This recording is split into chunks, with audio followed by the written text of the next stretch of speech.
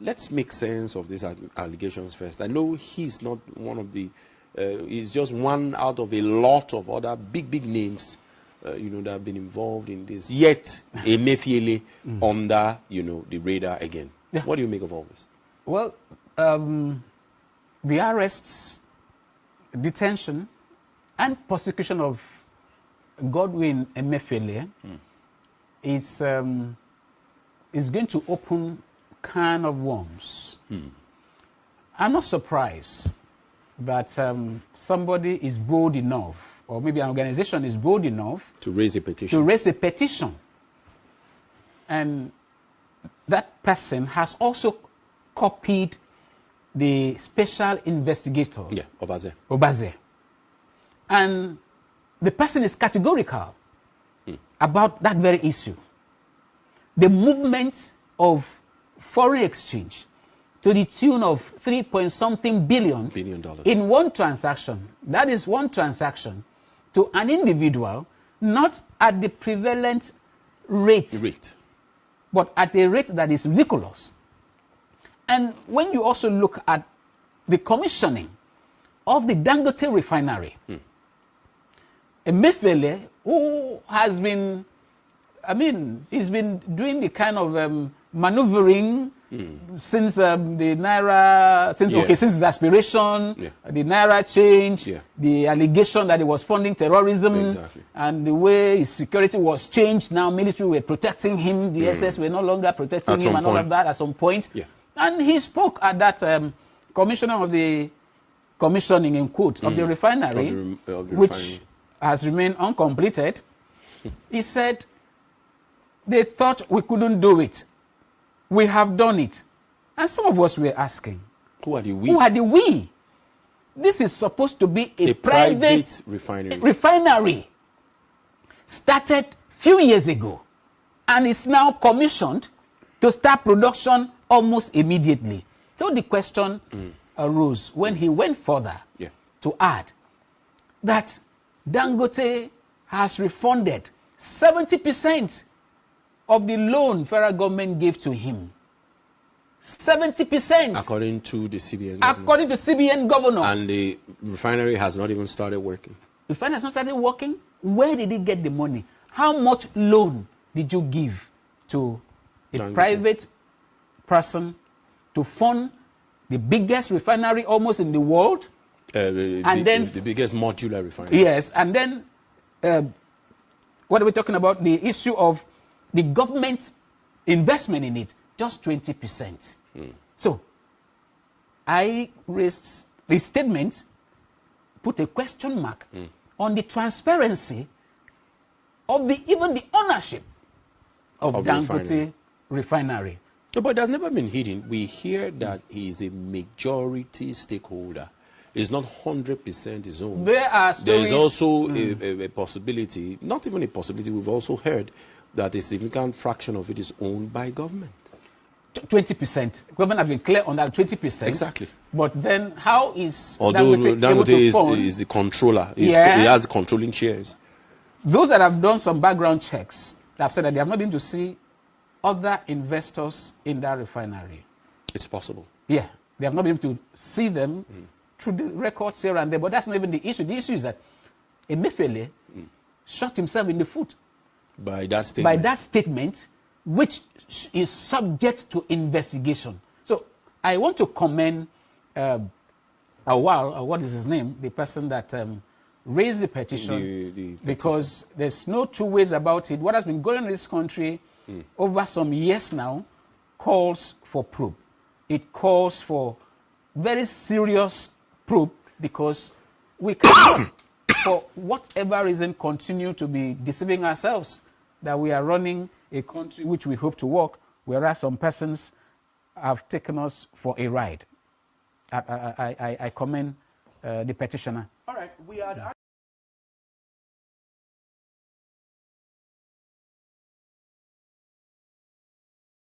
One criminal. The only person more criminal than Tinubu in Nigeria is probably Babangida. But he's a criminal, and is he fit for purpose? Absolutely not. Should Tinubu be the president of Nigeria? Categorical no. Is there a better option than him? That is subjective. So show me who he is.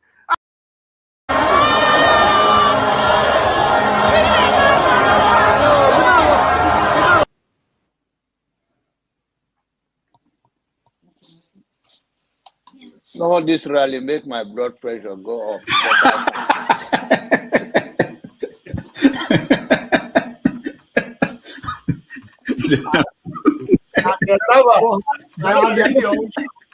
And the people who are asking a platform for him, who are supporting him. So, you should get a filter sometimes, filter your thoughts before you say. I'll continue to take blood pressure medication. Why are you getting high blood pressure, Jonaba?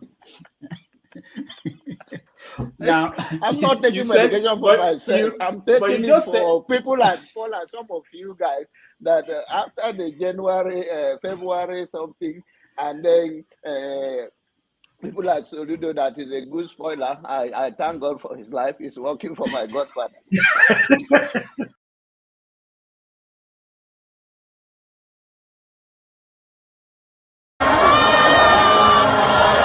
And I am ready to die defending Nigeria in whatever way.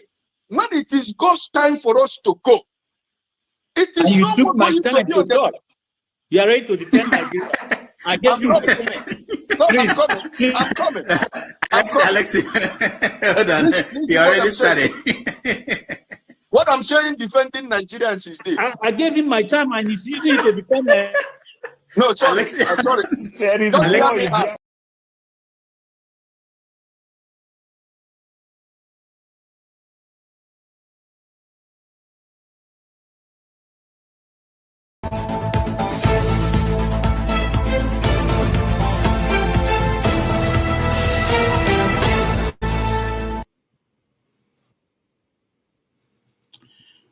Hello. A question came into my mind recently when India became the first country to land on the southern pole of the moon. And by doing so, opened up a new world of science. I said to myself, science is advancing. Can the same thing be said about religion? Is religion the same yesterday, today, and tomorrow? Since the Nigerian government is never transparent, we were left wondering if Nigeria applied to join the BRICS nations. All we knew was that Vice President Kashim Shettima represented Nigeria in South Africa. Until Shettima spoke in South Africa after Egypt and Ethiopia were admitted, we were left to ask if Nigeria applied and failed to be admitted to the BRICS nations. If so, why? If Nigeria did not apply, why not? Why won't Nigeria want to join the club that includes Brazil, India, and China, 3 countries that will dominate global trade in the next 30 years? This club now controls about 40% of the world's purchasing power parity GDP. Why did Shettima spend millions of naira to go there to represent Tinubu and Nigeria if Nigeria was not interested? Some have said that what is going on now is the final battle to end colonization permanently. Others say that it is the beginning of a new colonization. Whatever the case may be, will Nigeria be left out? Or will Nigeria be caught fighting on the side of the colonizers? According to Shettima, Nigeria did not apply because Tinubu is still consulting and watching many variables. Who is Tinubu consulting? The Americans and the French? What variables is he watching? the judiciary? Join us as we dig into these matters and many more on Have Your Say 247 for Saturday, August 26, 2023 at 4 p.m. Nigerian time and 11 p.m. New York time. We hope to see you then. My name is Rudolph Okonkwo.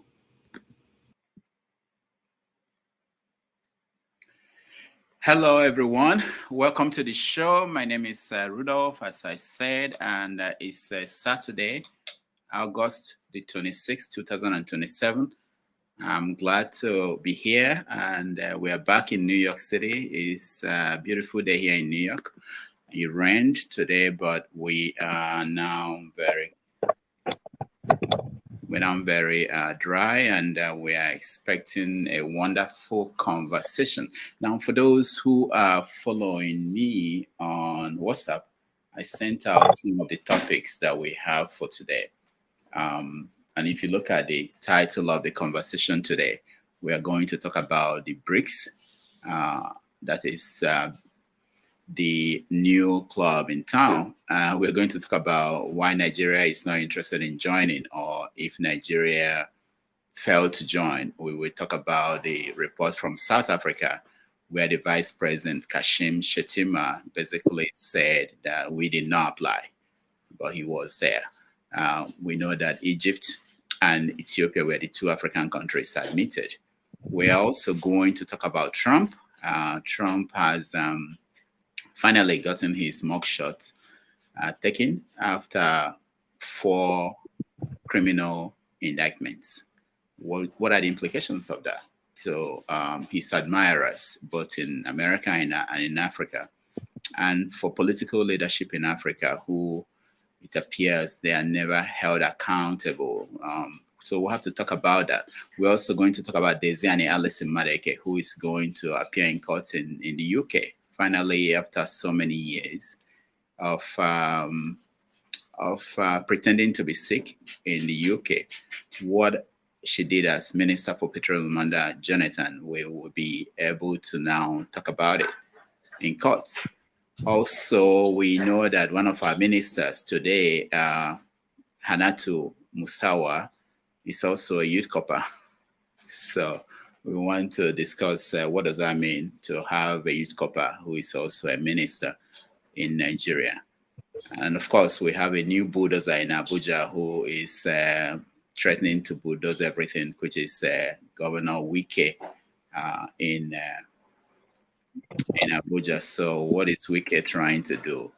So join us if you are interested in having this conversation. And for those who are in the studio, who are backstage, if you turn your camera on, I will bring you in. That's one of our conditions. Also, I think we may have to repeat the rules so that people have a good idea of what the expectations are. Sometimes people will say that they are backstage and they are not being brought into the studio. So there are basic rules that you have to follow. All right. Adindo, that's the only name I can say. How are you? Welcome to the show. Yeah, Dr. Damages. Yeah, how are you doing? I'm all right. And you?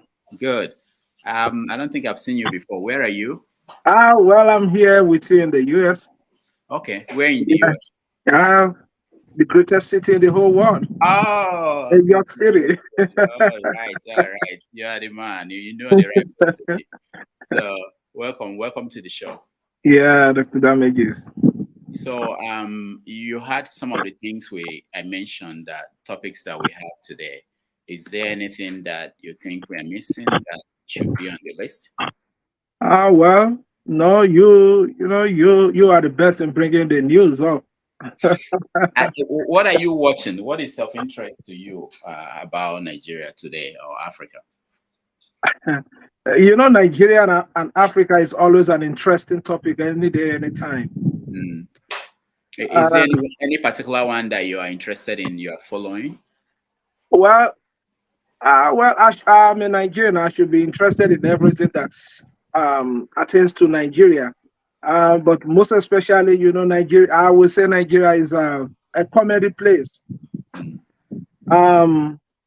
particularly in the recent thing about the BRICS, because I don't know how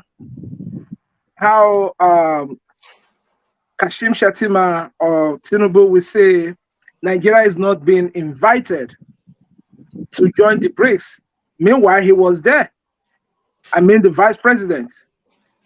How can you go to a party that you are not being invited to?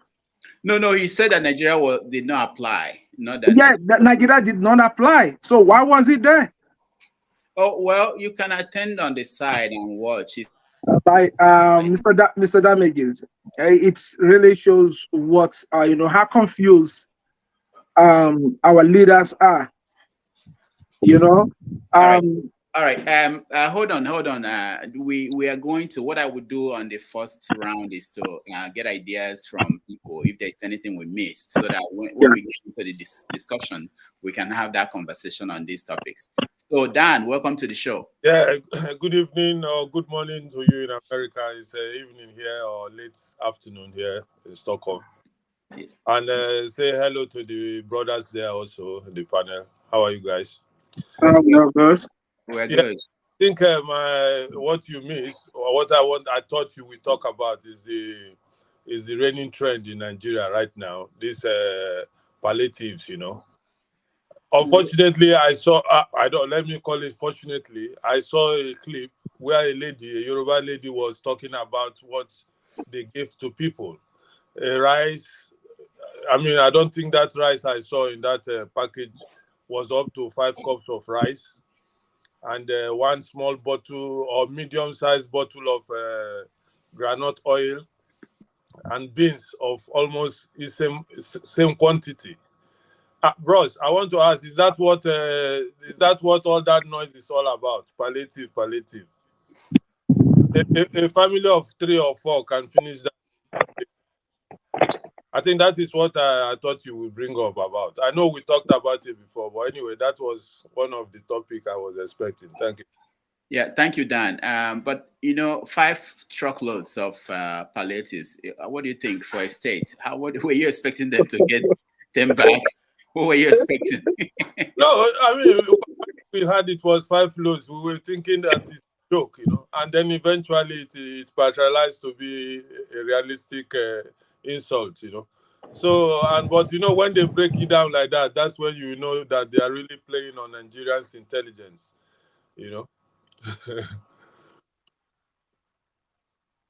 Welcome to the show. Yeah. Okay, go ahead. Oh, sorry. Good morning from this part of the world. Anyway, well, I think I would say this week my attention was in diaspora. I was following the Republican debates. Yeah. See the contention who is going to be the vice president, running mate to pretty much Donald Trump.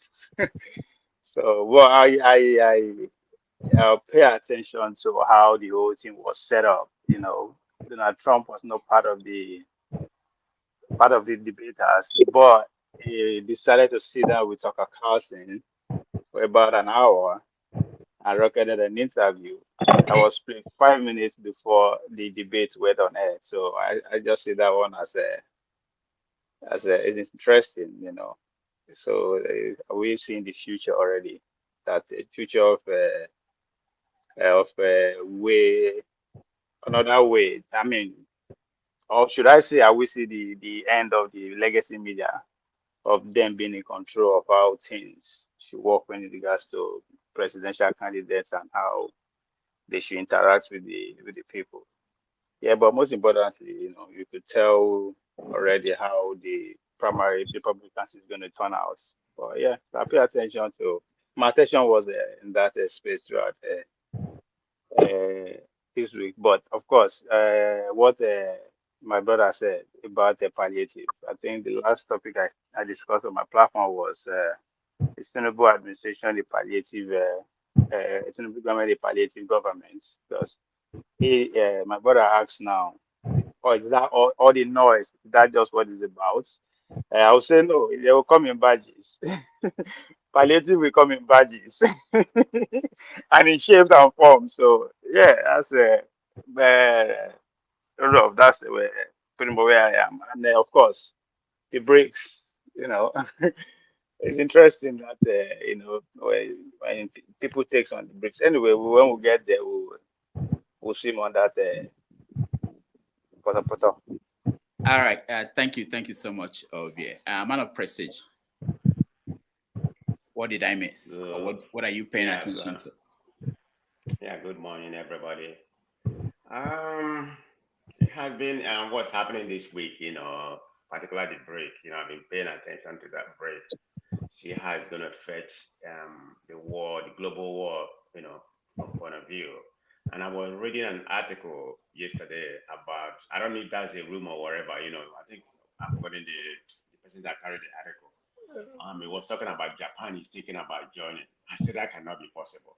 America will go ballistic because this is the highest highlight. So I need to do more investigation. But they did a very thorough, analysis about Japan's intention to join because they said, I didn't even know, even at all as rich as they are, but they say they are very, very much in debt right now. And the only person that can save them is the BRIC. So the alliance with the West is kind of tentative right now. But I don't buy that because there's no way Japan, I can't say that anyway. I'm not in their government. But I'm thinking from the USA point of view.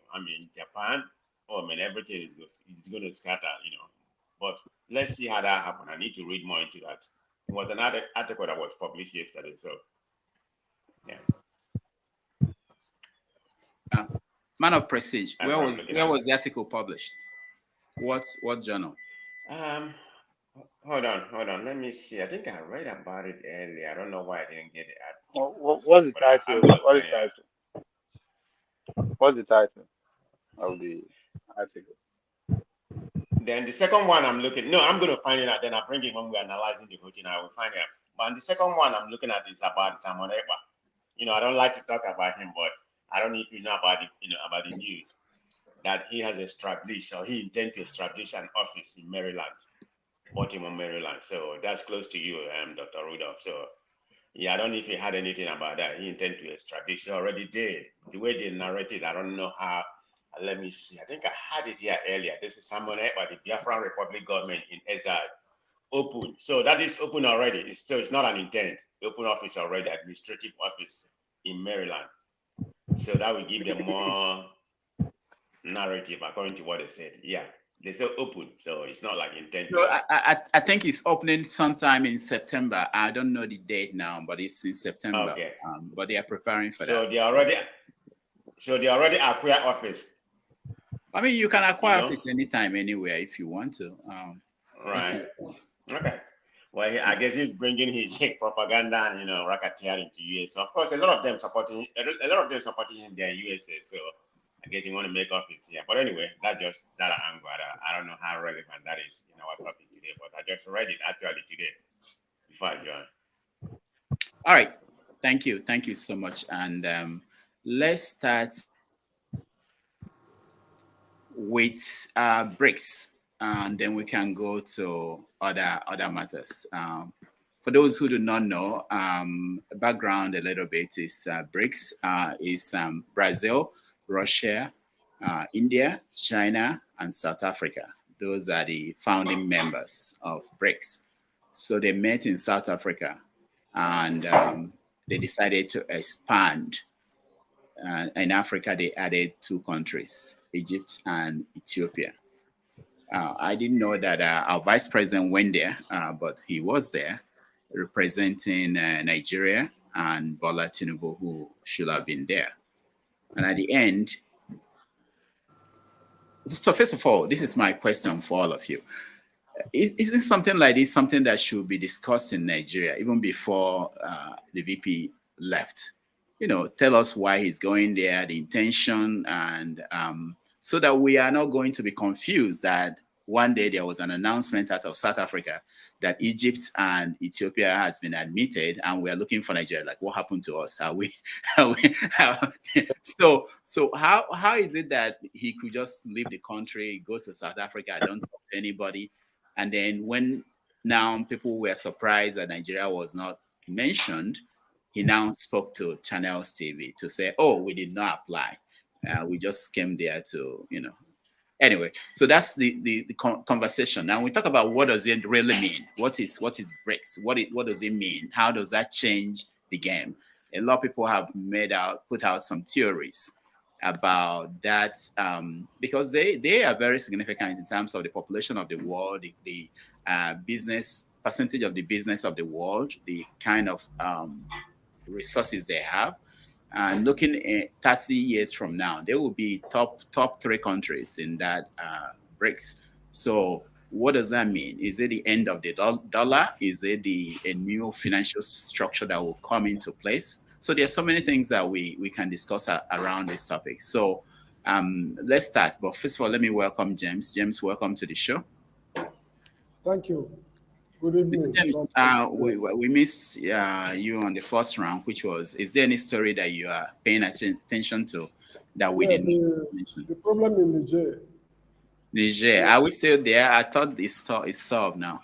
They've asked the French ambassador to quit the country.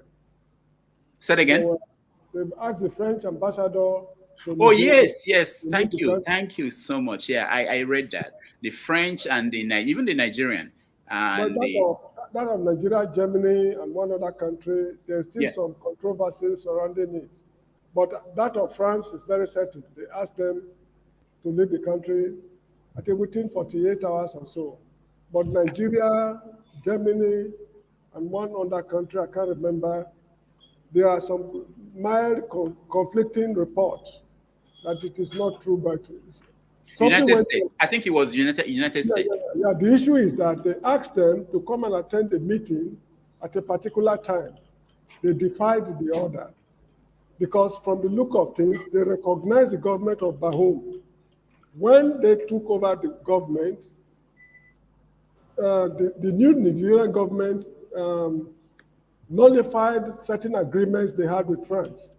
France said they do not recognize the nullification because they are not the legitimate government. And the Nigerian ambassador to France refused to come back home because she was recalled. She refused, and the French government congratulated her for defying the order. You see, it's very interesting because I'm not an expert in international relations, but there's what they call Estrada Doctrine, ESTRADA, Estrada Doctrine.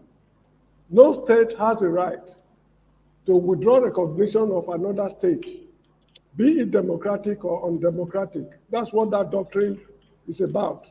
And it's on the basis of that, the Americans have a doctrine they call Monroe Doctrine. Monroe Doctrine, I think, anyway, I'm not an expert in international relations, but these two doctrines are worth looking at carefully. Estrada Doctrine and Monroe Doctrine in determining what is happening in Niger.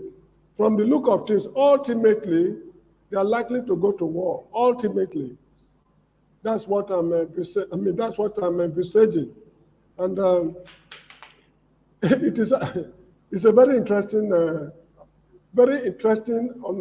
development taking place in Niger because it is the future of the black man that is at stake in this Nigerian problem. Coups have been happening in Africa. Why are they singling out this particular one for such a draconian punitive measure? People must read between the lines. France is already expired. If this coup succeeds, it will mark the expiration of France because if Algeria in North Africa was a French territory and Algeria is not part of the CFA zone, Algeria is not part of the CFA zone. I'm sure they also colonized Tunisia and Morocco. These two countries are not part of the CFA zone. Why is France so much concerned with black Africans in managing their economy, foreign affairs, military, administration, and everything? So personally, I would not like this matter to be swept under the carpet. If need be, let us go to war.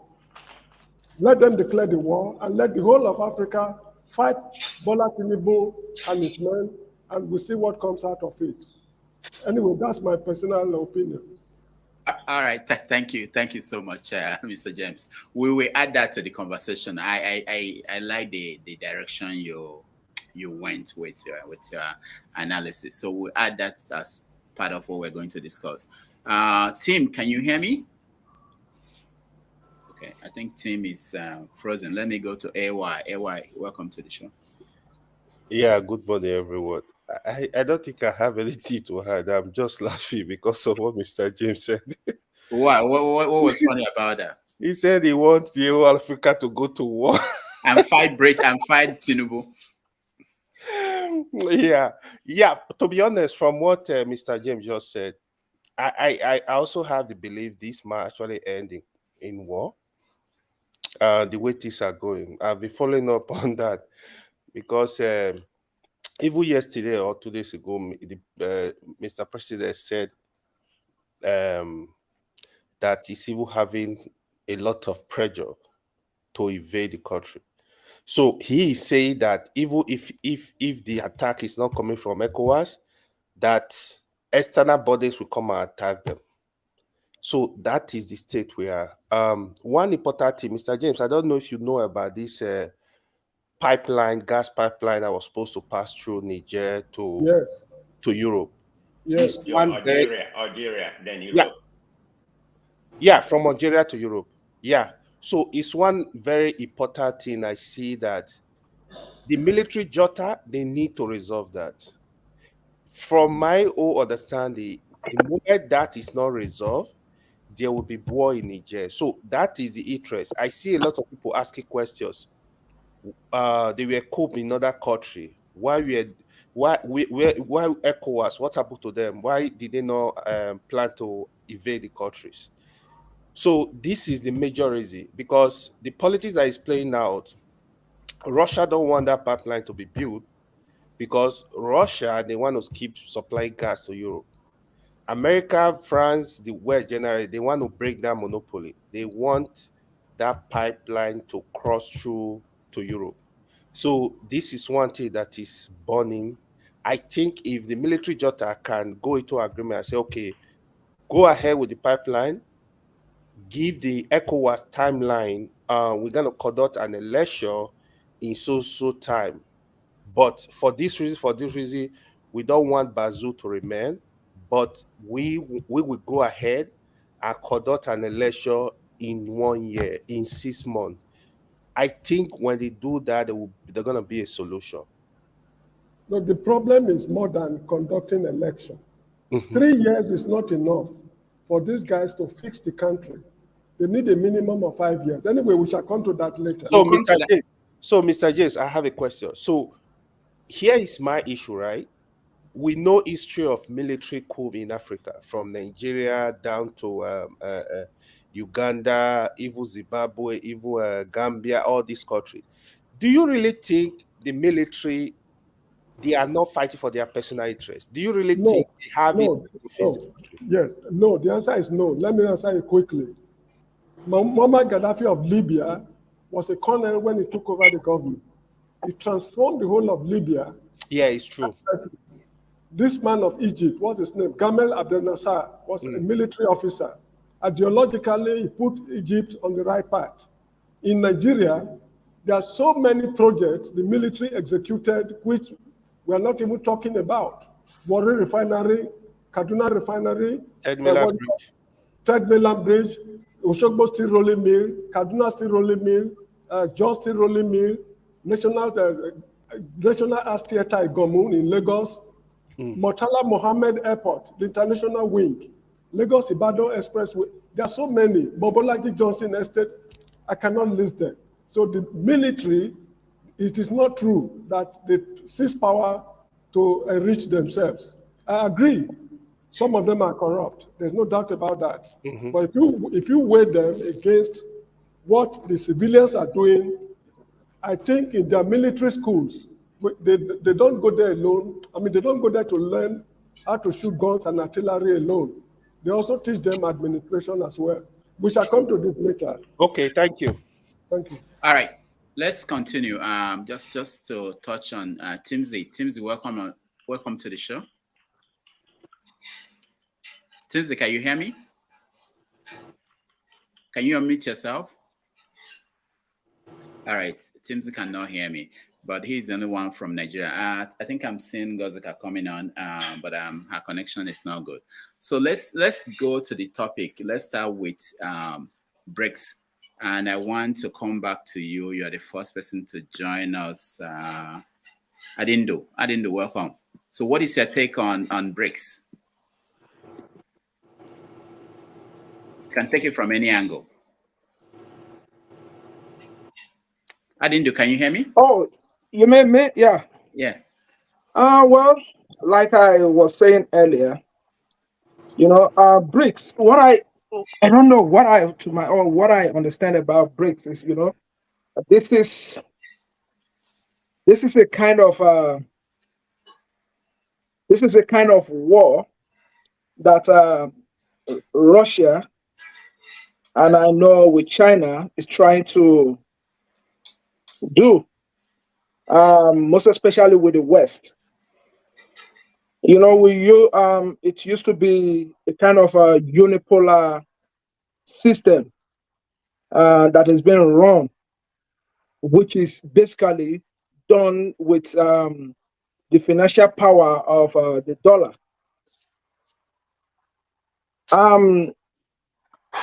Like it's been said, you have about one of the three most strongest economy in BRICS.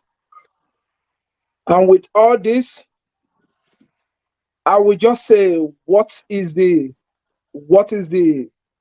gain? What is the gain projected for Africa in it?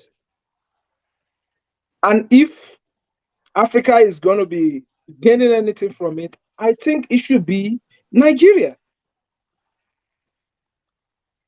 So I don't know why Nigeria is being lost out in it. I believe it's been said that Nigeria was invited early as 2015 to join, and we've been dilly-dallying on it, not joining, not doing this. Now Tinubu is saying he's consulting. Consulting who?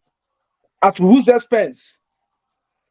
You know, one thing I understand about the politicians in Nigeria, especially, you know, all these politicians, is that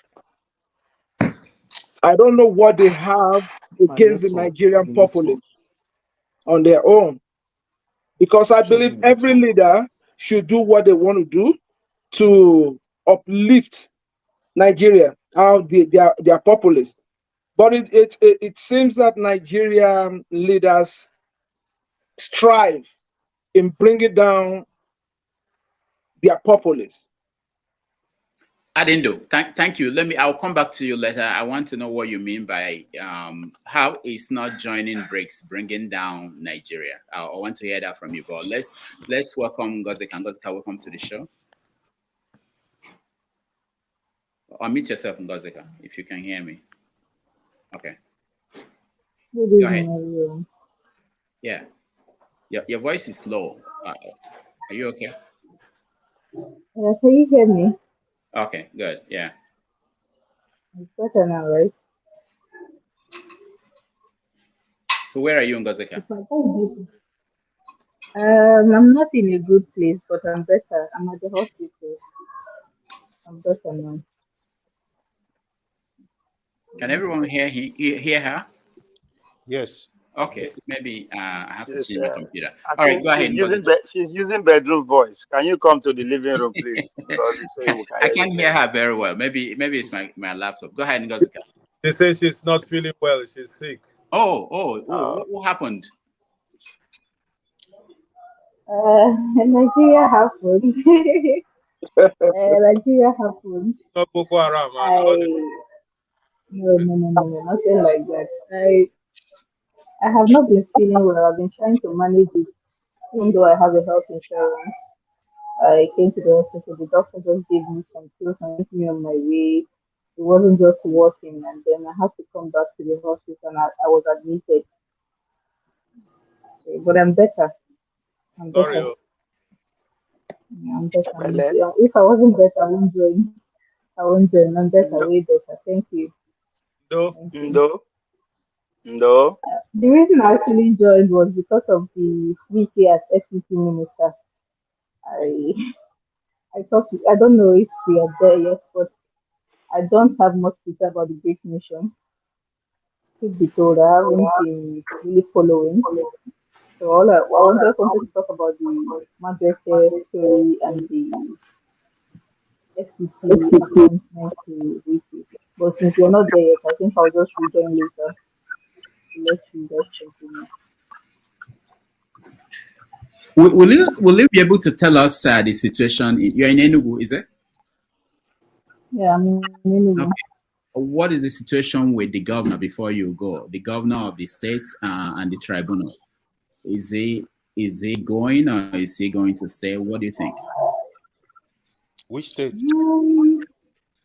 Enugu State. Word on the street is that he's trying to play hanky-panky with NYSC. I don't know how true that is because I'm not really following the Enugu State tribunal. But word on the street is that he's trying to, for lack of better words, coerce NYSC to say something in his favor. But aside that, there's not really much. People have sort of moved on from it. The only people that are still battling it are party people, the LP people, and then PDP people. They're the ones still battling it. Every other person seems to have moved on. At least I know I have, and everybody here can tell you they have. If they remove him from there, will people care? Will it be a problem? You know, after what happened at Obueke, sorry, after what happened at Obueke, people are really angry with the man, with the way he handled the whole thing. People are angry with him, really, really angry with him. So there's a lot of resentment. I don't think he will be missed, except for people in his circle. I don't think he will be missed, not because he's a bad person, but a lot of people felt he could have handled the whole thing better. And it didn't help matters that he was warned when he made the initial pronouncement that everybody should come out on Monday. People were really, really against it. People tried to warn him. People tried to appeal to him that this is not the way to go, that you're antagonizing these people. You're going to cause chaos with this announcement. Better do things on the ground and let the results show. You're going to do it this way, do it that way. Either he wasn't listening or he wasn't hearing. I don't know which it was. But what happened at Obueta was unfortunate, and people have not moved on from that. A lot of people are angry with him. And you know, if you are in the southeast and you've lived in the southeast, you know how organized these markets are. They wield a lot of power. And they can influence narratives to an extent. Yes.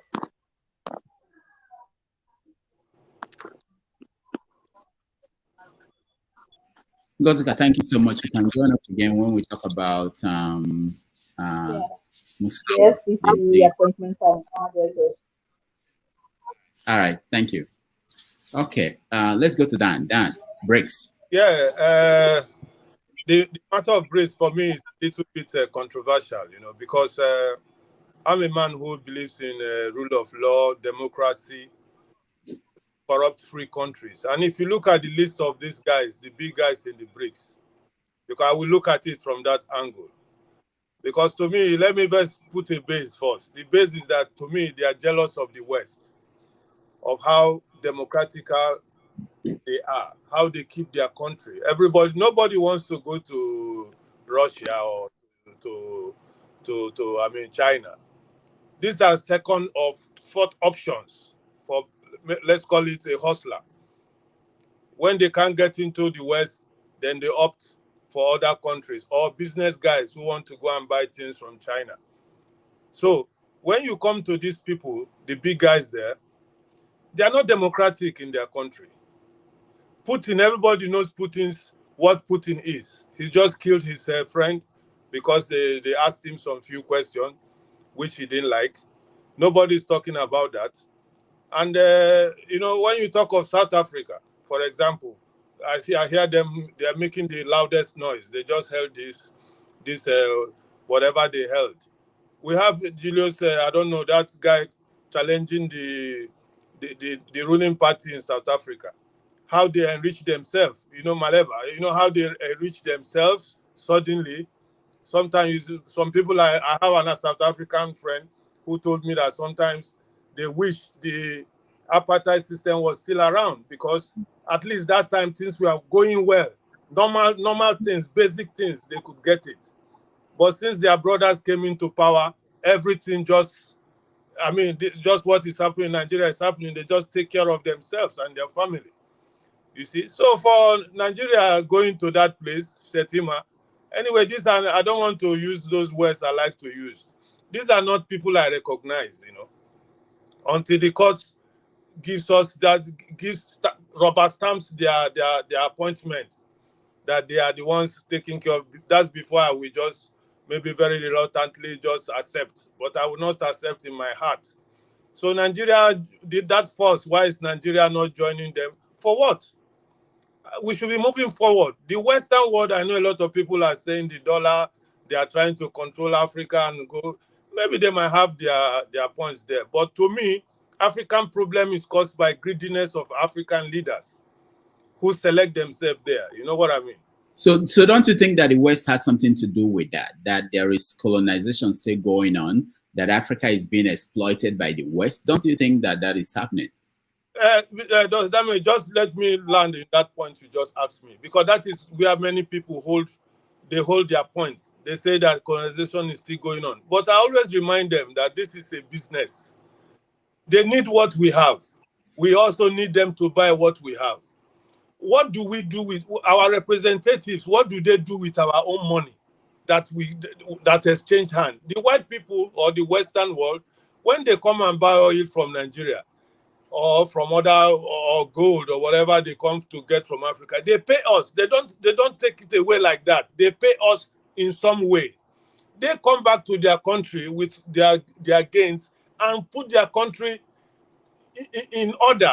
They've used that money to develop their country, develop their health services. And we, the Africans, when we get our share, what do we do with it? They enrich themselves alone. They live large. Even they themselves, they take away their children from the same Africa and take their children to the Western world to live good. But they keep the poor in Africa down. So this colonization people are talking, sometimes maybe I'm missing it. I don't know. But I don't see that colonization. They need us, we need them. This is my base. They're not just coming to take from Africa alone. It's a wash my hand, I wash your hand they are doing. But their own share, they are using it to keep their country well, while we are not doing the same. That's what I think about that, Thank you. All right, Dan, thank you so much. Man of Prestige, what do you think? Yeah, thank you very much. Before I narrate on BRICS, maybe there's another topic we need to talk about. I forgot to bring it up. All of a sudden, the Nigerian employment kind of falling within 4.1%. So right now, they are the third largest employing country in the world. So that's I don't know what's going on. I don't know what methodology they use. Japan is 2.5. America 3.5, now Nigeria 4.1.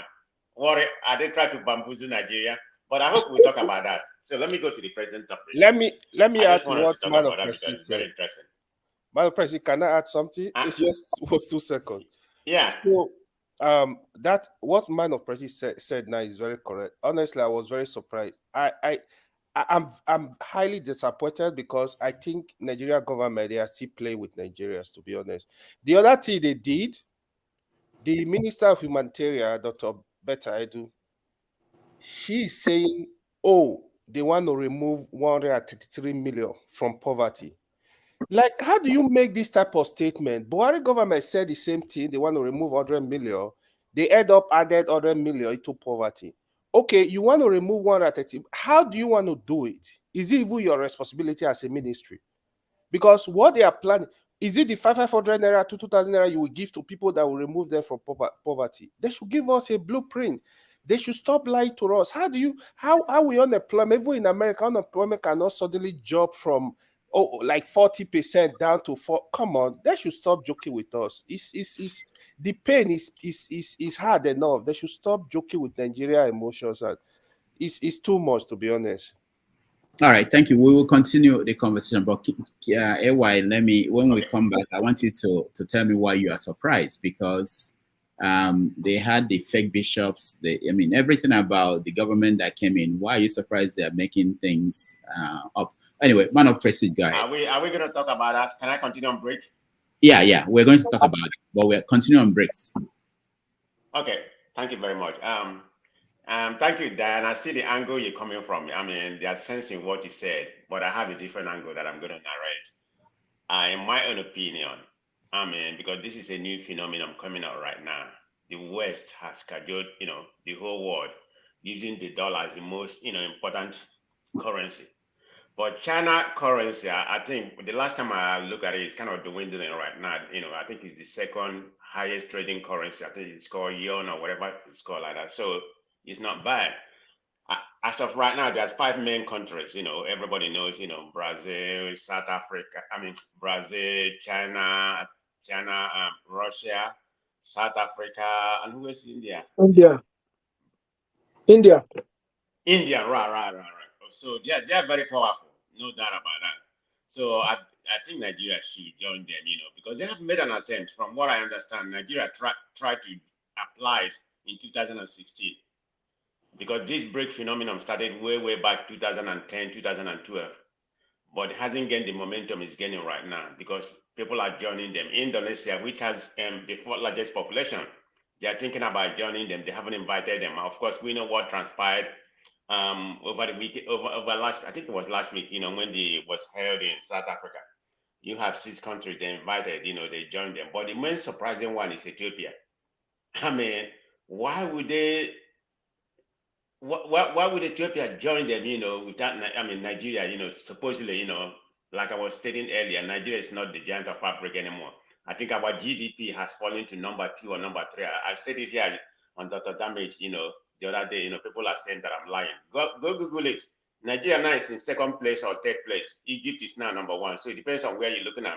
So we should talking about, we should call a spade a spade. I'm not trying to go against Nigeria, but we don't have the highest GDP anymore. So that's fine, but that's not why they are not invited. So the one of Ethiopia is surprising. According to what some people were speculating, they choose Ethiopia because of their position in the Sahara region. So I don't really know what that means. If that's true, maybe somebody's eating Nigerian lunch. As big as we are, we didn't join or whatever. They didn't invite us to join. And what's his name? Shetima was there lobbying. He spoke, so he went there to lobby. It's not that they're not trying. So there has to be something going on. We should be able to join BRICS, at least, not necessarily be fully, still tangle with the West, because like Dan properly stated, it can't be independence anymore. Dan, he was saying about being independent. The world is so small. Everything is global right now. There's no way you're going to survive with, without trading with anybody in the world. So we need to join them too, and still maintain our relationship with the West, because the West depend on Nigeria for a lot of resources. They're going to try to bully us, from not joining BRICS. But if we join them, we're going to have a very good negotiating power. We're going to say, what do you want? What do you want? What, we can give you we can give you. So I believe Nigeria should be able to join BRICS, whatever it takes to join them. But I have no idea. When we started 2016, and Ethiopia just tried recently, I don't know how long ago, about a year or less than about 6 months, they tried to join, BRICS, and they're invited already without Nigeria. And whatever is happening right now, I'm thinking South Africa has something to do with it, because they don't want Nigerian progress. They want to be the dominant country in Africa. So they have something to do. So maybe we can go through Egypt, not South Africa. South Africa is not going to want Nigeria to be there. I know how they behave. They don't like Nigeria, even at all, what we did, for them during their apartheid. See how they treat us. So South Africa may be the problem why we are not there. So BRICS is pretty much rising. Yeah, like the man properly stated, they control the 32.1% of the world GDP right now. So they are not playing, and 40% of the world population. But if all these people came and joined them, they're going to control up to 60% of the world population, because what's going on right now, Indonesia is the fourth largest country in the world. If Indonesia joined them, they have not invited them yet to join, but other countries that are joining right now, they might control 60% of the world population, and we'll be left alone. So it's about time, we join them and not depend on these Westerners, try to wind down the dollars. That's the problem we're having in Nigeria right now because of dollar. So we should be able to join them. I don't know how they are working. If they're not working hard on Tinubu, just pretty much concerned about the domestic and the Niger problem. So I don't know how that's going to work. But in my opinion, we should be able to join them. If we have. All right. That's it. Thank you, man of prestige. Where am I? Mr. James, what is your take? Yes, my opinion is that, you see, this BRICS issue is what we geographers call things of this nature tectonic shift. Tectonic shift. That's what we call plate tectonics in geography. Anyway, that's a different matter. The way the world is organized is very, very skewed against certain members of the human race. This is one of the problems they want to address. And if I look at it from this perspective, my opinion is that for now, at least, they should deny Nigeria membership. They should deny Nigeria membership in the interest of Africans in general.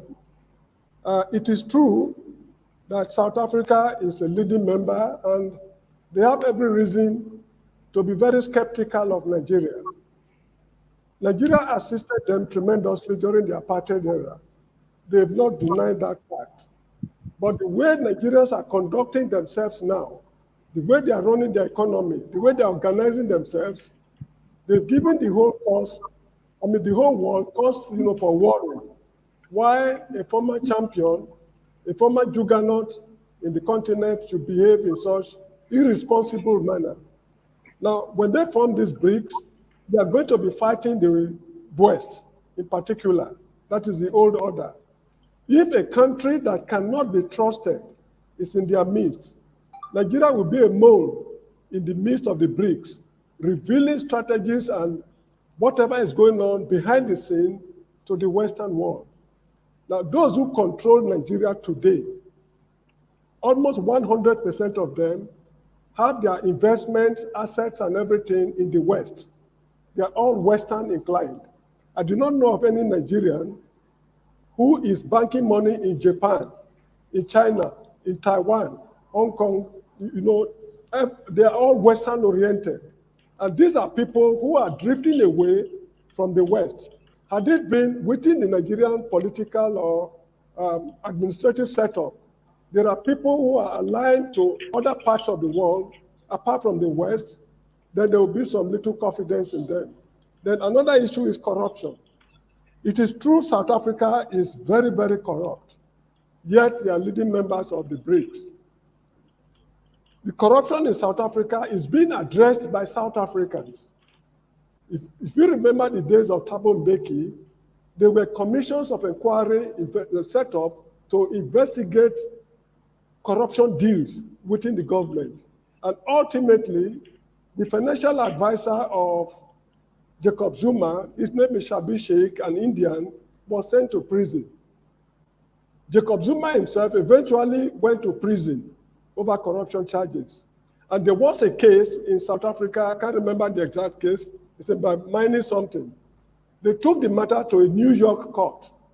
Thabo Mbeki, then the president, said that they are free to take the matter to New York or anywhere. When the judgment is passed, the judgment should be effected in New York, not in South Africa. So these are people who are jealously guarding their independence. Nigerian leaders, they have no regard, no iota of regard for their own independence. So they are not on the same footing with, South Africa. So in the interest of the black man, I am interested in seeing other black nations becoming members, like Ghana, Kenya, Senegal, Zimbabwe, and others. They should be admitted. But Nigeria should behave responsibly. You remember, it was one British Prime Minister, I can't remember his name. He described Nigeria as fantastically corrupt country. Look at the crude oil theft going on in the country. Nobody is being arrested. Look at the internal security problem we are grappling with, threatening our very existence. Not the black man's existence, but our own existence.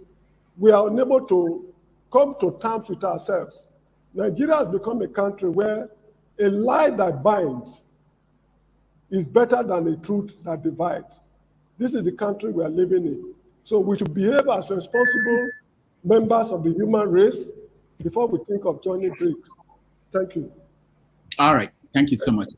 Please, I will join later. Let me be on the background, please. All right. Thank you. AY, you're next. Yeah, thank you, Rudolph. So my point here is there is one thing Mr. James said, issue of trust.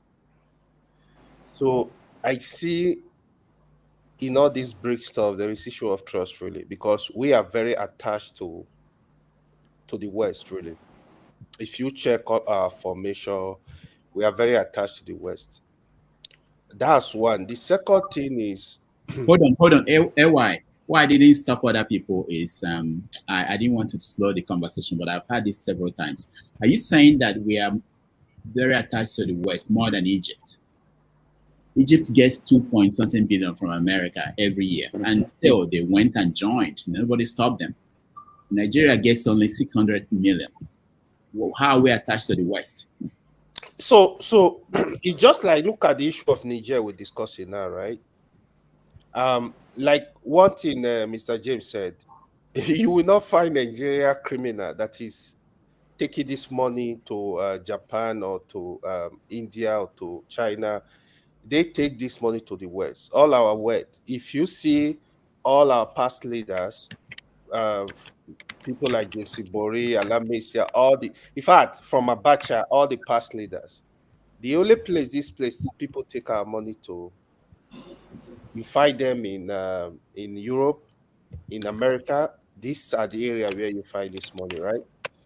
That's one. The other thing, it seems to take a lot of instruction from the West. The major companies that were in Nigeria, like the oil company, Shell, all these companies, they are all part of the game. So even when you see the way America operating, even I really got to understand it during Goodluck Jonathan election and the Buhari election in 2015. You see that America were not really neutral. Despite then, I was supporting Buhari. I thought he was going to be a messiah. But America were not neutral either, you know. So they always want to have say in what we are doing. I understand the politics. I understand they see Nigeria as a disposable country in Africa, really. This is the truth. Like when the White House congratulated the President Tinubu, even when we have issues. People were blaming the White House. I said, no, you can't blame the President of America because the politics is they need Nigeria in Africa. This is the honest truth. So Nigeria kind of like America's biggest ally in Africa. So they need them to carry out operation, to carry out things they want to do in Africa, just like what is happening in Nigeria. Now, there are some countries you will meet on this Nigeria issue. They would call it, don't worry, I'm not interested. But of course, Nigeria will list it because they have something to gain. The other thing is, I think on the issue of BRICS, Nigeria needs to know how to play these politics, because the way we discuss sometimes, we don't want America, they are rip-off. We want Russia, we want China. No, I don't believe in all this nonsense because it's like going from frappan to fire. I don't think all of them, they are not neutral. They're looking for what they will gain, right? So why don't you play the politics and look for your best option? What do I have to gain when I work with Russia? What do I have to gain when I work with China? Don't give your loyalty to any country, basically. We should be looking at this issue. Even on the issue of BRICS, if we have a government that is that pay attention to details, that look at, I don't know the success rate of BRICS yet, because I don't understand why America government are quiet. America, they are master of this game. They might have their plan to destabilize BRICS. They are just watching. Don't underrate them. They have the strength. So that is one. All right, I agree with you. But let me go to electricity. Let's look at it this way. During the Cold War, we had two countries, two power points: the American power point, the West, and the Soviet Union. Now, for a long time, Soviet Union went down, and it was America. So what I think we can agree that there is a change. People are trying to present another alternative, which is what BRICS is about. Okay, so Nigeria could say, let's play the non-allied movement kind of role that was going on during the Cold War. But there's nobody to play with now, because if Egypt and Ethiopia, for instance, and all the countries that are joining BRICS, if they all join BRICS, and Nigeria wants to be non-allied, with what country left? Is it with Liberia or with Sierra Leone? Which country? So electricity, let's hear your opinion. Yes, thank you very much. Can you hear me? Yes. Yeah. First and foremost, I don't know the objective of BRICS, so I am speaking on. I'm speaking from a blind side, so I stand to be corrected. I don't know the objective. But from listening to everybody, I'm going to tread on the path of, I'm going to follow the path of Dan and Mr. James. Then I'm going to read a comment from one.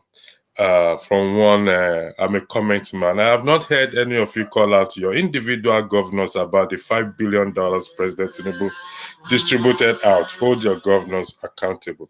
Like I said, I don't know their objectives. The objective. Can I tell you the objective before you continue? Okay, go ahead.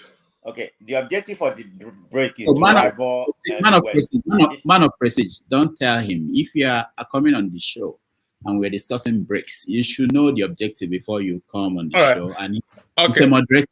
Don't tell him. Go ahead. I will take your rebuke from the angle that Andrew, go and learn more, because you should be one of the. All right. Listen, regardless of the objective, I'm going to have my opinion. We have more internal problem to worry about. I'm treading on the path of Dan and Mr. James. We have more internal problem to worry about than to be concerned about BRICS. That is my opinion. I don't know the objective. And at this point, will BRICS give us electricity? The answer is no. We are a member of the OAU. We're a member of a lot of organizations. What difference has it made to the ordinary man on the ground? It has not made any difference. So regardless of what organization we join, like what Mr. James rightly said, we're already a mockery in the eyes of everybody. So we need the government. Nobody's have accepted the government. Yes, it's in court. Yes, it's a president. We have them. And let's be realistic. Shettima is the vice president of Nigeria.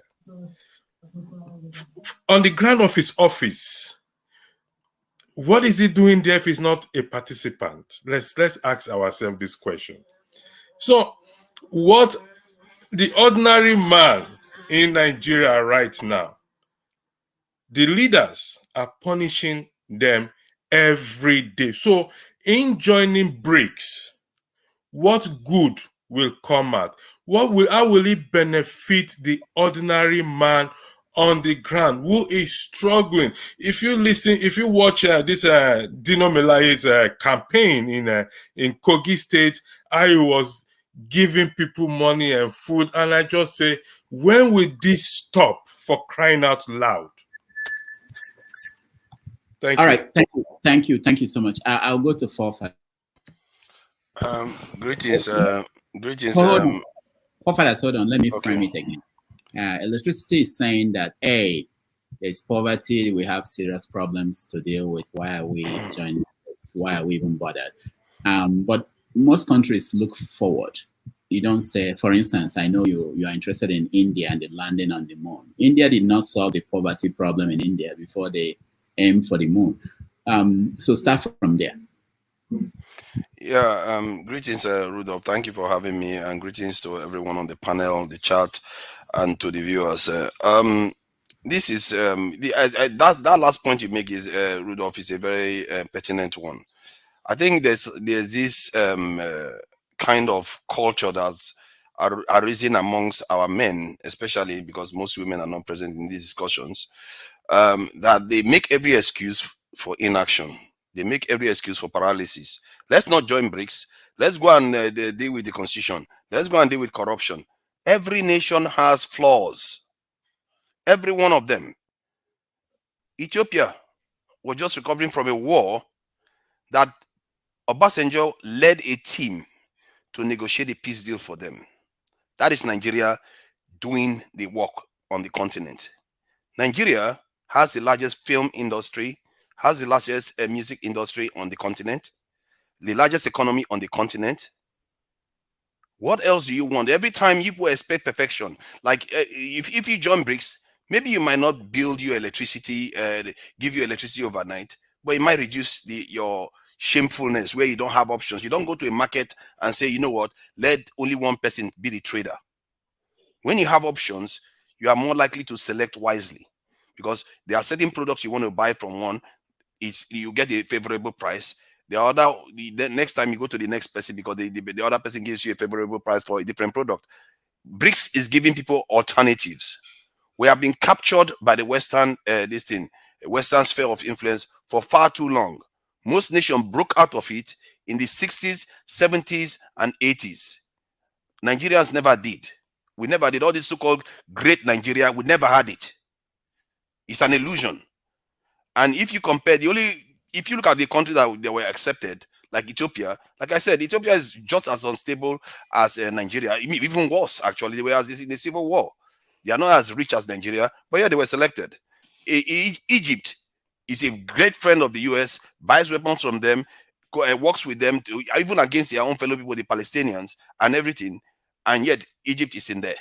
India got a massive deal with America just about a month or so ago to build American jet fighters, to repair American aircraft carriers, to share space technology and advanced technology, include quantum technology, with America.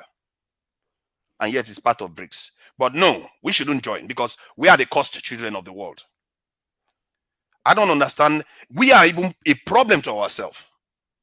I made a show about this earlier on this week, and my concern was that we are being locked out again. We are about 1 billion on this continent. The Niger-Congo family on the continent are the dominant group on this continent. We are being locked out again. Do you know that Ethiopia was part of the group that went to the Berlin conference in Europe?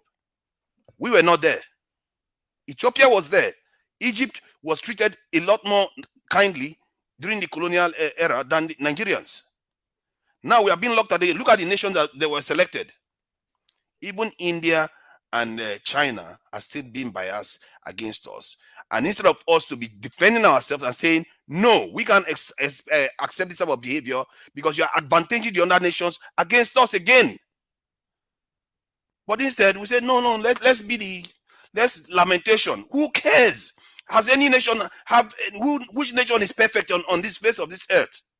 Which nation? Is it America that is responsible for slaughtering so many people during their wedding? Is it America that invaded the country on false pretenses? Suddenly, our own is the worst one. We should never aspire to anything. I tell you, if you are waiting for perfection, Nigeria will perish because there is nothing like that. It doesn't exist. Don't set a false standard for our own country. And I think Nigeria should have applied and Nigeria should have joined. Thank you. All right. Thank you, forefathers. Prince Apache, you're next.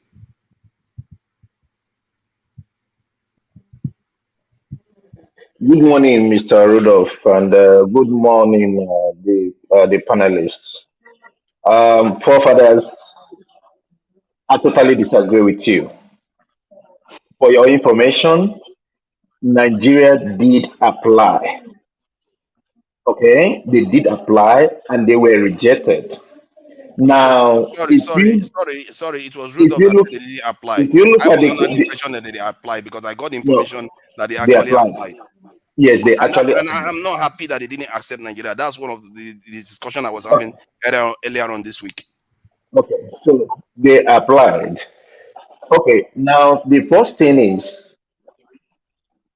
look at the countries that were accepted and look at what had just happened in those countries. Take, for instance, Egypt.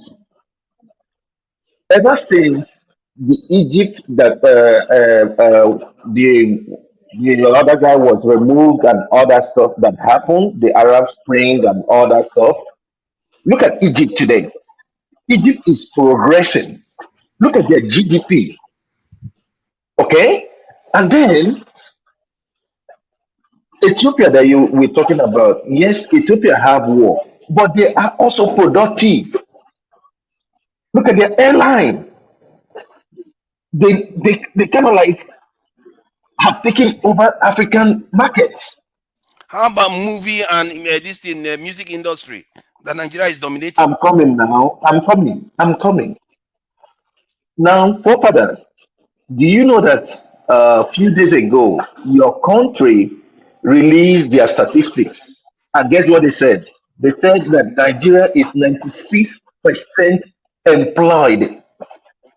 96% employed. I mean, like, where did they get that data from?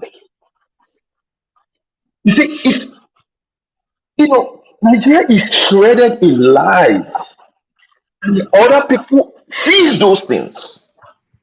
They see those things. Do you think that Putin, Xi Jinping, Modi did not know what's his name, Tinubu did to get in power? You think they didn't know? BRICS started when Obasanjo was in power. Obasanjo never went. What's his name? Jonathan entered. Jonathan never went. Buhari never went, and Tinubu went. If you listen to their speeches, if you heard the speech made by South Africa, when Ramaphosa made his speech, I knew there is no way they will accept Nigeria. He said something, okay? And then when Shetima was asked to make a speech, whatever the jargons he was just throwing out there. Prince, what did the South African president say that made you feel that Nigeria will not be accepted? So what he's trying to say is that their neutrality in the sense that they are not going to succumb to any bully from the war powers. That is why that they choose to be not aligning with a particular, saying, oh, we are aligning with this person or we are aligning with this person. That they do their own thing their way. And in the way that is just. Okay, in South Africa, Zuma is undergoing trial. In Nigeria, who have ever gone through trial? Tell me any governor, tell me any past president that we all know are corrupt. And you think BRICS are going to accept them to take their image? They will not accept that. I rest my case for now. All right, thank you. So let me just make a point that we know that the Vice President, Shetima, said that Nigeria did not apply. So anybody who is saying that Nigeria applied is saying that Shetima lied. All right, who's next? Igbo Basics, here next. Good morning, Dr. Damages and fellow panelists. I was at Johns Hopkins University yesterday and I was talking to a young lady from Ethiopia. And it reminded me that she was from the country of Haile Selassie, the last emperor. That's how proud they were. In terms of what we're discussing right now, the BRICS and all that, Brother James made a good submission earlier on, And Dan also made a good submission. I'll just take it back to after the Civil War, or before the Civil War, we had UAC, Kingsway, and all that, Shell, etc. These were the people controlling Nigeria. There was what was called nationalization. Don't forget, there was nationalization after the Civil War. When Nigeria tried to nationalize the entities that was ruling Nigeria, and the West was shaking because Nigeria was actually trying to take control of itself. The issue we are facing currently is what I call lack of basic trust. Basic trust is what Nigeria is facing now. During our time of coming over to the West, you just mentioned you are Nigerian. You are welcome with open arms. Open arms, people want to host you. Nigeria's money was 46 kobo to $1 then. Fast forward to today and what we're going through now. We seem to be forgetting about Niger. While I was in Maryland yesterday, I was looking at a video clip of, I think, Burkina Faso, where these people were bulldozing everything that they brought there. The miners, they were vehicles or whatnot, they were destroying it as they've been asked to leave that place.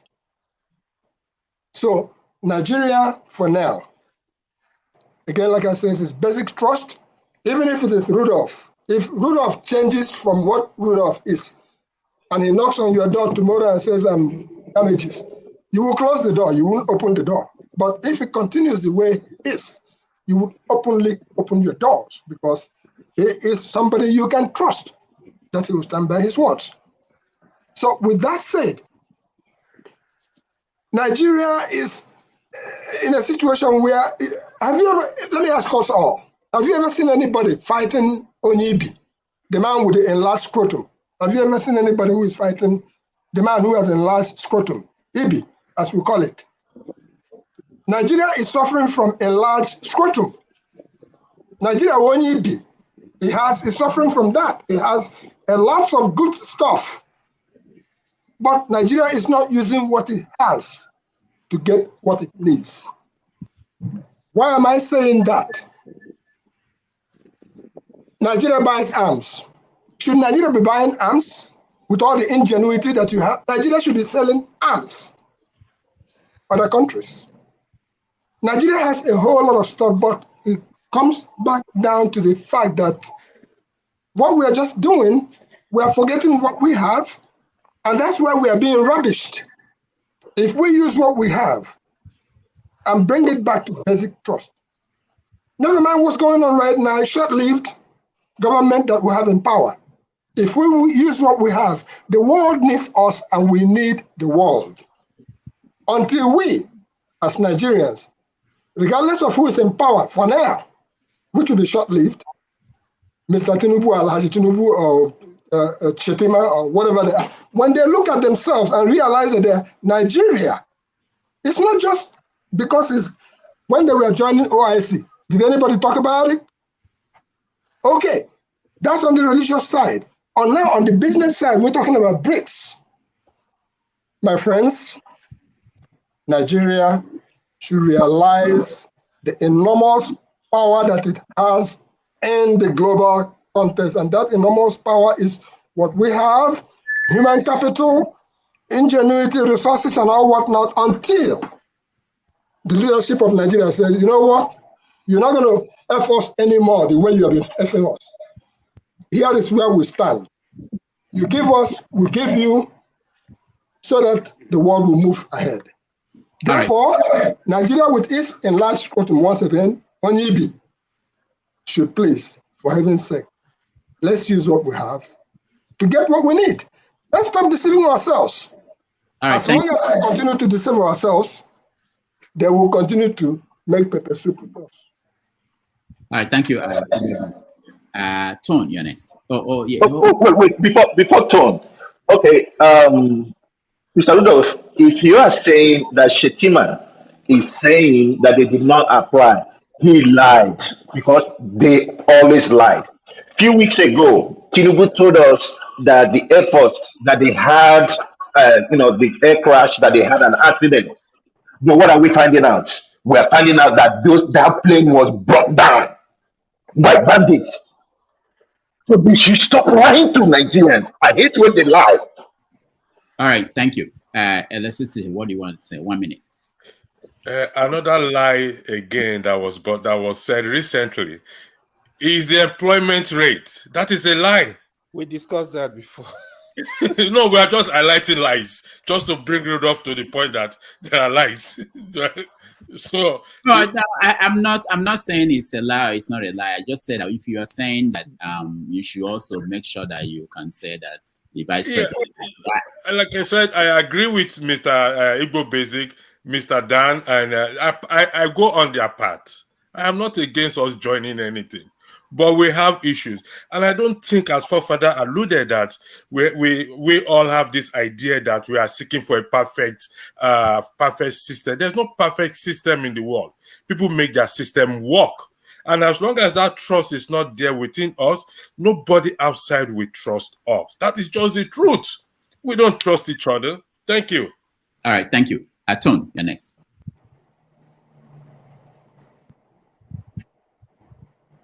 Hi, greetings all, panel and the people in the comment section. I align 200% to Mr. Jay's submission earlier. It's everything he said. He just hits the bullseye.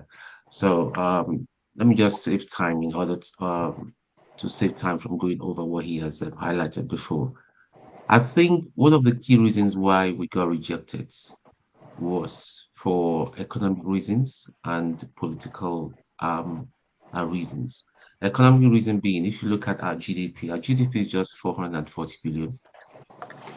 Why should they admit us? And politically, the pretenders that are... Hold on, Ton. Are you saying that those admitted their GDP is a lot bigger than now? I wouldn't say so, but I think that could be one of the reasons why but I think the main thing for them they are worried about is the political affiliation. Nigeria, let me just say let me just confirm something. I do know from what Prince Okwachi said just a moment ago that Nigeria did apply and we were rejected. Am I happy? Tone, I thought you know this, that the GDP of Nigeria is more than that of Ethiopia and Egypt. I know. That's why I said I said what I'm saying is it could be one of the reasons, but the main reason why I think we didn't get. But why would it be one of the reasons if we have more than Ethiopia and Egypt? Well, when it comes to politics, that I think that was where they scored better than us. The political affiliation and yeah, that was where they scored more than us. And that was what I was trying to explain. And the explanation simply is the pretenders sitting in Aso Rock now are all a bunch of clowns. And Russia is not stupid. And we shouldn't forget why BRICS was set up and what it stands for. They stand for countries that have been oppressed by the way by influenced by the West, to get their independence. That's what they stand for. That's what BRICS stands for. Whether we like it or not, that's why it was set up in the first place. So Tinubu will. Why I think they applied for it is Tinubu is trying from every quarters to seek political acceptance, and this is one of his feeble attempts to be recognized as a government. And Russia is not stupid, so we got kicked out, and I'm very happy we got kicked out. If we admitted, I will not be happy. I will not be happy, man, at all. Just a quick it's crazy. Sorry, this is I don't understand. Are we living in another realm here? China does more business with the West than Nigeria. India does more business with the West than Nigeria. What kind of self-hatred is this? Yeah, I don't know. I agree. Forefathers is not hatred. What we're talking about is what is Nigeria's capability? What is Nigeria's capability? Yeah, there's no credibility in the government. We own a lot of banks, even in Africa. We control media, a lot of media in Africa, and we have the highest GDP, the largest GDP on the continent. One of the most important black nations on the earth, and we are the major group. You guys don't understand. You may not notice, but we belong to a Niger-Congo group that is not present. The only Niger-Congo group that is present in that BRICS, the economy of that country is controlled by Europeans, which is South Africa. You guys don't even understand what is going on. You are being sidelined and you don't even know it. Do you know Nigeria? Hold on, do you know Nigeria is a puppet? Everybody hold on. Only two speak. Only two speak. Okay, all right. Okay. Do you know that Tinubu is a puppet in the hands of France at the minute? And do you know the relationship between France and Russia? Russia would not. I mean, why would I want to admit somebody that is a yes man to my enemy? No, I will not. It doesn't make sense. Tom, thank you. Let's go to, I'll go to EK, but let me just give one minute to AY, Electricity, and Prince Akwati. Just 1 minute. Thank you. Emiloko, Rudolph, Emiloko. Now you're going to give every other person one minute. Tonya, sit down there. My own question is this. No. What is the reason? AY first. Okay, sorry. I just have a quick question. So from what I saw in the comments, I'm not sure when Nigeria applied to join BRICS. Somebody said it was 2016. Priest, if you are aware, can you confirm that? That's correct? Yeah. Okay, if it's 2016 and Nigeria were rejected, why are we linking it up with the election of February? It doesn't make sense to me. That's one. The second thing is, to be honest, I think we are directing Nigeria. What, from my own theory, what I think is going on, I think South Africa and Russia, they don't really want Nigeria to come because of trust. Period. Thank you. All right. Let's see. You're next. Not in every situation, but if they are rejected, I believe they will provide reasons why they were rejected. So, does anyone have the documentary evidence why Nigeria, beg your pardon, was rejected? And on this we can now argue or discuss this issue further, because from my position, we all know what is happening in Nigeria. Now, if we can, Prince, if you know the reason that was stated why they were, if you apply for a job, if they reject you, some company will tell you reason why you were rejected, or you want a contract. So what is the reason? I need the reason, please. Thank you. Okay, thank you. Let me answer Electricity, because if the Vice President of Nigeria come out in public and say we did not apply, my thinking is that there was an agreement that they will pretend that Nigeria did not apply, and the VP can go and say whatever he wanted to say to his people and to the world. Okay, so that's the way I think it happened. They won't come out and say, oh, Nigeria applied or we refused them, because they know what the VP of Nigeria is told, so you can go and tell them whatever you want to tell them. So that's it. I'm talking about in case where Nigeria applied.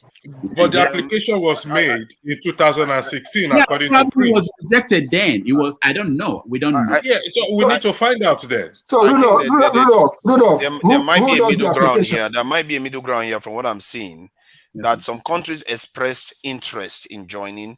It doesn't necessarily mean they formally applied. So maybe Nigeria falls under that, because I'm reading it on their page right now. Nigeria definitely was listed as a country that also expressed interest. But whether we actually officially applied is a different thing altogether. That's something but when they were announcing it, they did say Nigeria applied, but I don't know. It's like they are confusing expressing interest to actually officially applying. So maybe that's something that is going on there. So who does the application? Is that the Ministry of Foreign Affairs? Thank you, Igbo Basic. We can't figure it out here. So we should find out who does the application so that we can't talk in vacuum. the point is that your vice president shouldn't just leave the country and attend the meeting without the nation knowing where he was going to and what he's going there to talk about. All right, go ahead, Prince Apache, 1 minute because I have to go to Ike. Okay, so first and foremost, Nigeria and other 21 countries did show interest, and they picked 6 out of the 22. Apart from this, when people keep talking about GDP, one thing you guys should also know is that the economy is not only measured by GDP, rather by human capital. And then what is our Federal Reserve? Our Federal Reserve is 3.7 billion. And they've been lying to us that we have about 33 billion. But it took JP Morgan Chase to reveal that we only have 3.7. All right, thank you, Prince. Ikena San Antonio, welcome to the show. Thank you, Dr. Njakere Ndamages, and thank you everybody that have chipped in. I will just chip in. It might make sense, it might not make sense. First of all, people say about Nigerian GDP. How do we know that GDP they are posting is true? So now we question the trust. Number 2, when Shatema or whatever his name is was going over there, we didn't even know that he went over there until we saw him. So they say, oh, we apply. How about if we apply for 2023? We just apply for 2023. Shettima is telling us that we didn't apply. How do we gonna get the outcome? Like somebody rightfully said, when you apply for a job, they say, oh, we have take more qualified person, more than you. So maybe next time if a position come out, we will notify you or you can apply. But unfortunately, if you say that you didn't apply, how are you gonna get a written document saying, oh, we didn't take you because of this? Nigeria have a problem of conning different people. And because of the conning Nigeria have done over the years, especially the most recent con during the election, those are tainted image when it comes in terms of Nigeria. Nobody wanna be affiliated with Nigeria. But the people that want to affiliated with Nigeria are affiliated with Nigeria with what they're going to get from it. Like America is doing, making sure that the oil pass through Niger. Like France is doing. France, all of a sudden, did you guys notice? Buhari was going to England during his own presidency for treatment. Now, when Tinubu, after the election, we find Tinubu more in France than Britain. So France probably have more things on Tinubu. And guess what? America will not let Nigeria join into that because they're going to make sure that Tinubu do not get into that place. But finally, in this joining, the ones that we have joined, what have those things? What have they done for us? They haven't done anything. We Nigerians have to take our own destiny on our own hand, fix our country before you go globally. As Nana you have to fix your home first before you go outside. Yeah. Nigeria have a fundamental problem of issue with trust, issue with conning other countries. 4% unemployment. 4%. That is the biggest turn of all time. Telling us that you did 40% decrease, saying that Nigeria, 140% or even 400% decrease, saying that Nigeria have gone from 41% to 4%. And somebody sitting in the TV and telling us that we will change Nigeria, making people go from 130 million people in absolute poverty to become 150 million people to be out of poverty. How? Ike San Antonio, you are people of little faith, you know, just my brother. Didn't you hear about blue economy? Have you had that before? Rudolph, please, my brother, please. You can't do that in 2 months. You cannot do that in 2 months. There is things that you cannot do when we talk about Nigeria. When you bring God to fix Nigeria, God does not fix Nigeria. God have given Nigeria everything that they need to fix themselves. But unfortunately, we have buffoons and non-entities running affairs of Nigeria. All right, thank you. Let's hear from Richard. Richard, welcome to the show.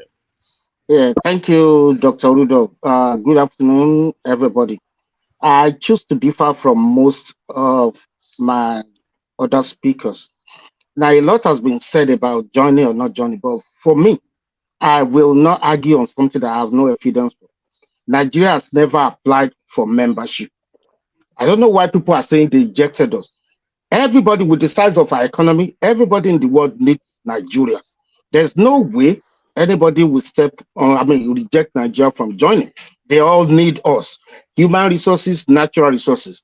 That's number one. And if you claim the join, we just had a change of leadership, 3 months. Are you saying they just applied or reapplied in 3 months ago? That's not true. Number two, people said, why was Shetima there? He was invited, and he was not the only one non-member that was there. Ghanaian president was there. Look at the photo shot. It's just like anytime you have the G7 or the G20, they always invite Nigeria, South Africa, and Egypt. Anytime you have ECOWAS will invite AU, EU, and everybody. That is the way everything works in the world. That is the way it works. Anytime, go and check the pictures. G7, you will see Nigeria, South Africa, and Egypt. G20, Nigeria, South Africa, and Egypt. We are not members, but we are always invited. We need to know more than we are saying here. Number two, okay, I said about the Photoshop. Ghanaian president was there. So many other heads of state of Africa and non-African members who were not members of BRICS were there. So they need us more than we need them. That's the truth. Then also, people said about, okay, I have mentioned about why Shetima was there, and then Nigeria never applied. Nobody can reject us if we choose to. And then again, I want to let you know that Nigeria has changed the course of her foreign affairs. Last year, before the start of the war in Ukraine, the US wanted Nigeria, being the largest economy in Africa, and South Africa and some other old countries in the world, to condemn Russia. Nigeria, South Africa, Vatican, India, and so many. They refuse to condemn Russia. They refuse. Since then America came up with these lies that there's going to be what's it called? That there's going to be an attack in Abuja and Johannesburg. And they did not share the information with Nigerian government or South African government. It's because Nigeria rejects to. It's because Pope Francis rejects to condemn Russia. That's the game America is playing. And we need to know more than we are saying. That's the game they're playing. Nigeria doesn't do yes, sir, to any of the Western Europe. No more. That was then. It's no more. It's now based on mutual interest.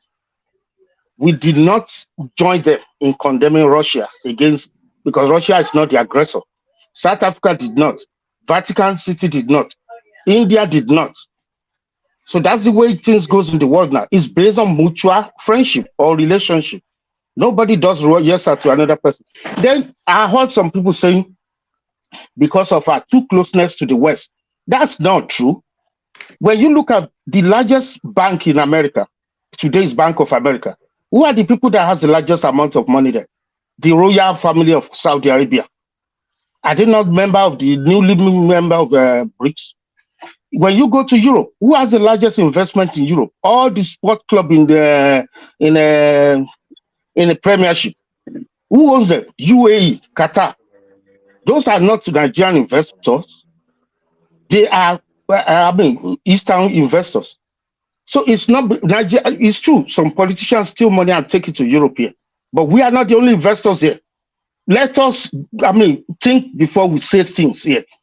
Let us think. The largest bank in America today is Bank of America. And most of the money there is owned by the royal family in Saudi Arabia. And that is why America doesn't want Saudi to join the BRICS. Because if they pull those money and change it to the BRICS investment, the economy of America will go down. Let's be honest with ourselves. The largest 5-star bank, hotels in Manhattan, New York City, on Park Avenue, is owned by Saudi Arabia. Go to UK. Most of their even financial institutions and academic institutions, their universities in the UK, are funded by Arabs. They give them money. We know this. So why are we saying Nigeria is too close to the West? If you don't like the guy in Asoro, he shouldn't be. I will never condemn my country. And if I have the opportunity of coming back to this world again as a black man, I will come as a Nigerian. I've lived with African America. I am better than them. Everything I'm today now is because I'm morally upright, trained as a Nigerian guy. I'm proud of my country. Things are not going well. I don't like it. But we are not where we were before. Things will get better. We'll make mistakes. We'll correct ourselves. We will correct ourselves. That is what I know. We have things that other people are even. I've seen people who came to me and say, "Hey, are you Nigerian?" I say, "Yes." They say, "My neighbor has Nigerians. I don't know how they raise their children. Once these kids are back from school, we don't see them outside. They do their homework. But my own children, they play around and they only come back to the house at dinner time, 9 p.m. They can't control their own kids. We control our kids because of what we brought, the way we were brought up. People are looking at us and seeing what we have, and yet we are condemning ourselves. I have a problem with that. I have a serious problem with that. I need to see that kids are doing better than other kids. Huh? That is the individual. We are talking about entity as a government. Yeah, that is individual. It's true. Sorry it's to true. interrupt. Our government is not doing well. But we will make mistakes. We'll correct ourselves over time. I can assure you. We will correct it. Richard, thank you. Rudolph, sorry, I know I just joined in, but this is a public program and this is the internet. I think we should be very careful about the things we say. Look, just to interject very quickly, with all due respect, Richard, the African Americans are people in diaspora. We need to give them respect. We can't talk down on them. Without these people, we will not have the independence we have. Both of us will be slaves under the British government. That is not true. That is not true. We can talk about it. Nigerians have been coming here and they've been coming here and excelling before the independence of America. African Americans. Did you say you were I did not say that. No, you said that. You said it. That's what I'm saying. No, I want to. No. He has to take it back. What I'm saying is, I don't think he's. Odi, has a good point. Richard, you said you are better than them. I don't know how something like that can come up from the mouth of anybody. I don't think I've ever said I'm better than a group of people. Go back to Nigeria. Go back to Nigeria. What I wanted to say is that we are doing better. That's what I wanted to say. Not we, not everybody, not all of us. There are people I'm not doing better than. When you look at it on the average, doctor, look at it on the average. The number. There is no university in Nigeria and in America here. My brother, there's no one university that you don't have a Nigerian professor. Apologize. Don't go down that route. You're not going to win with this argument. You cannot look. One of them has been president of the United States. Let me tell you, without Martin Luther King, when you come here, they won't even allow you to come here. You stay at the back of the bus. So excuse me. Hold on. Mr. Obi. Mr. Obi. Stop trying to talk about average. I've had you. Hold on. Before that, I reject that. Listen, our great Nnamdi Azikiwe came to this country in 1927. That was before Martin Luther was born. He made it to Lincoln University. He got scholarship to go to an Ivy League. He schooled at UPenn in Philadelphia, and he was retained. They gave him scholarship. That was before Martin Luther was born. You need to do something and nothing says he was the first Nigerian to come here. So that is not true. My issue is that when you want to compare yourself to other people, it's other black people you compare yourself to in America. How about the white people? No, they are not the only one. What I'm saying is this. I said it that somebody, a former colleague in New York. Americans. Oh yes, on the average we are. On the average. So you should have said that instead of targeting African Americans. Hold on. If that was what I said, that was that was a mistake. All right, that's not what I meant. That's not what I meant. But when you look at what we have, I cannot say something like that either. A little child cannot say something like what you said right now. I was wrong. That was just totally wrong. Let's move on. Mr. Henry, don't go to that route. Don't go to that route. You know what I'm saying. Because the Americans make we in Germany said today he didn't say it. speak. They are black Okay. And I'm Americans. saying you that the great Zeke of Africa came here in What 1927. are you doing in And America? you see, huh? The man has clarified himself. Henry, let Yeah. me escalate this. Actually, issue. he have Rudolph, retracted his Mr. conversation. Richard, Henry, calm the down. man, please, gentlemen, the man has clarified himself. Yeah. He has, even though he did not say it the way we wanted, that he retracted that statement. He has clarified himself, and Right. so that is just we are not better than anybody. Nobody is better than us. So let's stay on a plain level, please. Thank you. Right. Thank you. Let's move on. Ovie, you're next. Finally, after 3 days. Anyway, I will take my response to you, Rudolph, and to Nanja, and the last speaker, Mr. Richard. Just like the BRICS want to peg the BRICS will be pegged on gold, right? A lot has been said, yeah. But let me start, Rudolph, start from you. I said I will appreciate your moderating skill this morning. I think the goal is to be like you, but I think I need to read more books and before I can become an history teacher like you. You started an example about the World War I or II, where you said there's a particular country who went neutral, and you tied it to counter the speaker at that time. What I was trying to say was that about Nigeria not joining, but Nigeria being rejected and all that kind of stuff. And I think I agree with you there. What the Nigerian state is playing at this moment is just take a chill pill, smoke a blunt, and just wait and observe how things turn out, And I appreciate you coming from that angle because if you actually want to go back from history of all this started in the 90s, right? Somebody was making mention of JP Morgan Chase, right? But in a different direction.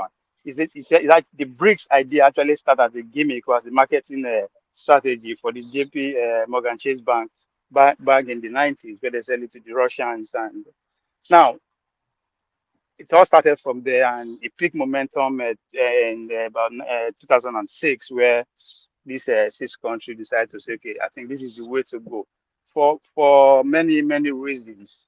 But the obvious one here, let's look at it from a marketing perspective.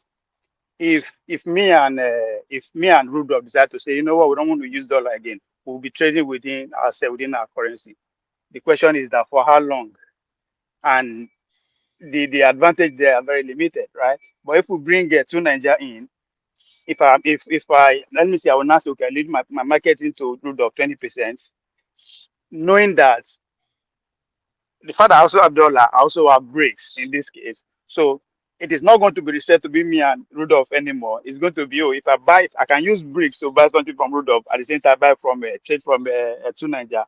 If I bring Mr. Richard in, I'll go the same way. So what am I trying to see here? The more country you have within the BRICS community, 40 to 50, the more you have a legitimate reason to even compete with dollar, because the goal here is to compete. So the people who are saying that dollar will die.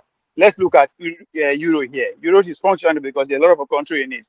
The UK did not join within the using euro, but they are still surviving, right? If you want to look at it from that angle, to those who are saying Nigeria was rejected, Nigeria no join, Nigeria register, and all that kind of a thing. And I appreciate to Nigeria at times because with this paranoia, they said only the paranoid survive, right? And that explains what is happening. And I understand the people who are angry that Nigeria is not joined at this point. I don't know if this is the right time to join, but this is happening now.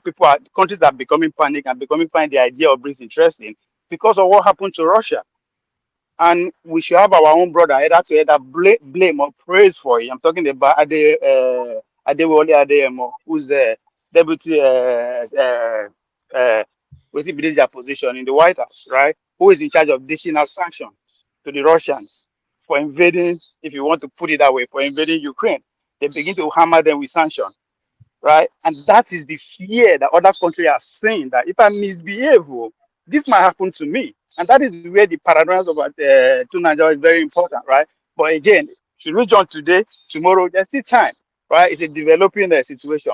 The whole point is to have a competitive currency with that of dollar, so that in case what is happening to Russia will not happen to you, in case you did not toe the way of the Brentwood Institute of today. If you don't toe their way, whatever they begin hammer you from everywhere and angle, and you at the end of the day you become a loser, right? So that's what those people who are joining now are trying to avoid, right? Because if you want to go to similarities about these BRICS of because there's nothing they have in common, right? Fiscal policy, no, they don't have that in common. The economic is not equality, but there's a need for me to say, okay, fine. If the dollar led by the Americans sanction me, I can see, see free to order train with other BRICS with about 40 or 50 other countries. If may manifest to that stage. So the idea that dollar will die is not going to die, because what they are trying to pay the BRICS money on, it might not be, at the end of the day, the currency actually get to that stage. It might not be the BRICS, there might be another name to it, right? So at the end of the day, it's going to be pegged to dollar, right? It's going to be pegged to gold.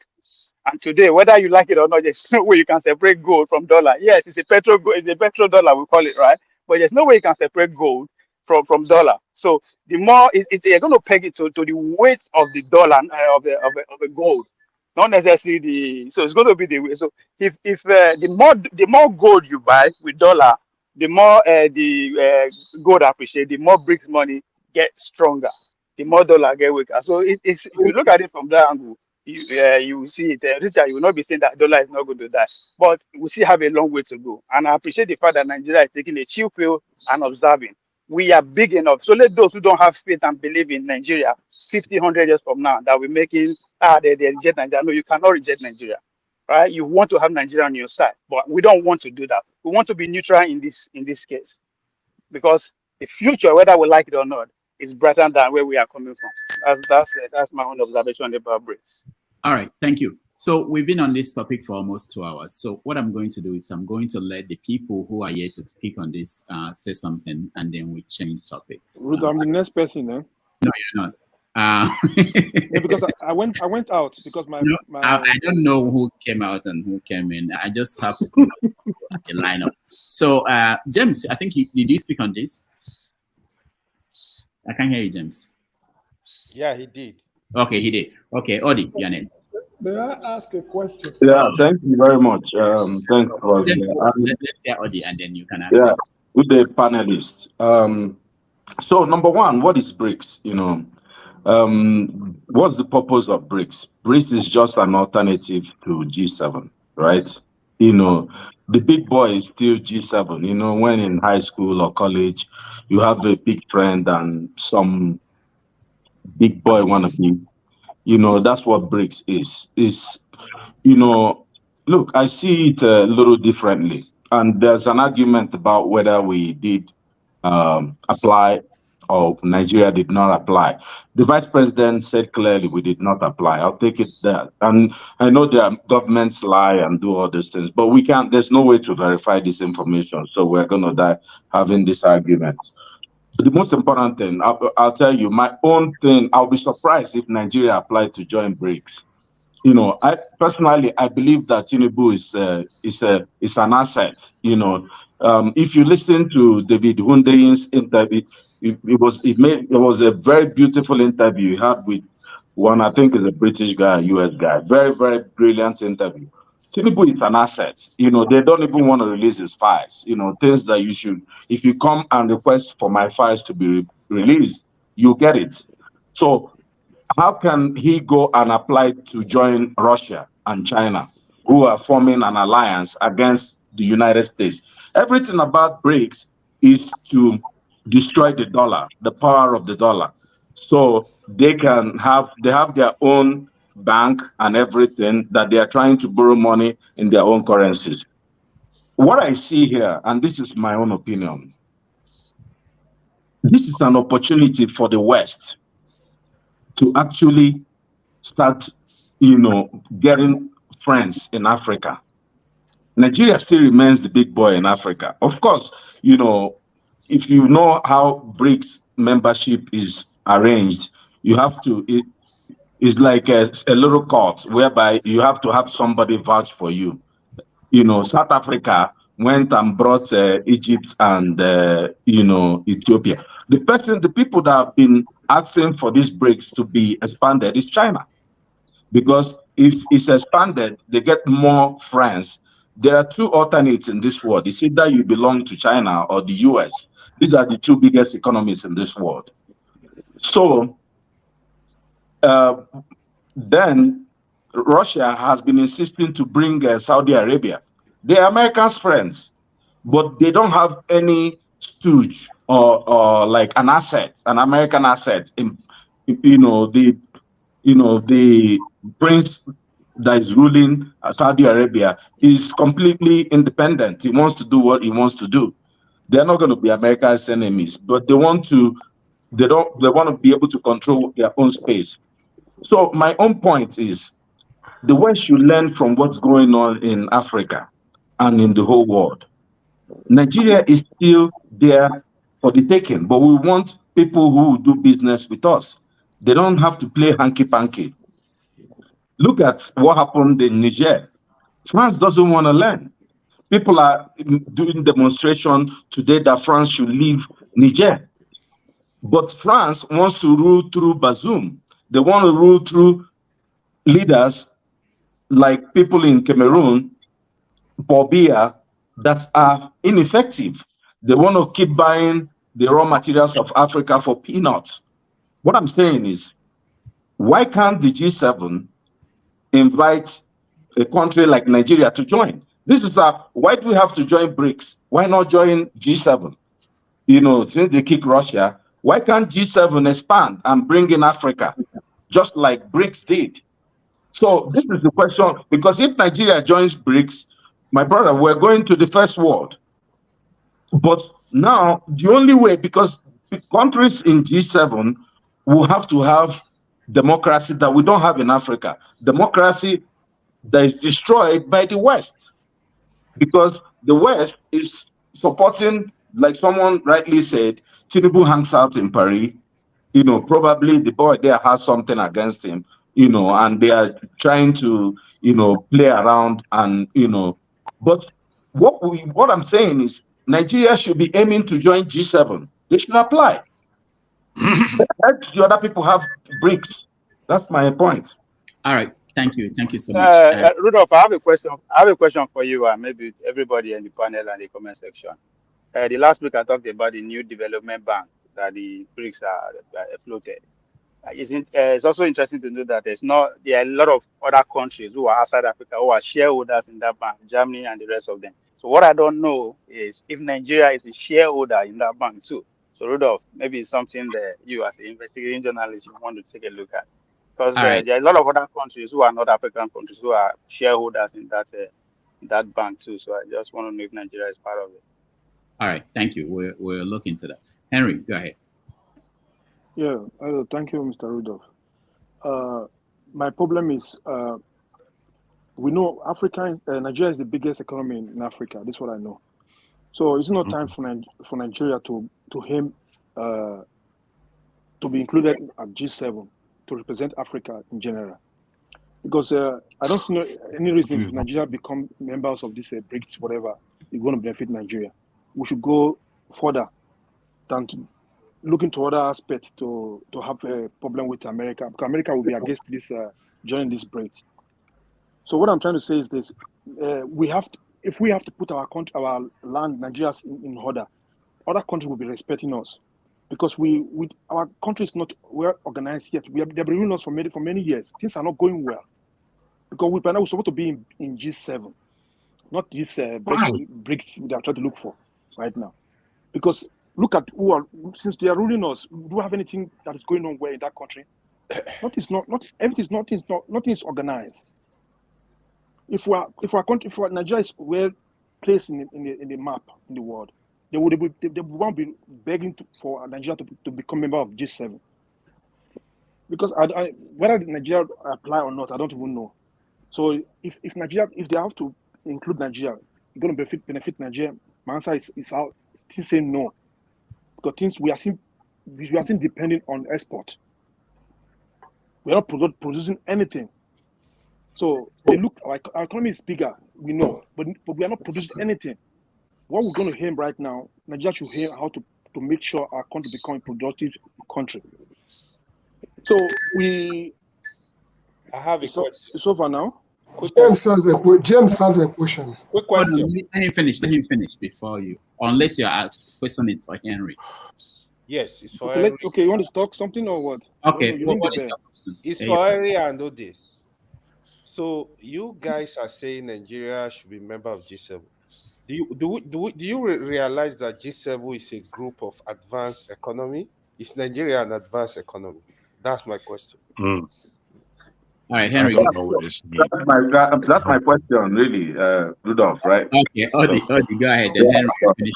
Okay. Yeah, thanks, AY. Okay. This is a very beautiful question.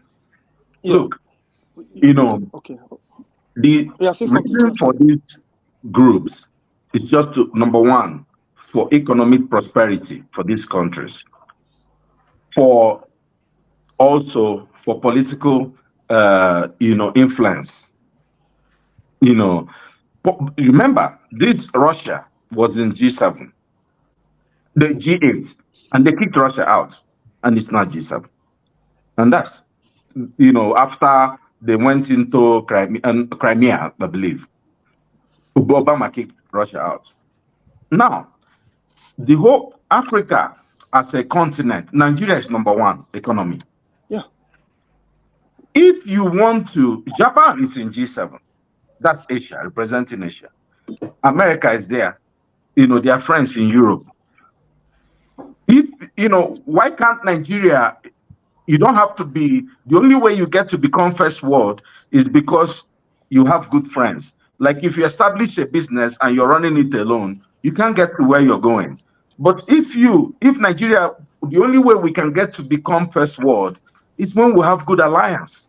So this is an excellent opportunity for G7 to add the powerhouse of Africa in their kitty. And Africa will fly, and they will start getting people respecting or loving, America. And look, people love America in Africa. Yes. And they're into that. We all love America, but something is changing.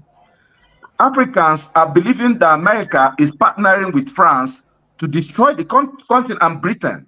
People don't like Britain a lot in Africa, but they do like United States. But now, when you're seeing, and that's why people don't want China. When China started coming, nobody was. But China is doing things that we've not been able to get from anybody. Look at Niger. Sorry, I'm taking too long. Look at Niger. America built, whether it's a $500 million, base just for drone. What's the whole GDP of Niger? So when you look at that, when Niger people are saying, you people just get out of this place. How can you have, look at what's going on in South Africa. There's a place, they say it's a London mine. And they are what we call, if you know South Africa, they have townships around it without electricity or running water. But they're taking the money to Britain. So these people have to recalibrate what they're doing in Africa. Let the G7 admit Nigeria to make us G8, and then we'll help them. Nigeria is influencing Africa. If you have Nigeria as your friend, then we'll be able to expand. Thank you. All right. I'll give Henry to finish 1 minute, please. Yeah, what I'm trying to say is this: if I wish our leaders who have been ruling us for long put our house in order, I think they will be among those so-called G7, going to be G8, whatever we're going to be, because they find out that our country is nowhere organized. Because that is why they see us like we third world country. They still call us third world country, and we are the biggest economy in Africa. I wish our country is still organized. The government who are ruling us for many years put our country in order. I remember in the 80s, our currencies are bigger. People travel to UK to school, America to school. They send money from Nigeria. My uncles, they were sending them money from Nigeria to school in America. I mean, then was better. But now they see our leaders who are ruling these days, over these years, are not looking for the growth of Nigeria. That's why things are not going well. That nobody want to accept us in any group we want to go. Like G7, that is out of question. Like this BRICS you are talking about, it's no chance too, because look at the government who is there right now. So, I mean, things are not working well. Nobody want to respect Nigeria these days. Nobody want to respect our government because the government is not functioning right now. Henry, thank you. Thank you so much. Jagan.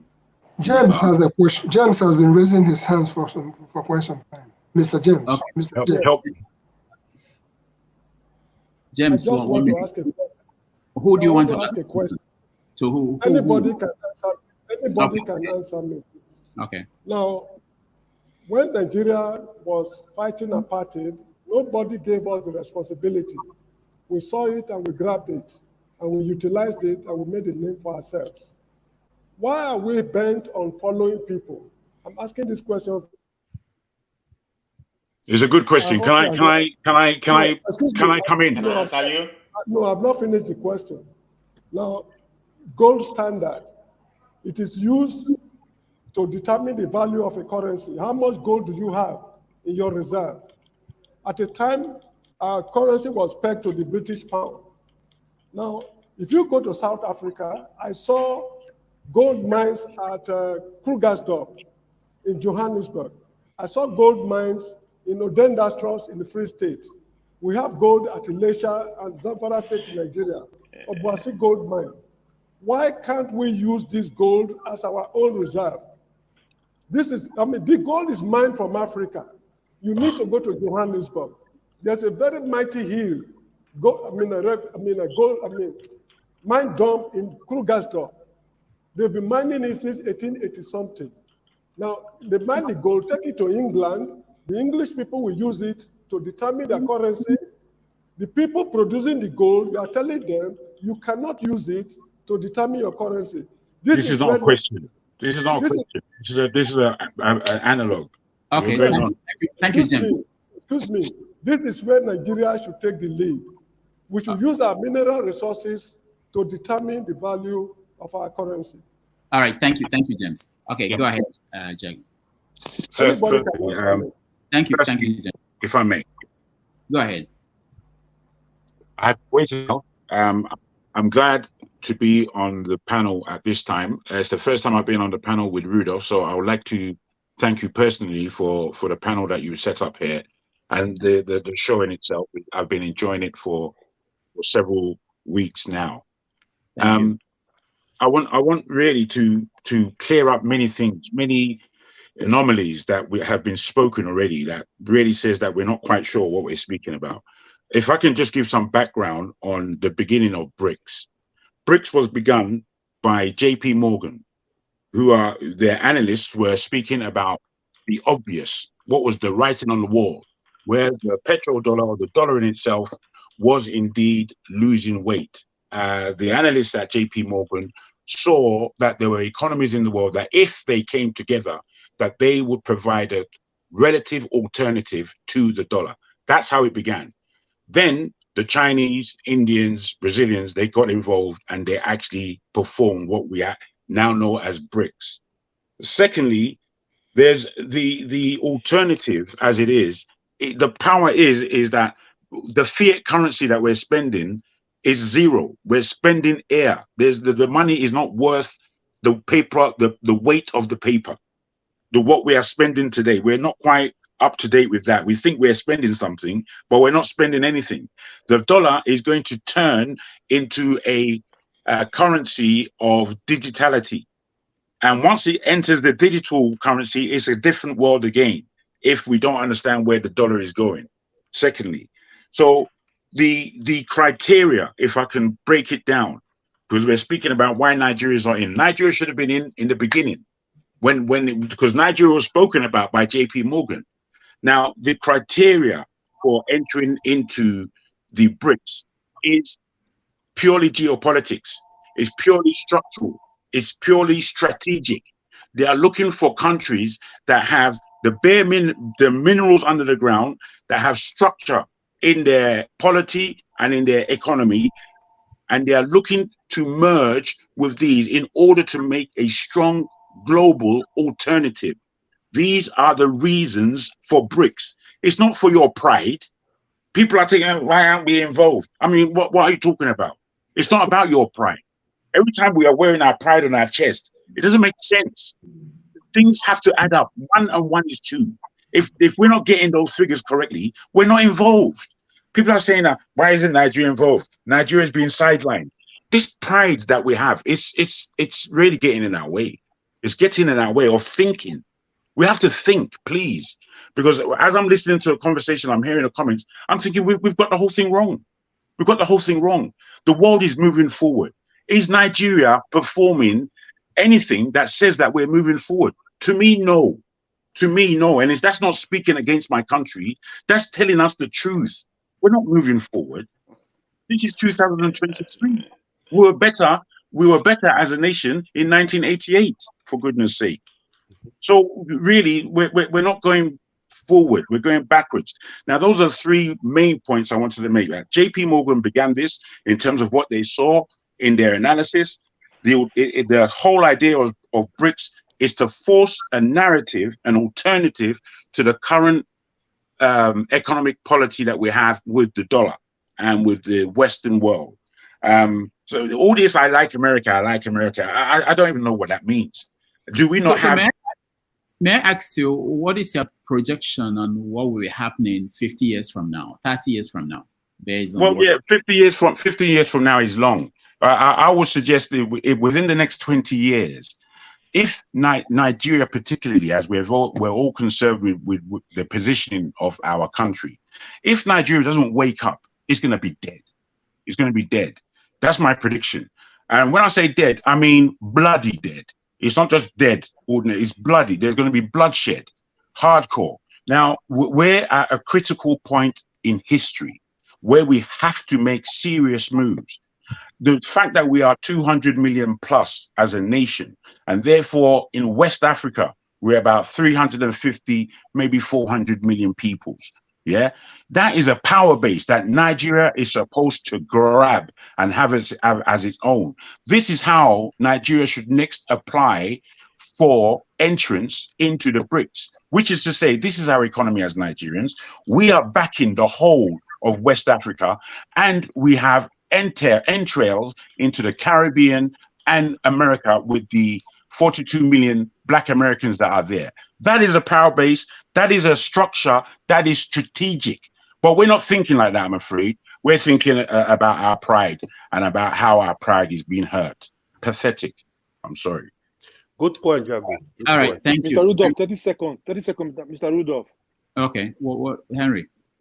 It would be better for Nigeria, our leaders, to think what go wrong from 1980s, in the 80s, what go wrong, so they go back and start to think what goes wrong. Because in the 80s, our currency were high, we're living well. They should go and check what goes wrong, what they did wrong. Because now we are not progressing right now. We're not progressing. Other countries are progressing. We're not progressing. Thank you. Henry, I thought you are one of the leaders now. Okay, all right, hold on. Let's go to the next person. Mr. James, can you hear what you said? Somebody should come. Rudolph, I've been raising my hand though. No, I see you. You were the last to come in, so we are still coming to you. I asked a question. Somebody should please clarify me. Okay, thank you. We had your question. When we get a competent person, they will say you. KJ, you're next. Thank you so much, Dr. Rudolph. Good to see you again, and each and every one person in the panel. I like to commend all the speakers, especially the last 3 speakers. I totally agree with your positions, although with some little, disagreements. One, I want to say, put it up front that it is have your say. I can say what I want. I mean, you may not agree with me, but don't make my idea look as if it's not coming from a human being. That's the point I don't understand. So if you don't agree with somebody, it's okay not to agree, but don't make his idea look as if it's not, coming from another man like yourself. The issue that is here is, I'm an Igbo, and sometimes my Igbo nature comes first. There's an Igbo proverb that says that the only reason why we fail a masquerade is because we have masked it where nobody is seeing it, not in the glare of the public. is in a secret place. So he comes out and we all call it Mongo. That means a ghost or something like that. So we all run from it. But you see, the moment you unmask that masquerade in the public, it no longer the mystery or whatever surrounds it is taken away. So any small child can know. So it's the Ikechi that is inside this thing. So that's what has happened to Nigeria. We have allowed ourselves to be masked in the public. And so now everybody and anybody can take a swab at Nigeria. We have not used our population. We have not used our strength in the economy. We have not used our mineral resources.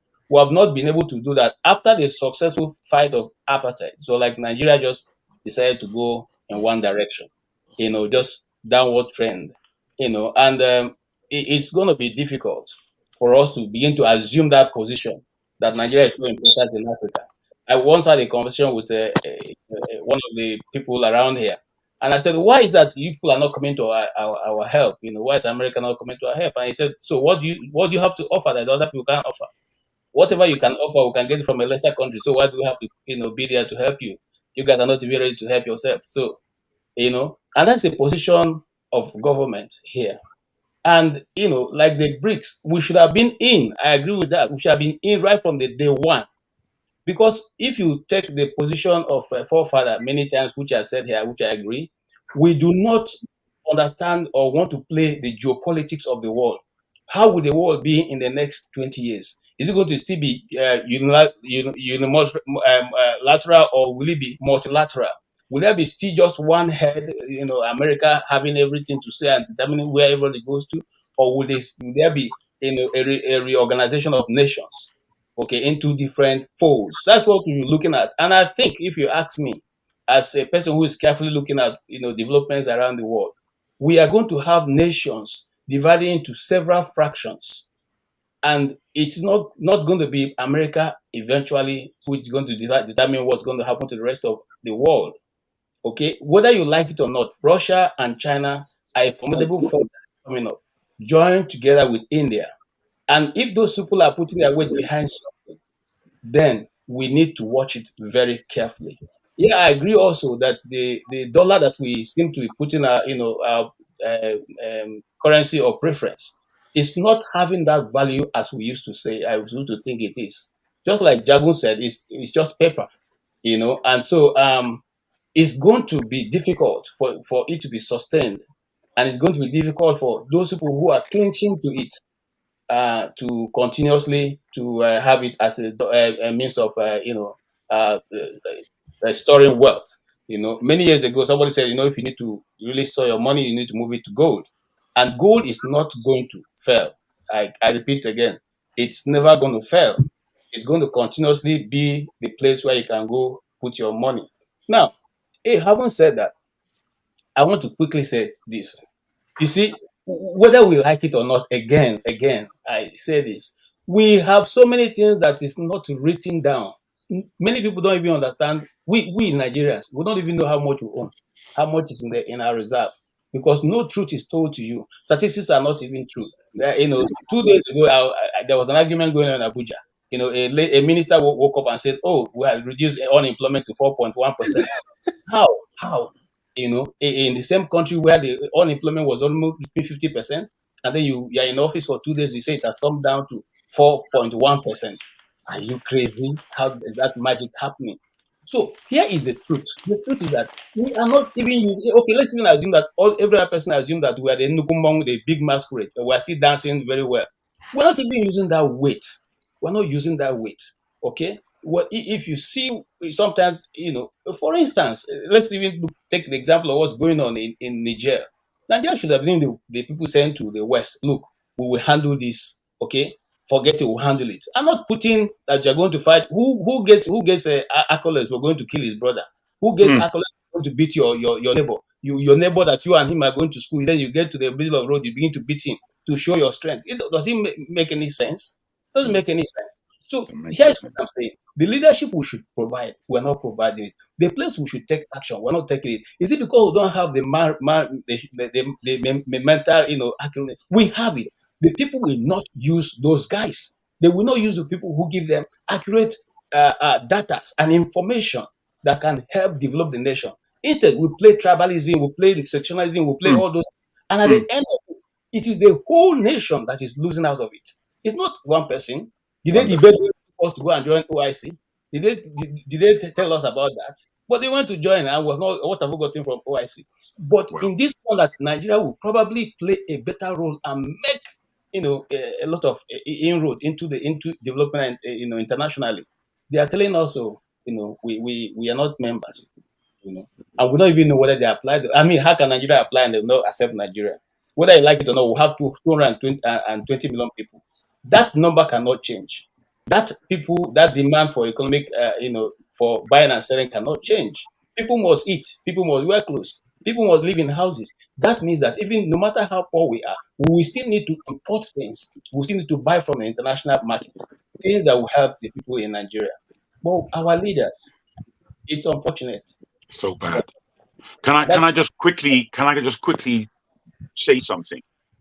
It's to do with the soft power that we Nigerians have and have been contributing from as far back as I can any of our memories. I'm in the UK at the moment, and in Southeast London here, there's a Nigerian restaurant that's been there for about 15 years called Enish. Now, this restaurant has gotten branches across the UK, in the States, in the Middle East, especially in Dubai.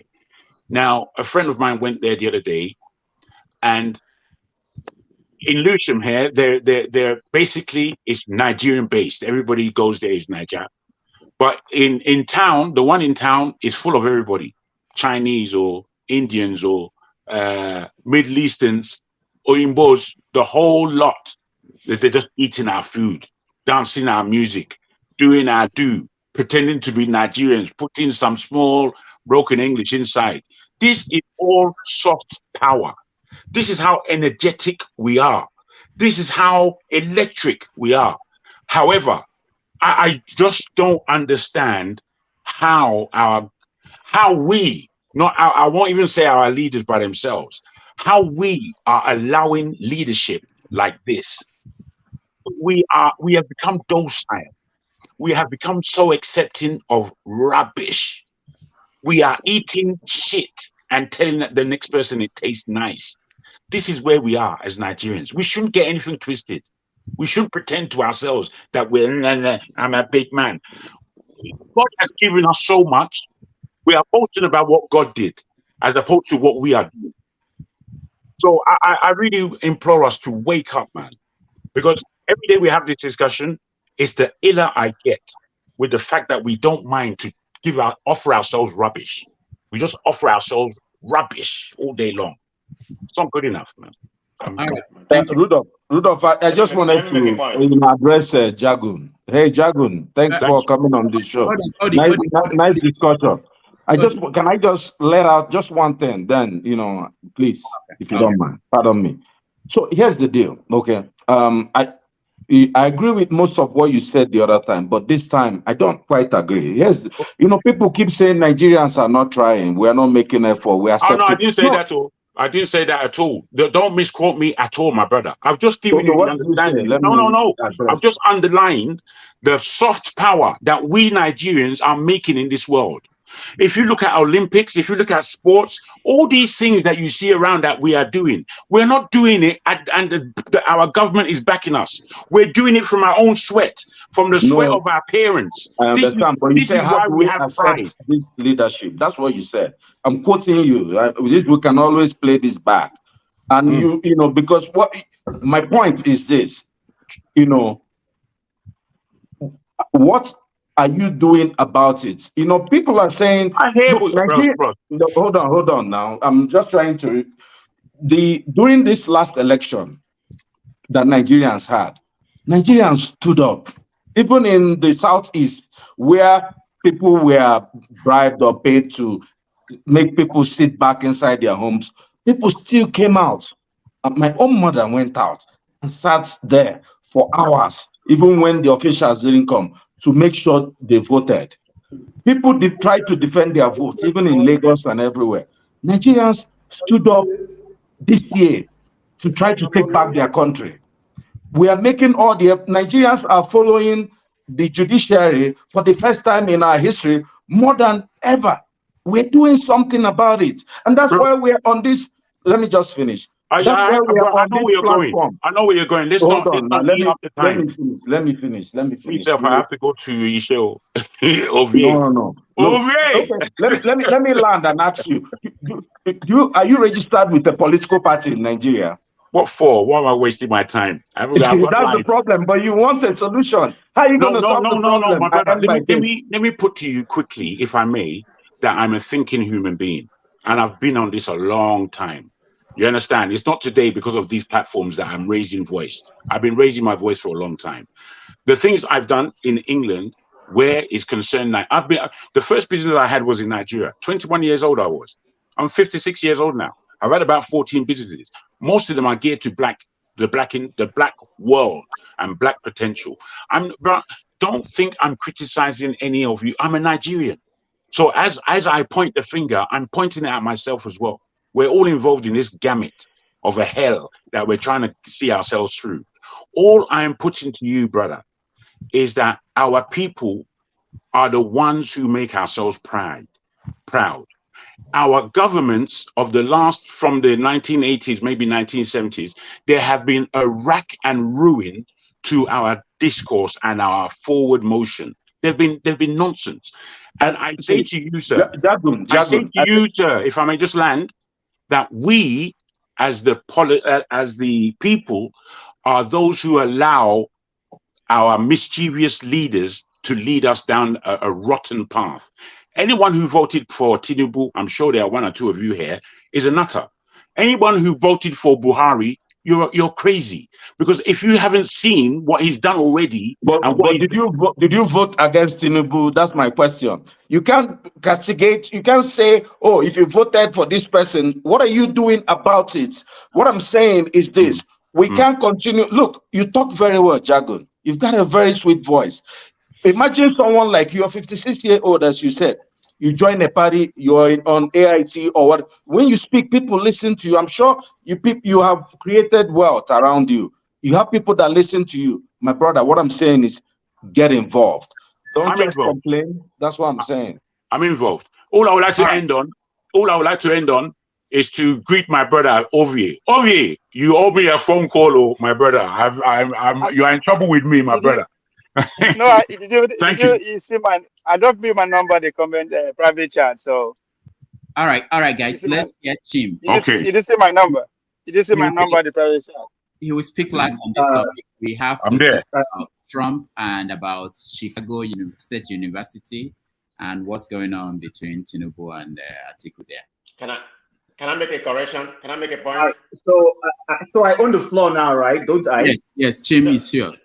Okay, I think I've been too much of a gentleman, not cutting in, and maybe I should start cutting in and grabbing it and running with it. Maybe that at that point people will allow me to talk. just be a Nigerian. Be a Nigerian for a minute, you get it. Be a Nigerian. All right, it's always a pleasure to be amongst you, and I mean, today I didn't really want to contribute. I just wanted to listen. After a while, I just got a tickle in me and said, "Hey, Jagu, thank you very much for your views. The earlier views you expressed, before your rebuttal right now, I 100% agree with you. I cannot in any way disagree with you. And KJ, thanks for that, proverb about unmasking the Hmong in the open. And that's where I want to start my contribution from. For all of us here, I'm sure there's nobody here that doesn't remember the days when Nigeria was a frontline state in the struggle for the redemption of Rhodesia, Zimbabwe, and Zambia today. We all know that was their name, and how our grandparents contributed penny to the liberation in South Africa. But you see, like you rightly said, then Abacha came and, Babangida came and annulled June 12th. And that is exactly where, although that was not where Nigeria's problem has started way before then. But the full unmasking of Nigeria started happening after June 12th was annulled. When Babangida had to be pushed out, and Abacha came, and Mandela had to come to Nigeria to beg Abacha It was after that South Africans said, we have seen their open. We don't even have confidence in these people. Let's look back. That is when South Africa decided disrespecting Nigeria. I remember as a student of international relations that Gambia will never vote at the UN without consulting Nigeria. It will always be, Oga Nigeria, now that they say we should vote, where are we going? Who should we vote for? Because guess what? The chief of army staff in Gambia was a Nigerian. The head of the army in Gambia was a Nigerian. The chief of justice in Uganda was a Nigerian. The chief of justice in Botswana was a Nigerian. And then suddenly what happened? Like Jagu said, you see, let's not make an excuse. Whether I am in Nigeria, I voted in Nigeria. I've been voting before I left. But it gets to a point, just because someone is in diaspora doesn't mean he has to, he can't split himself into three. If the onions is left for those who are there fighting to carry on the battle. You know, and honestly, looking at this whole BRICS thing, look, we may not exactly know. Yeah, we may be conjecturing, you know, and saying, oh, Nigeria, but you can read the underbelly. It's open there for anyone to see. First and foremost, we lack stability as an economy. We lack structure. Who's going to respect you for that? I'm not even talking about the politics. Russia is not a democracy. China is not a democracy. But guess what? They were watching you do your democracy and laughed at you the way you went about the democracy. And you're coming to tell them that because they are not democracy. Look, they are not democracy, but in their undemocratic way, they are doing things well. China has a system of electing its leaders. By the time Xi's tenure is over, the Communist Party will pull the next leader. One time. Russia, fine, has moved into a one-man state. But guess what? The one man is defining the direction he wants his country to go. Just like Kagame is doing in Rwanda. But you claim to be a democracy, and you can't even democratize yourself properly. And you want people to respect you? They're not going to respect you. For what? For what? Listen, when Cape Verde had a military rule, what did we do? America didn't come to help Cape Verde. In fact, the Cape Verdean president was in Nigeria when the coup happened. Obasanjo put him in a presidential jet and flew with him back to the country. He didn't send it back. He went with him back there and dislodged the men. This is exactly what happened. It wasn't the case of, he went there, he told the guys, before we land, before my plane lands, you better reconstitute the democracy back. And he did it. That was Obasanjo, not how many years long ago. This happened. So, you cannot, I've been saying it, listen, our current so-called president, there is a string they are pulling. America will milk this benefit. Forget it. They will milk it. Same with France. They will, when they are finished milking it, then they will condemn the same person back. So I think the problem is we've lost respect, like we rightly said. Yes, what is the solution? The solution is what is going on right now. Nigerians are trying, I admit. But of course, we cannot bet, but begin to ask people questions. We have a minister right now, that is supposed to be a Youth Corps member, but she's a minister of the Federal Republic of Nigeria. Animal farm.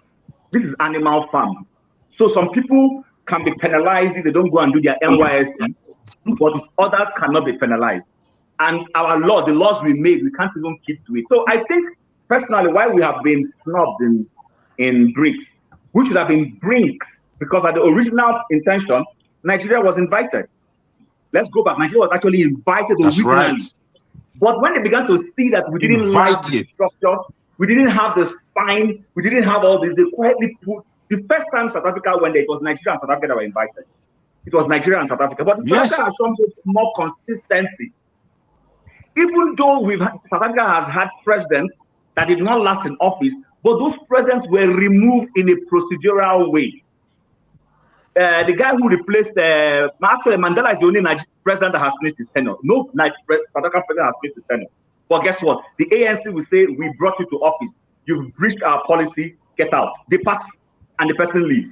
Can APC say, Tinubu, you know what, you're disgracing us, get out of there? Is it possible? Get out. Honestly, can it happen?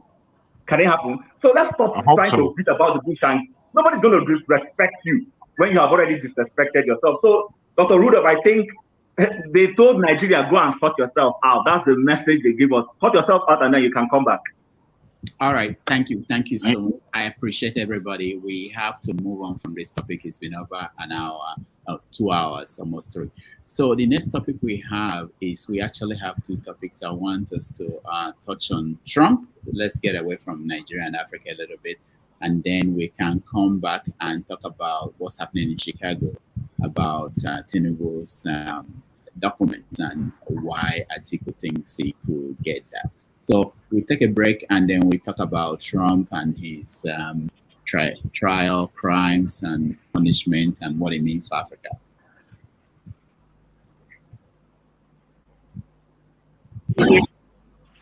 Very sad day for America. This should never happen. If you challenge an election, you should be able to challenge an election. I thought the election was a rigged election, a stolen election, and I should have every right to do that. As you know, you have many people that you've been watching over the years do the same thing, whether it's Hillary Clinton or Stacey Abrams or many others. When you have that great freedom to challenge, you have to be able to, otherwise you're going to have very dishonest elections. What has taken place here is a travesty of justice. We did nothing wrong. I did nothing wrong. And everybody knows it. I've never had such support. And that goes with the other ones too. What they're doing is election interference. They're trying to interfere with an election. There's never been anything like it in our country before. This is their way of campaigning.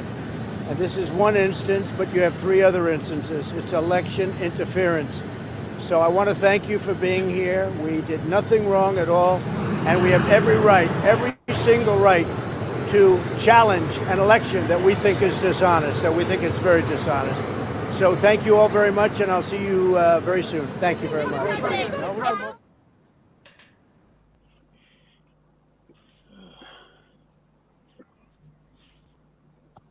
Interesting.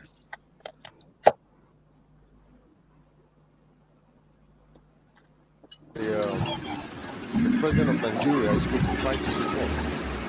Burkina Faso said, please, we will mine our minerals by ourselves and you can come and buy from us. And now look at what they're doing. They're leaving Burkina Faso and they are destroying all their vehicles. See how that guy just shook his head. In other words, even if you're leaving, Mr. Frenchman, even if you're leaving, why don't you just give this to us as a gift? Why don't you leave it to us as a gift?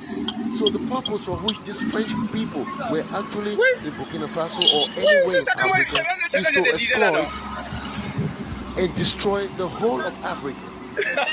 So get out of Africa. Just get out. Get out of Africa. You are wicked people. You are just bad. This black guy standing right there probably has been working with you guys for a long time. Why don't you just say, okay, we're leaving. Your government has asked us to leave. You know, we give one of these vehicles to you as a gift. We leave it for you. We give it to you as a gift. But look at what they're doing. In other words, if you're asking us to leave, we are leaving. Then we're not leaving anything behind. We're going to destroy everything. Wickedness. This is wicked. This is wrong.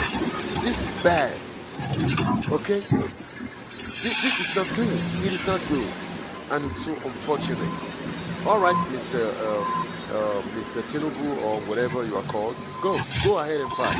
Fight for these people. And God will reply you. Go fight for these wicked people. For these conscienceless people. Go fight for them.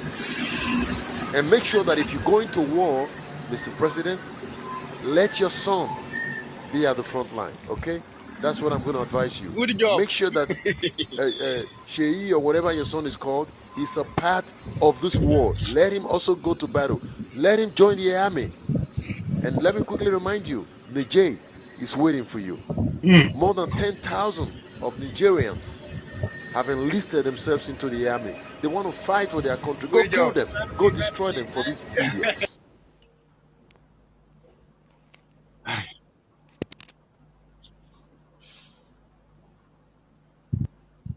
Welcome back, everybody. And you saw the picture, the video of Trump speaking. Can you guys see him? Okay, good. A video of Trump speaking after his indictment. I will eventually show you guys the most famous picture in the world today. That is a mugshot of President Trump. All right, let's look at what happened with Trump and where we are and what it means for Africa, because there are a lot of people in Africa who think that Trump is the best thing that happened to the world since that sliced bread. KJ, why are you looking at me? I know you're one of them. Um, so let's go around and hear from you guys. So we will make sure that people on there are people backstage. We know you are there. I'm sorry, but once you speak, we take you out and get people to join. Let me start with you, Mr. James. Do you have opinion? No, I would prefer to comment on the Nigerian problem. all right. We'll get to that after Trump. Let's take me to the backstage. Okay. All right. Let's quickly this time, please make it 2 minutes so that we get more people involved and make sure we leave this topic in an hour maximum. All right, AY, Trump.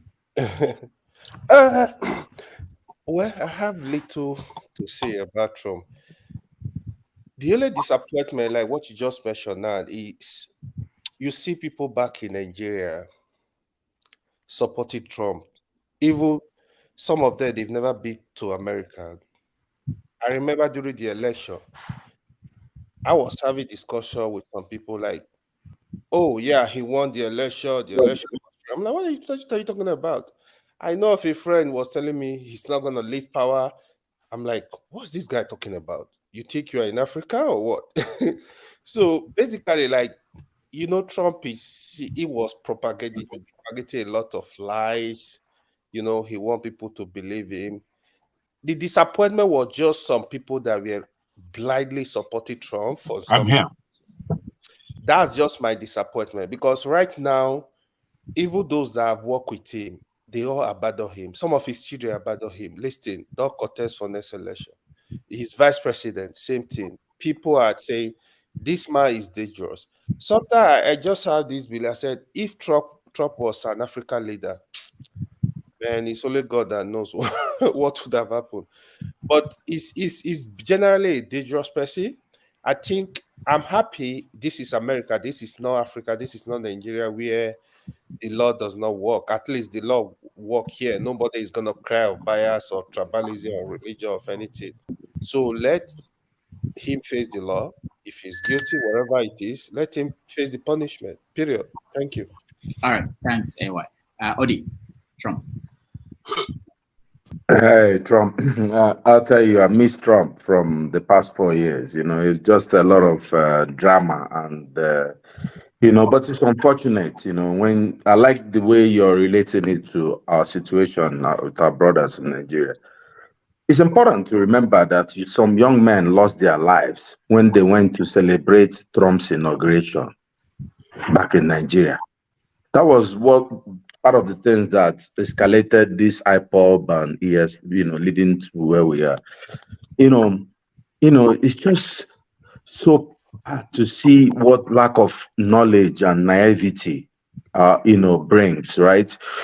How could somebody, if you listen to the, released kind of side talk of somebody revered as Ronald Reagan, talking down about African leaders, that was in the 80s. And then you can imagine how Trump feels about, our brothers in Africa and people in Nigeria, people who have never been here, people who probably will never come here. They are celebrating a man and say he's going to defend the right of Christians. Trump is not even a Christian. Trump doesn't even believe, he believes he's next to Jesus.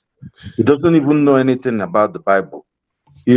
I do, and people are, thinking that if Trump comes, Trump doesn't care about Africa. There was no policy he made. The last United States president that was grounded enough to think about was George Bush Jr. He set up PEPFAR. I was in Nigeria.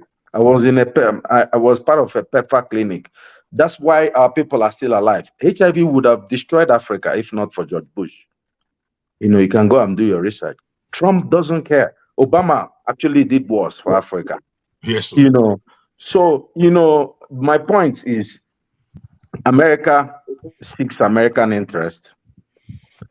I think we should, what that probably is going to be the nominee for the Republican Party. And we'll go to the polls. People who will not, I don't think he'll be president, but we'll see. He's an interesting guy. All right, thank you. Igbo Basics. Thank you once again, Dr. Damages and members of the panel. I'm going to use my little 2 minutes of have your say. What woke me up this morning when you're talking about Trump is a song by Cindy Lauper, Time After Time. That's the name of that famous Time After Time. And somebody had actually converted it. I just sent it to Dr. Damages. Somebody had actually converted that song into Trump Goes to Jail. Yeah, I can't play.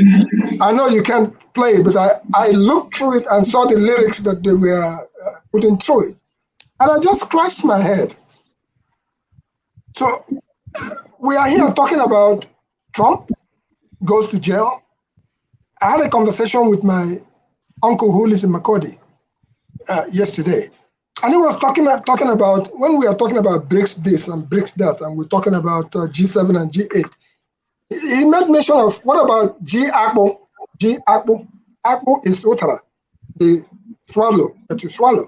He said he went to an office last week and some young man was busy stopping under the table. And by the time the guy got up, he used some of this turare to spray himself. And he asked the guy, what's going on? And the guy said that 300 Naira was what it was going to cost him to go and buy anything else outside. That he decided to use the 400 Naira that he has with him to buy apple so that he can have strength to last for the next day at work.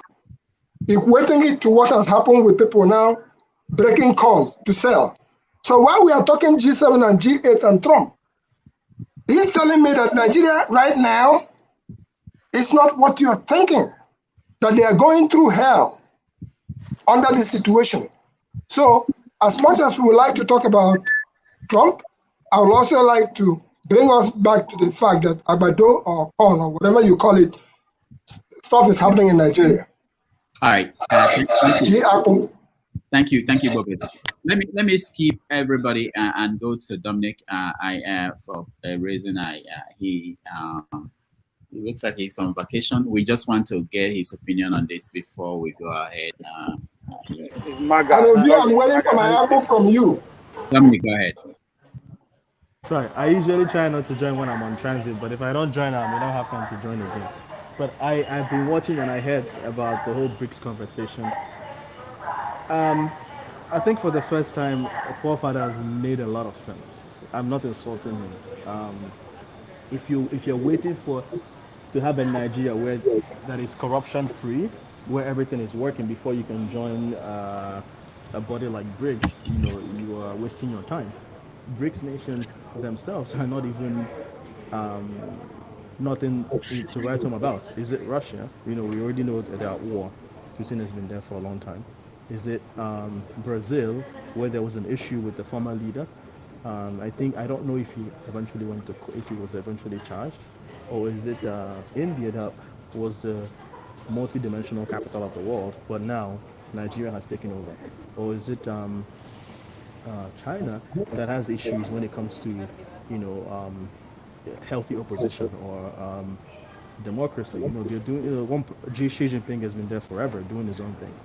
Or is it South Africa, where there's a lot of, as you know, discriminations against people? Even there's a huge divide when it comes to rich versus poor. So what you're seeing in TV, it looks all rosy in South Africa. The poor black South Africans are actually suffering, and there's no equality. So all of them have individual issues. So if you are suggesting that Nigeria is rejected based on corruption, you're just you're just in illusion. Now, to the main thing, Nigeria is a country where, sort of things like, you're changing the way you calculate the unemployment, or you change the way you calculate GDP, all of a sudden Nigeria becomes a world power, in quotes, right? I will tell you guys something. Here in the US, the way they calculate, the way they talk about unemployment a lot, and one way you can artificially make your numbers look good is if you think about if you stop calculating the number of people who've actually stopped looking for work. That's one. Or if you don't count the number of people who are underemployed. So if you have graduates who are selling tomatoes and you count them as employment, then technically your employment number looks good, right? So when you think about all those things, you don't see the reality of what is going on. I don't know if you guys can hear me. They're making announcements overhead. Can you hear me? Can you hear me? Yeah, we can hear you. We can hear you. Exactly. Yes, we So can hear you. We can hear you. I want us to think about all these things when we think about Nigeria. I think Nigeria, if it wants to join BRICS, there's no issues joining BRICS. I think a lot of us have spoken about how Nigeria has a lot of housekeeping things to do. And if we're being honest, Nigeria is not in a good standing to join BRICS. What I want us to think about is every major body, be it an economic organization or a military organization, has something to gain from its members, right? And so when you're thinking about BRICS, the reason why BRICS was formed is for those countries to, create some level of competition to push against the West. But you have to think about this. If those countries have debts or they have inflation, having more population or more countries to spread that debt across to as a shock absorber is also an advantage for them. So don't think that joining BRICS is actually a positive. Those BRIC nations, Brazil, Russia, India, China, and South Africa, have something to gain by having more people to absorb the negative effects of their economies. I don't know if that makes. I don't know if people understand where my drift is going. So don't think joining them is actually an advantage. You should also think about the disadvantages of joining those people. That's something I want us to think about. So Right. everything doesn't look all rosy as we all think it is. All right. Thank you. All Thank right. you. See you guys. Yeah. Bye. AJ. Okay. Yes. Thank you once more. Of course, I'm not only on that Trump's trail. I follow every bit of the news. Yeah. So I just want to put it up front, right from AY, my good friend, said that Trump's one of his child didn't support him. There's no Trump's child that didn't support his coming back to bid for a second term. But be that as may, that's where I want to start from. There's a lot of information that are not true about this man called Trump that is out there in the media. And let me also say that majority of what is going on is totally when the media chooses to destroy you, or those who own the media choose to be against you. There's nothing good you say or do that they will put out there, because there are many good parts of Trump that have never been aired before. But for those of us who follow world politics, we go right below the line. And now let me start from the last indictment, because I don't know how much time that Rudolph going to give me, because I have so much information 2 minutes. about 2 minutes. Okay, so the latest indictment is even his lawyers are even indicted. In other words, he went to seek a legal counsel, and the person who gives him the legal counsel is also indicted as being one of those peddling falsehood. Now, this guy that is indicted, Steve, if you give me some minute, I can remember his name. He's one of the best lawyers, one of the defense criminal lawyers in the United States, who has served under many other presidents, and he gave a legal advice for which is now being included as those people who are, joining in fortifying the belief, that Trump has. Now, let us also look at it this way. The person who have indicted Trump right now is a DA of a local government. That's what we call local government in Nigeria. Not even a local government, a small hamlet. Okay, dragging the presidency. And let's look at it this way. They have over 267,000 of those DAs in America. So each of those ones, meaning that if this goes through, each of those ones can drag any president or any former president or any serving president or whoever to his court to say you have done so and so against this state. And so that stands. So in the first place, it's just a charade. But you see, the thing that those of us who do not like him should understand. Each time there is a move on the Biden camp, for instance, if they say tomorrow that Hunter Biden is going to be charged, the next following day you find out that there's something about Trump. This is how all of them have played out. Hold on, you have your time, sir. This is how all of them have played out. One day after every indictment or every story of Biden's son, the next day it is Trump. The next day it is Trump. So it's basically a political move, to witch hunt your opposition who is running and who is probably very much ahead of you. And somebody says something, he's not going to win. My brother, I have something that's coming for you. How does it affect Africa? It simply shows that you can go out and use the judiciary, the police to oppress your incumbent, or sorry your opponent, without anybody questioning you. You can use the Department of Justice, you can use the police, you can threaten anybody. Once you are an authority, you can do whatever you like. If whether the law, because whatever they are using now against him has never been tried before, whether the law is on your side or not. If not, you can rewrite the law and frame it and put the person in jail just because they don't want the person to be there. That's what he's telling Africa, and that's what he's telling Nigeria, especially because Nigeria is always the first point where these things that are going wrong in America is tried in Africa. And you very soon you see Tinubu using that same system against our own people. Hold on. Let me ask KJ one question. So Trump hired 44 different what we call ministers in Nigeria. And out of that number, 40 of them said that that man should not be president again, that he's a danger to the country. 44 people that he picked. Even Ivanka Trump, the daughter, is against his Oh, you're wrong. You're wrong. Show me. Please put that line on the internet. You're not wrong. Ivanka one. I'm not saying Ivanka. I'm saying 44 people who served as secretaries under him. Out of that number, 40 of them, they've come out to say this man is not. He's vice president too. He's vice president. So why is it that people like, because I want to understand. I want to understand when you look at that, when you look at Americans, people who work with him and what they said about him in India. Let me ask you a quick question.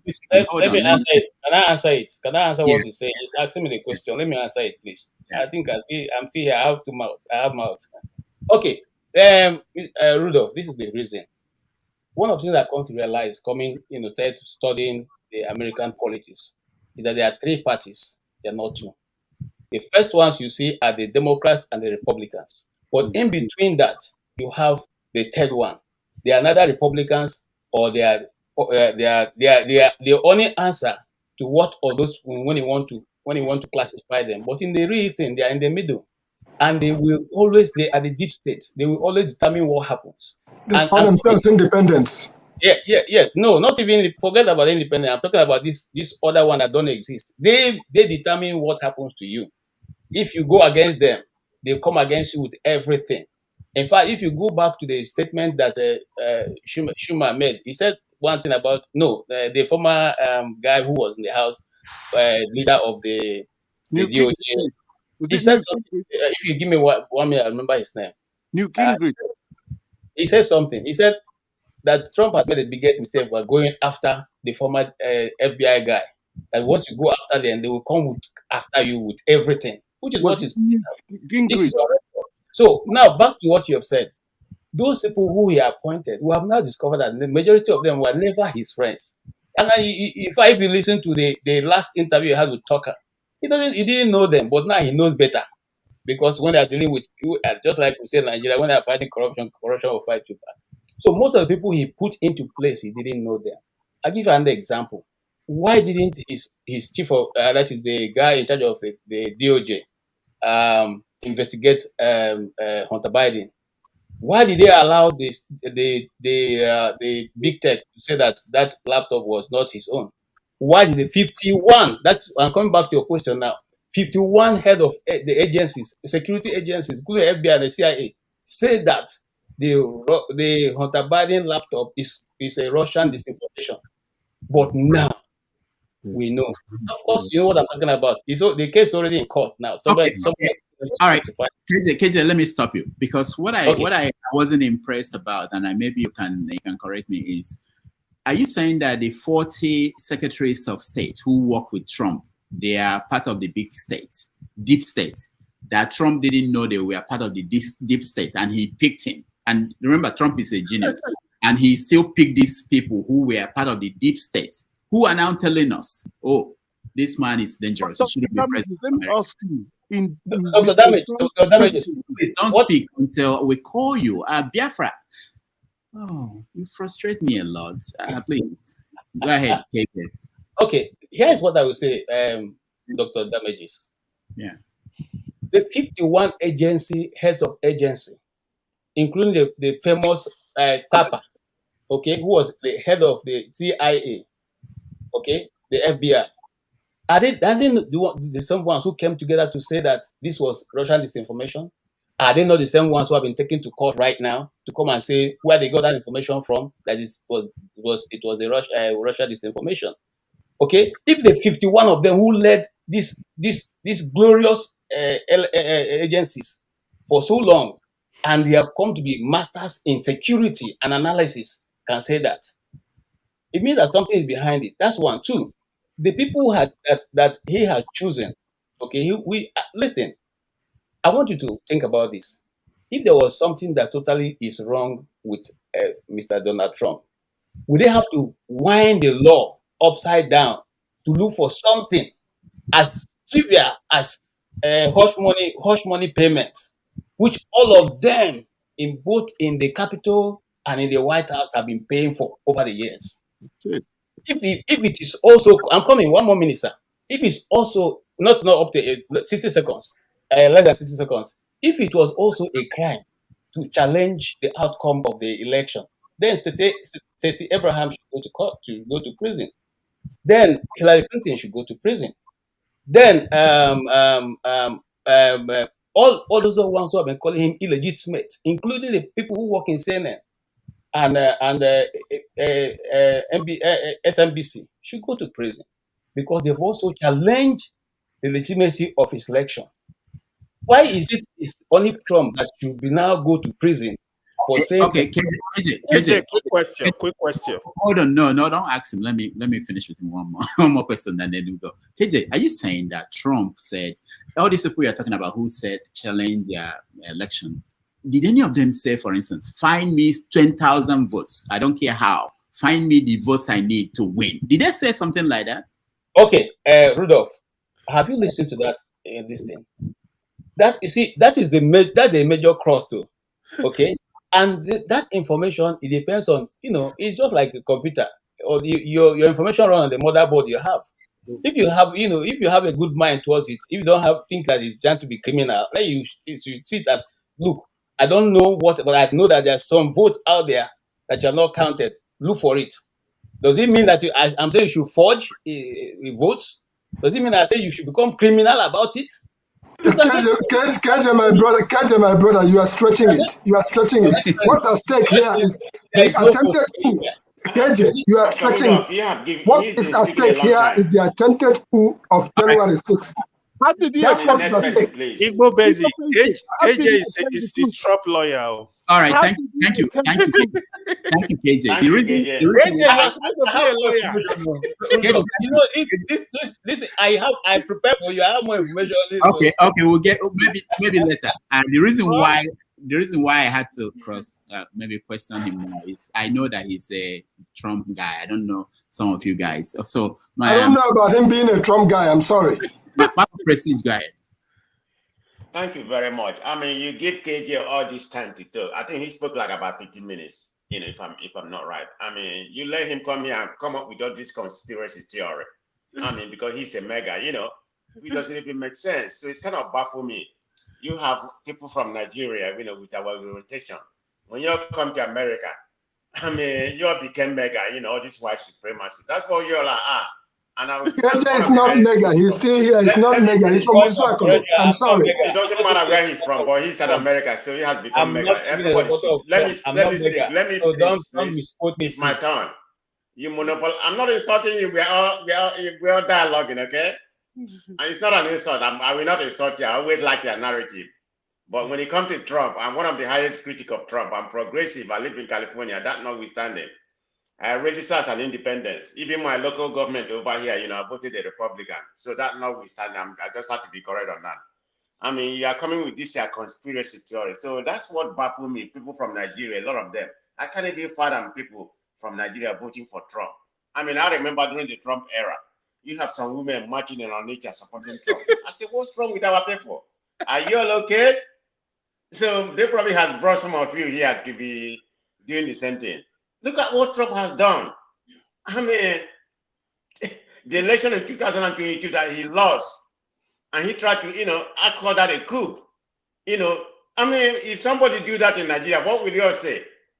I think you're like criticizing about Nigerian, politics, the way it's run. Man of prestige. What do you understand by coup? Coup. That's what he's trying to do. What do you understand by coup? What is the meaning to you?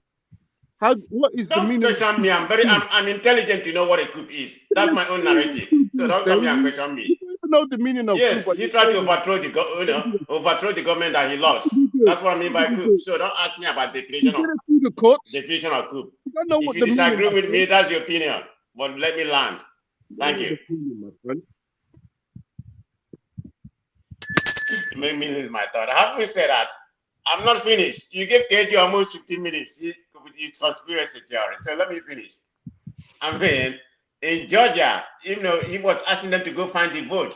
And look at Rudy Giuliani, he was one of those people with all the with the domino, coming out with the machine. That doesn't even make sense. Everything about Trump is fallacy. I mean, and he called you all a shithole country. And you come in here to support him.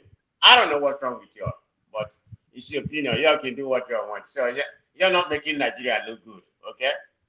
All of you should just turn back and vote for Trump. Look at Bidenomics. Look at the economic, prosperity, what Biden is doing. And you all don't see that. But anyway, let me laugh. I don't want to speak that more, okay? I think I've spoken enough, but I have a lot to say. KJ is still my brother, but you are wrong, okay? Don't be a mega. KJ now I'm mad, but we go see tell her the truth. All right. Thank you so much. I'll be honest. KJ. KJ, thank you, KJ, for speaking before me and man of prestige for speaking before me because I know that I'm gonna get half of those water. Oh man, you funny man of prestige. Man, on our politics. I don't understand why would they fight ourselves over Trump. Trump, two things await Trump's future. Is either he goes to jail or he goes back to the White House. This is all it's about. All those people that they talk so, they make it be 20K for it doesn't matter. The fact that even if they found and get it, they send out to jail, if you can still contest, and if you win, you'll be president, then what is the brouhaha about? He's a criminal, is this and that?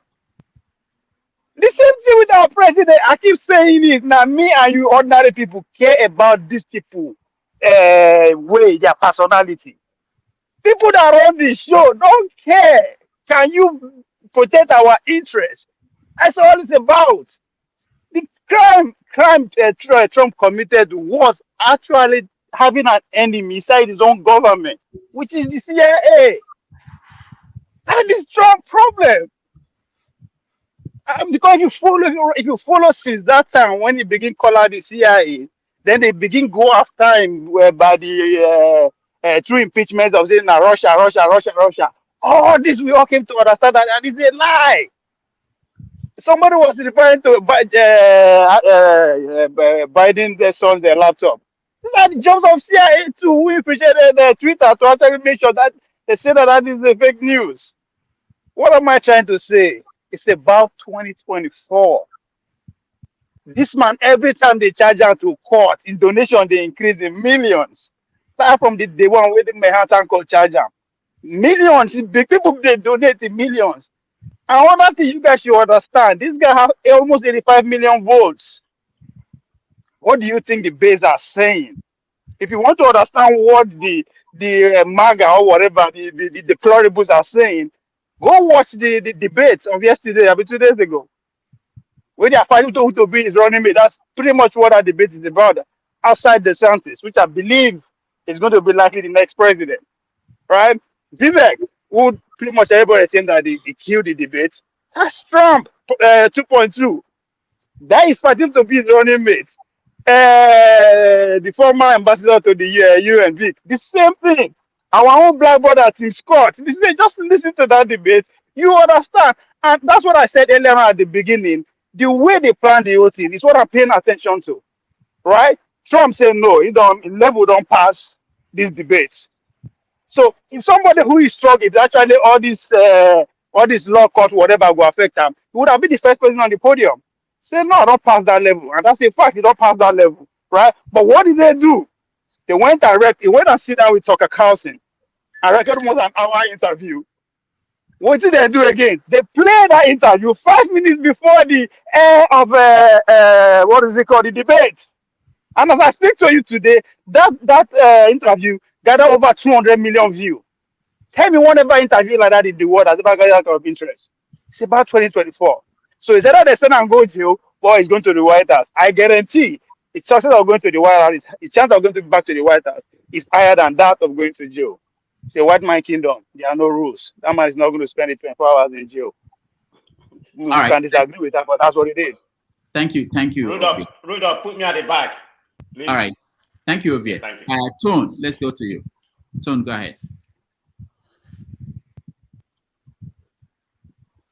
Tone, go ahead.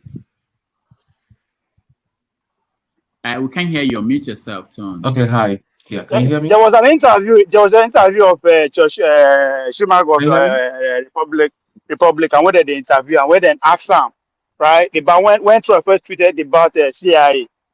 The man said, if you go against the CIA, they have 6 days to get back at you, Monday to Saturday to get back at you. Live on air. This is the most powerful senator in America. Live, he said it. If you go against the CIA, they have 6 days to come after you. That's what you are saying. But we'll see now. It's a series. As of card. All right. Go ahead, Tone.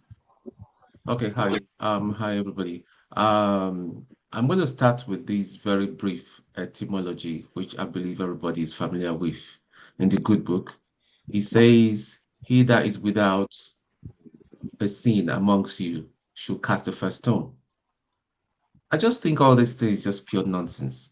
It's a political witch hunt against Trump, and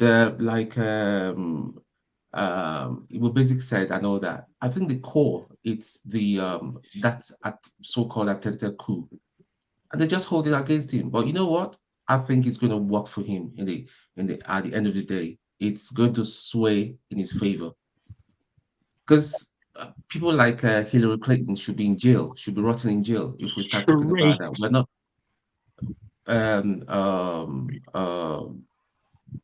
Biden's son should be in jail as well.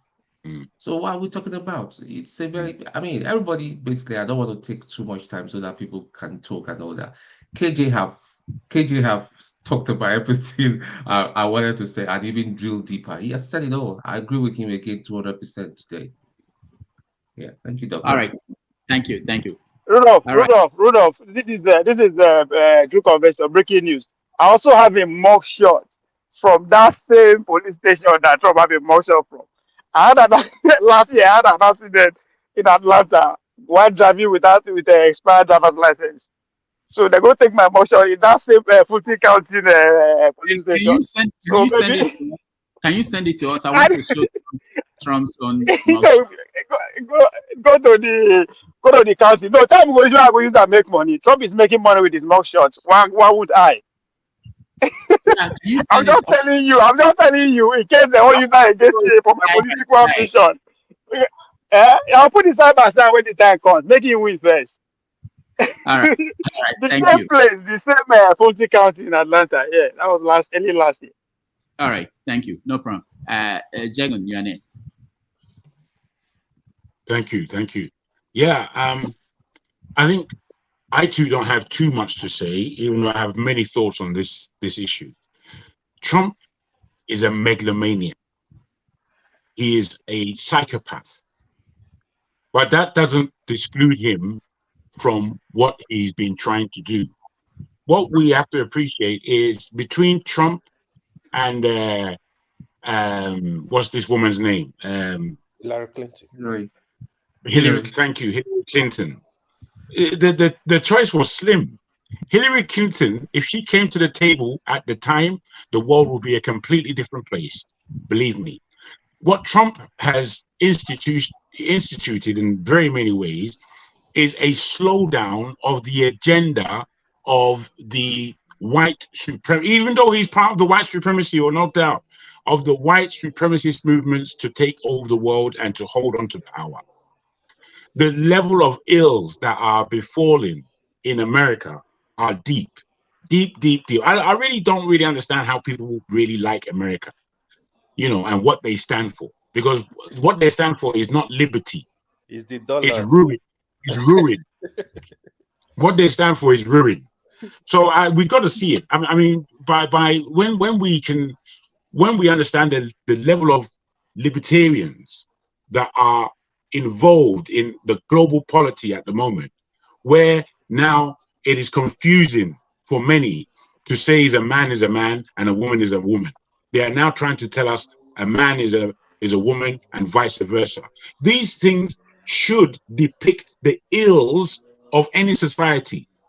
I will put it to you also that when homosexuality reaches its zenith in any culture of the past, that marks the end of that culture. So where we're speaking about Trump, we may have all kinds of, I'm not a fan of Trump by any means. However, I do appreciate his stance on many things.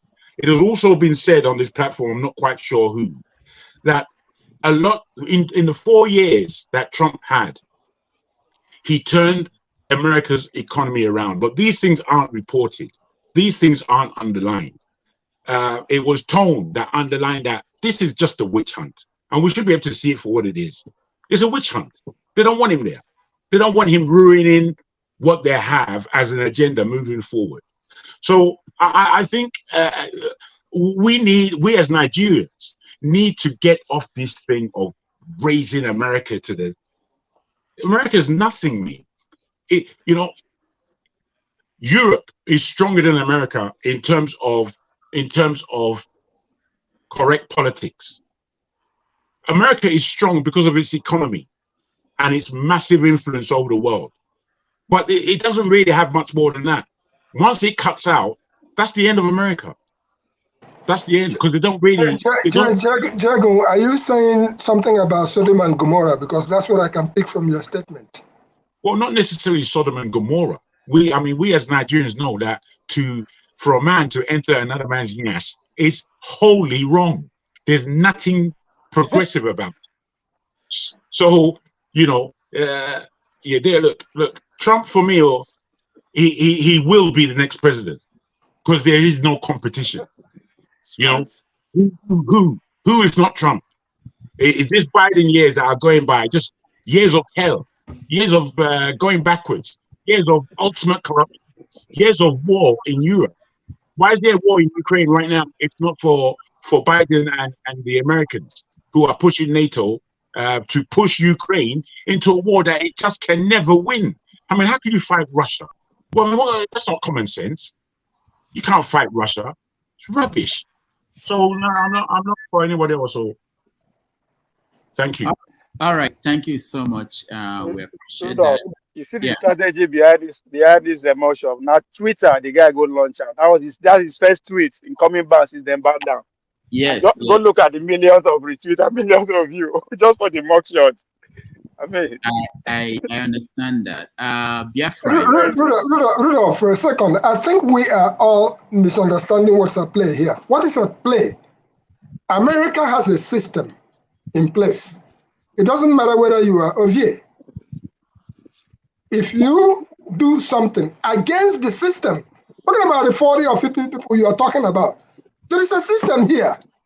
If you run a red light, then go give you a ticket. Exactly. If you not fasten your seatbelt, then go give you a ticket. Exactly. In Nigeria, we don't have a system where the judiciary can actually come up and say, you know what? You forged your certificate. Thank you. It's unacceptable. It is the American system that is at play. It's not what you are thinking. Are they going after Trump? No. It is the system here. The system, not just the judiciary, the economics, the people, the Democrats, the Republicans, and the in-betweens. It is the system that has come to stay over the many, many years that we are here enjoying that system.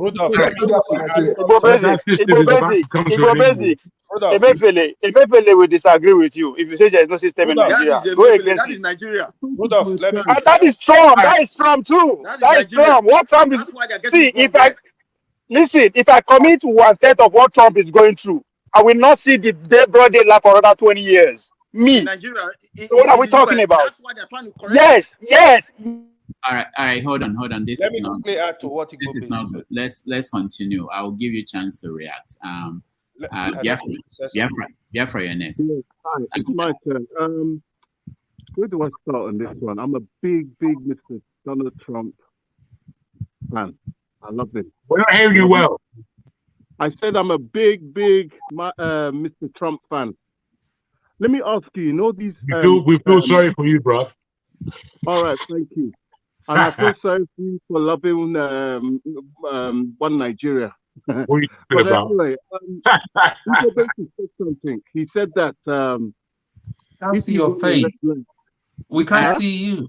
Biafra, can we see your face? We can't see you at all. Yeah, and speak up. Can you see me now?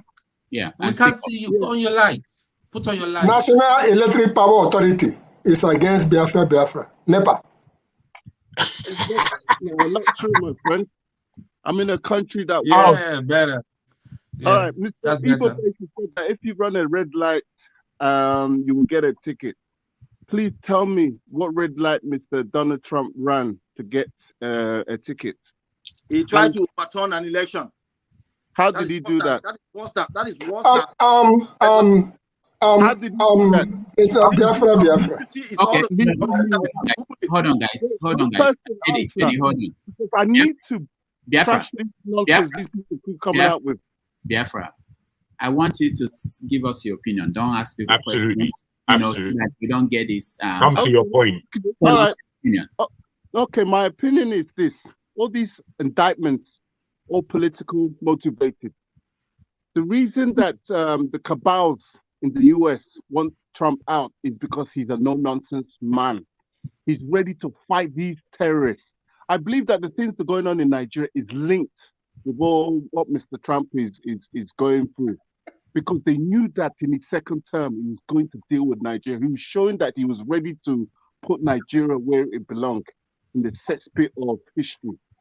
You understand? That's why I believe that they came out with all this COVID nonsense. That was the only way they could rig. Now, I believe that they're trying to bring COVID up in the US again. Who are the they? The cabals now. The cabals, okay. Hillary Clinton, Barack Islamist, Obama, all them people. They are part of the cabals. Now, let me ask you. No, not ask a question. No. Give us your opinion. If you're done, then we can. Yeah. All right, hold on. All these indictments. Go to that sexual allegation that he faced. In your heart of heart, ask yourself this: was he guilty of that? In that I watched that case end to end. That was a bogus allegation. That just shows you, since that he walked down that escalators and he declared his intentions to run for POTUS 2016, that man has faced nothing but harassment and God knows evil by the evil people in the US, because he ran and said that he was going to fight for his people. He's going to make America great. Since that time,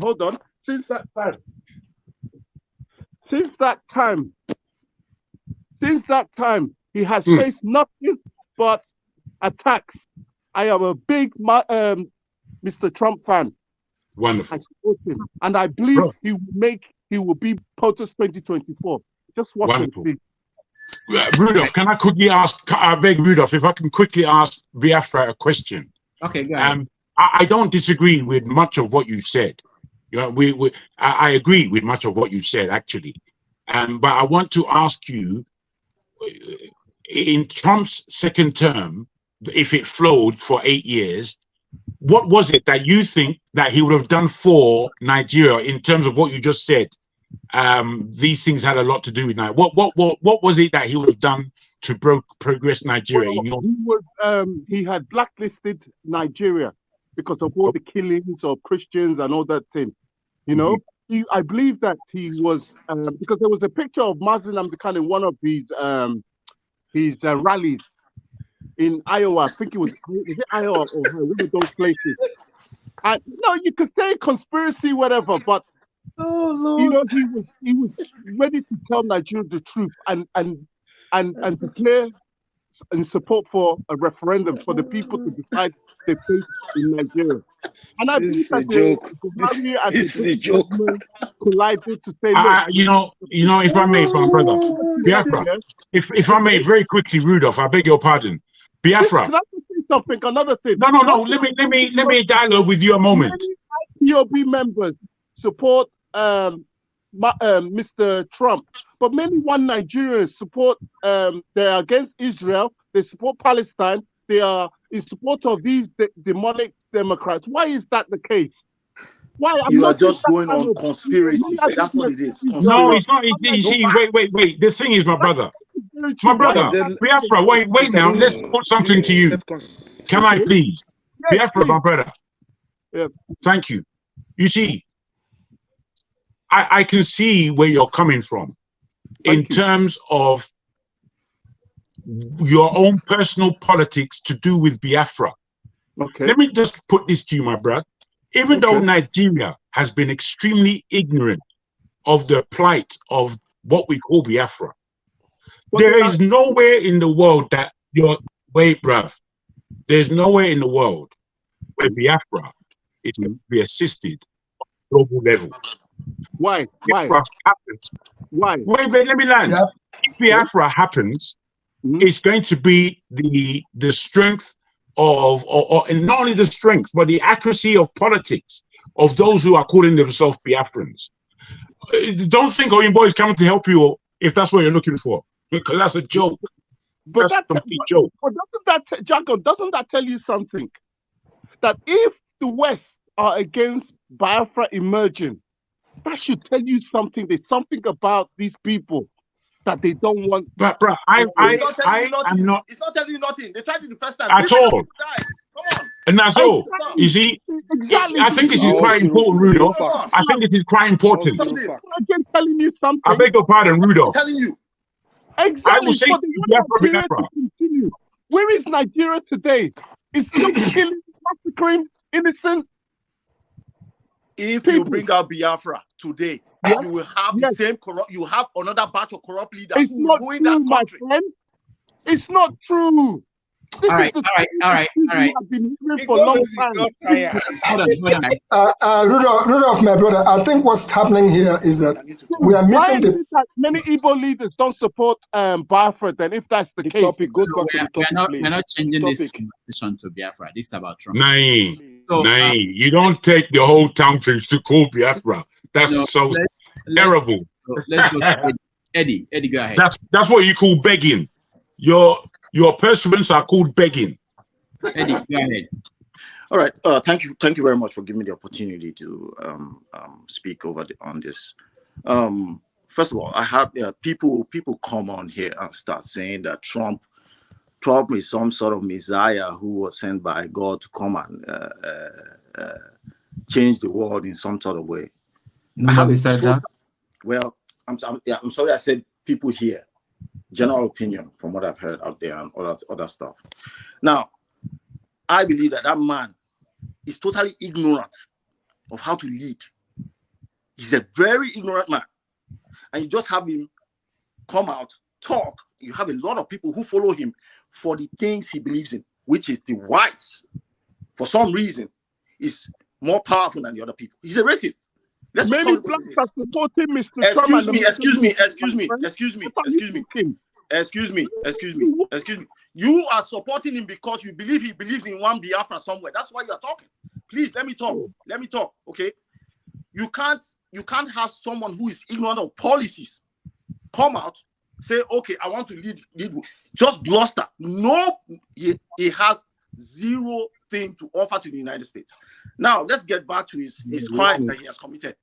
We are saying that the security agencies are going after him because he's coming up to upturn the American system. Look, when you commit a crime in this country, right? When you commit a crime in this country, you will pay for it. It doesn't matter who you are.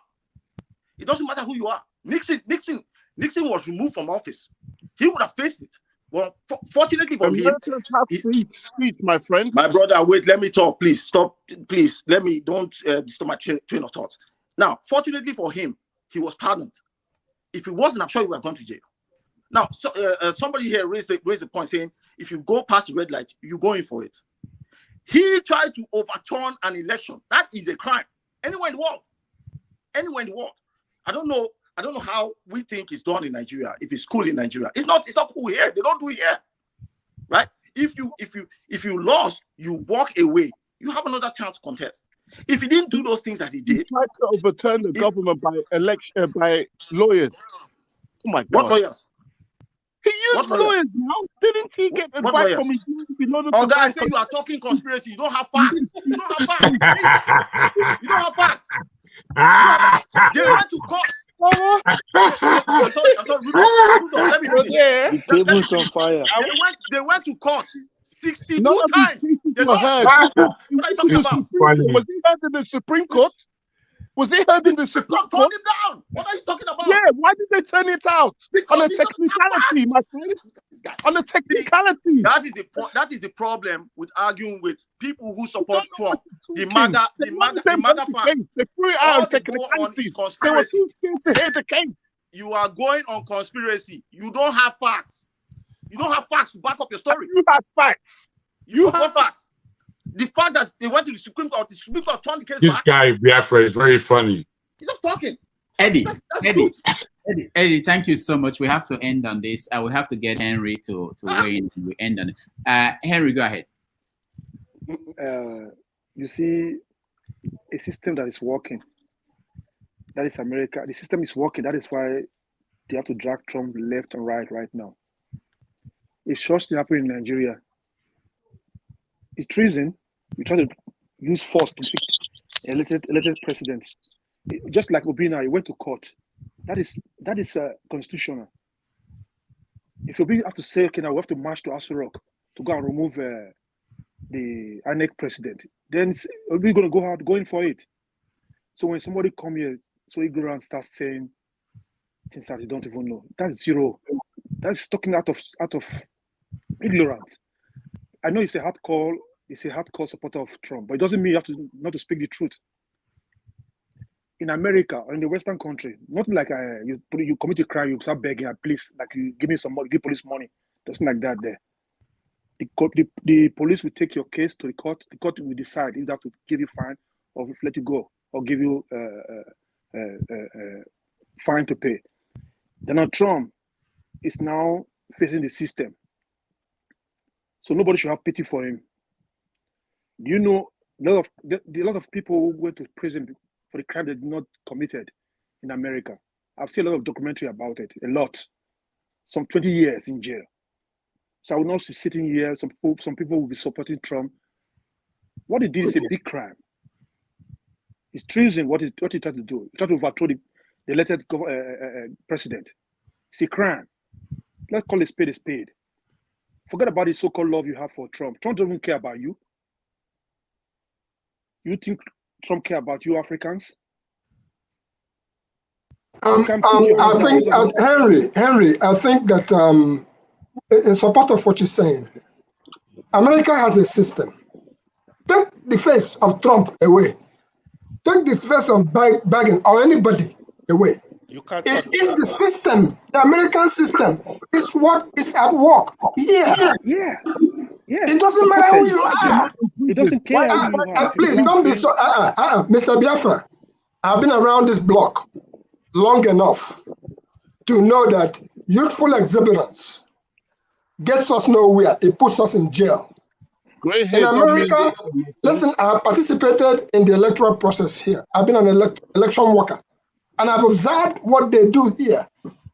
If you do the wrong thing in America, America will put you in jail. In Nigeria, what you have in Nigeria is an attempted Trump 2.0. That is where certificate. Did you realize that Trump had a university without with all kinds of bogus certificates? I'm not going there. I'm just telling you that America has a system. If you think we can play the nonsense we play in Nigeria, in America here, go try it. You will go to jail. It doesn't matter who you are. Okay, please keep your media or whatever away from this particular platform, because we don't come here to advertise, I'm a Democrat, I'm a this. Let's not make this this place like a joke. Rudolph, It is not a can I joke. just, Rudolph, We are can I serious. just, Rudolph, No, no, I read point the of case correction. that put me in that case. We're moving away from this topic. Let me do this. Hold on, bro. Hold on. I'm not finished, Rudolph. Who? No, you are finished. If you allow them to take over the show, you are finished. I'm not the moderator. Let me say this. KJ. I wanted to ask you a question. When Trump came in after the inauguration, the first thing we had was about the number of people that came to watch. He exaggerated the numbers. And what he did in Atlanta, when he went for the indictment, was simply to say that he weighed, let me tell you the figure, that he's 6 feet 3 inches and weighed 215 pounds. So Trump has not changed for all these years. That from the time he came down from that escalator to now, Trump has remained the same. Are you not worried that this man? I mean, I consider you a reasonable person. Are you not worried that this man? Rudolph, this is not fair. What you're doing right now. Rudolph, can I respond to that? Rudolph? Let KJ answer first. Good point. You see, what you discussed, I was listening to another, like I said, American Center for Law and Justice, ACOJ, and they were discussing this issue, and they said they are surprised that almost all of them that went there, they didn't get their right size, height and weight. So they were debating. These are a set of American lawyers. Why is it that you are somebody something? Because there are many ways you can get the person's height and weight. You can get it from the person's license, or you can get it by the person telling you. So how come more than 8 of them, including Rudy Giuliani and America and Trump's was the guy who was his Secretary of State, Chief of Staff, and some of them, about 8 of them, they didn't get their heights and their weight correctly. And so somebody was trying to say maybe somebody is just trying to play a fast one because 8 of them cannot be lying. So either they told you or you didn't get it. Now, secondly, there's something that those group of lawyers said. If they are going to charge American politicians or politicians all over the world for lying, then all of them will be in prison because they all lie. And so he quoted the section of the American Constitution that said you cannot take a politician to prison because you think what he said is a lie. This is American Constitution. I don't know much about that, but he quoted it. They said so. First of all, that's why they were arguing that the woman in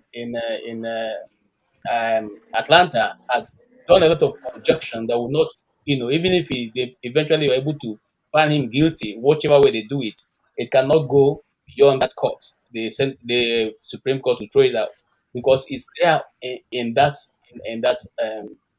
constitution. Again, Rodolph, what makes me fear the most is that 3 of those lawyers being charged as part of the conspirators are some of America's best criminal lawyers. Okay, and one of them is Stephen Shadow, Sadow. Okay, he's one of America's best lawyers in Atlanta when it comes to talking about criminal laws, and he is included for giving Trump advice to say this is what the constitution says. You can actually challenge this election. So if you look at that, you see that I use now saying that if you have a case and the lawyer represents you, after that the lawyer should also be included in one of those who have committed crime against the thing that he's trying to defend you. So you can see how far it's going. It's going to a very dangerous angle whereby people may not be lawyers will be afraid to defend certain of their clients because after that, who knows, the government may decide to frame you in also as part of the person who have committed the crime because you represented such a person. All right, thank you. We are going to end this topic unless someone has something important. Okay. Oh, hold on. The comedy is enough. I saw Ngozeka and I think Peter. Just 1 minute. Ngozeka. But I want to say something, Rudolph. No. Even Basic, you stole my time. Even Basic, you cannot support me now. You stole my time. Rudolph, not allow me to speak. This is not fair. Go to court. Thank you, Henry. Ngozeka, go ahead. Am I audible, please? Yeah. Okay. I'm not a fan of Trump. I remember the riots at Capitol Hill, and I'm not asking to say that I did not follow it after that. I am one of those that are the opinion that I know a lot of people say that thank you very thank you. Thank you. Some people say we need to follow what happens outside our shores so that we can keep up with the pace of the world. But the US is one place that I think I don't want to. I'm not interested in what happens to them. They are the biggest hypocrites of all democracies as far as I'm concerned. And I want to say this: you cannot anybody that sees any logical human being that sees no wrong in what Trump and his fanatic supporters did are the same people. Check them very well. They are the same people that see nothing wrong with Buhari, and they're the same people that see nothing wrong with Agbado. They are the very same set of people. Garbage in, garbage out. That's all I have to say about them. I'm waiting for the next topic. All right. Ngozi, my darling, this one, me and you no agree at all. No, it's not. I disagree with Ngozi too, because I think what happens in most cases is that the people who do not see anything wrong with Trump will come and see things wrong with Tinubu. But I think they are all the same. But we'll get to that. Peter, your last thing on this topic. Because get well quick. Sorry, let me we should extend get well quick. Let me quickly express my opinion, everybody. Hello. Yeah. Hello, everyone. Yeah. Thank you very much for giving me this opportunity. I want to touch in three things. I actually come in because of Trump, nothing else. And like Ngozika said, everybody that support Trump also support Buhari. I remember I told my very close Yoruba friend when they were leaving Jonathan for Buhari. And I said, why should I said Saraki is joining Buhari, the other one is joining Buhari. Why do you want to join Buhari? Let us vote for Jonathan. He said, no, Jonathan, Buhari will take Sabisa Forest. It said too many things. At the end, we end up like Trump. The way Trump treats America, I have been following very closely. I'm not in America. Till today, even when I'm sleeping, I listen to Trump. I want Trump to give one evidence of how election was rigged. He cannot prove one. He only come out and use big mouth to talk like Nigerian politicians. But for him to give one single proof, it's not Trump. Now, everybody talk about Biden laptop. It's still Republican that are carrying this allegation. They want to investigate this laptop. You can see what Tilo Green was doing. Bringing a non-picture of Biden's son. What is Biden's business with his son business? Biden's son is not the president of America. The president of America is Biden. If you want to indict people's children, Donald Trump's 3 children should have been in jail. So the Democrats are very good at trying to play politics with those that look like Nigerian politicians or that like the criminal Nigerian politicians who think that they can put us in this mess. That is what I'm seeing, those guys that want to support Trump. Trump is not, since Trump come down from that escalator, he have not done anything, one single good. All he want to do is just speak with his big mouth. So people that want to follow him. Those ones that don't care about us, if Trump wins election, he doesn't even want to leave power. He want to stay there. The way I see that guy, he doesn't want to rule and go. He want to be like president of America. That is who Trump want to be. So for me, I never support anybody that support Donald Trump. And I never also support Donald Trump. Since he come out with idea to overthrow American president who was duly elected. And he came out with this, he come out with these excuses that election is being rigged, that he won an election. They put boxes under the chair, the briefcase under this. Prove the evidence. The courts are ready to listen to you. Just give us one single evidence that this is what happened that you are not happy with. No single one. I am so disappointed with everybody here that say, oh, yeah, Trump. You could say, well, me, I want proof from you, Lord, to prove one single election that was rigged from any district in America. This Georgia you just talk about, this a little this, that is the place that he said he rigged election by making a phone call that they should give him a number of votes, one more than he wants. You can watch it. The video is online. Trump organized his Republican and his own lawyers, and they told him that nobody can touch that electoral. He didn't want to believe anybody, but he wants a vote in any mix that they should bring it out. If it was a Tinubu, Trump should have been American president today. Because he's not Nigeria, that's why Trump is not a president. Those of you that support Trump, you should have seen him running America today, whether you like it or not. So I'm so disappointed that you guys stand here and you just raise that alarm. They are training him, they are traitor. He is the traitor. If you guys want to argue with me, you should prove here one single place that the ring election that he want to, he's trying to prove that he won. That the ring election in what they call that village, that the ring election that he want to get a number. So one of you should prove it here that this is where the ring election, this is why he make that phone call. I'm not in America. I don't know what is happening there. I am very closely following them to see the good thing that Donald Trump is fighting for. When it comes to COVID, Donald Trump cannot stand up to defend his own COVID wherever it is. He said that they should go and take disinfectant injection. Peter, thank you so much. So Rudolph, please, what happened to the fake electors? Rudolph, 30 no, Rudolph. Now, I was asking Rudolph a question. Hold on, guys. Let's see. Ovia, 30 seconds. Igbo Basic and AY. That's it, and we move on. Go ahead. What happened to the fake electors? Are you asking me what does that have to do with me? Ovia, go ahead. 30 seconds. Hey, you are. Hey, I'm surprised that you are pointing. No, I'm not surprised. But the fact that you are pointing Trump's what he says about his height and weight is what make me keep saying that this is all politics, right? This is exactly what happened when the Trump first burst into the scene, right? We all focus on his character, what he say, and all that. And guess what? Why he's busy picking the right judges that will baton roof and wave? Why visibly making sure the rich get richer by doing that? There's a lot of politics that this Trump actually did that will stay in our life, those who live in America, for the next 30 years. We don't know because we pay attention to the fact that, Trump talk anyhow.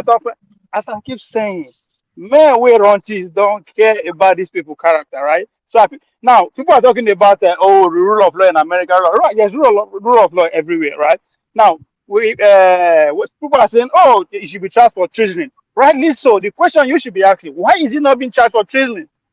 If generally sees it's so damaging that why is he not being charged for treason? Let me tell you why it's not being charged for treason. Hold on now. Let me tell you why it's not being charged for treason. Wait, no, stop. Let me tell you because you already make a statement earlier. I am not having a conversation with you. No be back and forth, okay? No be back and forth. You are talking about Trump. You have to let him. Go ahead, okay.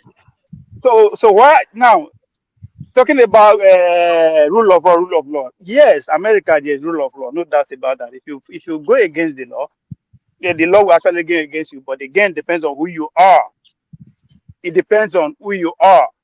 And I'll give you so many examples, personally experienced, in so many news and candidates of America, but becoming a nomadic man, right? I travel a lot and I do construction, so I'm everywhere. I can tell you so much about what goes down when you talk about rule of law. Yeah, there's rule of law. Just like in Nigeria, there's rule of law too.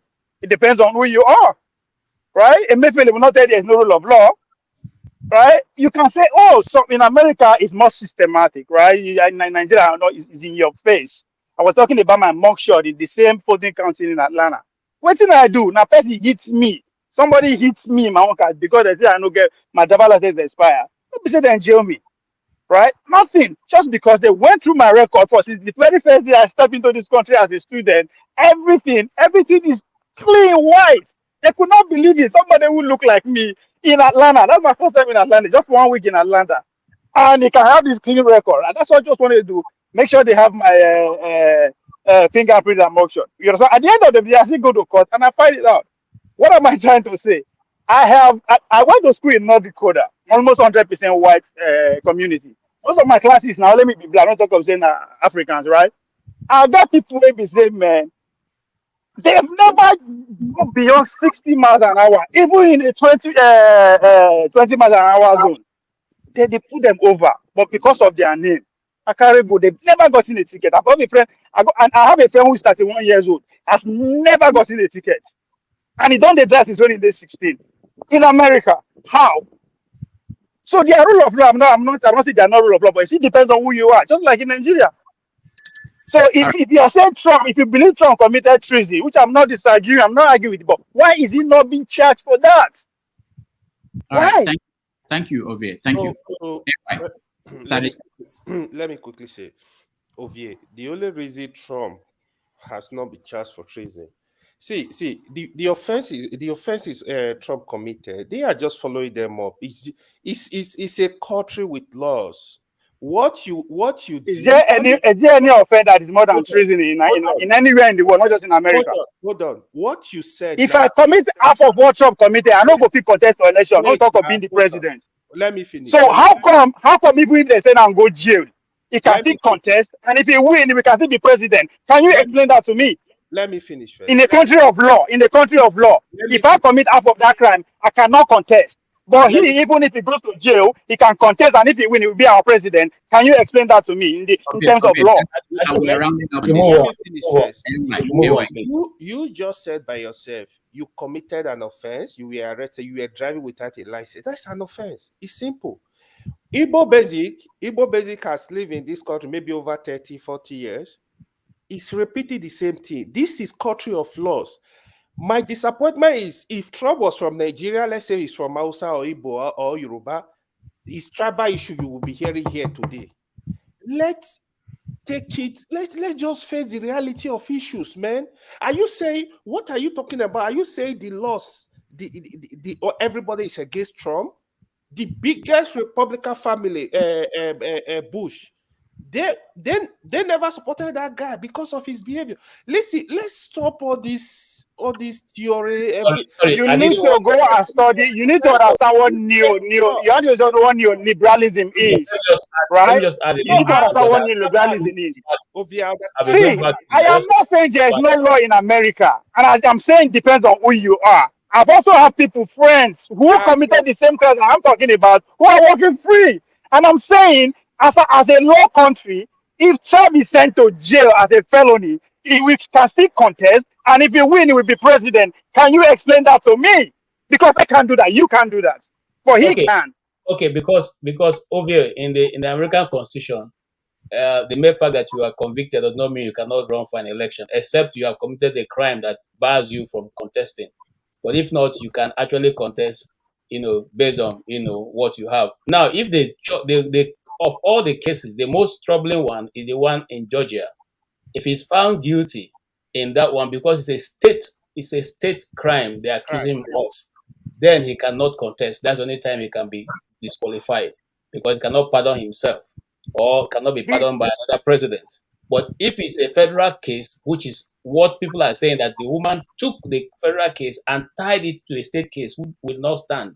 And that's why people like Mike Murdoch, the chief of staff, has already asked that the case be transferred to a federal court, since it concerns him, who was acting as a federal appointee, a federal government. It's not a state. So because he didn't have any dealings with the state, she cannot drag him into a state case. So his lawyers have applied. And the case then jail people for January 6th or not? Sorry? Yes, they did. So far. They were trying. They jail people for January 6th, right? No, wait now. I understand what you are saying. Depends on the kind of crime you commit, right? But as we speak, nobody's talking about that. We are talking about his chances of clinching the Republican ticket. So it is not about the crime the man committed. It is not about the crime he committed. It's about who he committed the crime. It's about who he committed the crime against. What Dr. Rudolph wanted us to do is to compare what's going on vis-a-vis what goes on in Nigeria. And most of us are hammering on the fact that Trump. No, but how does this affect politics and governance in Nigeria?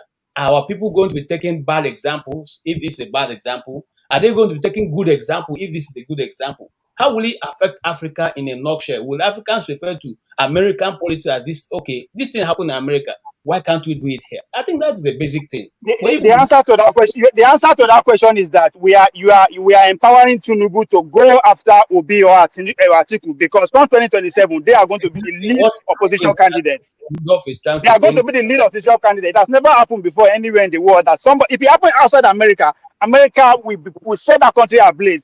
That a leading opposition candidate, 2 weeks, 2 months, a couple of months to election, he's been charged for all this kind of things. Come on, man, let's open our eyes. The example is already been set. It's already been set. Something which can let you go learn. It's already there. You are telling me today, if I'm a president, I should go after my opponent with every means necessary. Because what they are doing, they are shopping for crime to hold him against. All right. And you are talking about we are a country of law. I think we are a country of law, of course. It depends on who you are and who you commit that law against. This is my last comment. Just one second. I have posted in our comment sections where Hillary Clinton, throughout the 4 years of Trump being in office, refused to accept, and she kept saying that the election was stolen from her. Stacey Abraham, who also contested, up to today is saying that she won that election. And there are many more people, if I check in my, my listing, who have refused to accept election results, but they're not being. Yes. Sorry to cut it short again. They use the state resources. They use the state resources to investigate what they know that is a lie. That Russia never get involved. Today, me and you understand that it's not about a conspiracy theories. They use state resources. Tell me what crime is more than that committed by anybody. During Obama, they spy. Hold on, they spy on his opponents during the election. But of course, it was cover up because me and you know it's in charge of the media. In fact, we know a country of love. A country of love to lose the election. I'm not making an excuse. I'm telling you that. If Trump is that bad, he should not be leading in the polls. If Trump is that bad, he should not be the federal leading. It's a criminal. All right. Let me please, Dr. Damage, 1 minute. No, I want to reply over you. No. Hold on. We can't do this. We have some. No, you give me. No. I'm sorry. Please, put me backstage. Who wants to go? Okay, AY. Janaba, welcome to the show. Okija, welcome to the show. I know. I didn't know that we love this topic of Trump. I didn't know that people have a lot to say. Maybe next time we'll have a longer conversation. But I really want us to get to Tinubu and talk about other matters concerning. Okija, welcome. Janaba, let me start with you. Can you hear me, Janaba? Yeah, I can hear you. All right.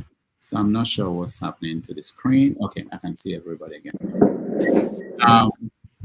So have you been following the situation with President Bola Tinubu and the case that Atiku filed in Chicago?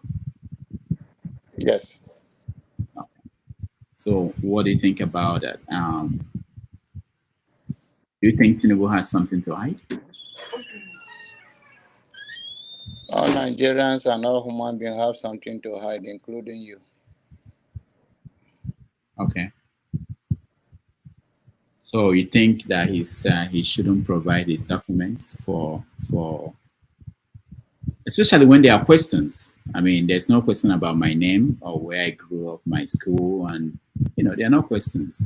But if there are questions and you want to be a public official, it's not the first time he's a public official. It's just because it's a different level of his commitment to the society, which is now a president. He was a governor, he was a senator, and all of that. So oh yeah, that's true. But does that make it right? The fact that when you were teaching in a primary school, nobody cared about, or maybe not that people didn't care. Remember that there was a case against him when he was governor, but he was. The courts dismissed that because of some technicalities. So the higher you go, they said, the more people are interested in knowing things that you've been hiding. So don't you think that Nigerian people, they deserve to know? Yeah, they deserve to know, and they deserve to know all along. The only way society can make a difference is, let's say, that when your neighbor's house is on fire, you have to do everything to stop it. If not, you will be the next house to be engulfed with fire. So Nigerian people and all the people who claim to love Nigerian, even though he ran for state, it's not for president. It's a different commitment and at a different level. But then there could have been outspoken and every other people, because that is how people gather momentum. If you give your enemy an inch in your life, they will take all over your life. That's what happened. All right. Okija, welcome to the show. Yes, sir. Yeah. All right. So we're talking about Bola Tinubu and the case in Chicago. The case is around privacy rights. That's if you break it down. Tinubu is claiming that he has a right to keep his documents, and Atiku is saying that he's a public figure and we have the right to know what is in there, that it has impact on what happened in Nigeria. So what is your take, Okija? Actually, I don't know about how Nigerian legal system interacts with the US legal system. But if you presented your result to a public agency like INEC, which is a public agency, and under the Nigerian Freedom of Information Act, anybody can request for that information you provided. So it's no longer private information. It's no longer privileged. So it's an open record. Anybody can get it. So, but if anybody can get it in Nigeria, so I don't know how it translates to, when it comes to US. But if you have nothing to hide, why would you be afraid of, sharing your result? If you have nothing to worry about. I have seen, there have been so much this week. Even the one is submitted to INEC and the one PDP has. They have problems. They do not correspond to the one the state, the school has. The school produced in 1979. And there have been also cases of people are saying that the people that signed that there was a certificate syndicate going on at the school when Tinubu got his certificate. And that's another case. And but what some people are trying to do right now, because there was a time Tinubu, they had year picture. They released the year picture. So they have about 16 students in the picture they released also, including Tinubu, and they don't have his name correct. They have him either as a THNBV or whatever. That's his name. That's the name they say they have. And then again, some people are right now looking for those other students to find out, where they are, to confirm if they went to school with Tinubu. And so that's the thing. If he has nothing to worry about, he has nothing to hide. But Atiku is trying to get the evidence, because if the case goes to the Supreme Court, he can always, bring it as a new evidence, because if he didn't emerge, the record was not there when the tribunal sat, so he wasn't able to, produce it. So right now, if they go to the Supreme Court, he'll be able to produce it. So I think that's the game right now. So that's why he's fighting hard to have it sealed so that they don't release it. But also the school is in the interest of the school. Also, some people are trying to put pressure on the school, because the school, they've had so many issues, with their former president. There have been some cases, allegation of where they had, I think the school president, plagiarized some people to file a sexual harassment claim against some other people he didn't agree with. So now the school, people are pressurizing the school to open up, because this case will tarnish their image. And someone was saying also that in Wikipedia, they had listed Tinubu as one of their, alumni, and they said they removed him as well, from the list. So a lot of things going on, but I think it's not going well for Tinubu. If you went to school, every one of us, people that went to school here, if you are called to bring your record, you bring your record. Why do you have to hide it? You see, also they said he taught at that school, that he was teaching other students. So all these records, so people are just, trying to get all this information to find out, if it really was there, but who knows? But it doesn't look good. All right, thank you. Ndubisi, welcome to the show. Thank you, Doctor. Good afternoon from here, everybody. Yeah, welcome. So we're talking about Tinubu and the case in Chicago. What is your take? I think we are in a society that is supposed to be open to everybody, particularly when you're a public figure. and then people are making inquiries about your academic records, particularly if you are somebody who is pursuing a top political position, like Tinubu and Atiku are doing. So the matter is that Atiku's lawyers are trying to get not just his certificate of graduation, but all his records from when records that he used in getting admission into the school and other records, including the certificates. And the school finally said they will release it if the court orders them. And Tinubu's lawyers are saying that they shouldn't release it. So if, like Okija said, if Tinubu has nothing to hide, he should go ahead and say that he should make it open so that they will see that he really attended that school and he has all his admission to the school was clear and clean. So I believe the judge, knowing if he's well briefed about the importance of this application by Atiku, and then that even though the tribunal has finished its hearing and that we are all awaiting results, there's still another stage, which is the Supreme Court. And I hear from people who are lawyers that extra evidence can be presented at the Supreme Court level. And this is why Atiku is doing that. So I think the judge who is in charge should follow the American spirit and allow and order that the school should be subpoena the school to present Tinubu's documents.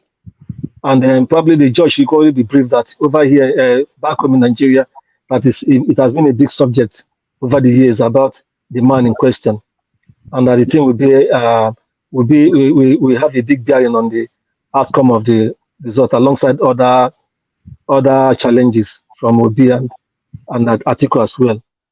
I think the judge should order that they should bring out the result. But if the school, I don't know, on Twitter, some people are saying that it appears the school are hiding some things and order and all that. It will equally be nice that the judge orders that inquiry so that the school will come clean on the records they have of him, his date of birth, his whether he's a female or a male, and all other documents they have of him in the school. I think that is my take on that. Can I say something on Trump? 1 minute. No, don't. Okay. Let me push back because you live in America. We know when Trump, there was a similar situation where Obama, starting with Obama, some people wanted to get Obama's own educational papers, and Obama said no, refused, and it was never released. The same thing with Trump. So why is it different with Tinubu? Why do you think the court will now change the policy? And this policy, according to a friend of mine, is called the U.S. Family Education Rights and Privacy Act, which means that you have to give your consent, you, the student, before your documents are released. Why do you want the judge to now break that and order the school? Because the school is saying that if they are ordered by the courts to produce it, they will. But they won't do that unless they are ordered to produce it. And yes, I said that earlier. But what I'm trying to say, the judge has asked Atiku's lawyers to give him reasons why he should order them to release the why he should order the school to release the documents. And I think Atiku's lawyers will say that there's an ongoing case, a presidential case, somebody who is going to be Nigeria's leader or who purportedly is currently Nigeria's leader is being challenged in court. I think it will be justice for that credentials are part of America care. What's America's own interest? Why do they care? No, it's not America's interest now. It's the interest of Nigerians back home and the person who is an interested matter, because he's in court with the man he wants to see his credentials. So if based on that the judge is convinced, it's not about America now. It's a case in Nigeria that somebody who is president is being challenged.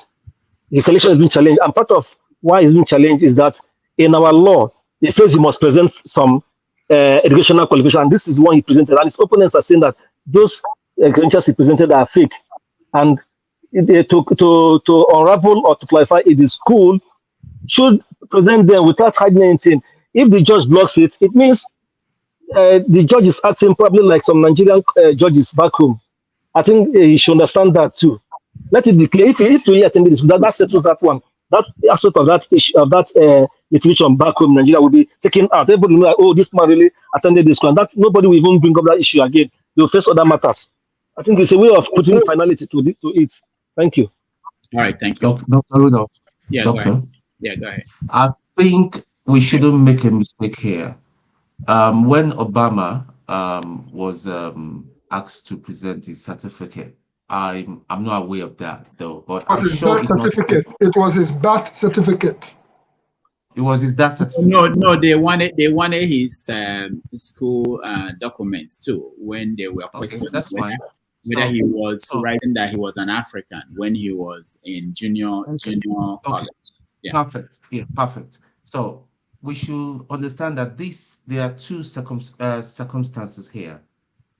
This man is being indicted that he is a criminal case, as far as it's a kind of criminal case, that of Tinubu, that he's claiming he has presented a forged document, which is a criminal case. So that of in the instance of Obama, that's a different thing altogether. So we won't say that because Obama declined not to instructed his institution not to release that to the public domain. It's not the same thing with Tinubu. Tinubu he's presented a document which has been found, or no, let me take back that phrase, which has been claimed to be a forged certificate. So now the onus is on him to prove everybody wrong. So what was it hiding? He should just present it. So that's, I mean, all his body language suggests that there is something that is not too right about that certificate. That's my take on that. All right, thank you. Mazi Ovie. You're not Mazi. No, Let's change identity. No, in order, as I keep saying, in order to actually fight the government of the day, regardless of if it's Tinubu government or anybody government, we all need a little bit of spirit of Nnamdi Kanu, right? Because the system is getting the elite they are building a machine that if we allow them to continue, we might not be able to break through, right? We might not be able to. And I would love to see our generation break it off, right? Even though the change will not start flowing in our time, but we should be able to infiltrate the machine that they are building at this point. And that's why, I appreciate the fact that Rudolph started with that classical case of Obama, right? Which the Honorable Donald Trump himself used to launch himself into the political discourse. People keep forgetting that. But Donald Trump carrying on for head. That the way, with due respect to the obedience, are carrying this Tinubu's certificate for head. That's how Trump and his people carry Obama birth certificate for head. Say that no born of America has to prove it. But again, if you understand the game at that level, why you go prove him? The man is already sitting in Azurok. Make you just go blah blah blah up and down. When you tire, you come back home, right? Because the question you should ask that who is worried about this actually? Again, it's me and you, right? Who's worrying about this? So it's a trend. I just rightly say Obama, now his birth certificate, right? We'll come back to our Nigerian during Buhari. In fact, I own a NEPA bill or he's a dead man. That took 4 years, right? Even when Trump entered, Russia, and then bring him in. That was the end thing. It dominated the media for 4 years. God bless us again. They don't give us another job. Bola Tinubu certificate, go school is fake. And we are going to chew on it for the next 4 years. I live in America. I go school for America. Go ask for my record. Made them carry my this thing give you. I don't become billionaire overnight. I'll just quietly sue the school and I get paid off. That's it. So the idea that say, the school will release that if you give them consent, that should make sense to everybody. Why will he give them consent? Why? You don't already did that now. If just as he said, when the turn they say if he doesn't have anything to actually prove it, no, it's not for him to prove. Right? He has submitted whatever he said he has. He has said whatever he said he has. go courts, as some people are already in courts. Let's wait for the court judgment.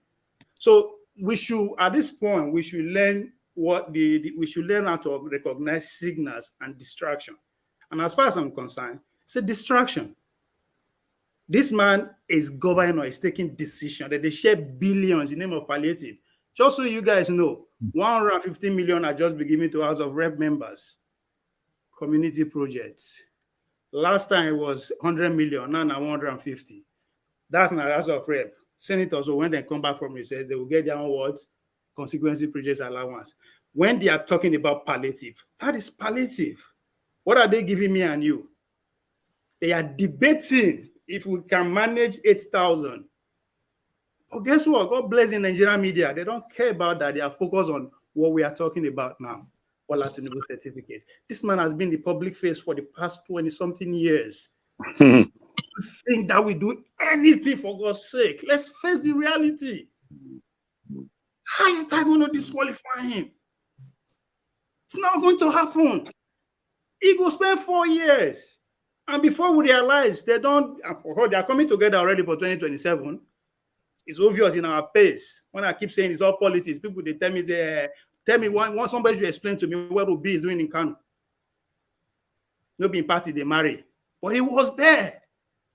Right? Codedly. So but we we are paying attention to things. For God's sake, that even though me and you go agree that Tinubu is a criminal, me and you agree, but that is between us.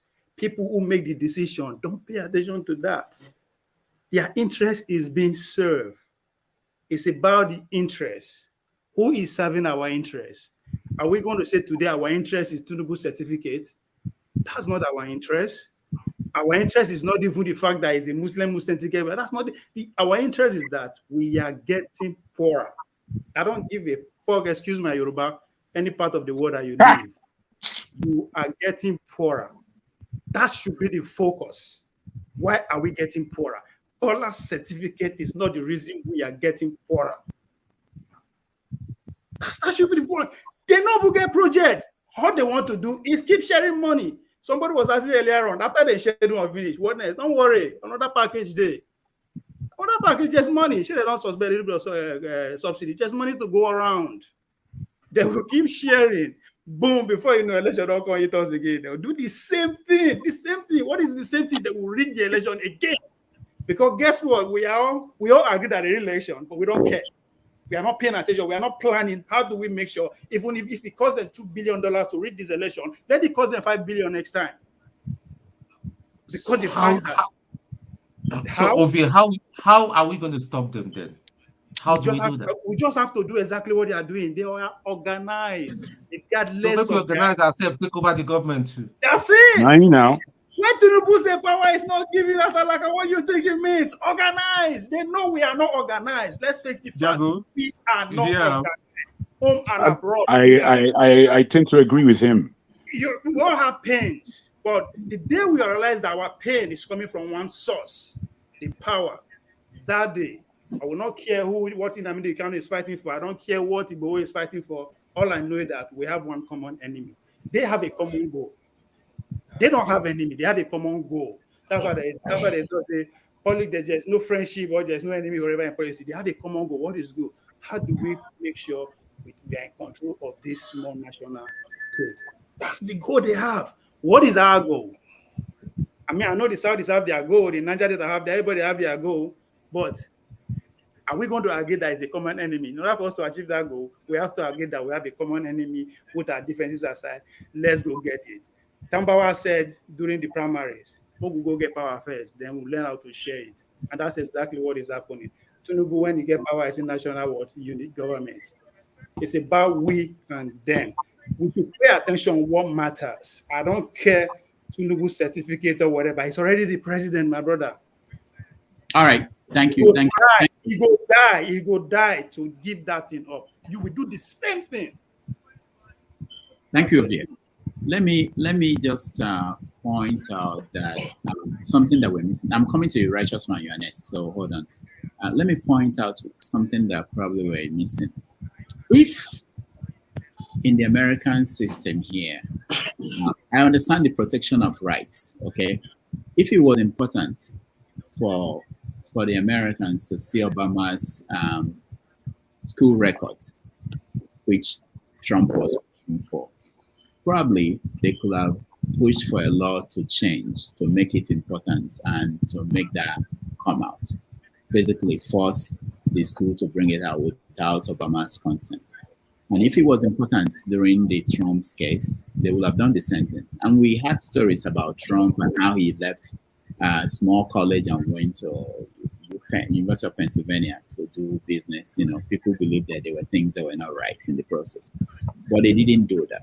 But it sets a precedent, and that's what we've been talking about, that we miss all the time in Nigeria and in Africa. I remember some people are praising Trump for not going for debates now, and he may just ignore the whole debate with his Republican opponents, and people may say, yeah, because No, the Trump, Democrats are already saying they are not going to be debate for Donald Trump, for Biden. There's no debate. The Democrats have already stated it. They are going to make sure they protect him, because who's going to go against him, right? He's the best president ever. no, yeah, you know, let leave that. But it's a country of rule of law and democracy, right? No, Ovie, that one has always been tradition. You know, if there is a president in power and there is no major opponent, there's no debate. And they did that. Who said there's no major opponent? Who is the major opponent? Who said there's no major opponent in Democrats? What about who? You can't even remember the name. Kennedy Jr.? What about Kennedy Jr.? What about our brother Cornel West?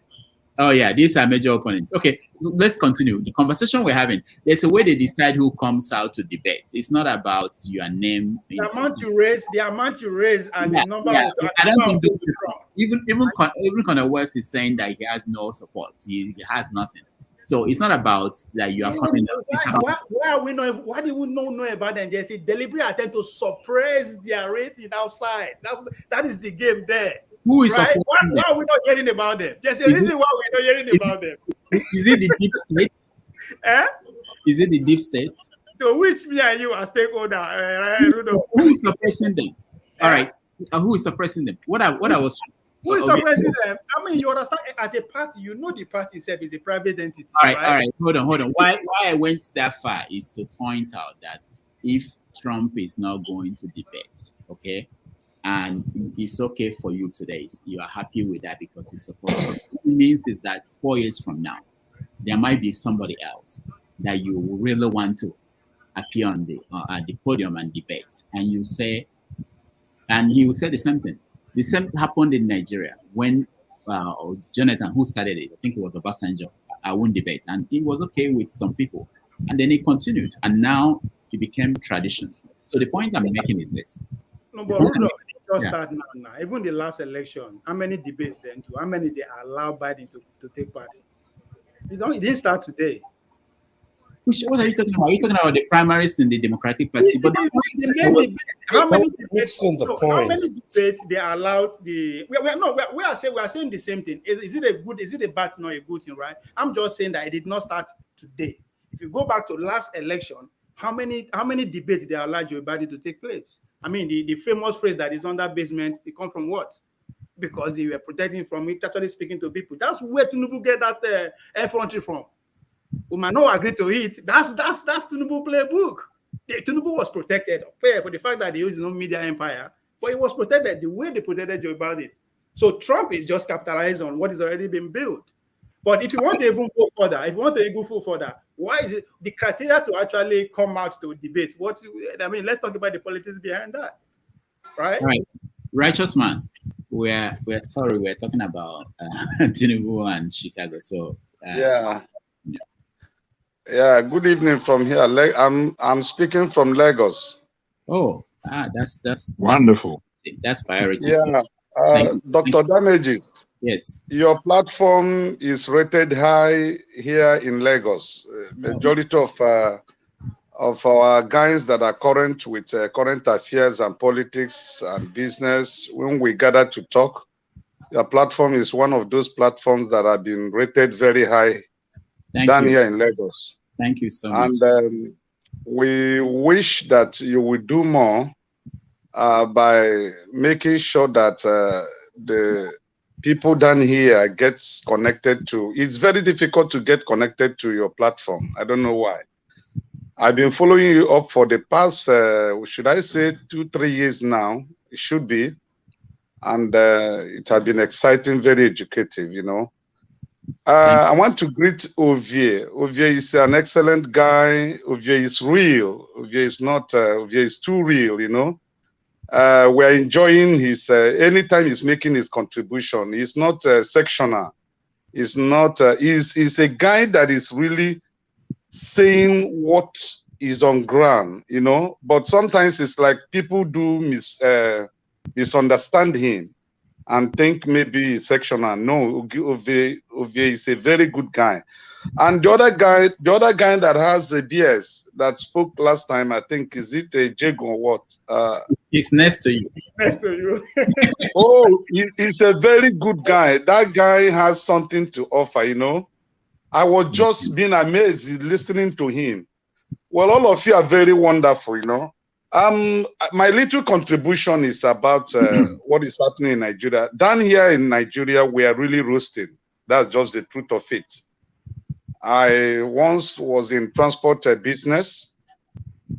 I have to sell off my bosses. I once lived outside Nigeria. Then I came back to establish. And as I'm talking to you now, my business is grounded. My business is grounded. I entered into transport business in Lagos. Agbero, pay this, pay that, pay this, pay this, pay this, pay this. That business died. I had about 7 bosses running for me, and they couldn't last up to 2 years. I have to auction it out because the stress was almost giving me high BP, you know. So there are a lot of things that are very, very wrong, or will I say bad here. If you have lived in the Western world, like I used to tell my friends, and you come back to Nigeria, then the hell that is being described in the Bible is actually here. You know, the hell the Bible is talking about is actually here because nothing is working here. Everything is opposite of life right here.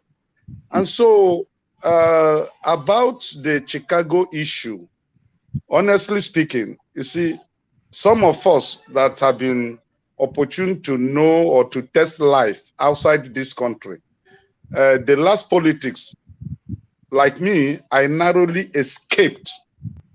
My head was about to be macheted. Just narrowly, the finger of God took me out. I would have been a dead person because I voted and they told us that we should monitor our vote and our vote will count. And after I have voted, I asked my colleague that we should hang around and then see how the counting will go. It was not up to 5 minutes. These guys drove in a white Kobe bus with guns and machetes and stick and start hitting people. In fact, I pick up my phone and call a radio station to report to them what was going on in that particular area. There was no response. The police just went somehow some meters away and back and just was watching what was going on and they couldn't act. So my wife's phone was seized. What do they call it? Acid was poured on our street so that people will not be able to come out. I have it on, it's recorded. I'm not just, it's not a fallacy. Acid was poured on our street to prevent people from stepping out so that if they match it, they get hurt. So what is happening here is something that I don't think it can happen in anywhere. Not even, we're not talking of civilized world. Even in some African countries, what is happening in Nigeria cannot happen there, and the people will tolerate it. We are handicapped here in Nigeria. The system have caged everybody. If you want to do a peaceful protest, they will come after you. The police will come after you. You go to court, you will not get justice. So the people are just, it's not as if we are not doing anything. We are doing, but the system is already caged. It had been seized from the people. And the people are handicapped. There is nothing we can do. We are relying on Nigerians that are in abroad to make sure that things work here. But if you say people that are in Nigeria will cause a change here, unless that change is going to be revolutionary and then there will be loss of life and blood, which we are not praying for. So in order to make an effective change, we need people from abroad. Your platform, you have good guys that I've been listening to for the past 2 years in your platform. They should, do a publicity that the government will be aware that, yes, Nigerians that are in abroad are not happy with what is going on here. We are really dying. We are not breathing. I bought a liter of fuel today. 600 naira. Quote me anywhere. I bought a liter, 600 naira in Lagos. I used to fill my tank before with 16,000 naira. As of today, to fill my tank, I spend 58,000. And it lasts only 4 days. If you times it in a month, it's terrible. So that is my contribution. You people should do something for us. And then concerning Trump, there is one thing I want to talk about Trump. Trump thrives when there is confusion. It's like you guys have not really noticed it. Trump thrives when there is confusion. Once there is problem, you will see Trump going up. His rating will go up. But where there is peace, Trump goes, he won't be noticed, but he likes it. What is happening to him now? He likes it. And I'm telling you, whether any man likes it or not, the Americans, majority of Americans, if somebody of Trump can get 75 million votes in the last election, 75 million as a sitting president that have never been recorded in the American history, you should know the kind of person he is. Because of those baggages that followed him, yet he was able to secure that. In the next election, let me not be a prophet, but I tell you, he will beat Biden. Watch out. Thank you. All right. Thank you so much. Dr. Rudolph, I've got a question for this gentleman, since he's calling from Lagos. Okay. Rashes man, hi. Good evening. Yeah, good evening. You say something that I hear from every Nigerian person that lives in Nigeria. Okay. Please, I want to make this statement, and I want to make myself clear. I'm a believer in the risen Christ. Okay, I believe in God. Now, everybody in Nigeria says God, God, God, God, God. But do you realize that sometimes when you need a change, it's a dynamic change, sometimes you may need to shed blood? Do you understand? Do you understand my I do. Yeah. Okay. So it's not about us in diaspora. You guys, it needs to start from you.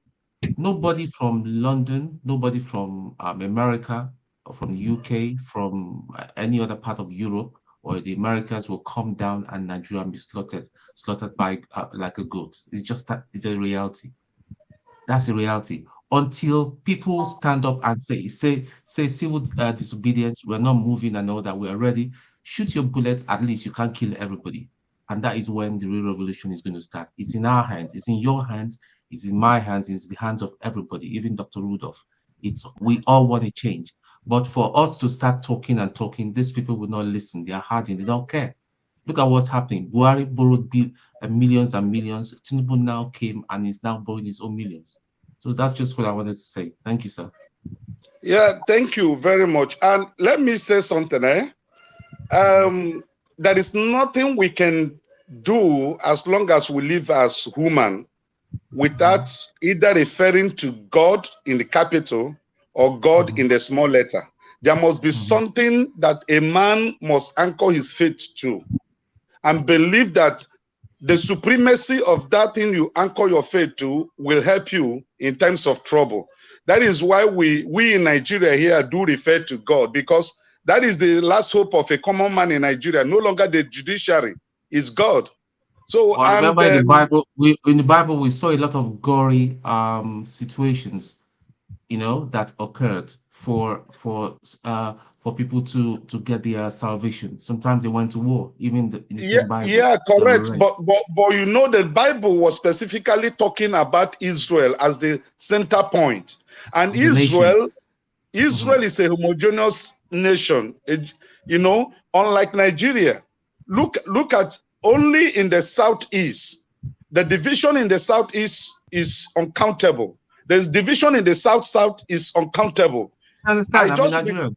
I'm in Nigerian. yeah. I'm in Nigerian. Okay. I understand. I just returned all back that. from North Central last week, and my friend I went to visit there, he was just telling me that, look, oh boy, stop calling me Hausa. I know be Hausa. I know be Hausa. You know, I said, what are you talking about? He said, no, we are not Hausas. You know, we're Idomas. You don't call us Hausa. We have nothing to relate with them. It's just that the white man shifted us through their boundary and put us in the north. We are not in the north. So Nigeria is not a homogeneous nation that we you know, organize everybody and arrange everybody to function and act in one mind. So as long as we have different tribes with different orientation, with different vision, there is no way the Nigerian masses, the poor people, will be united to say no to the government. It's not going to happen. Never.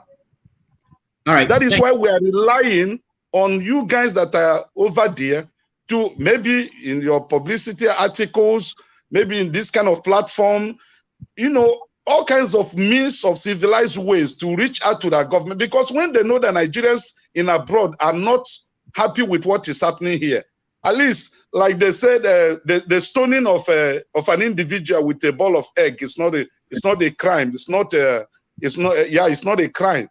So at least we witnessed it in Germany, and the New Yam Festival that our politicians from the Southeast normally go to in Germany stopped the moment they were busted with egg. So you guys there should start something that will make these people know that you are irritated with what they are doing here. All right. Thank you, righteous man. Ngozika wanted to say something here. Go ahead, Ngozika. You're in Nigeria too. Go ahead. I wanted to say that what is Tinubu hiding in Chicago? He's hiding from I don't know if everybody can hear you. Can you hear me now? Come closer to the mic, but go ahead. You sound muffled. Yeah. Your voice sounds muffled. Yeah. I don't know. I could Is hear. it better now? Okay. Yes. Is it better now? Yeah, go ahead. Yes, go ahead. I was saying that what he's hiding there is his undoing. And I find it really, really, really, really, really annoying when people go into technicalities for being the reason why he should not or would not make this record public. For a man that got there through so much controversy, the least he can do, the least if he had any decency whatsoever, the least he will do is to try to legitimize his illegitimacy or something like that. But what I'm trying to is to try to rule Nigerians. Last week on 90 Minutes Africa, Dr. Bambi, if you had a guest, he said he knew he saw Tinubu when he used to go to Chicago State University, but he cannot confirm or deny if he was indeed there. But he did have friends that were students in that school, and when he went with those friends of his, he did see Tinubu at Chicago State University. He cannot affirm or deny. And this man, when you ask him, so why do you think he has not come out to refute or to clear the air on this controversy surrounding his time at Chicago State University? The man says, I don't know. I don't know why he's doing that. But if he was the one, he would have no issue doing it. And it's a no-brainer, really. All these technicalities people are bringing up, oh, Obama did it. When said Obama should bring it in, Obama blocked it. Oh, Trump blocked it. It is the same thing. It is this same kind of bad example you people will always keep giving. Then when it comes home to bite, everybody will start crying wolf. So they did it. So those ones blocked their university records from being made public. And it worked for them fine and good. Like Dr. Benedict said, if the American people really wanted those records made public, believe you me, they would have said it made public. They are not telling us in Nigeria that because these people blocked these records from being made public and it worked for them, we should sit and hold our hands and say, well, we should don't block his own, we should not release it. tell with everybody that you need to imagine himself. But that's about the that. That's no way to do things. People have a thing that when you allow wrong to fly for a while, it becomes a norm. And you're normalizing these things without even knowing it. All You're right, Ngozika. normalizing these things and it is unknown. Ngozika, sorry, a lot of people are having difficulties hearing you very well, but I think you are referring to this video. Let me play it for our audience to listen to.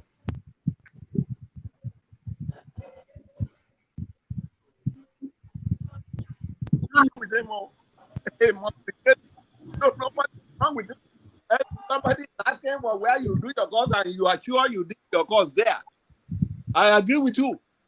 But a lot of what you hear, because you didn't hear this direct from Tinubu, because you know lawyers are very funny. Sometimes lawyers will say, you must not say this. I mean, you know what is happening to Donald Trump right now? Donald Trump that guy is walking himself to jail. And he is coming down to say that, oh, well, it was my lawyer who said it. It was your lawyer who said it. It was your lawyer who said that you should march people to the Capitol and stage a coup. People said coup in Nigeria. They never live to tell the story. That's what I tell them. They never live to tell the story. They are summarily tried within a short time and sent to jail or made to face the firing squad. That is the way it works. But it's only in America where somebody put a gun to your head and you say, all right, well, you are quoting the First Amendment right. What is First Amendment right? What is it? I don't understand. So I don't know why he's denying Atiku the chance to go there, because the news media, they tell a lot of lies, things that are not true. I knew this man went to Chicago State University. I knew that. I won't like Dr. Wumi, yes. if you were aware of Tinubu when he was at University of Chicago, yes. Can you elaborate on us the accusations whether he was actually distributing drugs and was a drug dealer in Chicago in those days? What do you know about this? Okay, thank you, sir. I heard about it, that he was distributing drug, and I know a lot of people who distributed drug. Who was the girlfriend of? But let's be more specific. So look, we've all heard that Tinubu was a big drug tycoon. We have all heard that. What kind of specifics? I mean, when you say you heard that from people, were your friends the ones who were buying from him? Did he tell them that he was selling? Like what can you tell us as a distinguished man around that area at the time when Tinubu was there? What can you tell us that he was really up to? Well, what I tell you, I don't know whether, in fact, the first time I saw drug, I thought it was in Lubon. All right. That was from last Sunday, and incidentally, hold on, I'll come to you. Incidentally, tomorrow on 90 Minutes Africa, we are going to have Declan Garvin, who you saw there. He will join us tomorrow on 90 Minutes Africa at 11:30 a.m. New York, 4:30 p.m. Nigeria. And he will talk about, why is it it's not showing? He will talk about, the impacts of BRICS, the death of Wagner chief, Trump's crime and punishment on Africa. We also continue, there was a debate that we started last Sunday between him and Pansat about Sahara and what happened at Sahara and the role Sahara played in the media that we have today in Nigeria. So as you guys know, Declan was editor-in-chief of Sahara for a period during Jonathan's administration. So back to our conversation on Tinubu. Somebody raised his hand. It would have been my turn if we didn't. Now it's all shuffled. You see. Okay. All right. Go ahead. Go ahead. Thank you. Thank you. What our righteous man, what you said about your experiences really touched me. It shows that this thing with Nigeria is real, man. It's not people touching people. We're being hurt. We're being killed. I want to agree with Ovie, which me and Ovie, we have a different spiritual root, but Tinubu's qualifications really has F all to do with anything. It's just another one of these roads that we go down that leads us nowhere, really. We need to take this guy out of power. The well-behaved Nigerians, as we saw through the elections, I was amazed at how Nigerians behaved during that election. I watched it every day. I could see the criminality going on, yet people were so well-behaved. You know, the real sense of what it is to be Nigerian, because they were going to vote this party out. The fact that Obi jumped and entered Labour, it was actually a kind of clean and new horizon. No matter what we think about him as an individual, the move from PDP to Labour, for me, it was like a God-given gift to see the separation between me and the other two parties, because the other two parties have failed us miserably. And it seems again that we're eating failure for breakfast, like we're eating. And it's painful to see Nigerians suffer. You know, from where we stand, all we're doing is suffering. As much as all these individuals are making headway, largely we're suffering as a peoples. So, you know, righteous man, for you actually just being there, letting us know what's going on the ground, I thank you. I want to say that Tinubu is poison. We, as a people, have known it for a very, very long time. You have him there as our head. Everything he's done since he's got in there, maybe it's 3 months now, maybe 4, I'm not sure. But everything he's done in 4 months, it hasn't. We can see clearly, whether we voted for him or not, we can now see clearly that he was not the man for us. I know many of us knew this, but somehow he's the person who is pulling strings at the moment. Now, we know he's extremely selfish. So the worst thing he's done is to make the utterance that he wants to go to war with Niger, when truly he hasn't finished, he hasn't even begun the work of the problems that we have in Nigeria on the ground. Nigeria has many problems, but I believe that within 5 years, a lot of Nigeria's issues can be solved, many of them, because a lot of the issues are based on desperation. We like a desperate, because we are a desperate people, which is why there's so much bad news about who we are, what comes out of our country, what comes from our people. It is because we behave in a desperate way. Now, I'm not quite sure what the route is to take this guy out. I said to myself that, well, it should be Yoruba people that take him out, because now your son be that. And as it's so it should be us that take him out, because really, we all know he's a disgrace. He's a capital disgrace on all of us as Nigerians, on Yorubas particularly.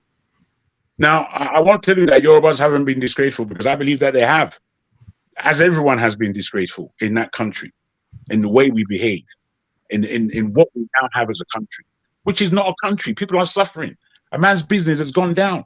My man was telling me, telling us about his transportation business, that because of this, that, and the other thing, it's no longer there. I mean, these are the things. Every individual in Nigeria has that story. How is it that we can't organize to bring this elite down? You know, ourselves on this platform, we need educating. On the level below us, if you like, whereby people are working hand to mouth, they need education. But the people that need the biggest education are our elites, because clearly they don't know what they're doing. It's clear. There's nothing spooky about it. We can see their movements, we can see their actions. We were speaking about BRICS earlier, and the whole position. It's only now that BRICS has become a name that we're grappling to ask ourselves, why aren't we involved?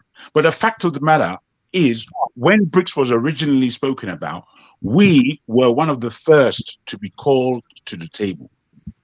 So Tinubu is the problem right now. Is the most, it's, you know, we like to put problems on our head, and we put one problem, 2, 3, until it just becomes mountain. Tinubu right now is the focus. We as Nigerians do need to organize, as being suggested by our friend Righteous, out here in the diaspora, in the States, in Europe. We need to organize in order to take this man out of that position, take the party out of that position. There are too many allegations against him that the Nigerian people have. So, you know, we can speak around the whole idea of his legitimacy as a candidate, whether he has any qualifications at all. You know, these things are so secondary. Nigeria is such a place that a man who is criminal, the whole country, and that's what we're seeing. So the sword fencing that we may go through, as to who is Tinubu and why is he there, and all the rest of it, it's simple sword fencing. Politics. Somebody wrote in the comments earlier. They said politics is not about ethnicity; it's about interest, and that's real. What is our interest in this whole thing? Our interest is that we are suffering pain. The Igbo man is suffering pain. The Yoruba man is suffering pain. The Hausa man is suffering pain. That is enough of a commonality for us to say no more. Let's bring this thing to a full stop. If blood to be drawn, we better be ready. I'm ready. You don't know how ready I am to draw blood. And it's not that I'm a bloodthirsty individual, not at all. But it's come to such a point that there's nobody listening to us. They're not hearing the language of good communication. You know. Let me get 2 seconds more. I want to thank everybody, firstly, most especially Rudolph, for the platform. I need to run because me too. I need to earn a crust. I would listen to my man, Mr. Ferreira, before I leave, so as not to be rude. After that, I'm out. So thank you very much. All right, thank you so much. Let's go to Alaba and Herrera. Go ahead. Okay, all protocols duly observed. Thank you all. The last time I was on the here, Mr. Rudolph, you were not here, and I made a very valid point that the problem with Nigeria is Hydra-headed, but the key fact is that we, the elite, when I mean elite, I want to repeat, those who have above secondary education and above have failed that country in an immense way. But we're not going to go into details of that because I want to touch on the Tinubu issue. First, we have failed that country because we keep continually misdiagnosing our problem. Like the Yoruba will say, you're living leprosy, you're treating what's it called? Lakpa. I can't remember what lakpa is in English. My Yoruba is getting rusty. Anyway, we're living leprosy and we're treating something minor. Eczema. Eczema. Thank you. Eczema. Eczema. Yeah. So that has been our problem. I have personally believed from 1999 we never have a democracy. What we had was a permanent coup d'etat by the ruling elite against the masses since 1999. And you all just coming to this realization now, and you are well more educated than I am. I've had that feeling. But thanks to technology, even this issue we're having that is raising awareness is as a result of this new introduction of technology. Mr. Rudolph, I want to challenge you to please do something for us. Can you get one of the so-called senior advocates of Nigerians to come to your show one day and come and explain to us why they would have in the constitution that a trial for the election will continue after the swearing in? It's like putting the cart before the horse. Even everybody who did law will know that in law 101, you don't put the cart, you don't send the victim to go serve his jail sentence before you have a trial. Nobody does that anywhere in the world, and we have senior advocates in the thousands. So what value is that level of education? Absolutely. Tell me. Nobody objected to it. Nobody demonstrated to it. Nobody tried to change it. Nobody raised an objection to it and say, wait a minute, people, this is abnormal. We went to school. It's like me that went to school for microbiology. They will say the first thing you do before you inoculate is to sterilize your inoculating loop. First rule. If they failed in that, then secondly, when you bring them to your show, I want you to argue on the issue of why we need senior advocate of Nigeria. That's discriminatory. Some are senior, some are junior. Law should be equal. All the senior advocacy, it feeds into the problem of Nigeria, which I call big manism. Everybody wants to be a big man. It's so bad, we even named our generator, I better pass my neighbor. It's akin to apartheid. It's akin to segregation, but it's imbued in our DNA and in our blood system. We have housemates, we have drivers who we don't give a shit about their rights. Terrible. As long as they are serving us. This is imbued in us. We are walking in this rat race to become a big man. While apartheid was easy to fight because it was black and white, it was easy to fight because it's visible. Big manism as a disease or as a system is invincible because everyone that's a problem of Nigeria is also a member of your family. Go on. You understand? I can go on, all this analysis, and then look at our press, Mr. Everybody. Look at our press. I talked about that. An apology, to say the least. The thing they echo, the thing they say. Even this little crisis that happened with the election should have been an opportunity for them to educate us on our constitution. The US did it when Trump was misbehaving. They used that. CNN, Fox News, MSNBC, they use that as an opportunity to educate the people on what is written in the Constitution. It's an educational opportunity, maybe because I'm an educator. That's a good, but what do we have? They're singing tunes to their party, their loyalty, their tribe, their religion, and all this garbage that don't improve anything. Okay, that being said, I just want to quickly touch on this Tinubu thing, another issue of failure of the press.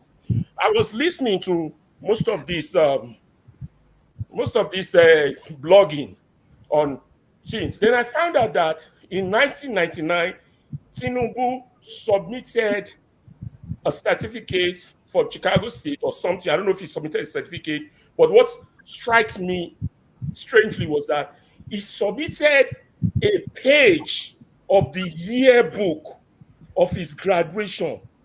And I go, wait a minute. Who does that? I'm applying for a job. I'll go look for the yearbook of my school where I graduated and submitted it to the Senate. Then I say, okay, fine, he did that. He submitted a yearbook. And there's controversy about whether he is the actual person who went to Chicago State or not, because it's been put out there that it's a female and that person is a US citizen sending the outcome of this court proceedings in Chicago, because there's a court proceeding going on. Then I said, basic thing the press could have done, Arise, Channel, could have sent somebody to Chicago, go to Chicago State Library, ask for that yearbook, because the story is only from Tinubu's side. If it's a yearbook, it will have pictures and everything. Make copies. So this morning, I went to Chicago State, and they gave me, I said, look, I've had contact. Am I been lost? No, you're here. Okay. I had contact with Chicago State in my interaction with the US. That's where I met my first wife, and that's where who had a daughter for me and all that. So I know of Chicago State. So I was a student once, although I never graduated there. I was a student here once, but I want to see the yearbook for 1979. First, I Googled it. You all should Google it. It will take you to, if you Google yearbook, Chicago State University. I noticed on Google that 1979 was not there, but 1980 was there, 78, 77 was on Google. But Google wants to charge me, he wants me to pay through ancestry.com to get access to the ones that were, but 79 was mischievously missing. So I said this morning, let me go to Chicago State since it's about 10 blocks away from my house. So I went to Chicago State and I talked to the librarian. This one said, the yearbook for 1979, do you guys have it? They said, well, it's in archives because it's so far back that the archival person, the archivist, will be able to locate that for me, but he's not on duty now. He's probably on vacation. And they gave me his detail, his email. If you all want it, I'll find a way to send it to you. We'll be able to get his email, phone number, and everything. So this is what we do. Basic investigative journalism. Get that yearbook. Check whether it's actually Tinubu's picture that was in that yearbook, or it's a female. One, if that fails, they said entered through Southern Suburban College, Chicago. Go to Suburban College, ask for their yearbook. Every school in the state has a yearbook. If it will be present in the library, why can't our press just do this basic journalism? Real basic. The only information we have about Tinubu was presented by Tinubu himself, which is insane. Nobody does a double check. Thanks for David Udeyin. He's doing a great job. Nobody does anything. And what's the point of our education if we are not using it? Terrible. They come here every day and argue. Those are just the points I wanted to. Can I just put something to you, sir, before you run? Yeah. Once we find out that in 1979 that Tinubu was or was not there, what would that mean to us in Nigeria on the ground? What's the next move from that? At least it will add to your repertoire of information that you need to fight this battle. You know you have a criminal in office, people that are enemies of the state. It raises a lot of questions about Nigeria.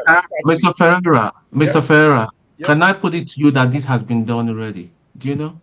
Okay, David has done all this. Tell me, do we have a department of intelligence? It's been done already. It's been done already. Do we have a department of intelligence that check people before we put them in sensitive position? Okay, sir. Do you know the core issue? Yeah, because they are trying to build something on him. There's this guy called what's his name? He's meant to be Tinubu that we know, Bola Tinubu. He has a daughter called Bola Tinubu that went to Chicago State University. This guy that is now Bola Ahmed Tinubu, assumed the identity. That is why he does not want. That is the caveat. That's what he's trying to cover. Done already. Why was this not presented in court? Why was it not presented as part of the agreement? No, it has been. It's part of the evidence that Obi has. That's why Obi is so confident. It's there. No, I didn't see that when I went through Obi's confidence. I didn't see that part. In fact, it wasn't Obi that presented certificate issue. It was Atiku. Okay, Atiku. Okay. Yeah, if I understand very well. This has been done already. It's so basic. We are failing as people. Let's not push back on that. As educated people, we need to do more. And for the Nigerian who called earlier, is still there, Mr. Righteous Man. I just want to say, we are fighting. I feel your pain. I understand your pain. All my family are involved in this pain also. But we all are pushing. We're putting the horse before the cart. We're complaining about the same thing instead of addressing the real issue. The real issue is our lack of rule of law, the impunity in the country, and the lack of a system. And those of us who should know better, our pacifist position of saying, let's just play along. For example, an illegitimate president is president. Everybody keeps calling him president. You're playing along. So This is what Stephen Biko said when he left medical school. I'm going to be a second-class citizen in South Africa. I'd rather fight apartheid than get my medical degree. This is deep. We all have wasted this opportunity when we were fighting the Abacha regime, and that has passed us by. But now that we are realizing the problem, that technology is coming to aid us, we need to use more technology. We need to have more of Dr. Damages. We need to have more of Mayegun. We need to have more of Niger Watch. This should be everywhere. Information, education, reorientation. It's a big job. The enemy is invisible, and it has already recruited people that are 3 generations unborn. That's the mistake we are making. You are thinking this is an easy fight. This is not. No. The enemy is mighty. Electricity, over to you. All right. Electricity, go ahead. Mr. Alaba. Rudy, please. With all due respect, I'm not cutting you for electricity. You see, this is the problem why we cannot make a progress in this country. I've been raising my hand because I don't want to. Oh, sorry. I'm so sorry. I apologize. I always say this. Okay, go ahead, electricity. No. Go ahead. No. You go. Hold on, guys. Why is Jonaba raising his hands? He spoke, and we are going along this way, and we have not got to his town. So what's he talking about? Human right. No, listen. Because you are my former boss, you think I don't have a basic human right. I spoke, all those people that are on this platform, they have spoken several times, and I honor, I've been watching through YouTube, and I honor your time, and I now came, now you are discriminating against me by limiting me and quantifying me. And this is the problem of Jonaba, the first question, you were the first person we asked about Tinubu, and you spoke. And we are yet to get to everybody. That's all we're doing here. I don't know what else we're doing. Okay, now I'm going to edit. One of the things. So please, electricity. I know you are a man of. No, speak, Jonaba. Go ahead. I can wait. Please go ahead. Rudolph, with your permission, Jonaba can go ahead. I'm not the moderator, so I just for Piggy. Let's give peace a chance. Go ahead.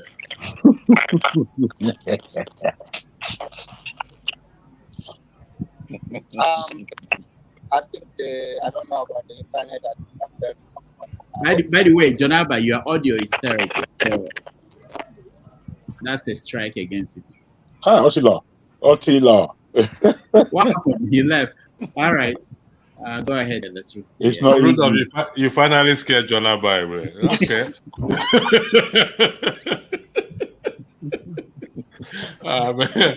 Mr. Alaba Ferreira, thank you very much. Before I come to you, Mr. Alaba, righteous man, I'm familiar with your situation because I know what it takes. Nigerian, that's why. So I know what it is. Your appeal for those in the diaspora to do something is recognized.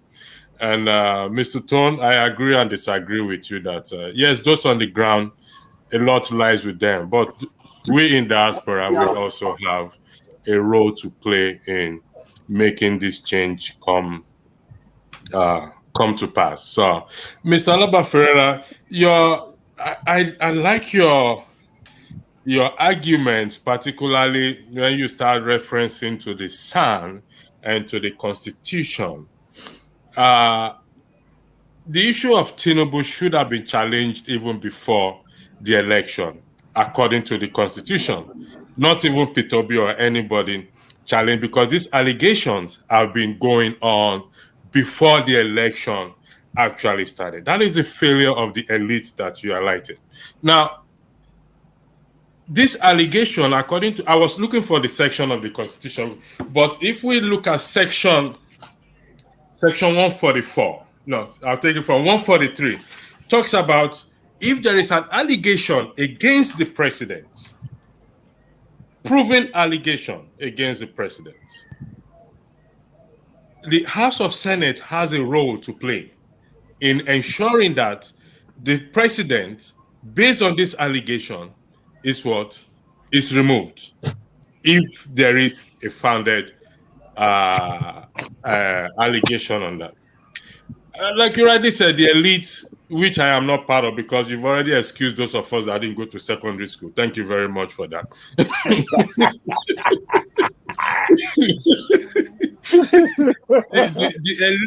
the elite have let us down. So, like what I have always been saying, and I will repeat myself, a lot to rest in us. For our legislators to do anything, the citizens, you and I, and those on the ground, Mr. Righteous, have to now start to invoke Section 68 and Section 110 to let them know that this allegation against our president needs to be what? To be further investigated in conjunction with the Section 140. I mean, I had a Section 130 up to Section 146 of the Constitution. And it's all there in the Constitution. You're right. All those some of them just go to the court just for photo shoots, to do photo shoots. Everybody's struggling to be in front of the camera to do photos. So we've made that mistake of not challenging these allegations prior to the election. However, there's still a window open to us, which is you and I and those on the ground to start to invoke Section 68 and Section 110 in respect to this allegation. That first window has gone. The second window is still open. Thank you. I yield the floor back to you, Rudolph. Gentlemen, I'm out of here. I thank you so much. Continue to speak well for us. Baba Ovie, later. Did you get a digit? Did you get a number? Me get it, but I'll call you on that thing. I know where to get you. Answer your phone. All right. Thank you. Jonaba, let him finish. We didn't get what he was saying the last time. Jonaba, go ahead. There is an adage that guy said that Yoruba people say you live leprosy and you are treating eczema. Tinubu is the least problem Nigerian have. We have been having problem in this country since the beginning. But since it's about interest of a party or individual, you want to become a president, and the people for now fell short, and now you turn war against Nigeria, and that somehow Nigeria is not functioning. Even the people that live in the neighboring country to Nigeria now, as a Nigerian causing Nigerian, we become enemy of our own self, which is all to understand on political ground. But there is a country that we all have, that is Nigeria. When we do not put a demand, I said earlier about 2 years ago when this election started and all of that, we don't put a demand forward. In part of the country we live in, America here, there was a time that all you see in the black community is a pond where that the black people go and borrow and they put their stuff down, whether a title loan and all of that. But today they change the dynamic and they refuse to allow that. Of course, it still exists. So the point I'm trying to make is that Nigerian, we are the enemy of our own self. So all the problems Nigerians have. Now, one point I've made before I leave that, which of the LP member that went to the house that reject the money that they are sharing over there? Who is the Labour Party that won election, whether as a senator or House of Rep, that refused to take the money that they are sharing in Abuja? None of them. So it's not a party issue. It's about lack of vision of the people who allow the system to crumble them. The elite, in Hausa language, we say the rich people, which is called the elite, and the talakawas, the poor people. So it's not about Yoruba or Igbo. It's about they use the religion to divide us, and they use the ethnicity to divide us, while they conquer us. Even Peter Obi, of course, you guys know my stand. I'm not Peter Obi fan. They come to my neighbor, I even under cockroach not to look outside. It's which party? So that's all. Thank you. I'll be hesitating for now. All right, Mr. James. Thank you. I kindly allow me to draw Mr. Alaba's attention to something. The Nigerian system has collapsed. The country has collapsed totally compared to what it used to be in those good days of Awolowo. The country has collapsed. This is the reason why You see, the professors in the university, the standard is so low to the extent that they are now returning officers during elections.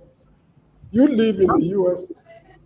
Can you imagine a professor at Harvard, Stanford, Fairfield, UCLA being made a returning officer? It's not possible because they know what they are doing. And not only that, they rig elections for certificateless politicians. The lawyers, they hardly spice their conversations with Latin expressions, which is the hallmark of scholarship for a well-trained lawyer. You see our lawyers these days talking like babies. The hospitals, simple cesarean operations, they find it difficult to pass. You see, the entire system has collapsed. The only section I can single out to some extent is the field of journalism. The newspapers, the news media, they are still functioning the way they are expected to function. The ethical aspect, the ethical aspect is a different matter. What I mean is they are able to churn out information. We can read newspapers, we can watch TV programs, but the ethical aspect, the rules of their profession, that's a different matter. Even the military, we have so many generals. Where I teach here, there are some books I use written by members of the United States Armed Forces, groundwater hydrology, meteorology, because I'm a geographer. How many peer-reviewed journal articles have you read written by members of the Nigerian Armed Forces? I've not come across any. So this shows that the system has collapsed totally. So what we should do is to build a new Nigeria from the ashes of the old. Okay, now please, Mr. Damages, kindly let me go through what is happening in Niger in a hurry, because I have to go and it's nearing bedtime in the Gambia. All right. Thank you. The French ambassador to Niger has been declared persona non grata. He has been given some hours to quit the country. He was invited for a conference or a meeting, which he declined without reason. And there are also rumors that the ambassador of Nigeria, Germany, and the USA have also been asked to leave the country for the same reason. The armed forces of Niger have been placed on the highest alert, because according to them, anything can happen. That is a Punch newspaper of today, 26th of August. So that is the latest in Niger. Now, we are all aware that they've given the ECOWAS guys 3 years for them to reorganize themselves. In my opinion, 3 years is not enough. It's grossly inadequate compared to the magnitude of the problem these guys want to handle. They cannot solve these problems in 3 years. ECOWAS is saying now that they have to restore constitutional order. Now, if they are restoring constitutional order, what constitution are they restoring? Is it the 2010 constitution of the Republic of Niger, which was given to them by France, that they are to restore? The answer is no, because they need a new constitution. And that new constitution must factor in a lot of things and bring these neo-colonial structures to a dead end. And to do that, they need a constitution drafting committee. And while they are drafting this constitution, they should incorporate the interest of their neighbors, Burkina Faso, Niger, and Guinea, standing by them now so that they form a new alliance to stop France from coming to recolonize them. So 3 years is grossly inadequate. Now, the French are interested in the gas pipeline. They want to live from Warri to Southern Europe. There's an alternative route, because as we are speaking right now, there's already an existing, what they call West African submarine cable system, running from South Africa through Central Africa, in the Atlantic Ocean, West Africa, off the coast of Senegal, Mauritania, to Europe. So they can also lay pipelines from Warri through the Gulf of Guinea to Senegal, Mauritania, up to Europe. And they bypass Algeria. In fact, they bypass the Sahara Desert. So if that is the reason why they are interested in invading Niger, they should just keep it aside. There's an alternative to that. I'm vehemently opposed to declaring war on Niger for one reason, because these guys are Africans. We've all been going through the same problem, be it French, English, or Portuguese, or what have you. We've been going through the same problem, and we are with them in their sorrows. But if a situation will arise whereby the 2010 Constitution will be brought back again, it is better for them, the people of Niger, to go to war over this issue. And all African states will be solidly behind the Republic of Niger should war break out on the basis of that. But what I'm saying is a situation whereby 85% of their national income will be kept with in a French bank. All minerals found in their territory will belong to France. Their foreign affairs will be controlled by France. All contract award controlled by France. Ambassadorial appointment must be approved by France. That situation cannot continue. For it to continue, it is better for the Nigerians to go to war. And Africans are solidly behind them. Luckily, Algeria, Cape Verde, what's it called, Egypt, Chad, Burkina Faso, Mali, Guinea-Conakry, they are solidly behind them as we are speaking right now. So this is the latest I know of about the problems the Nigerians are grappling with, which, they deserve our sympathy. Although, to my disappointment, northern Nigerians are against the war for tribal reasons, not because of these people are, the Africans or Nigerians. They are against the war for tribal reasons. Oh, they are our relatives. We are all the same people. We have intermarried, but they are not looking at things from the black man's point of view. They're not looking at things from Nigerian point of view. That attitude will change. So that is the thing I have to make. Thank you, Mr. Rudolph. All right. Thank you. Thank you so much for that. I have to sign out because it's nearly bedtime in the Gambia. All right. So see you next time. I wish you all well. Thank you so much indeed. You're welcome. Thank you. Ike, welcome to the show. Ike from the island of Ike, welcome to the show. I forgot the name of your island. You forgot the name of my island. Okay. That's good. Welcome to the show. I know it's owned by the Netherlands, but I don't know the name now. Okay. Yeah, good afternoon, everybody. You can see I'm in the office so that they don't fire me. So, because if they fire me, I don't think if you can give me an employment in your platform. So, so I'm trying. We are volunteers. So if you want to volunteer, we can. In your school, where you teach, you can make me a cleaner in your school. It doesn't matter. I can be a cleaner in your school. Right? Dr. Rudolph has got an media empire. Okay. Yes. Okay. Yeah. Tony is my witness already, so there's no problem. Yes, I am. Yes, my brother. Where are we? So we're moving away from Tinubu. Actually, that's the last conversation on that. Then we'll go to other topics like Wike and Diezani and this minister who is a Youth Corper. So, but you can start with Tinubu and then we go there. Okay. Well, it's really unfortunate that I'm a Nigerian, because I have a president who has no identity. It's unfortunate that I'm a Nigerian, that we have such a man being the helm of affairs of a country with over more than 250 million population, with learned and intellectual men and women in every field that you can find. But we have such a man as the head of a country that has no identity, no family, no schoolmate, no age. Everything is all about him is questionable, And all of us here are working, right?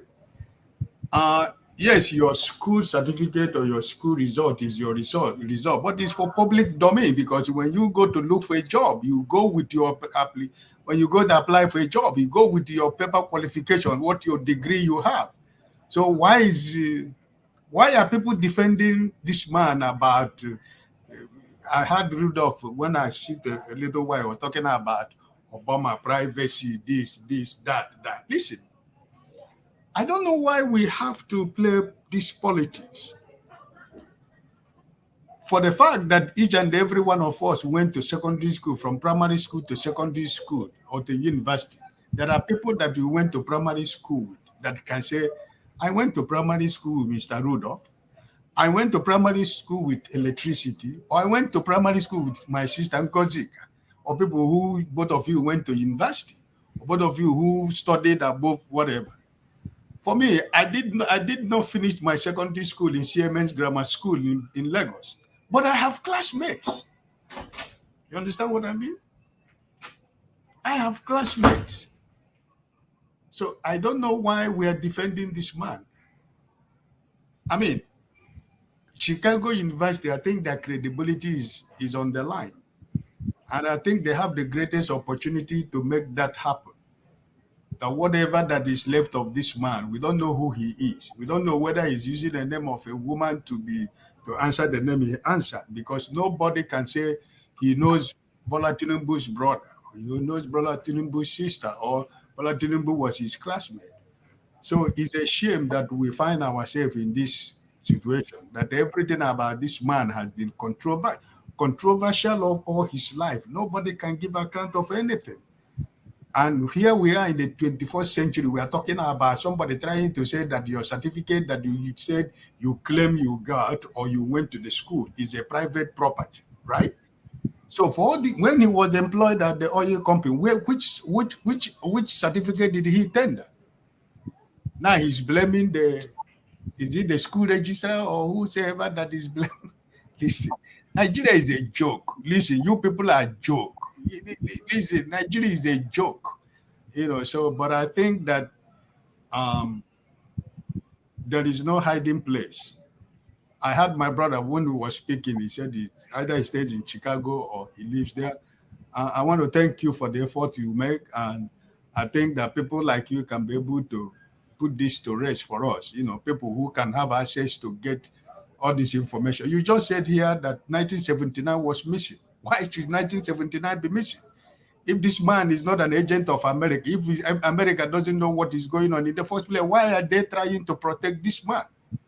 Why are they trying to protect this man? You talk about democracy, but whatever that is going on in Nigeria now is okay with you. But you talk about installing democracy around the world. You preach that your democracy is the best. But where do we have that democracy that is working the way it's supposed to be working? Nigerians went to vote to cast their vote, and Yakubu and his man decided to do otherwise. And you American, the European Union, who preach democracy, who preach rule of law, who preach this and that, with their double standard and your political and economic interest politics that you play with the black man. We are no more, Nigerians, Nigerians' eyes has opened. We know the politics they are playing. But I know that if Nigerians in Nigeria, like my brother, the brother who spoke from Nigeria the other time, he was talking about we that are outside. No. Because it's the people that are in Nigeria that are going to scramble for the one loaf of bread that they say they are palliative. So it is only when you decide to take up your arms and say that enough is enough. Because Nigerians, we are not lazy people. We are not asking them to give us a loaf of bread. We are not asking them to give us a cup of rice. We are not asking them to give us anything. But we're asking them to make an environment that is conducive for every Nigerian to be able to use his God-given talent to fend for himself. All those money, like Sister Ngozi, all those people, you can give them 200,000 naira, 500,000 naira. Let them, like Nigerians are skilled in so many things, right? So why should you say that you want to give me a cup of rice, a cup of gari? That's not what I want. So I think that palliative is a way of trying to buy the conscience of the governors, because the people of the National Assembly got 70 how many billion. So he have decided to buy the conscience of the governors with 5 billion palliative for every state. And at the end of the day, it will go like where the other ones has gone. Stories that we hear every day, you know. So, my brother, listen. Illegality can never behold illegality. This man can never stand. You know, we don't need a prophet to let us to know that he can never stand. A foundation that is built on a sinking sand will sink when the wind blows. And that is what it is right now in the country called Nigeria. God bless you. All right. Thank you. Thank you so much. Let's go back to Mbosika and say if connection is better. Mbosika, go ahead. Can you hear me now? Yeah, we can hear you. It's still okay, but not as it used to be. Go ahead. I don't know what else to do. I was going to round up on the Tinubu matter before I go off. I'm feeling very funny. I I was talking about the interview you had with Dr. Wumi Akin today and how he mentioned that even though he did see Tinubu at the Chicago State University, he cannot affirm or deny if he indeed was a student. He said that it's on record. And what I wanted to point out is, I know people have said this many times, but I want to also reiterate it that this man named names of his friends that were schoolmates with Tinubu at the Chicago State University. I find it disturbing. I find it very, very disturbing that these people, if they are still alive, they keep quiet all through this hullabaloo. That's very disturbing. Is it that they're in cahoots with him, or they just don't care? Because if Tinubu was my classmate, and I know for certain that I went to school with him, and there is a lot of controversy about this supposed school he went to or did not go to. And I know for certain that I went to school with him. I'll say, oh, well, I know this guy from school. He was my classmate. I will speak out. I will not keep short. So their silence is giving me credit. Is it that the rumors are true, or that they just don't care, or that they're into good with him? Not impressed by the way with the whole what is hiding in Chicago. I don't know if I can just talk briefly on the Wike matter before I go. But I Okay, don't go know if ahead. that's allowed. Go ahead. Uh, Wike went to Abuja and showed himself as usual. He showed himself, and there are two things away from it from this appointment as a minister.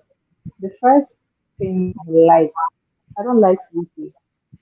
Everybody that knows me knows that, but I like the fact that you know how we say that Niger Delta oil is for Nigeria, but the gold is for the north. I like that for the, I don't know if this is a question, I like that despite the debate about him not being from the FCC or him not being from the north or something, he became a minister of the FCC. I read somewhere that some people were satisfied about it. I like that it's making some people uncomfortable. I mean, they were like, how dare a Niger Delta man come and become FCC minister? I like that it's making people uncomfortable. Let these people go around. What I don't like is Wike's approach to things. I have a problem with the way he says things and acts. We have a very, I remember once on this show a couple of months back, we were talking about the floods in Abuja, and we all agreed that it's there's a there's a board or a body that supervises the development of these areas that should not be developed. I mean, it's somebody that signs this paper for people that develop from these areas that are not supposed to develop. We agree that these people are the ones that should be held responsible. But I always find it funny that Nigerians, especially when they're in a position like UK, find it easier to tear down than to build.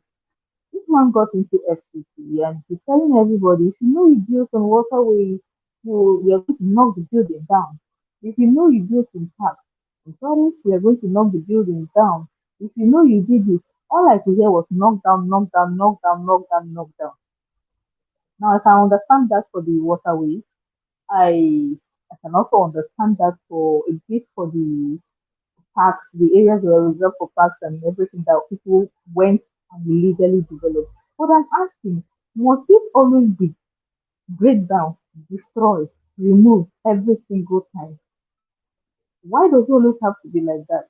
Isn't there ever a way? Isn't there ever a way in our dictionary where something can be rechanneled, reused? Why must everything be tear it down, destroy it, remove it with us? I know I'm not an expert in this field. I just wanted to ask that question, and I'll be watching on YouTube to see if somebody can answer my question. Thank you very much. Good night, everyone.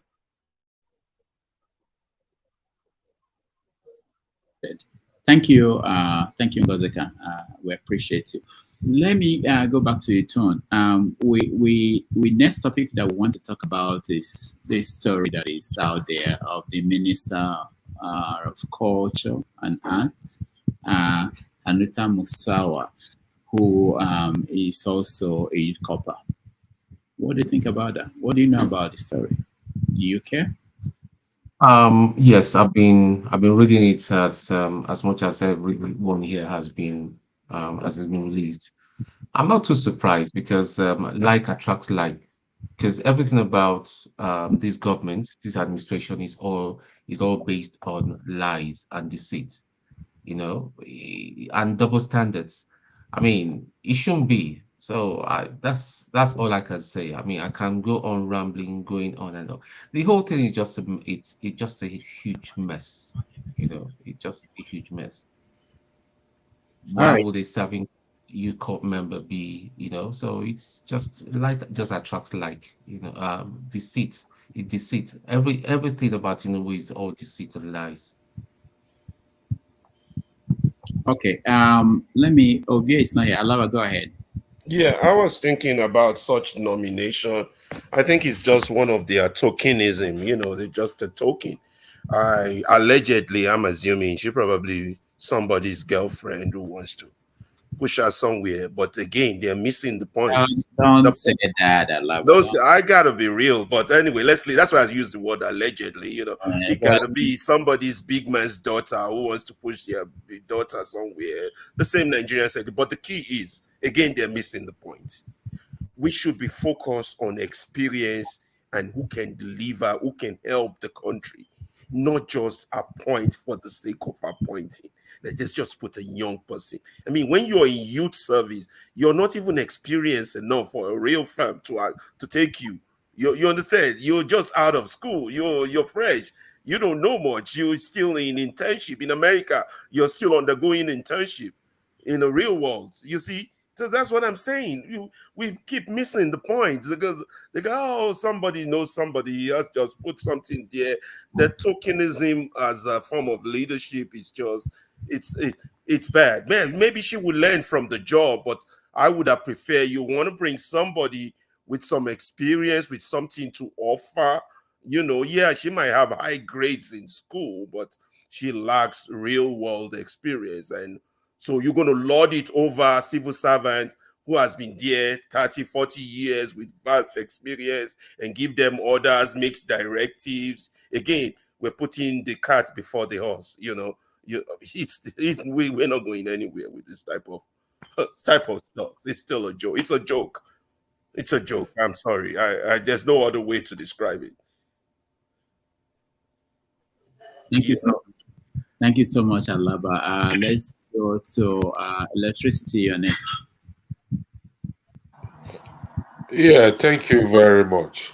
I didn't realize she's a youth corper, to be honest. I have to be honest until this very moment.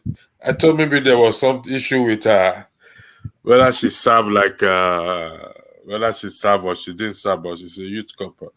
Well, in order not to be seen as being discriminatory in respect to that aspect, I believe there are guidelines in appointing in appointing ministers. And the question is were these guidelines followed? And Who made the guidelines? I don't know. I'm just There are no guidelines. But okay, there are no should, but there guidelines. should be, There should be, there Rudolph. should There be should be specific guidelines. That's what you requirement. say. Not that There there's none.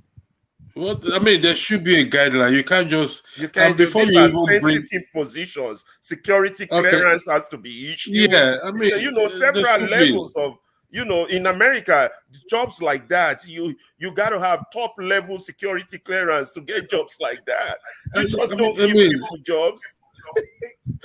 Even before, even when you are looking at, okay, I'm the president, Rudolph, Tone, Righteous Man, Ike, Alaba, there will be this private background checks on even before you ever open your mouth to say these are the nominees that I am bringing forward. You have to do make sure you ensure all I's are dotted and all T's are crossed. There's nothing, no skeleton. Hold on, electricity. Do you know that the APC, they did a background check on the candidates for president? Did you know when they vetted the Tinubu and everything? You see, that was what Alaba highlighted earlier, and in respect to the allegations, you see, I will reserve some of my comments to tomorrow's broadcast that that I will be having, because listen, Rudolph, I hope we are not taking this for a joke, because you know, we started with BRICS, and when people see us in this, after you've appointed somebody, she's gone through screening, and you are now coming up to say that, oh, she's a Youth Corper. Come on. Why are we doing this to ourselves? They are not the ones saying that. Non-governmental organization, they did the investigation, and the media, they found out that not the government. So don't make it look like they are the ones saying it. Okay, they have every right to look at. Well, if that means the government knew that she was a Youth Corper, that's if I'm clear by what you're saying. Oh, I don't know. I don't know if they knew or they didn't care to check. I don't know. But the point is that she is. Yeah. Okay. Well, if that is the case, there's no point we cry over spilled milk. She's gone through that screening process, and she's already been. Did you watch her screening? Yes, is she not the one that was talking about her father being dead and Akpabio shut her down? I mean, to me, Akpabio is just, I'm sorry, with due respect to him as a third man. Why have you not taken Akpabio to record him? What are you waiting for? I thought Rudolph, if you want to turn the table on me, you will fail in that regard. I thought that's the first person you pick on. I don't know what you're waiting for. No. Listen, it's part of everyone. Listen, Akpabio, every one of them. Like we said, with that opportunity, you see, there's something I'm restraining myself from using a particular scenario in what we are seeing between Tinubu and everything. Because I'm refraining myself, because what is playing out is a very dangerous thing. Let's look at it this way. Hypothetically, let's say the judgment comes and it favors Tinubu. It goes to appeal court. It goes to the Supreme Court, and the Supreme Court upheld the judgment of what? Of the lower court. The question is, what do we do? We are going to be in this boat for another 4 years, but we have to do something before that. I look beyond, yes, even if the court the judgment don't favor him, which I doubt at this point, because it is, listen, I don't like to live in a world of, he is the president and he wields a lot of power and influence regardless. And for that alone, will be very, very difficult to say the judgment will favor. That's my own view. I'm not saying the judgment will favor the Labour Party. It will be very... Remember when Trump was there, a lot of things was thrown at him. Nothing stood until he left office. Then everything started happening. So it's going to be very difficult. I don't want to live in hope because I voted for Peter B. I don't want to live in hope, unnecessarily hope. I want to focus on my campaign, just in case. And I believe whatever it is, whether Peter B or Tinubu, it's still down to us citizens to do the right thing. So I don't know. That's all. I don't have much to say about Hanatu and Youth Corp. This honestly, I don't have anything to say. Don't apologize for that, please. No problem. Righteous man, go ahead. Yeah, Mr. Dr. Damages. Your name is very, very sweet. When we call it here, we'll always laugh. This man that is answering damages, what has he damaged? Yeah, I want to speak on some issues that were raised by the previous speakers. Number one, concerning recalling back the politicians that are occupying offices that are not doing well. My answer is that it's absolutely impossible in Nigeria. Because you know that when Dino Melaye was in the Senate, there was a move to recall him back. And it couldn't work.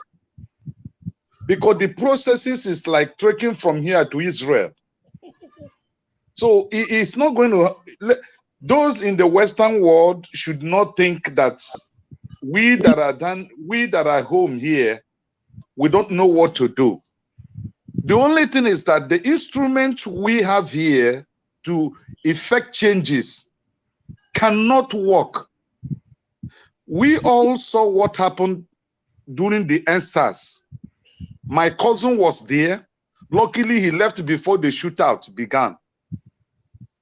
If not, he would have been a victim. And these were peaceful protesters who were not even speaking ill against any individual. They were only requesting that the Nigerian police should change. But they were massacred. Now, the Western world kept quiet over it. We didn't see CNN there. When it was a protest in Syria, we saw CNN was on ground. What is the other one from Al Jazeera. Al Jazeera was there. BBC was there. But you will understand, there's something, a statement that one of the speakers made that I really shook my head. I say, yeah, you got it. The Western world knows that if Nigeria stands on her feet, the black race will be emancipated. So they wouldn't allow any leader that is going to effect that change. They won't. Because look at the election here. How the Western world was congratulating the city boy when there were 100% proof that that election was fraud. But they began to acknowledge his election and telling him that they are going to work with him because of the economic profit they are making here. Their interest is what they are defending. They don't mind whoever that is there. They don't care if we are dying here. That's why the issue of Nigeria will not be a focus on CNN. It will not be a focus on Al Jazeera because the Western world control these medias and they know what they're benefiting from here. If the Western world has no interest, personal interest about this country, that EndSARS was good enough to turn everything around in this nation. But they kept quiet, they kept mood. So what else are we going to do? So the issue of what we can do here, we have done more than what other countries did. And then the Western world showed interest. Then concerning the issue of Wike, me personally, I do not believe in that man. Because morality is the first principle. When I was growing up, my father told me that if I miss everything in life, I should not miss standing for truth. Wike has no moral. He is not even qualified to be in ideal country, ideal society, Wike is not qualified to be a minister. Wike said APC is cancer and PDP is malaria. That's what he said. Wike, when he went for a campaign in Onitsha, he said that the Igbos does not have the number for Obi to win. So there is no need of wasting time that Obi should get out. He insulted Obi in Anambra State. And this is how he was insulting people. It was Wike that cost Obi the ticket of PDP. It was Wike. Because if Wike had supported Obi, Atiku would have stepped down. Because when I learned, as I was told, because I was formerly a member of PDP, but I later left politics in Nigeria because my brother heard they go inside before you know it. I was told that before the primaries, they had wanted to give it to Obi, but Atiku said he will only step down if Wike agrees that Obi will be given that position because it was the turn of the Southeast. But Wike said no, that they should throw it open, believing that he is going to win before Tambowa did what he did at Ego Square when they, wherever they held their convention. So Wike is not qualified. And look at the morale, look at the things coming out from his mouth. Nigerians are facing hardship. The first thing you are threatening is that you are going to pull down, you are going to destroy this, you are going to destroy that. For what? Is that why he became a minister? Then the issue of the copper, the lady is still serving, because it was a subject matter in Nigeria Info this morning. You know, it was a very big topic that they brought a son to look into the constitution and check if this lady is qualified to be appointed or to be made a minister. And they said if other ministers that sat before had issue with the NYSC service and they were asked to vacate their office, then this lady is not qualified to be appointed as a minister. So that is what we have on ground now. Thank you. All right. Thank you so much. Dr. Rudolph, do you mind if I ask Righteous Man some questions? One or two questions? No, I don't. Okay, go ahead. No, not now. Not now. All right. Because let's start from Alaba. I'll come to you. When we go around, I'll come to you. All right. Alaba, go ahead. Just spoke on the lady. I just remember I just spoke on the lady and I said they shouldn't have appointed her. Okay. Oh, so we've gone round. Is that what it means? Yes. But someone just came in. I spoke on the lady and I think you know it's a violation of process to even appoint such a person. Okay.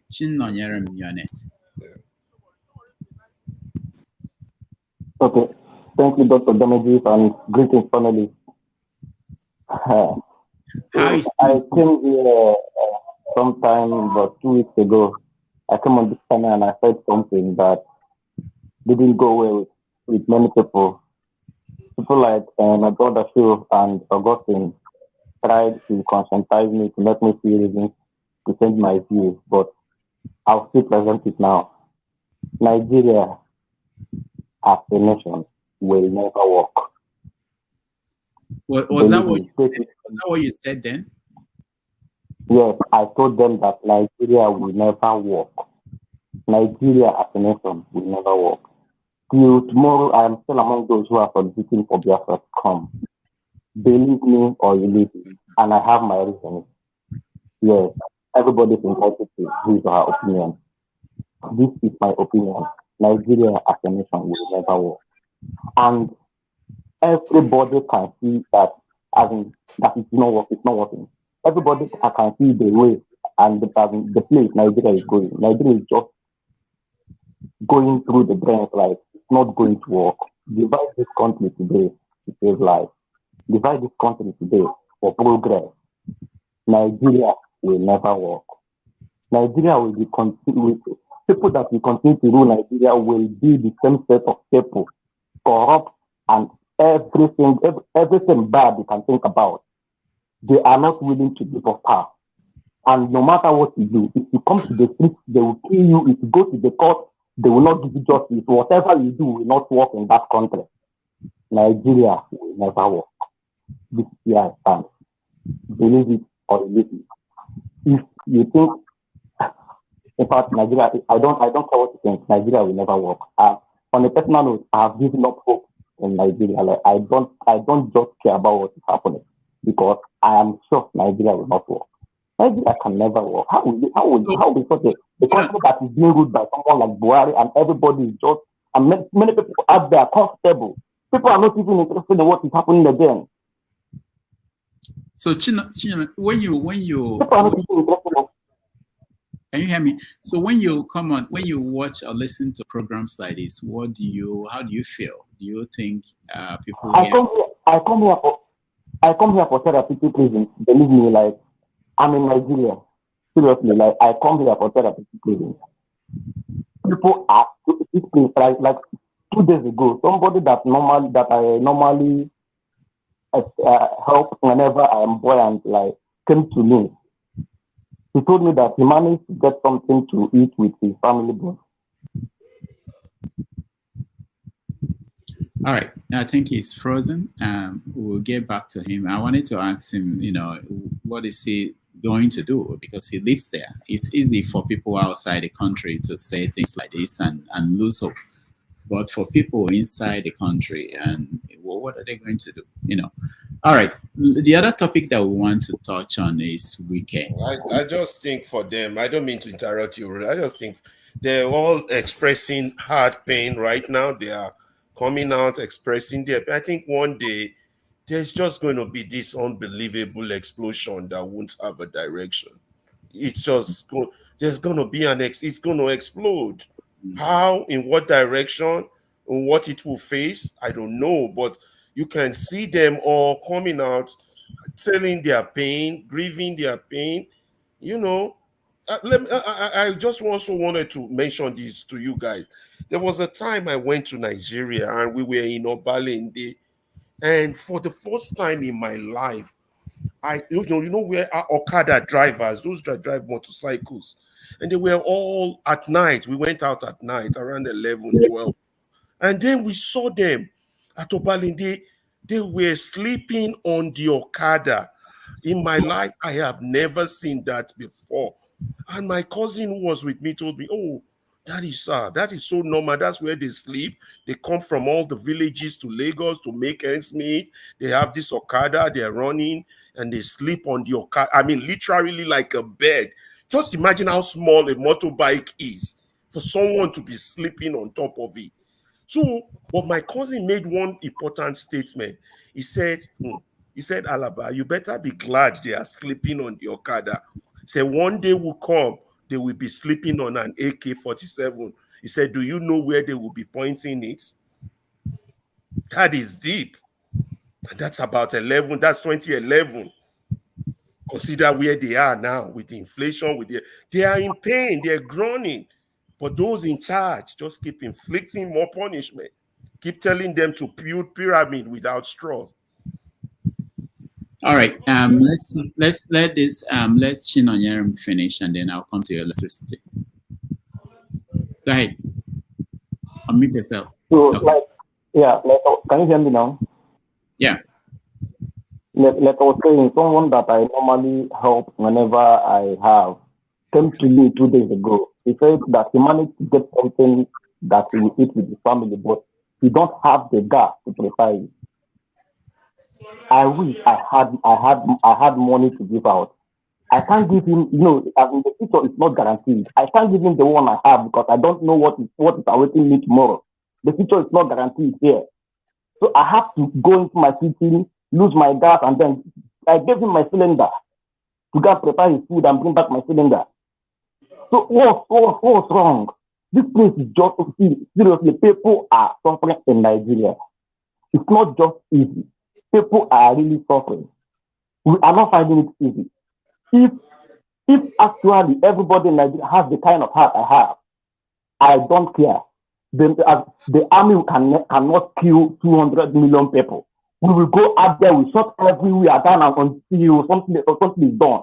And I don't care dying in that particular. The Igbo people said that When you want to effect change, you don't have to be afraid. On a personal note, I'm not afraid to die. If only I will see people that have the kind of mind that I have. We go out there, we shut the whole place down. If we perish, we perish. If we perish there, we perish. It's better to die for something than to live for nothing.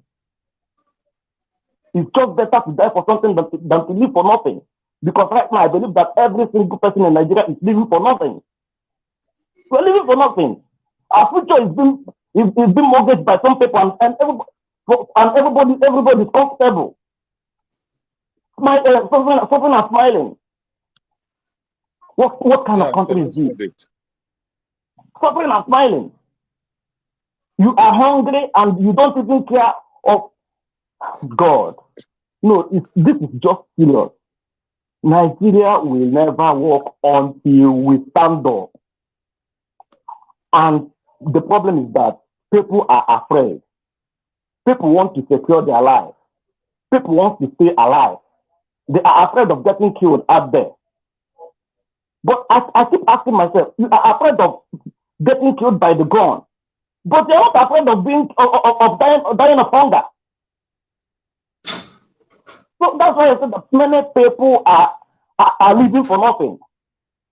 Here in Nigeria, we are living for nothing. We are afraid of dying by the gun, but they're not afraid of dying of hunger. So what sort of country is this? Our leaders are not accountable. Chinonyerum, what are the options you have? Do you plan to leave the country, or what are your options?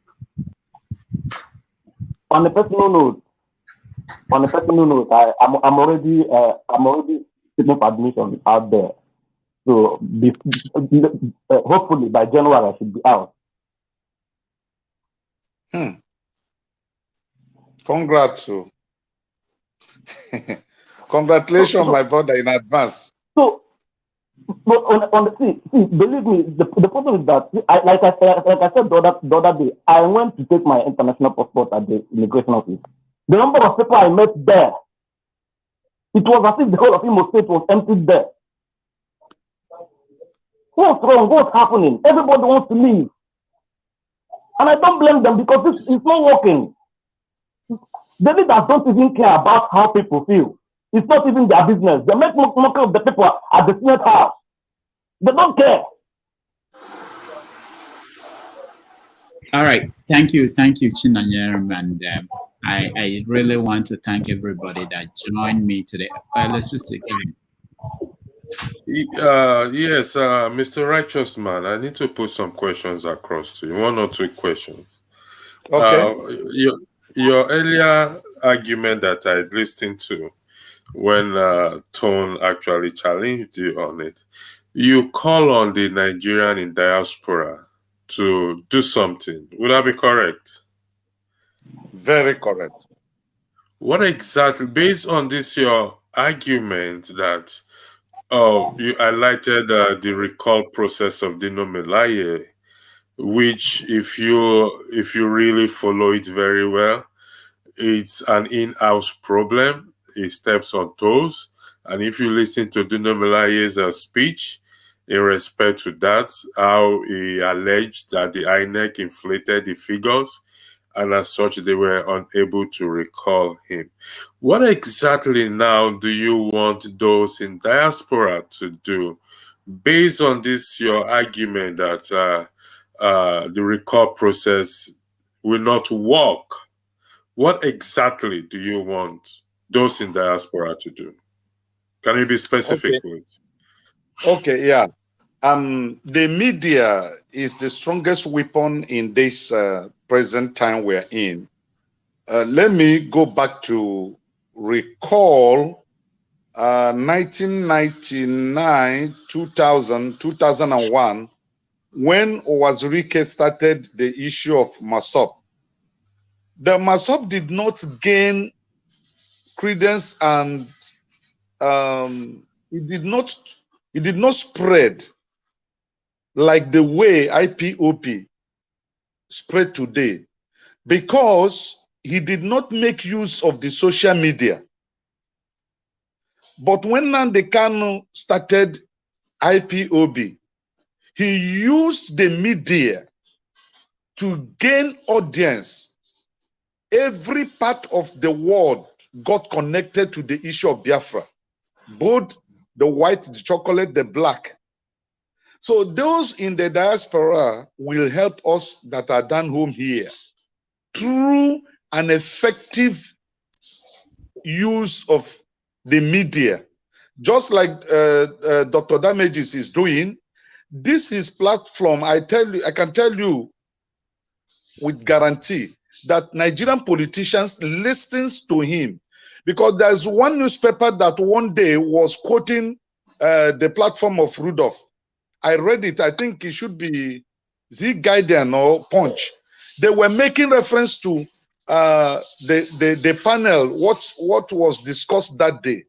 I was shocked. I called my friend. I said, you can imagine that these people are watching this program and they're interested. So the media, had it been that, sorry, if Nnamdi Kanu had started the media war from Nigeria, they would have gotten him down immediately. But because he based in a civilized society where liberty cannot be taken away from anybody, that was why he was able to spread the message of Biafra, and then the thing caught fire every look and cranny of Nigeria, that the government started panicking.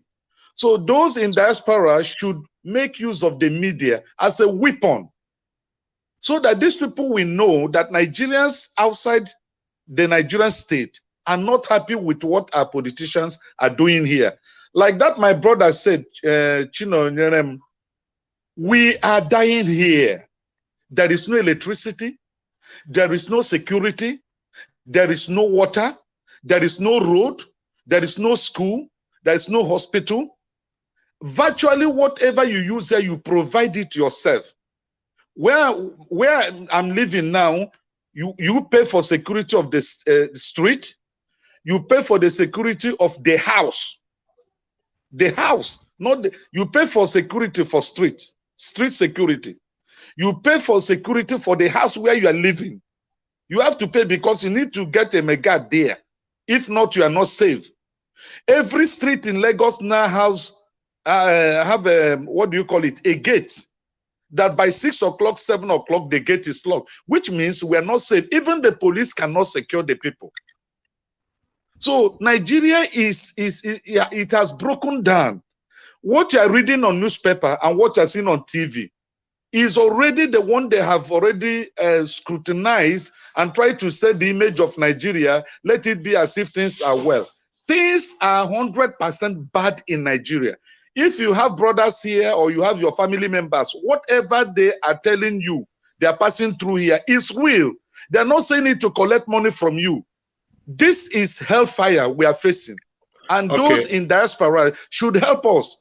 They should use the political weapon, like in the US. My uncle that is there, when this issue started, he has to write the congressman of his locality that this is what is happening, because Fulanis also ventured into my village and they were doing a lot of damages. So my uncle have to, I think he lives in Texas. He wrote the congressman there that this is what his people, with photographs. You know, so you are in a better base to fight this war than us that are here. Our life is not secured here. Mr. Righteous That's Man. why I cannot mention any person's name except Wike. Okay, Mr. Righteous Man. From my position, you did not answer the question I asked. Now, let me put this to you. Maybe it will help further. I stand on the campaign of section 68 and section 110, which is the recall, which is educating, creating awareness through the media. Saying that you said it will not work, can you please be specific as to what you want us to do? I need specifics. Okay, the Constitution of Nigeria is more of theory than practical. Then the question you asked me, I just used it to clear that section you quoted. It's existing there, but it's not effective. Now, what you can do from the diaspora to help Nigerians that are here is to launch a media campaign. Launch a media campaign looking at, for example, the 70 billion that was released to the House. What is it for? When the so-called subsidy that never existed was removed. Because if you are telling me that some people were stealing the Nigerian money, then why don't you get them arrested? You did not arrest them. You did not point to any company that was receiving the subsidy. And then all of a sudden you are telling us that subsidy is removed so that you make more money that you are going to share in case there is a run-up election coming, because that is what everybody is anticipating in Nigeria. There is no, everybody is fed up. Every Dick and Harry, except the elite. We are waiting for a run-up. And I'm telling you, the city boy is going to lose a landslide losing in the whole federation. Go and mark my word. So this money, this 70 billion that was given to the House is to prepare them. The 5 billion given to governors is to get them ready so that they can do, they will be the foot soldiers. We know what is going on. And we, the masses, know that we can't come on the street to protest. So we are waiting for the rerun. That is why all eyes is on judiciary. So those in diaspora should launch a media campaign against the government. That's all. All right. Thank you, Righteous Man. Electricity, hold on, okay? Let me hear Matt, and then I will hand over. Matt, welcome to the show. Yeah, God bless you, Dr. Damages. How are you doing? I met you a long time ago, a long time. I miss you so much. I know. I miss you. Sometimes when I come in, you're about going. I'm always like saying, wow, no, this I can't. But it's not good. I was able to, catch up with you today. So I've been enjoying the program. I'm enjoying it. And everybody here, the panelists, they're on point. Everybody has his view, and our brother Electricity, his own view. Sometimes, you can't change him. He's always, when he hammered it. Be careful. He might give you 3 questions now. No. I'm supporting him also. I'm supporting him.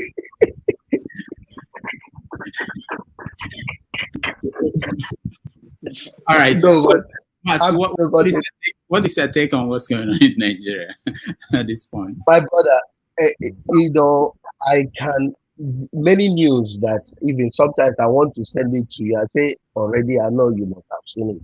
I stopped sending it because I used to, when I see, I'm tired of seeing bad news. I'm tired. Even not what our brother. Matt, do you want good news? Yeah, I want my brother. Yes, I want. Let me tell you 2 of them. Good news. Unemployment is 4.1% now in Nigeria. It's a lie. Dr. Rudolph is a lie. Capital lie. It's a blatant lie. It's a lie. It's a lie. Capital lie. It's a lie. Precious man, calm down. You don't get it now. He's joking. Rudolph, just let him know you are joking.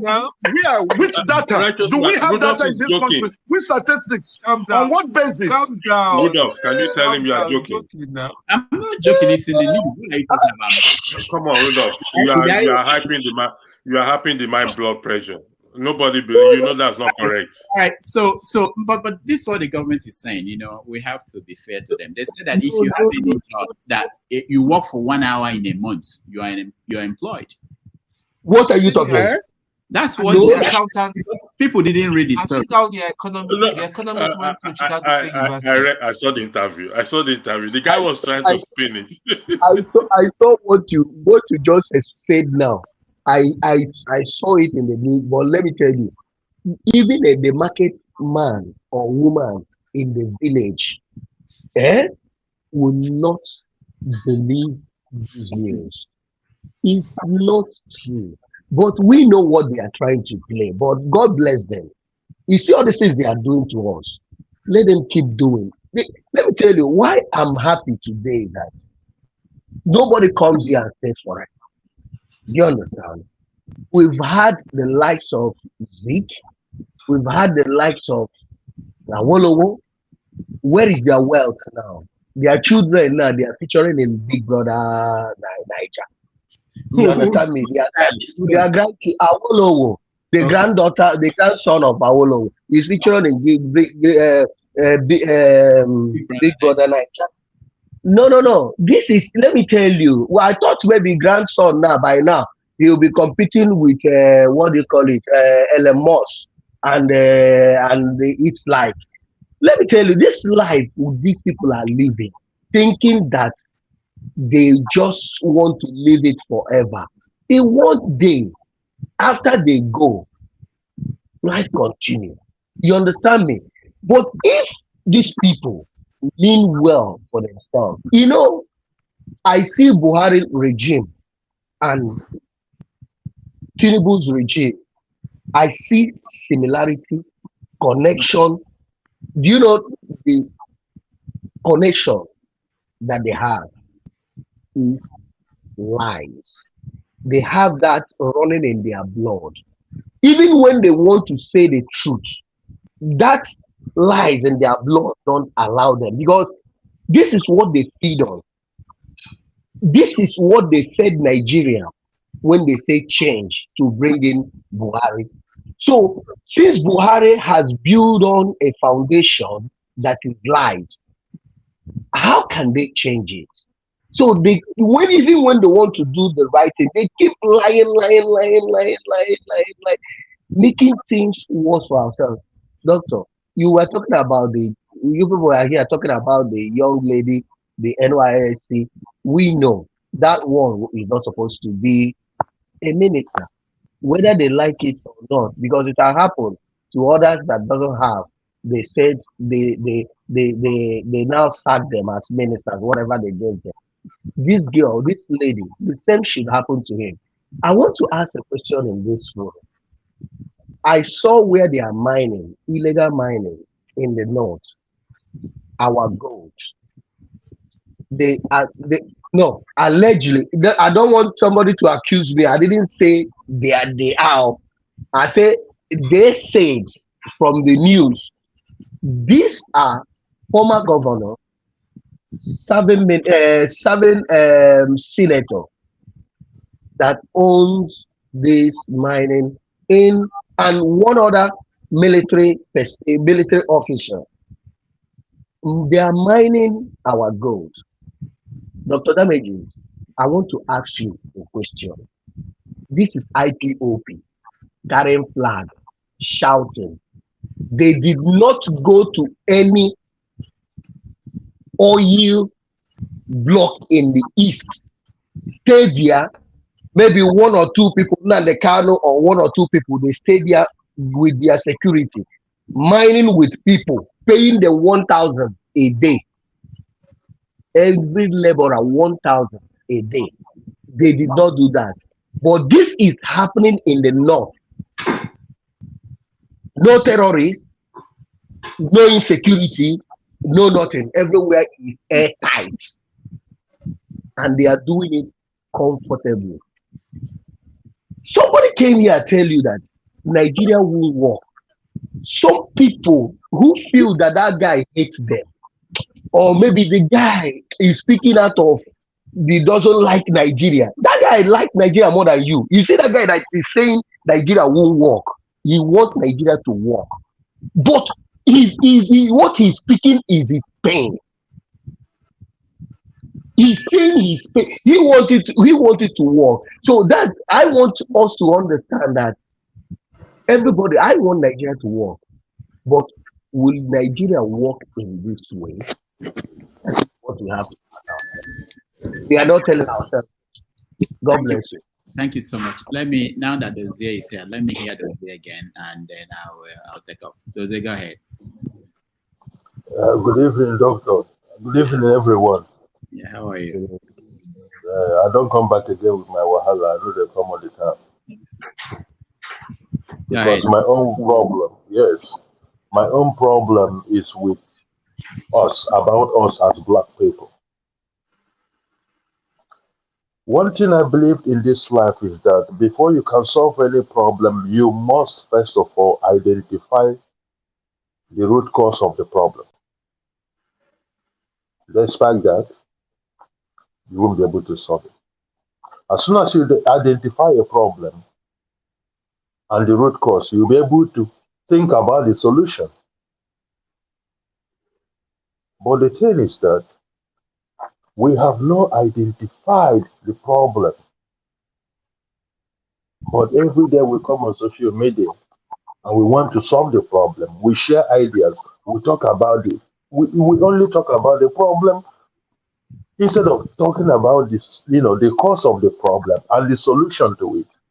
I thought I'm not stopping you, but I just wanted to say I thought section 68, subsection 10. Oh. All right, go ahead, Doze. Go ahead. What's the root cause? Because I want to hear that. The root cause is that we need to redefine the word Nigeria. What is Nigeria? How did it come into existence? Is it working for us? Then, when we talk about all these things, we'll be able to identify, to find out whether it's working or not working. If it's not working, we now think of what do we need to do next to make it work, or do we want to decide to go separate ways? This is one thing. That's why the young man that came over there said, I'm sorry, I don't know his age, but I just used the word young man. He said, Nigeria will never work again. I don't blame him. I don't have faith in Nigeria anymore. Based on what I see every day, based on what is happening every single day, the people we call the leaders over there, they are not the leaders. They are the killers. And we need to call them by their names, what they represent, killers. So instead of us going straight forward to the topics or saying yes or no, saying things the way it is, we always like to paint words because of the so-called political power or the spiritual powers. I don't care about it. For the fact the spiritual powers doesn't want me to have rest or have peace, and I will never allow them to do so. Nigeria is a place that I don't know how to describe this. Nnamdi Kanu called Nigeria a zoo in 2016 or thereabout. Everybody was against him. Then in 2017, the next news we got was that Snake swallowed 36 million. Doze, I don't want you to be like us. Can you tell us what you have identified as the problem, the root cause, so that don't be like us that come here. Okay. Oh yeah. The problem is that we have not talked about. I mean, we have not identified what Nigeria is and how it came into existence. We have not identified it, or we don't care about it, because I think we know how Nigeria came into existence. Yes, but we are not speaking the truth about it. That's what I mean. You can know something, but when there's no practical aspect of that thing, the thing will not take place. Mm. So we know, yes. 1 minute, if a small kid now should meet you and say, what is the root cause of this problem in this country called Nigeria? What have you found out? Because I want to know. That is the root cause is the Western politics, which needs to be redefined. The politics that we are practicing in every black nation on the planet Earth is not defined by us. So our lifestyle is not attached to that political system. Who we are is not attached into it. This is Western politics that we embrace exactly how they presented it to us. Because black people will always find it difficult to change whatever the Western world presented to us. That is the reason why we don't move forward.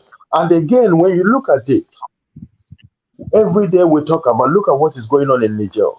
Everybody say, oh, they are military coup, military coup, military coup, military coup. What we need to ask ourselves, the so-called democracy that other countries are practicing, is it working?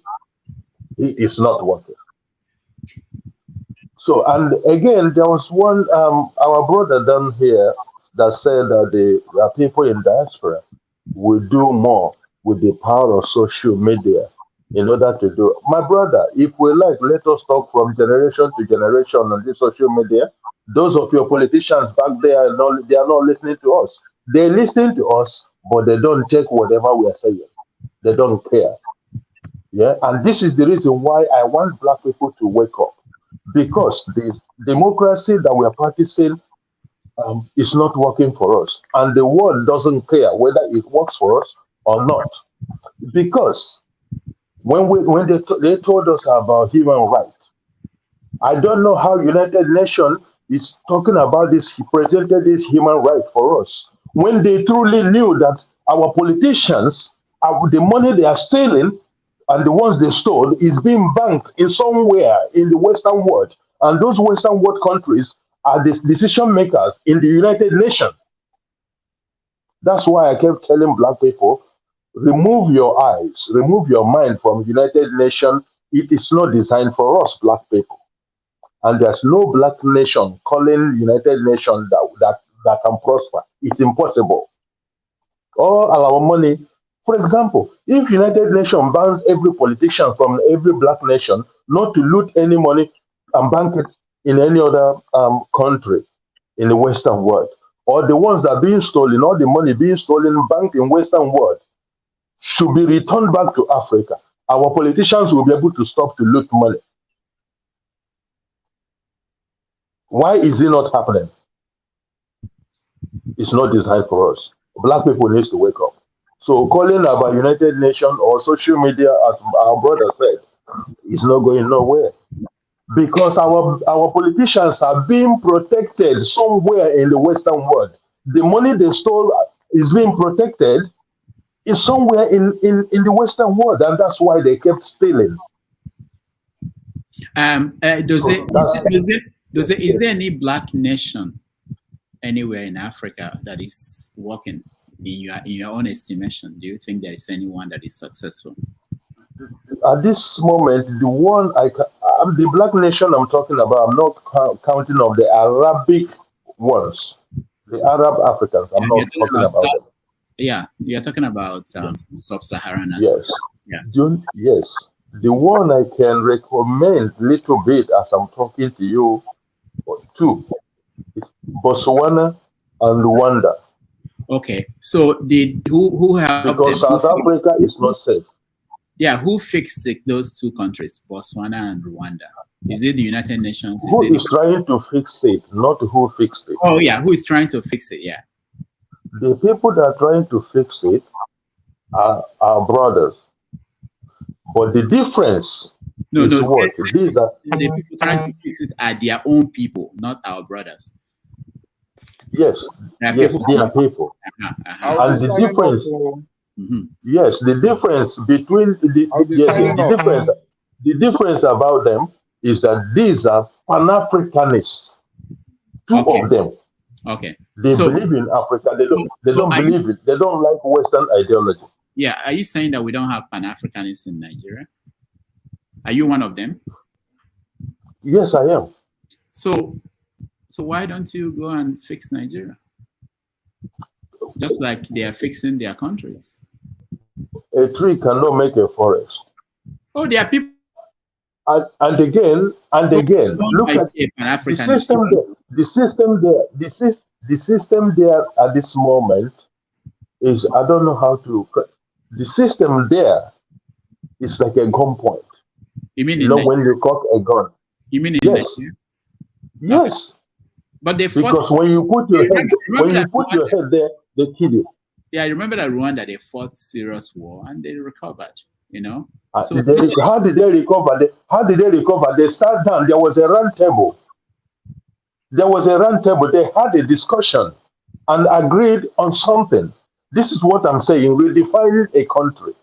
This is what Nigeria needs to do. come to the round table and say, okay, the Northerners come, the West come, the East come, Middle East, or the South come together. What is the problem your own side? What do you people want? What do you people want? Let us renegotiate. Nigeria needs to renegotiation. I don't disagree with you, Dozie. I just wanted to push the conversation a little bit further. But let me just round up because I have to go. You are here. You are pushing for conversation, kind of negotiation and conference. And our man electricity is here pushing for recall. I think people can come together. Remember, most of the people that fought for Africa's independence, they were people like us who stayed abroad. They were meeting, they were talking, and they felt like we have to do something. We have to kick out these white people all over Africa. And they went home and they did something. So I think the bottom line is this. We can't wait for anybody, for people to fix things for us. If we decide that we found something that will be a solution, we have to say to ourselves, I'm going to do it. I'm going to do something about it. So, and that's where I will leave it for now. I will thank you everybody for joining me, and I will hand it over to electricity to continue the conversation until maybe somebody else will take over from him or he will close it out. But tomorrow I have we have the conversation continuing on 90 Minutes Africa. We have Declan who is coming, and we are going to talk about the media. People always talk about the media as the people that will save the world and save Africa or save Nigeria. The media is as good as the country. You can't have a media that will be different from the country you have, you know. And also, I want to say that this coming month of September, we are going to have very, very interesting guests all over the period, especially on Sundays. So I want you to look out for that. On behalf of some of the people helping me here and other places, I thank you all for joining me. Take it out. Electricity, take it up over. Yeah, thank you, Rudolph. Don't forget to edit that stuff. Thank you very much, and send back to me. All right, thanks, guys. Yes. Unfortunately, we've lost a righteous man. If he's listening to me, righteous man, I would greatly appreciate if you could recharge your phone and come back, and I will reimburse you. He put Mr. Labaton, please. I'm appealing to. Could you oblige by staying a little bit longer, because the gentleman there cried out to us. Yes, I agree with him that we need to push on the media and through the media to them, but it was not specific as to exactly what he wants us to do, which I keep pushing. But unfortunately, it was not specific. For example, people are specific on all eyes on the judiciary. And I came up with a write-up which I sent to Rudolph. If we are keeping all eyes on the judiciary, we'll keep an eye on the executive and the legislative arms. So is it just the judiciary? Dozie, you, like Rudolph rightly said, we are the one that will solve our problem. Let's be honest with ourselves. We are the one that will solve our problem. I know some of us blame the Western world. I'm not in doubt that the Western world don't have a role to play. But one thing I keep asking myself is, don't I have common sense to say no to some certain things and stand up for myself? Yes, at a certain point in life, I must have this common sense. I'm using myself, I'm not generalizing it. I must have common sense to tell Tone, no, this thing, I am not going to accept it again. I must have that common sense to tell Alaba, no, Alaba, I'm not going to accept this thing again. Enough is enough. I've been in this position for a long time, and let the heavens fall. I want a change. And that is what I have been pushing that. Yes, I'm not in denial of the problem. Look at Righteous Man. I think it was probably there's no electricity all the time he was talking, I believe so. And okay, Matt, I will come to you. Matt, you just finished speaking. All right. I am going to come in this way. Share the link. I'll send the link to you. Give me 1 second. Just give me 1 second. I just need to copy the link. Some people wants to come in, then I'll come back to us again. Control V. I just wanted to make a comment on something. I'm not going, you were talking about, something important, but at the same time, the person that will bring that change at the helm of affairs of government in Nigeria, in Africa, must somebody who comes to equity with clean hands.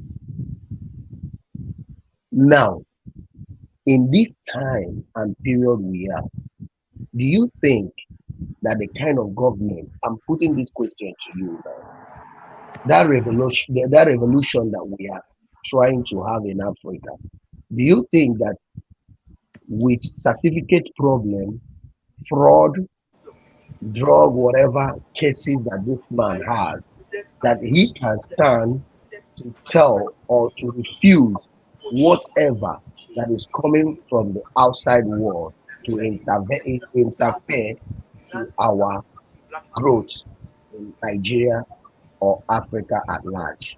This is my question. Yeah, thank you. If it is someone, that is what if it is someone, that is the case here. The case study is clean hand. Depend on the person, the sole person that is there. Okay, you are asking me the question if I'm correct. Well, can I interject? I'll come to you. Give me 1 second, Alaba. You are asking me the question, but what we will do is I will answer the question, but the question will be for every one of us will also weigh in on the question in practicing fairness. Yes, the law says that. The law says that. I mean, there's a saying. I beg your pardon. I don't know. He who comes into equity must come with a clean hand. I 100% agreed. And in respect to that, and in respect to the present government, it's very difficult because there are so much allegations and allegations and allegations. So it is very, very, very difficult.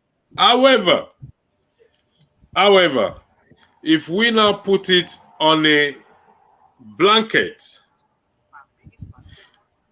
if we claim to have clean hands, you and I, to have clean hands, then he who comes into equity must come with a clean hand. So we have to go into equity. We have to do something about it because we have, you and I and every Nigerians hypothetically have clean hands. For example, Pastor Kumuyi said Tinubu will rebuild or build Nigeria. Now that brings to your question.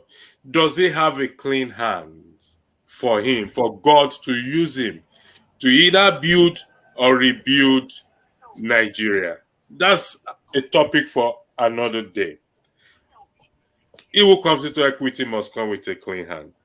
And so at the moment, it doesn't have a clean hand. His government doesn't have a clean hand. So we can argue that we cannot get anything good from this government. But my argument has always been not based on just Tinubu's government. We've had from Obasanjo all the way down to this point. Things keep getting worse and worse and worse and worse. So I'm not going to dominate. I'm moderating, so I'm not going to dominate this conversation. So I will start with the question that Matt asks. So I will go like Tone, Alaba, Ike, Ike, Dozier. So Matt asked the question: can we expect anything good from this government? He who has a clean hand, he who comes into equity or who comes to equity must come with a clean hand. I yield the floor to you, Tom. Okay. First of all, let us start from the beginning. There's nothing good that's going to come from this Tinubu administration. Let's be very clear about that. Nothing good. It's a total no-no. Then I'm gonna bounce around a little bit, not too much.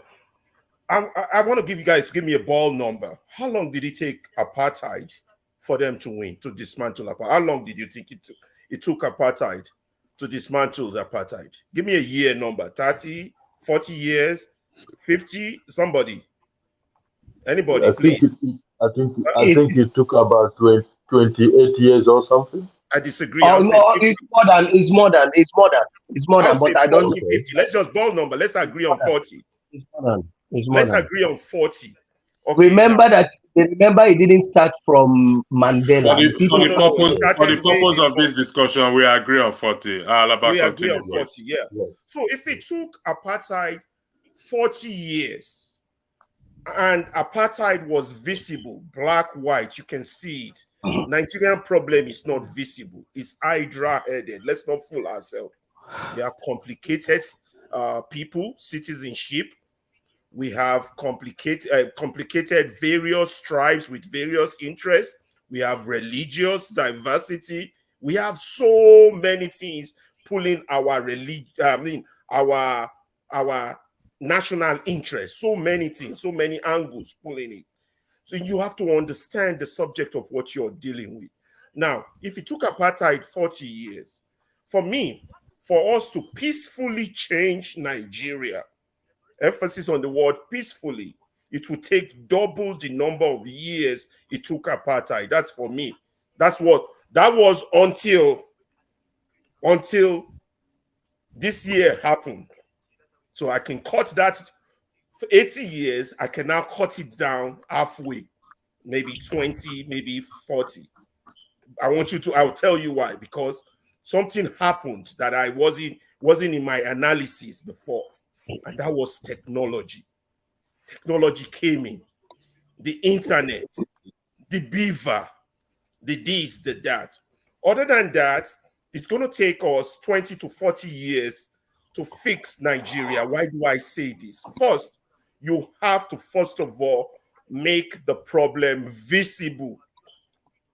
Because the best way to solve a problem is to be sure you have a problem. Once you're sure you have a problem, you've already solved half the problem. Right now, we are all looking at the problem like a blind man holding on to the tail of an elephant, another one holding on to the leg, another one holding on to the body, another one holding on to the truck.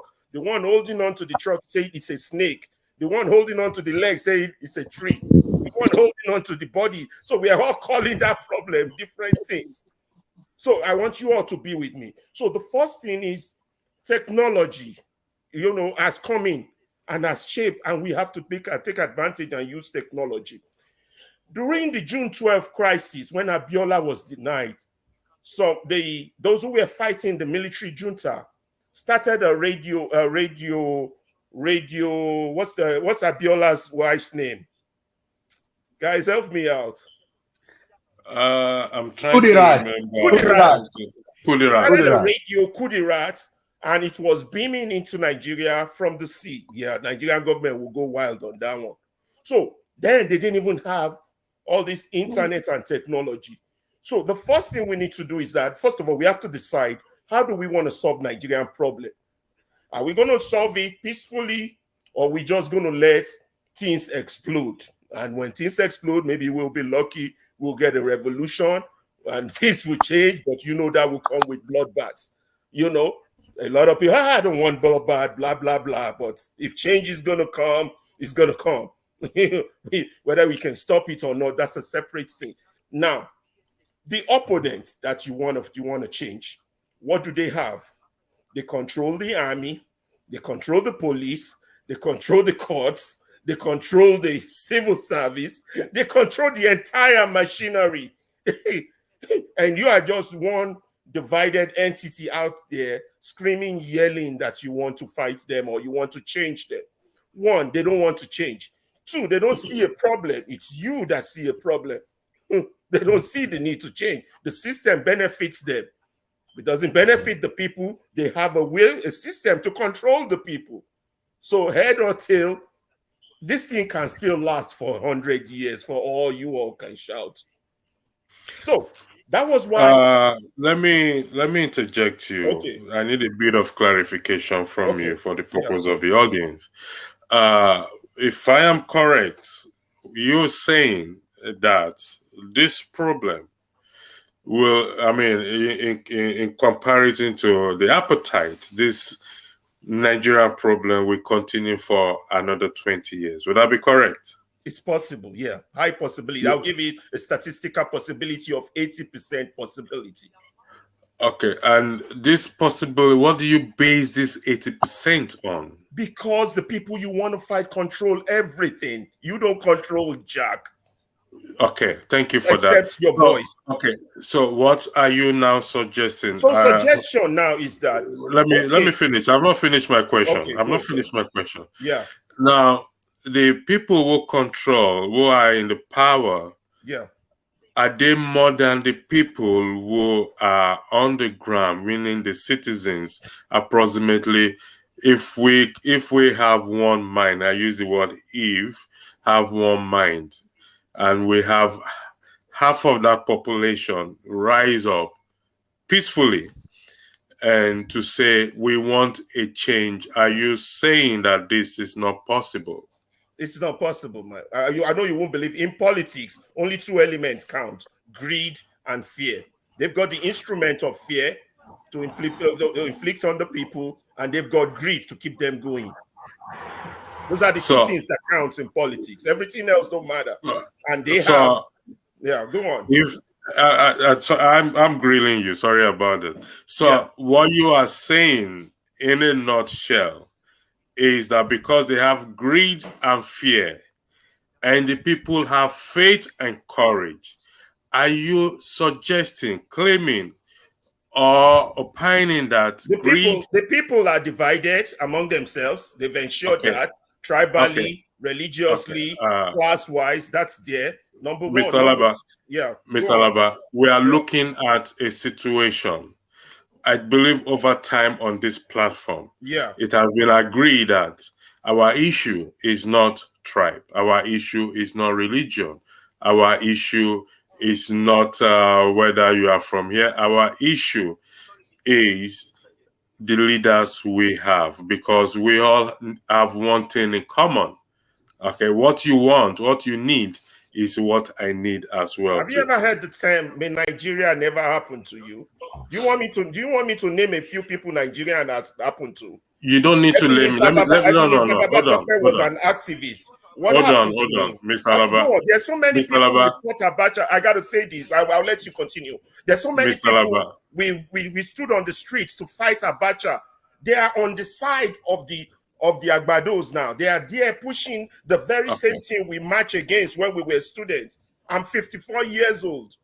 So what are we talking about? Mr. Alaba, I will go to tone. I want to be fair to every other person. Every person, yeah. Okay, in terms of if Nigeria has happened to me in particular, I will tell you, yes, it has. Not indirectly, but directly. So I know what that terminology means. And I can assure you, that Nigeria has happened to every Nigerian.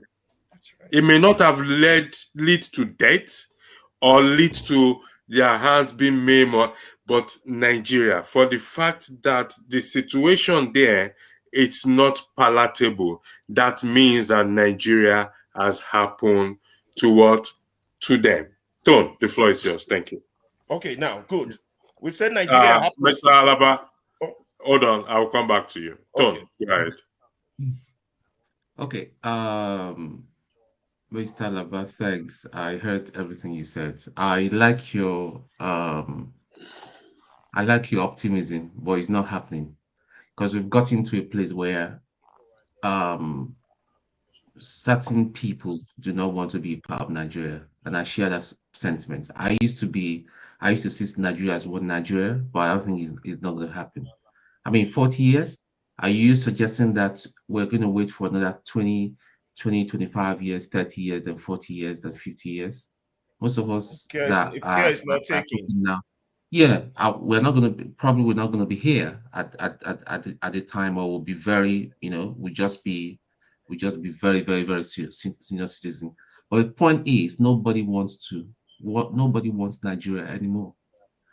Anybody that tells you that is within the ruling class that they want Nigeria. They want Nigeria because of what they stand to gain with Nigeria being like this. I agree. And I do not want Nigeria. I have served Nigeria. I have risked my life for Nigeria at some point. I mean, back then things were bad, but we never imagined one day that Nigeria was going to get so rotten. So that's just the reality. The reality is, generally is, let's get someone there that will see out the peaceful settlements of the various constituents that comprise Remember, you're Nigeria. talking to the choir. Every one of us here believe that. Yeah, we are talking to the choir. No, but we just have to highlight where the choir is missing. That's just what I'm here to do. To what I want to do. What you guys are missing. You understand? Unless something happens. Unless something happens. This is it's still going to be the same trajectory. Let me just put out a disclaimer there. I don't care whatever you think about my opinion is my opinion. If you like, get upset. No, I'm with you. No. No. I'm just saying. I'm not saying that. I'm just saying. I just want to clarify myself. I mean, this is somebody's platform. If it was my platform, I'll be firing on all embers. I, for one, believe that whatever it takes right now, that is the level we've got into. Look at that young man some minutes ago. I mean, I could feel his pain. It's if you're not in Nigeria, you don't know what it is. We take things for granted that I've got light. I don't have to think about it. I go into my kitchen. There is hot water running. There is a cold water running. My bathroom. Everything works. Everything just works. Everything on works. The same page. Yeah. I don't have to think about. I just even realize now that I've not had anything all day. What time is it now? It's just 20. It's just a minute to 11 in London at the minute. I've not eaten anything. I've been sitting here since early afternoon. I was snacking on something earlier before the program started, and that's all I've had. But what are we saying here? Nigerians are not asking for a lot. All they are asking for is basic things to work, like transportation, water, for them to eat. That's agree. But nobody is talking about. We agree. I want to push you to make a point so that I can see whether you're getting me wrong. Mr. Alaba, could you allow him to finish? Yeah. What I'm saying, my thing is, we've gotten to a place that I'm trying to look for the medical term now, where you decide whether you allow the patients elastic to go. Limit. Yeah, you pull out all the devices that is keeping that patient alive. You just stand you call family members around. Life support, elastic limit, physics. Yeah, but we cannot bend no more. There's another medical term for it that I know, but it's just escaped me. But we've come to a place now that we're having a family meeting for Nigeria that sadly we just have to allow this entity called Nigeria to rest in peace. That is what it is. It sounds gross, but that's just the reality. So that's my solution. It doesn't sound gross, okay? You are hearing your opinion. Everybody's hearing their opinion. I will after everyone I've heard their opinion, then I'm going to put a question on the floor. So let's try not to interject so that we can move this thing smoothly. Mr. Tone said, one Nigeria does not exist to him as far as it's concerned. Correct me if I'm wrong, please. Am I correct, Mr. Tone? Yeah. Mr. Alaba said it will take us another 20 plus, probably, to get things right, just like the apartheid era. Am I correct, Mr. Alaba? Okay. Mr. Ike, the floor is yours. Thank you.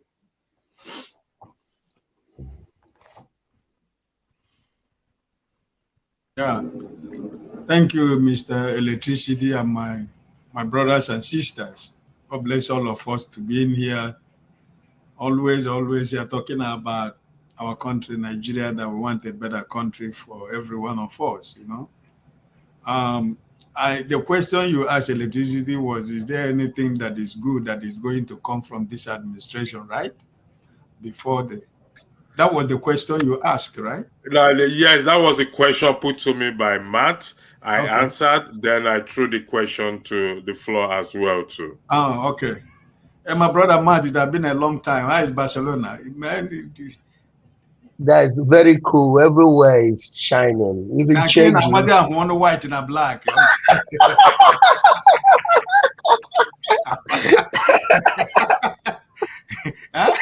It's in Saudi Arabia. In fact, I want to convert. These people don't make me best. Well, it's well, my I man. greetings. Listen. There is nothing good that is going to come out of this illegitimate government, because listen, I never change my stand. I never see this as, it's not a government. These people, I don't see them as government. So they're illegitimate. I said it earlier when we were talking about the man in the head of affairs of right now. I said that there is no how illegality can bring legality. Listen, 1,000 lies will always remain a lie. And 1,000 lies cannot turn out to be true. And that is basic thing we should understand.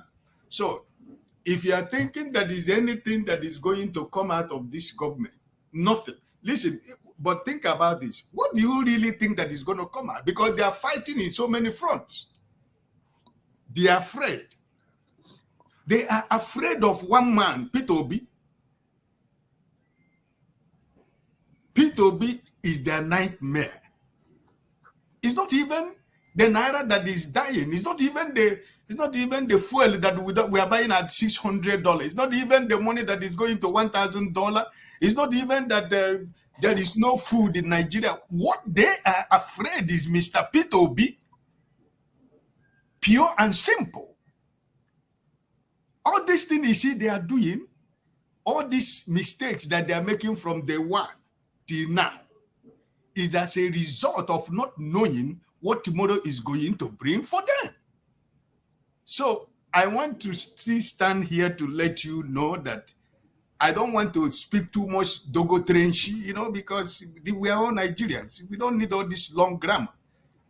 There is nothing, I am telling you as I hear, there is nothing that is good that is going to come out of. You know why? There are some of us who has never ever been interested in Nigerian politics, but in 2023 we became interested. Somebody like me, for example,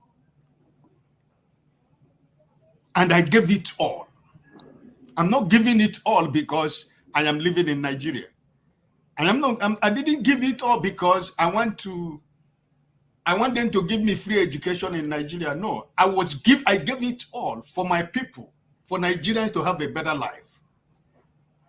And somebody somewhere, an individual, decided that collective will of every Nigerian, patriotic Nigerians, one man decided that he is going to be that Iroko that is going to stand against that. Let me tell you, you are fighting a war that you are not going to win. They are not even winning. So I just want to let you know that the fear of these people, all this thing is they are trying to do, they are afraid of Mr. Peter Obi, who has nothing. Peter Obi has the population. Peter Obi has the people. He doesn't have the weapon. He doesn't have the police. He doesn't have the army. He doesn't have the DSS. He doesn't have the political godfathers. What does he have? He have Nigerians on his back. That is what is going on. So because of that, there is nothing. They will continue to live in confusion. Look at what is happening in Imo State. I'm coming. Because Hope Uzodinma, the demon governor in Imo State, is the kingpin for them in the southeast. Where do you have a problem with Labour Party in Imo State and Lagos State? Why? This is what they think that they can do. Papa was quiet for a very long time. They said, no, the money we gave you have not achieved what we asked you to do. So why do you have to keep quiet? They went to Imo State. And appeal court did a judgment. The lawyers, they interpreted whatever another thing and came into the press and channel television. This is what I'm telling. This game, this fight is between the media in Nigeria and we, the patriotic Nigerians. They carried it as breaking news that Aburi has been sacked as the chairman of Labour Party. But that was not what the judgment said.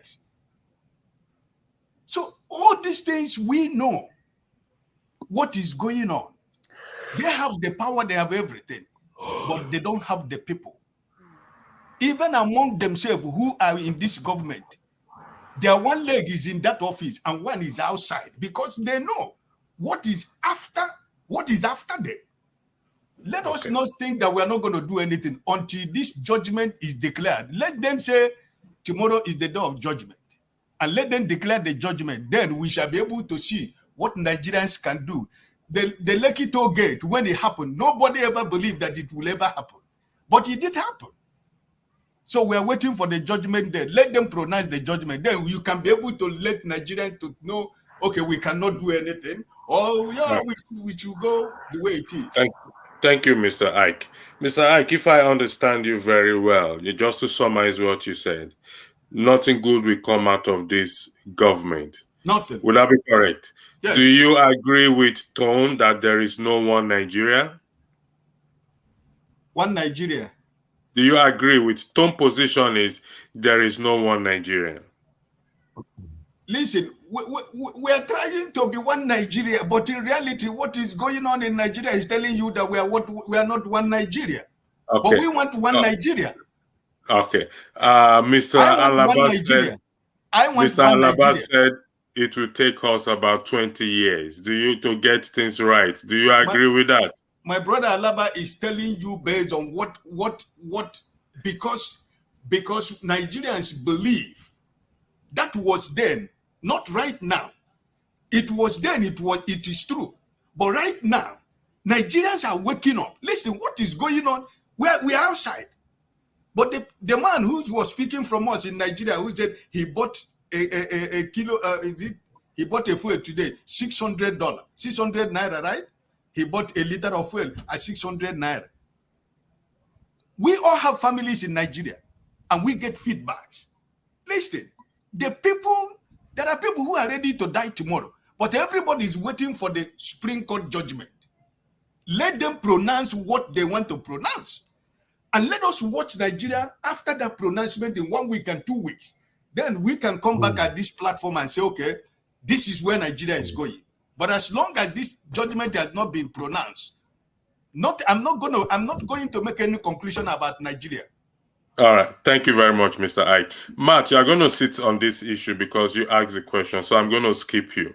Ismail, I will give you... Excuse me, Emiloko, excuse me. I beg, gentlemen, let the lady speak. No, don't do that. We are living in a feminist. Allow the lady to speak. Ike is an understandable person. Go ahead.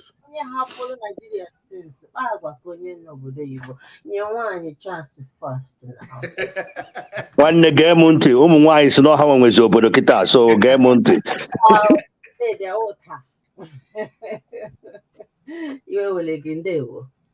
Yeah. Okay, I have to say hello to my lovely sister. We are very close by around the vicinity in the southeast. So when I found out that she's very close, I was really delighted. That is Chioma. Hi, Chioma. Okay, I was watching off and on in the background,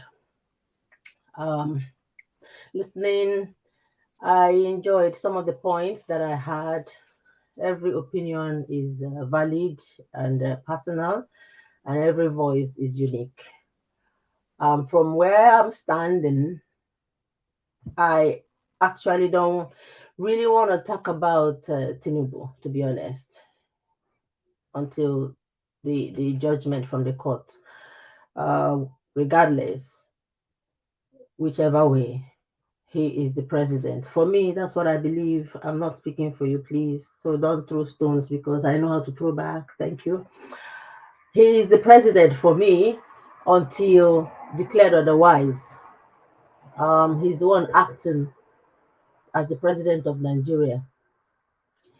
And I know Nigeria is not perfect, but from where I'm standing in this outside world, it's not perfect, but I am a Nigerian and I will continue to fly the flag of my country wherever I go, whoever I meet.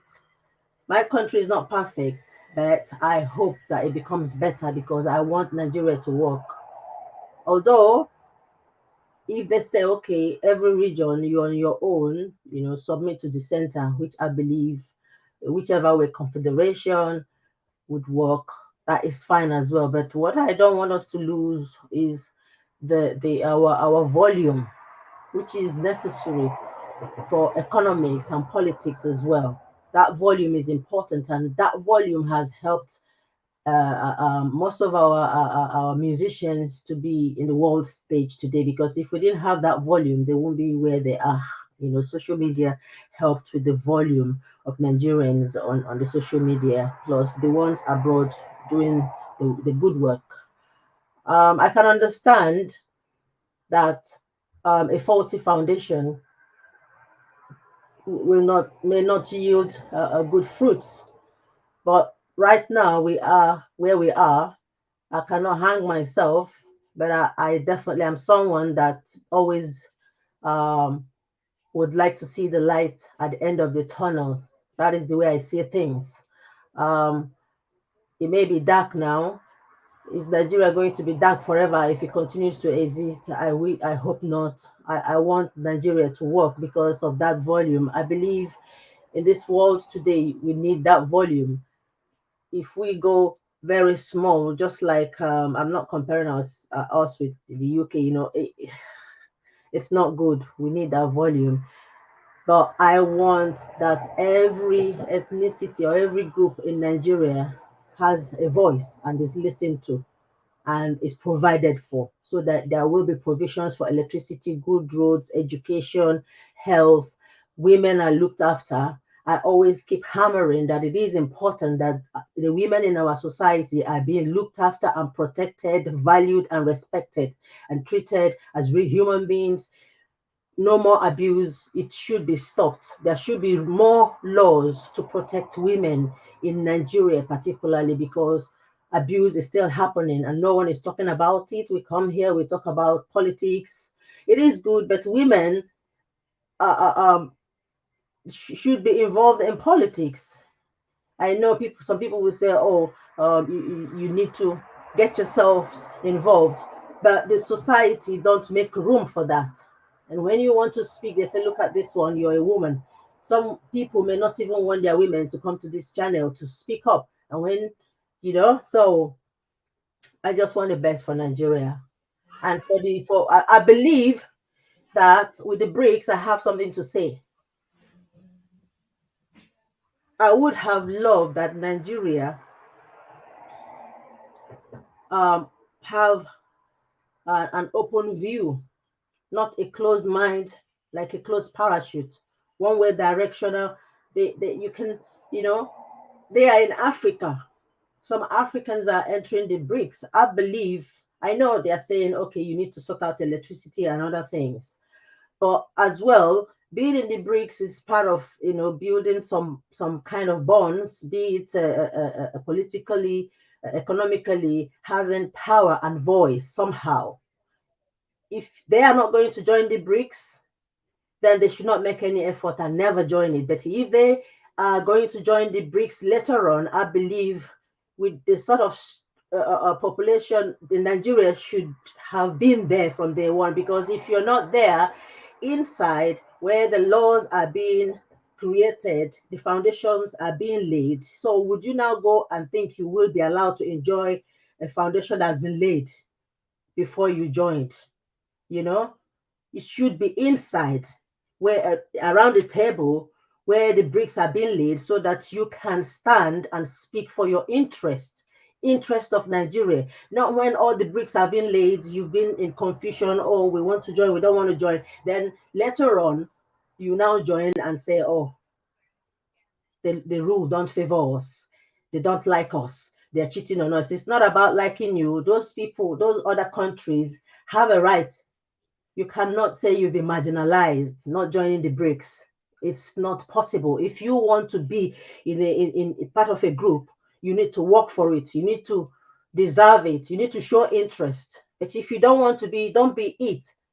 But if you're not inside, you cannot see what is on the table to make your decision. If I were Nigeria, I would have, okay, reach an agreement to be in, to see what is inside. Let there be rules that possibly, if it doesn't favor us between so and so years, we come out. But don't just be one directional. You can't be multifaceted and be able to choose which one you're in or out, and still use those opportunities to cater for your electricity and stuff like that, spending your money wisely. This thing about we should look after electricity first and other things, sort out the country before we join the BRICS. We're talking about corruption. Our mindset, the way people behave, badly behaved people who cannot faithfully lead a country, you know? So I think they've made a mistake by not joining the BRICS, to see what is there and maybe come out later to have other options while you're still dealing with your problems. So now when it's built, economy is being built and stuff like that, we need money. It's money we will need, and we need alliances, we need people to create that electricity. And then now we can buy ourselves as people. You and I are responsible to do our best to vote in the right people that are possibly less corrupt, because power corrupts.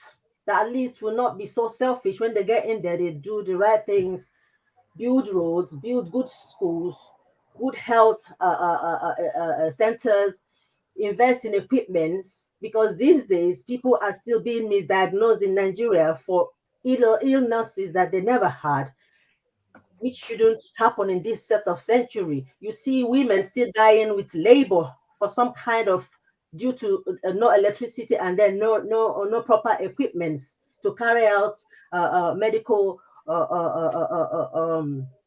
medical assistances. Thank you, Isimli.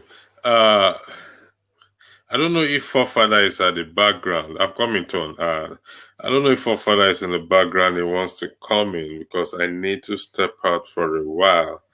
Except I need to, Forefather, if you are listening, I don't know if you're there, or Scribe and you want to handle this moderation.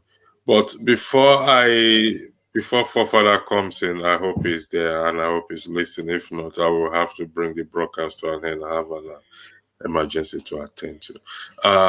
Let me say this to us now. To turn to Alaba, Ike, and to every one of us. We have one thing. Thank you, Forefathers.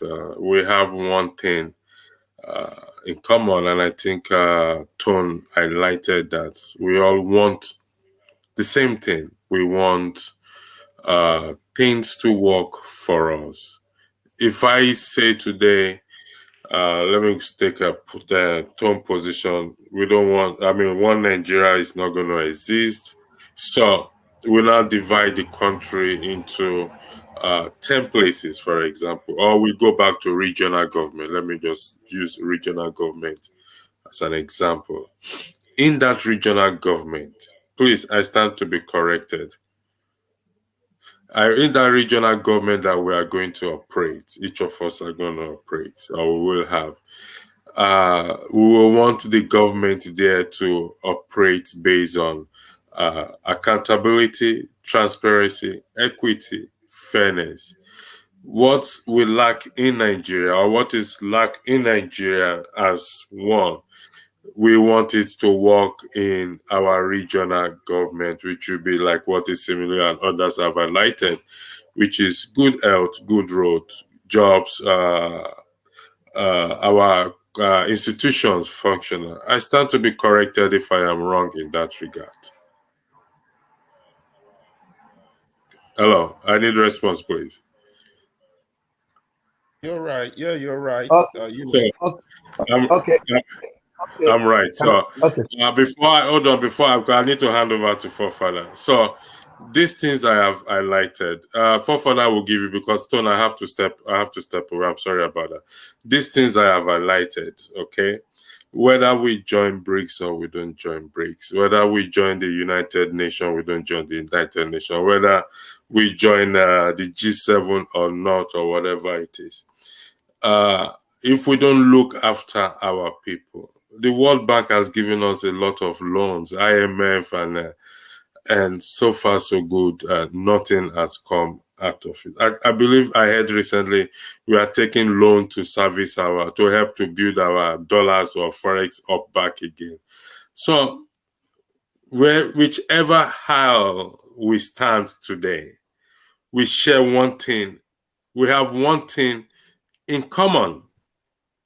And wherever we go today, if the country is split into 50 today, we'll still want the same thing. So we have to make a decision. Yes, we come here to vent, to rant, to talk, because we are concerned about Nigeria. But concern is just one thing. Doing something about it is another thing. Forefather, thanks for coming in. I just had to step away. I will be on tomorrow, 12 noon. We'll be discussing that. I'm sorry. No, don't step out. Go. I want to say something to you. Don't step out. Just stay there. You are moderated today. No, Okay, but he said right. that he have emergency. He have to go. All right. Sorry, the emergency has been taken care of. I just got a message now that it's been taken care of. But Forefather, thanks for coming in. It's my Miloko now. I want to say something to you before you go. He's not going. You can talk later. When it's your turn, you talk. He's not going. Emiloko. Okay, Ike, go ahead, please. Yes, na Emiloko. Na my turn. Isimiri don't finish. Forget the word gentleman, my brother. In the world that we are living today, women are equal into the game. So please don't make exception to the rule. Women are equal to the game. All military officers are gentlemen, whether they are bloody civilians now or still serving, they are all gentlemen. One thing I will tell you though, women don't like it when you make exceptions for them. So they believe that they are equal to the game. So you need to let them play the game like everybody else is playing the game. Am I wrong or right? My sister. Ike, you are wrong, please. Okay. Go ahead. Okay. Thank you, electricity. Answer that question. My sister. I don't. What to you, sir? I agree. Whatever you say. I'm behind you now. You are attacking me. May God forgive you. Fundamentally, the original question was that Tinubu government, what good will come out of it, or what bad will come out of it, if I understand.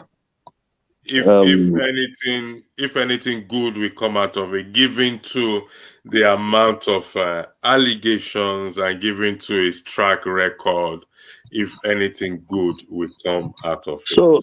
So when we examine that question, as a country, we shouldn't be here in the first place. If we would have done what is necessary, what the rule of law, if we hold our people accountable, we shouldn't be here in the first place. What we're doing now is being reactive on what the outcomes are. We are not being proactive. We are not they say prevention is better than cure. Even in healthcare in Western world, it's recently that America started playing the game of prevention. They used to be let's treat. So in our lives, I think people, when they say government, people in the office, but you forget that there's career people that work in different sectors. And they are the people that are contributing to what is happening in Nigeria today. When I say that, people that are career workers, people that work in different ministries over the years, because when they change, whomever that will lead, like now they have these friend ministers come on board. They have these people that have been working in that ministry. They are the people that where the change need to start from. First of all, when somebody's supposed to go to work by 8 and they don't go to work, but at the end of the month they get paid, or they pay their boss to say, for me to come only 2 days a week, when I get paid I give you this much. That is fundamental corruption. Where I work, if I come in and clock in for 9 o'clock and I'm supposed to leave by 9 o'clock, every hour, every minute, every seconds will be accounted for. If they are not accounted for, it's a theft of service. That means you're stealing money from the company. And if you're not careful, if they notice that, they will let you go. So, but in Nigeria, even if you create so many laws and you're not holding people accountable on the laws and the book, somebody was saying the women raping and all these things, but there's law already in the book. Making more laws is not going to change what is happening, because we are not even following the law that is in the book right now. Nigeria is a lawless country. Yes, people say if you go to Western world, if you have money, law will not hold you accountable. There's some level of truth to that. There's some level of lies about that, because if you go to Western world, what your money do for you is to get you the best of the lawyers. Not that they will not charge you, but to get you the best of the lawyers. If they are good enough and play the game right, they might get you out of that, what is going on in your life at then. But in Nigeria, we don't even hold anybody, any single soul accountable. The people that Tinubu have put in place from A to Z, all of them have track record, what they have done in the past. And a lot of them, 80% of them have stole so much money where they have been. But the problem is that we rewarded them by giving them this, because guess what? They intimidated people on our behalf during the election. So for me, for Nigeria to be good, number one, Tinubu cannot make any good thing out of this thing. He came over here to enrich his people that have supported him over the years, and for him to make as much more as he can make. And judiciary, I know that the whole world are waiting for judiciary. Personally, I don't believe that all of a sudden Nigeria judiciary will have a epiphany that they will change their ways. But what they don't know, what they don't have in the past, is that people are now awakened by P2B telling them how the system is supposed to be. People are now alert. People are watching. People are looking. People have information. It looks like when P2B come on board, he removed all the things that they used to cover our eyes. I remember when I was growing up, they say, wash. The more you look, the less you see. Now, P2B have removed that. The more you look, the less you see. Now we can see. We were in dark. Now we can see. And that is the role. All these things that happened in 2023 election, that is what happened in our life. Our life changed because the media, Nigerian media system, forget it. The people that you're talking about is the people that own them. All these media outlets in Nigeria is Tinubu and his cohort and his people that owns them. You can't talk against your boss If you talk against your boss will fire you from your job.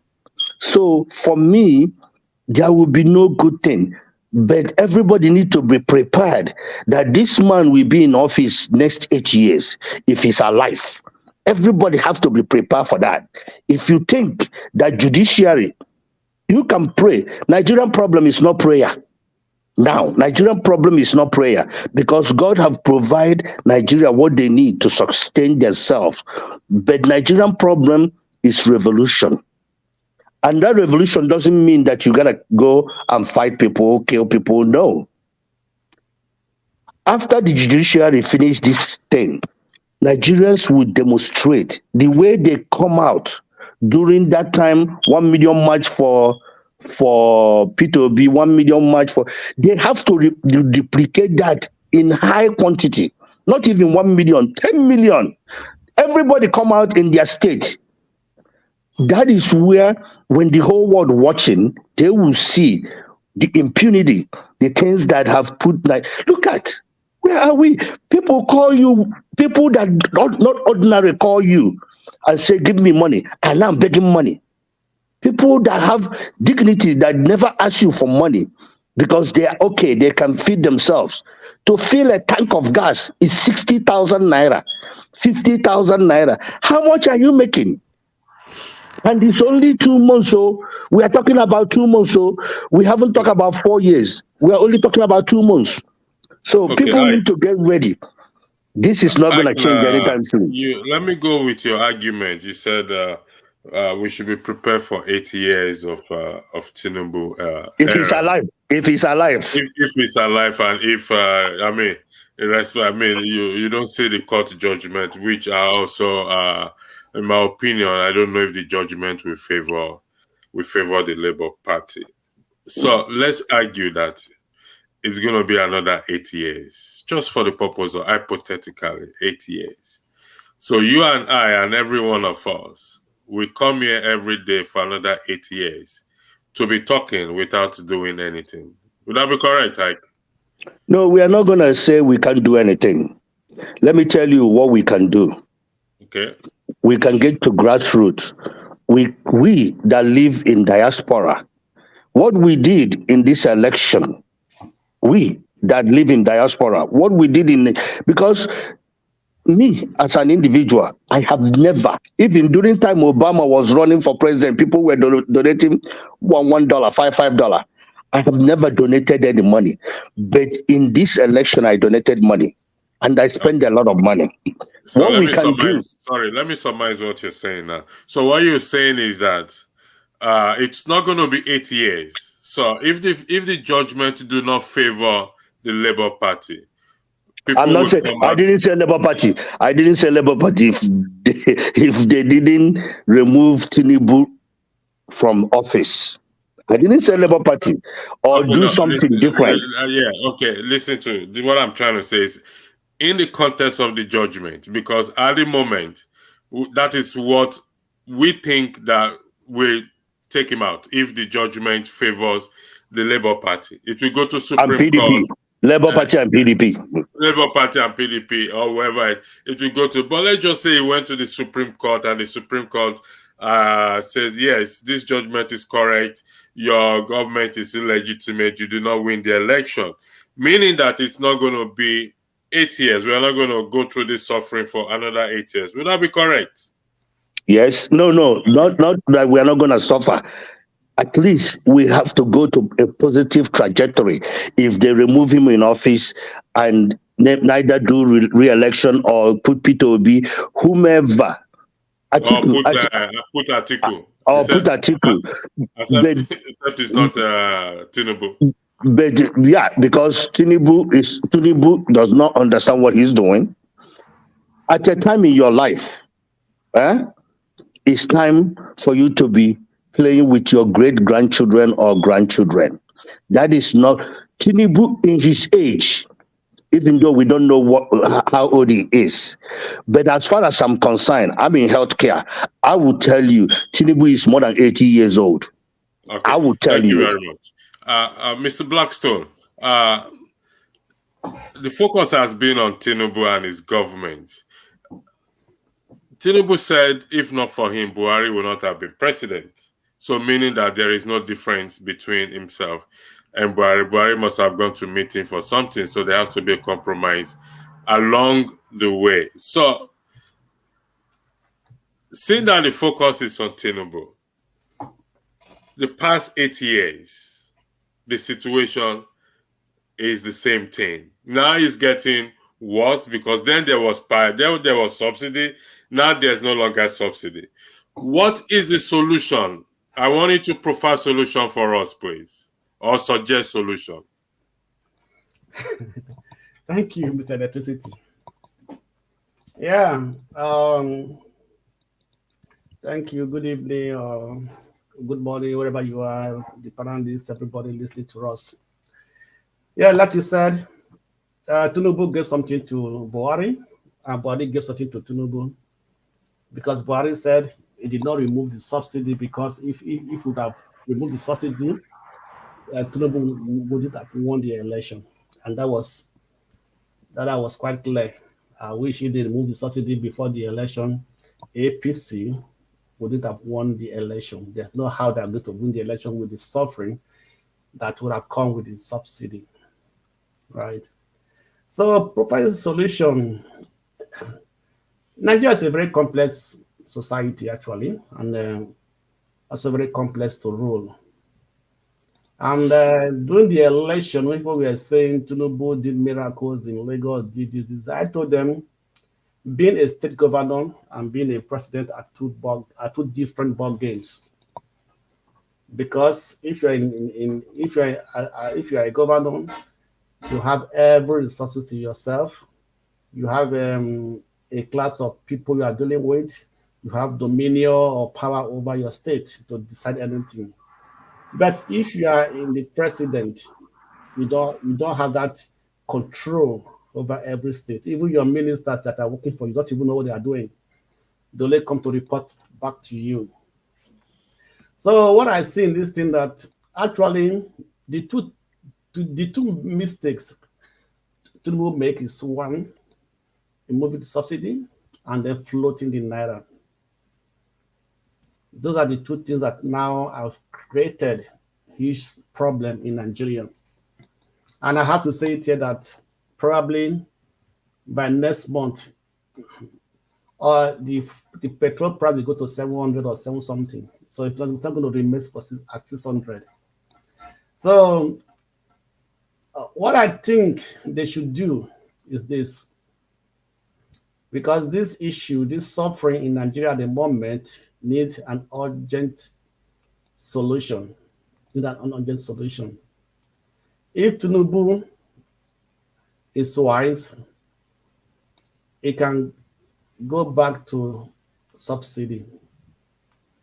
He can have a partial subsidy, revert to partial subsidy, that the fuel pump price will go down maybe to 400 naira per liter, right? And also let them change the floating of the naira, or the market forces to control the naira, right? That will also help in build up the economy. Then at this period, when this is being done, then other initiative can come, other innovation can come in, other things can come in, right? It can be able to try to weigh in investors, or try to do some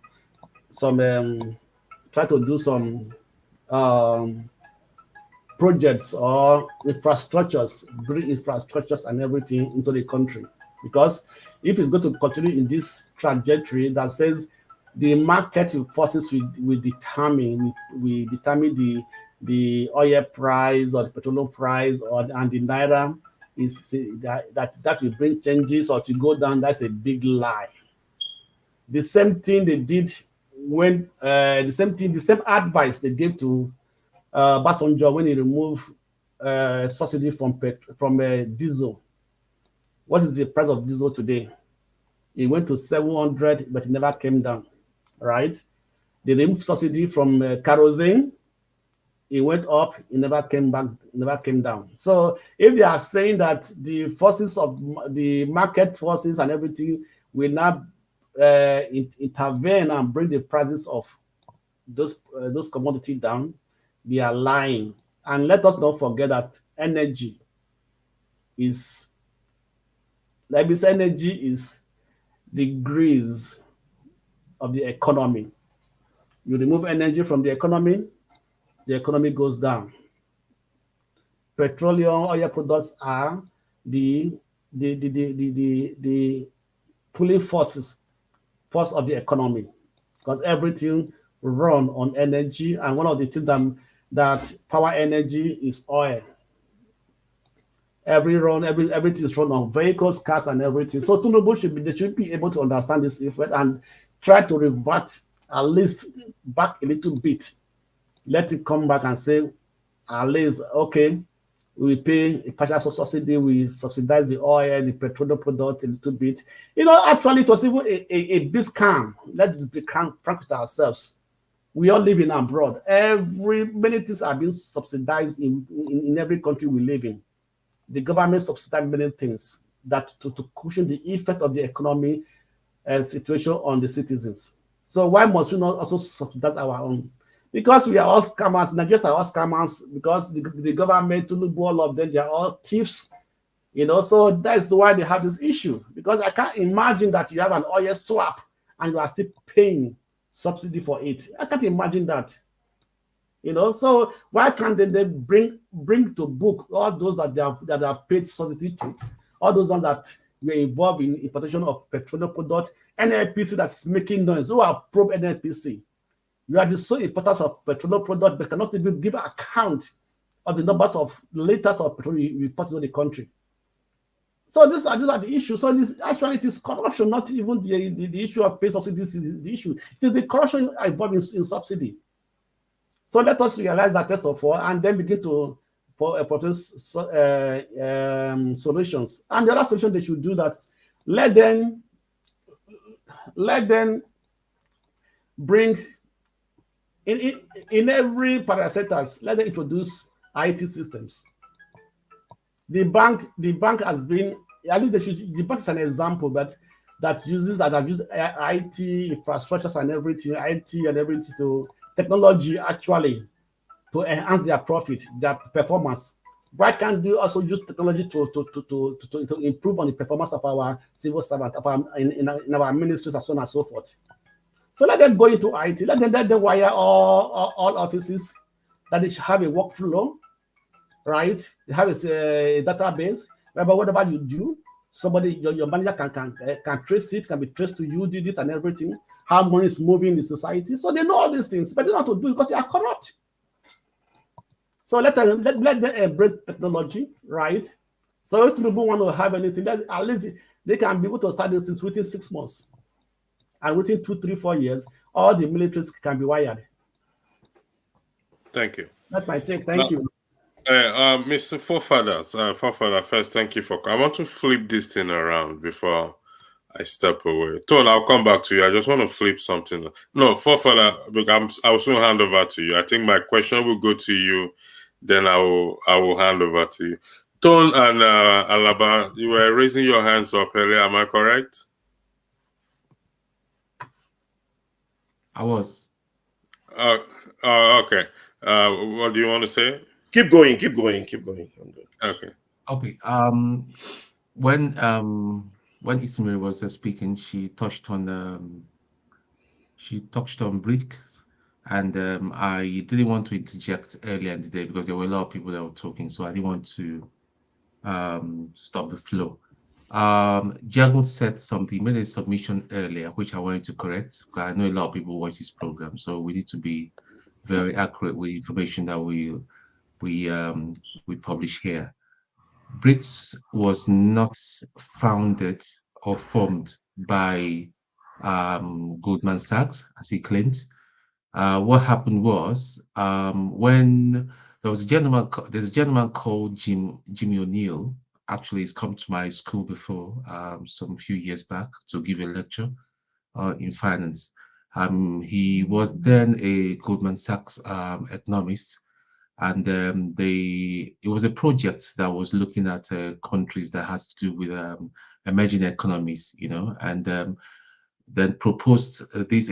Basically, it came from the acronym of the countries that were originally was used for the study, which is BRIC, which is Brazil, Russia, India, and China. Then they added the S lately when it became an economic union. So that's just the correction. That's just what I wanted to put out there, because he said that BRICS itself was set up by Goldman Sachs. That's slightly incorrect. All right. Thank you. I hope he's listening, and if you have his fact, he can come and rebut what he's saying. From listening to everyone, it appears that there is no solution in sight in respect to turning the country around. Matt, you throw the question, and I say you are going to sit out on this question until another topic come up. So there appears there's no solution in sight. But forefather always hold the view that security comes before economy. Forefather, am I correct? Can you correct me before I go ahead? Are you there? Hello, forefather. No. Okay. He believed economy before security. I think we agree. No. Let him speak for himself. Forefathers, are you there? Is he sleeping? It looks like he's sleeping. No, I don't think he's sleeping. Okay. Forefather. He's not probably sleeping. listening to something else. Yeah, maybe he's listening to something else. I want to hand over to you. Are you there, forefather? Okay.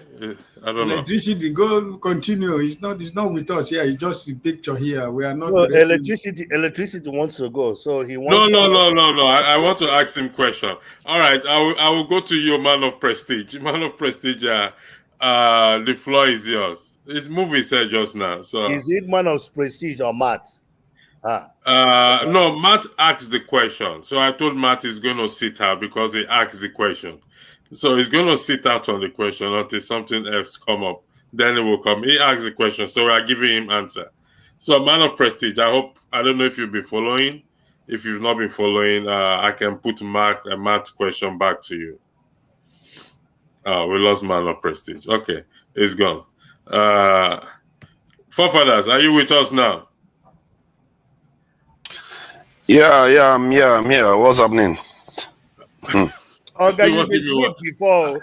No, I wasn't asleep. I was listening to something else. He teleported to somewhere. You've always hold this view that we should fix our security first before economy. Am I correct in that?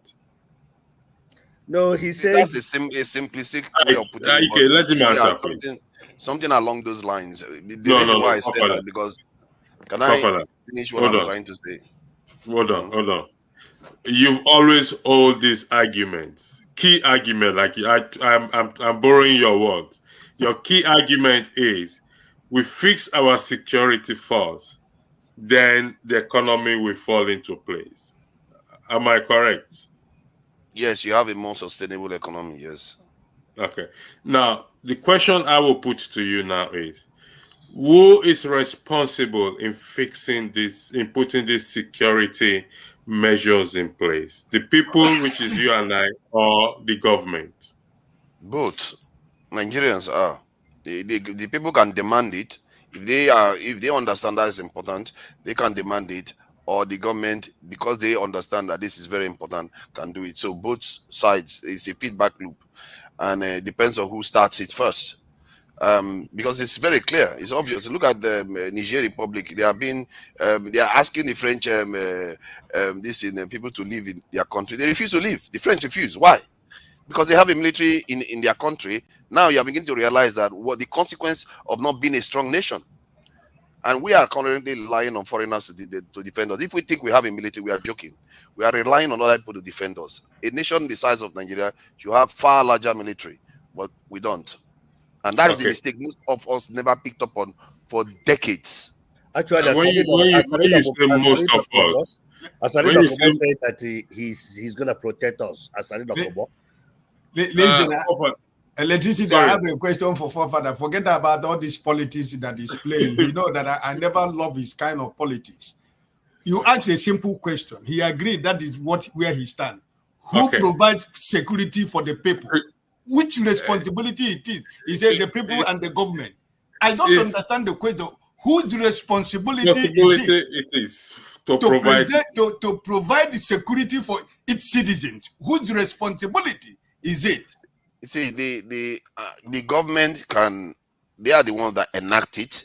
That's actually passed the law to create larger size of security forces.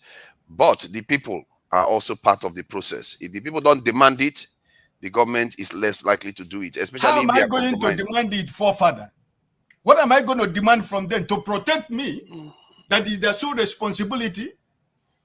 Is it what they're telling me that I have to ask them to do that for me? The primary function of the government is to provide security for its So what are you people. talking about? Exactly. In a situation where they have been compromised, remember this government they are a pull from us. It's not, they didn't emerge from heaven. They come from us and they go into office. If there is no pressure for them No, to I change, disagree with you on that, Forefather. let me finish the point I'm making. If we don't put the pressure on them to change, they are not going to change. Let's say the government now asks Nigerians in the south to become Muslims. Would they agree to it? No, the people in the Have you south will ever die seen, to ensure that doesn't happen. Forefather, have you Yeah, ever seen the can I government finish turn my its thought, security? please? Sorry Can to I just interrupt finish you. my thought? Yeah. No, because it's an interesting point I'm trying to make here. If the people of the south are asked to turn to Christians today, Muslims today, they will reject it outright because their mind is set on not being Muslims. But why are their mind not set on not being secure? It's because they are not aware of it. They've not reason. Their understanding is not up to that level. That, you know what, this nation is not even a proper nation. They don't even know that, and that is a problem. Awareness, we lack it. Hey, That's not the issue. How do you explain? Undermining our intelligence when you say that. You know, can't say that. That's why I tell you that his argument. You cannot say that. I'm If you always say on the that, other side because you can put it that way all you want. When the government turned the security on the people, how do you explain that, Forefather? Because the security that you have right now, they are basically not a national security operation. They are just there to keep us in check. Yeah, but you just said the people have to demand it. But in cases we've had in Nigeria where the government turned the security on its people, we've had these cases over 50 years, starting from them burning Fela's house. Yes, even then, we didn't have a proper security services. The security service we've had from 1960 has never been that of a normal nation. I think when we discuss policies like this, we're putting cats before the horse. My view is that the big elephant in the room, which is the fact that there is impunity, there is corruption, there is no government that is accountable to itself or to its people. You look at the terms. We don't have any of that. So when we start saying such a government should have security or provide security, or we're just going around in circles. So I think the most important fundamental thing we need to get right is the process of selecting who rules us and how they rule us. If that is not in place, we are wasting our time.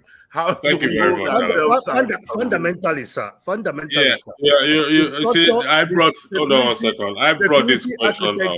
Security architecture of Nigeria it doesn't have any foundation. They have to overhaul the security architecture of Nigeria because police in Nigeria is from federal. DSS is from federal. Is that the only part of the country that needs overall? Army is in the federal. Everything needs overall. Education, law, everything. Name one area. Journalism needs overall. Let me ask a question. Gentlemen and a lady, I brought up this question purposely. Over the week or weeks, I haven't, Mr. Ike, thank you. I have been thinking of this forefathers' position. And honestly, after we had that altercation, the last, I won't use the word altercation, the argument the last time, I went back to my chambers to really look at this security. And Mr. Ike is right there. You're not answering the question. It's a straightforward question. You did not answer the question. The government provides security. The government recruits the people. The government provide in terms of security, policy and otherwise, it's downward to the government. Now, am I saying the people don't have a role to play? Of course they do. However, in that regard of people having a role to play, the government we have today, or we have 8 years ago, or we have 10 years ago, or 15 years ago, is it the government that will provide security for people? No. So I ask you this question purposely because you often go on this argument that we have to work on our security. You always reference Russia, you reference China, who are the head of the BRICS. For crying out loud, personally, I would not want to go into any alliance with Russia, given to the kind of person Putin is. That's me personally. Now, in terms of the people needs to get the government right. And once we get the government right, then the government in turn will provide what we need.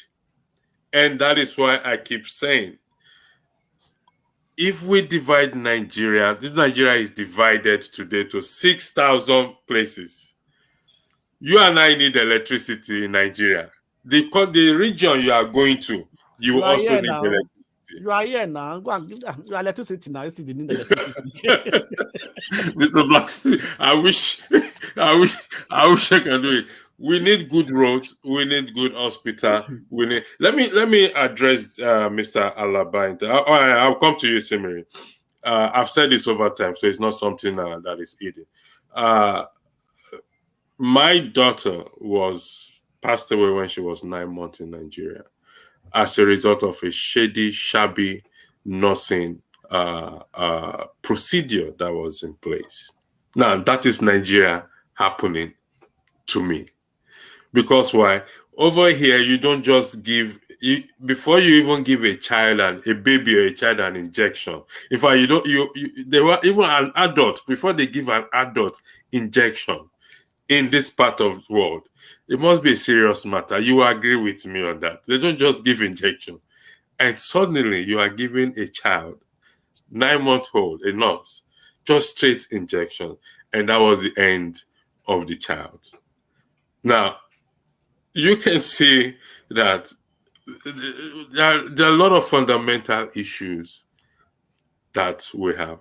But nevertheless, I keep saying, and I will say over again, for the purpose of maybe trying to encourage every one of us, that we share the same, we have the same thing in common. 7 hours, 55 minutes, and 56 seconds. We are sitting down here because of what? We have electricity and we have data. Yes or no? The answer is yes. The only three people that joined us from Nigeria, they were lamenting Mr. Righteous, Chineye, and Ngozika. Mr. Righteous was in darkness, Chineye was in darkness. Ngozika happens to have light today. Probably she's running a generator in the background. What they want is the same thing that we want. And not until we start to hold our elected officers accountable. Proud Buhari left is signing the electricity bill. Nobody's talking about it. The government or governors, they are focusing on the 5 billion naira. Palliative naira given to them. None of them is saying, oh, I need to fix this electricity. They've been licensed to what? To generate, to distribute electricity. None of them is doing anything. The Minister of Power might say, give him 6 months. It will produce almost 7,000 megawatt of electricity. We all want the same thing. So, do you think producing, even the buffoon that is talking, do you think that buffoon, do you think producing 7,000 watts, if you add it with 4,000 watts we have, that is 11,000 watts. Do you think 11,000 watts will give Nigeria the electricity that we need? He's a buffoon. It's an improvement. It's an improvement. Improvement. Forget about that. Antonio, let's argue that it sticks to his promise. 6 months. So you see, he has set a yardstick for himself for us to hold him accountable. To say, you said 6 months. 6 months has passed. You've not even generated 500. What is the problem? Is it until the Buhari that Buhari have what do you call it? What do you call that thing they keep on talking about during the election? Manifesto. Manifesto, right? Yeah, manifesto Buhari presented in 2015 and 2019. Who have asked Buhari, Oga, the manifesto that you told us, what happened? They told us that dollar will be 1-to-1. They told us there will be student loan. Remember when this president came, there will be student loan. He said there will be student loan. What happened to that? Who is getting the student loan? Yeah, the person. That's people come and be applying for it now. Yeah. Okay. Isimile, you wanted to say something. Let me give Isimile the floor. She wanted to say something. Then we'll go around again. Right, after Isimile, I'll yield the floor to you. My sister Isimile, sorry, you see how you guys marginalize your women, both in Nigeria and even online, even after you've come to abroad. Why do you want Isimile? Hold on. Isimile, don't generalize. You should be thanking me because I would have agitated now. If you want to agitate, I will yield. Thank you. Because even Buhari marginalized his own wife. I said the bedroom is his bed, is his place. All right, the floor is yours. Nigerian man, you won't change it. Okay. I wanted to say I support a forefather about 80% on security. Normally, I don't support his points, but this one I do, in the sense that the government are responsible in making rules and appointing people to guard and protect the welfare and lives of its citizens. But as well, the citizens have to abide by those rules, have an open mindset to move the country forward. So it's not just the government that is responsible, in my own opinion, but in the general opinion, by political standards and the academics, they will say the government are responsible, but the citizens as well to do their own bit to make sure they don't break those rules, even where there are no cameras. Imagine where there are rules in the traffic light, people just drive anyhow. Thank you. So we are responsible as well, not just the government, but the government should do their own part, and we hold them responsible and make sure we keep those rules to make sure that there is orderliness in the country and move the country forward. Be proud of our country. Thank you. Okay. I'm supporting. No, I'm supporting. Similar what she said. You understand me? Let's take a poll. Let's take a survey of Nigerians, and say if any of you get there, let's say how many of them we actually not be corrupt. How many of them will not take money from how many of them will say that okay, I will go there and be clean. Like come again with your question, please. I said if we take a survey of Nigerians in the street, Nigerians, not anyone in government, and said if you are appointed into any of these political offices or as a civil servant, will you not take the public money? Well, no. They I have shouldn't. I They have one shouldn't. that I have one Wait, that I want wait now. I have one in my house. I have one that in my house. Different person, I will not tell you her name. Up to when but let me tell you one thing. Wait now. There are Wait, let me many, finish. but the bad ones, Let me there are finish. many. Let There me are good finish people. now. Mr. Blackstone, I'm Mr. asking Blackstone. yes, sir. There are still on there. For don't let me say still. I'm not saying all. What I said, let's take a survey and let's know the percentage. Okay. Percentage. But can I tell you something? In what Blackstone is talking about, if you go to Nigeria and you go into government and you didn't say you did government, your people inside the house, I go first fight you. We yap you. But I have an in-law. we still have we Do you know that you now see why I said 40 to 60 Do you years? know that While I during was the time Peter Obi was governor of Anambra State, electricity, you see why I mentioned number of years. Peter Obi, his first 4 years as a governor of Anambra State, his people are Agolo people. I'm from my mother is from Unen. His people are Agolo people hated him because they will carry every wahala from Agolo, go to government house, asking for contract. He will tell them, "You're a provision seller. I cannot give you contract," and they hated him for that. And I have an in-law that the family have abandoned because he refused. He was in a position. He refused to employ his people from his community. Peter Obi fixed Anambra State.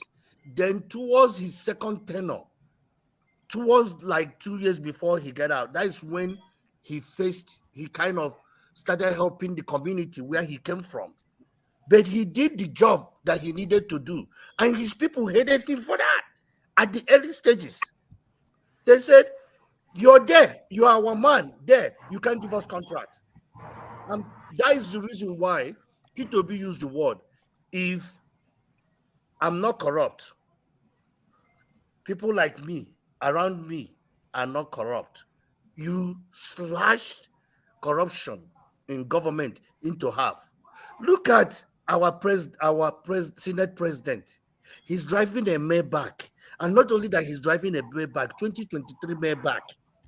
And Nigeria, when we buy car, those people over there, they don't buy just regular package. They buy the premium package. A Maybach. Which premium package? They buy bulletproof. A Maybach with bulletproof protection is almost maybe $300,000 and $400,000. Do you know what $400,000 will do for a community? And he will have other 50 bullet cars following him. If you go to Western world, I think from the information in each state is going to have a bulletproof car in each state. From the information, if I'm correct, it's going to have each bullet car station in each state. 36 states. He will have a bulletproof car. Who is pursuing them? Who is fighting them that are using bullet cars? Because Igbo people say, to be also. It's unfortunate. It's unfortunate. Forefather, I will yield the floor to you. And okay, before you go, let me give you one information. Okay. Have you people heard what Bloomberg wrote about the Bola Tinubu Minister for Budget? Come again? Bloomberg had wrote an article on the Minister of Budget. No, I'm not aware of the article. Okay. They said that the Minister of Budget appointed by Tinubu was the ancient man for Abuja, who was laundering money for Abuja, and it's been investigated. It's been America is waiting for you. They are trying to seize property in America, so on and so forth. So how can they not be corrupt when you appoint corrupt people? I heard that. So I think that was the question Matt asked that brought us to this point, which is a common saying in legal terms, that evil comes to equity must come with a clean hand. Listen, it's going to be very difficult for him to for this government, if this government survive 4 years, it will be a tough time for every one of us in the country. But nevertheless, like I said, as people have already said, electricity. Sir, listen, if a murderer can become a pastor, if what? A murderer can become a pastor. Please, sir, with due respect, can you? Let me finish. No, hold on 1 second. Yeah? Can you please highlight who is this murderer? No. Wait. I just give an example. A character. If a murderer can turn to be a pastor, and a disciple can betray his master, so anybody can change. Tinubu might change to become a better person. That's what I'm trying to say. My brother, Igbo people said, "Adam Wake Benanka, you don't learn left hand at old age." He will not change. He said, "Tyrant." Ike Sant Antonio. You can't say somebody. You can't say somebody cannot change. Forefather can change tomorrow. No, anybody can change. Forefather is still a young man, a man of no, he cannot change. No. Ike Santonio, you can't say somebody cannot change. Every one of us can change. But here is a issue. One of the things I'll be talking about tomorrow, 12 noon Nigerian time. And I know it will be too early for those in the US to participate. 7 a.m. I'm called to it, 7 a.m. this and that. You see, the metaphor used by their fruit you shall know them. Okay? That metaphor used by Christ, clearly stating that there has to be something tangible, something visible, something I can see, for me to come to that point to say, oh, indeed, forefather has changed. Then he is capable of rebuilding a nation. There is no evidence, there is no tangible evidence that you and I can see at this very moment to say something good will come out of this government. There is no tangible evidence. All we are saying is allegations upon allegations upon allegations. But one thing that surprised me, which I often stand on in respect to Mr. President, was when Shewon's Channel News. You remember that bullion van being the sat nav directed the bullion van into his house. Yes. Forefather, don't go here too, please. I want to hand over to you, or else I'll close the broadcast. You remember that bullion van saga that happened? Yeah. Mm-hmm. When he was interviewed, his response is on YouTube. His response was, "Did anybody money miss?" So nobody has complained that their money miss, and the bullion van is in your house. I had to go on my knees. I wanted to do 7 days fasting and prayer so that God will direct a bullion van that will miss road into my own house as well. Continue. Forefather, the floor is yours. Thank you, Simile. I've handed over to Forefather. I'm no longer moderating. I probably will be in the background, but go ahead, please. Thank you. Yeah, thank you. Let me just make one thing clear about my policy. Any woman that is here that is if the women are less than 3, whenever the woman raises her hand up, she should be given privilege to speak. And so that has been my policy for weeks. So that policy has been restored again. So if you have something to say, Smiri, you can go ahead. Thank you for restoring it, because you didn't have it before. But so you see, now you're getting special treatment. You didn't used to do that. I used to complain, but I'm glad he's recognizing that. Thank you, forefathers. She has bribed forefathers now. Other ladies that are in the background, please, if you're hearing what forefathers are saying, please try and join us more. I know sometimes the men, I don't know why, But what I want to say is that Mr. Electricity, forefathers don't need to change his view, isn't it? If he's holding that view as a Nigerian, he has that right to hold that view. That's what I believe, that every voice is unique. They say when someone has got 7 kids, those kids, their ones will differ, and each one of them with their needs you have to listen to. A will have a different need to B. So that's why we're all Why unique. 7 kids? Why We are 7? all Why unique, not 2 different, kids? and beautiful in our own ways. So that's all I wanted to say. Thank you. Forefather, I sincerely apologize. Isimile, I'm not saying forefather cannot. We all have our views, okay? But there's an Irish poet said, "Those who cannot change their mind cannot change anything." If my views, why you respect my views, and you see that my view does not align with reality or with positivity, I think you similarly should do your possible best to see how you can win me or try to see if I can change my view over certain things. Yes, we all have our view. How? Huh? How? You're a woman, you know how to change a man's mind. So you Man to man now. So this has nothing. man to man. I think we will discuss that in the absence of a woman. I'm putting on a valid point to you. It's not a joke. This is not about Okay. it. I'm You talking see, okay, let me tell you. You see, earlier I came on forefathers in respect to his position on security. And Ike, Alaba, and Ike Santonio, they weigh in on it. And I told you over the weeks, after I had an argument, over the weeks, I went back into my inner self to actually think of what his position. Like today, I was going for a walk, and I've forgotten the name of these helicopters. They were doing military training. They were so low, very low. I even recorded it.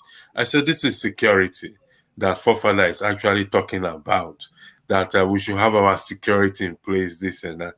So I am trying to change, if possible, let him change his perspective or his view to the extent to understand that security is majorly provided or mainly provided by what? By government. It is because government has not provided of security. I mean, before I ever left Nigeria, in our street, we take turns to do civil defense. In our street, we take turns years back to do this because the government have failed to provide the citizens security. The citizens now take it upon themselves to provide themselves security, having a civil defense and everything, contributing money to make gates and everything. But if the government has provided security in the first place, there will be no need for us to do that. However, we don't have such government, nor have we ever had such government in place that will give us such security. That is the point I am trying to make. We need to get it right. That is it. Thank you. I hope I've been able to. Sorry. I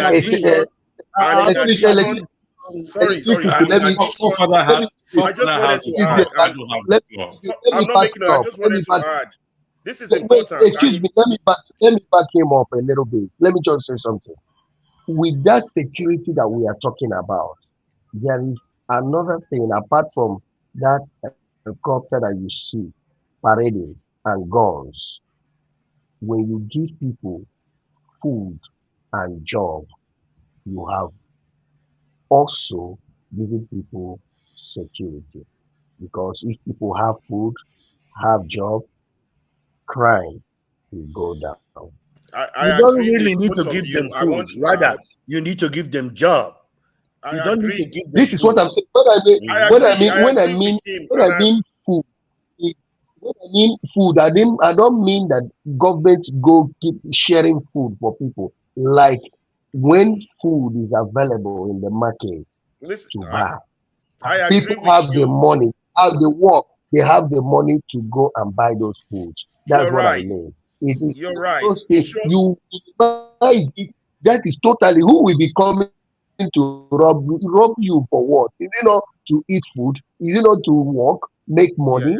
That's the problem.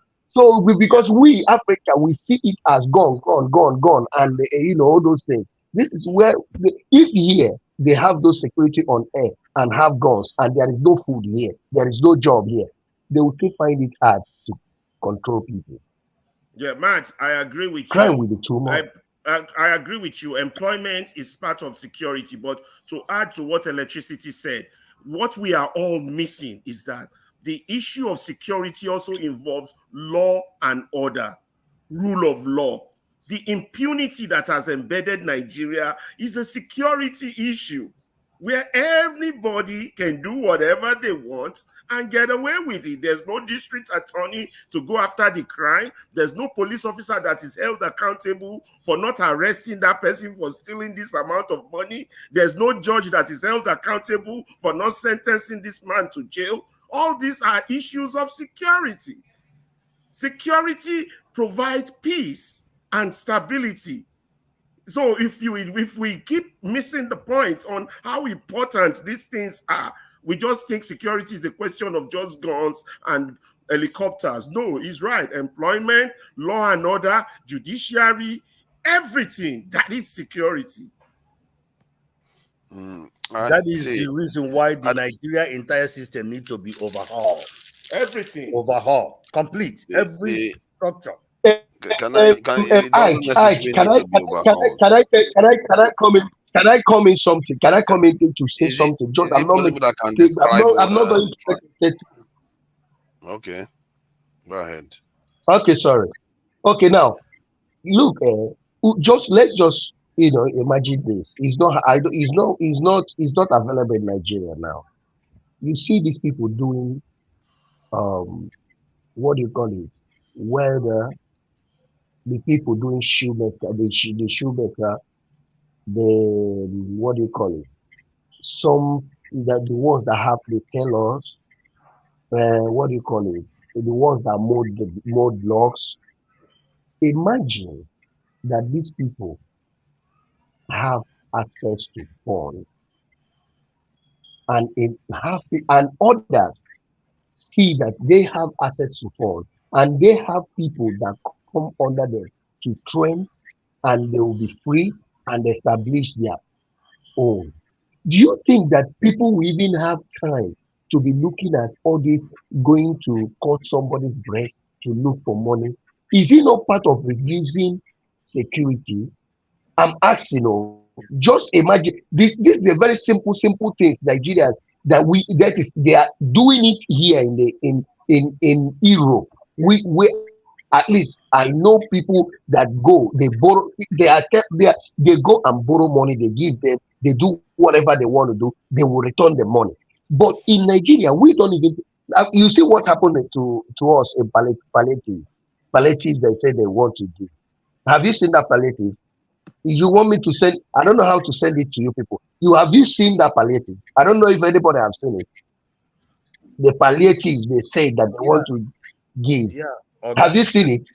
Okay. My brother, if you see that palliative, if you see that palliative, you will know that Nigerian government, them whether they are the devil be their papa or na them whether I don't know if the them born devil or na devil born them. Those people, they are wicked. But the main thing is that you're talking in a normal sense. Nigeria is not normal. When we talk about palliative, farmers in this country are paid to stay home by giving them subsidies. If you don't have certain job in America where in your state they can provide you food stamps, you use it, allocate money direct. It's like credit card. You go in, charge your food, pay the one that they didn't pay. Basic things you need, they provide it. But the fundamental is that is where system works. In Nigeria, systems do not work because the chairman of that ministry, where that palliative will be, will first of all take half of the palliative and put for himself. Then the other palliative he give his friends. Is whatever that remains. The bag of rice, the rice the palliative they give for one local, one town, one ward, it's not even up to 10 cups of rice. My brother, you don't see Now, if I send you, I say if you see them, So if I send when it to you you, talk if about it's normal situation, you talk about things that are organized. We have a long ways to go. Somebody mentioned IT. Somebody mentioned IT. Do you know that in Nigeria, people don't clock in and work? They just walk in, sign in.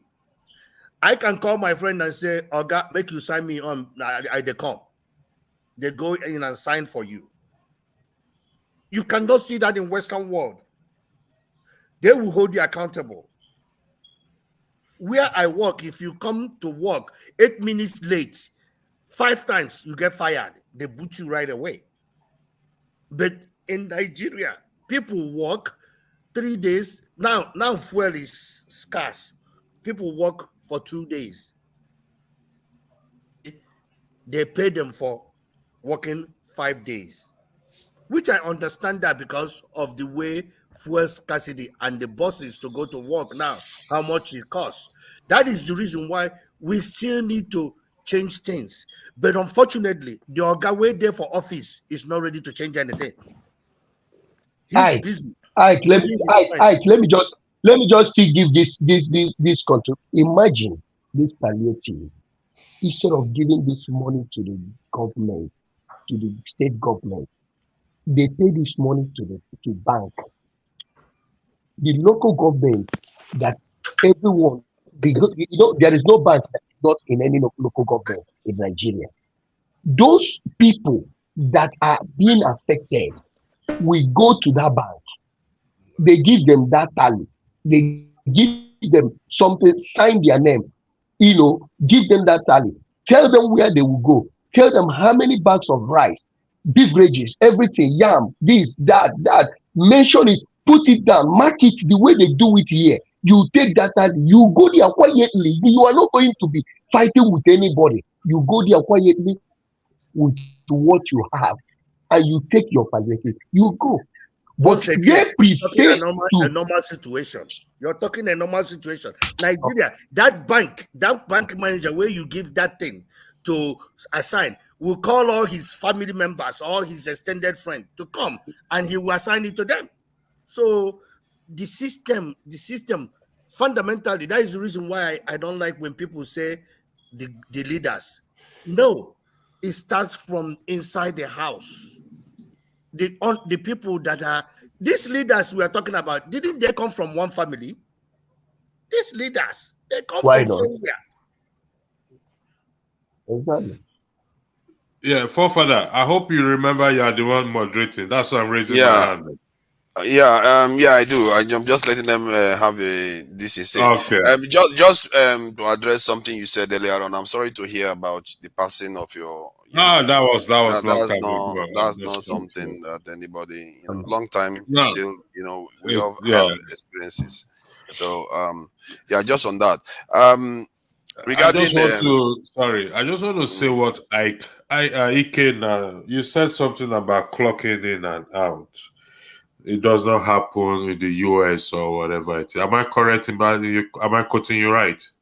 It happens in US. You clock in to go when you come in, you clock in. When you about to leave, you clock in. At the end of 2 weeks, all that numbers, the system will tabulate it and they pay you for your job. Okay. But do people clock in for other people? No, you can never do that. And if they do that, what happens? That is automatic fire. Okay, so that is what we call checks and balances in place. Okay, it's what we've been or what I have been clamoring for. There is no perfect system anywhere. Yeah, but that's a basic system. That is a basic system. It's not perfect. That is basic requirement. Yeah, but because we don't have that, or we don't do that checks and balance. I've worked in a place before. It falls under gross misconduct. If they find you doing that for somebody, where somebody clocking for other people, they find out they investigated it through. It's a straight dismissal. There is no two of you, the person that clock and the person that has to clock. The person that clock and the both of you are gone. So that is the checks and balance they put in place, and that is what, like I said, anybody can be corrupted. Everybody has a price. But where there is check, for example, there's rules and regulation on this platform, and we try to abide by it. Sometimes we don't abide by it, but for sanity's sake, we try to abide for it. Those are the checks and balances we always put in place. But if it's not there, I remember years ago, I'm always careful, particularly we in diaspora.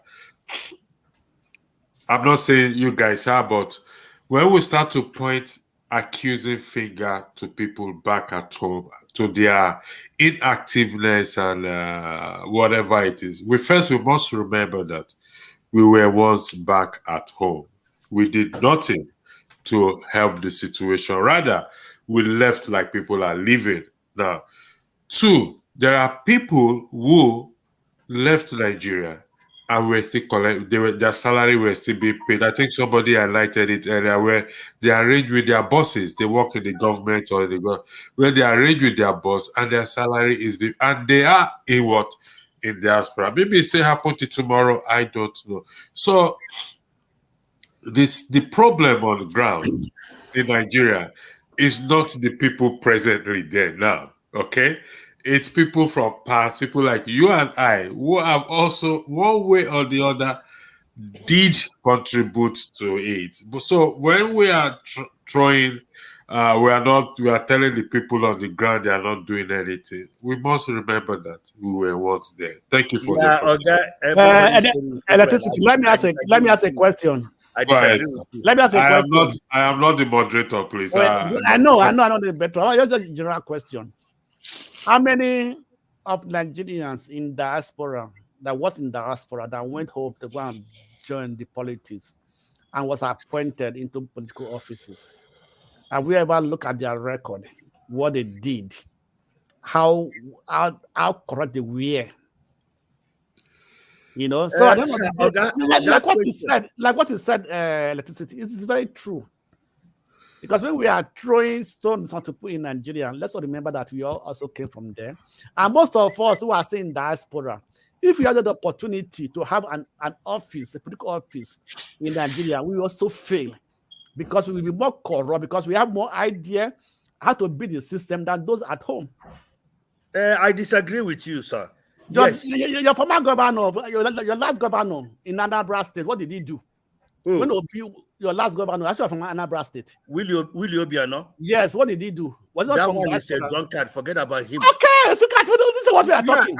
I agree with you that some of the people that are in government now, even even before some of them have been in Western world. Not even in that, not even the present government. Previous, at least not even appointed people. That when there was Bankole was one time the Speaker of the House of Assembly who came from UK. He was the most corrupt Speaker of the House of Assembly Nigeria has ever had. He came from the UK. What you're saying is true, but my point is this: the problem is rooted in the family.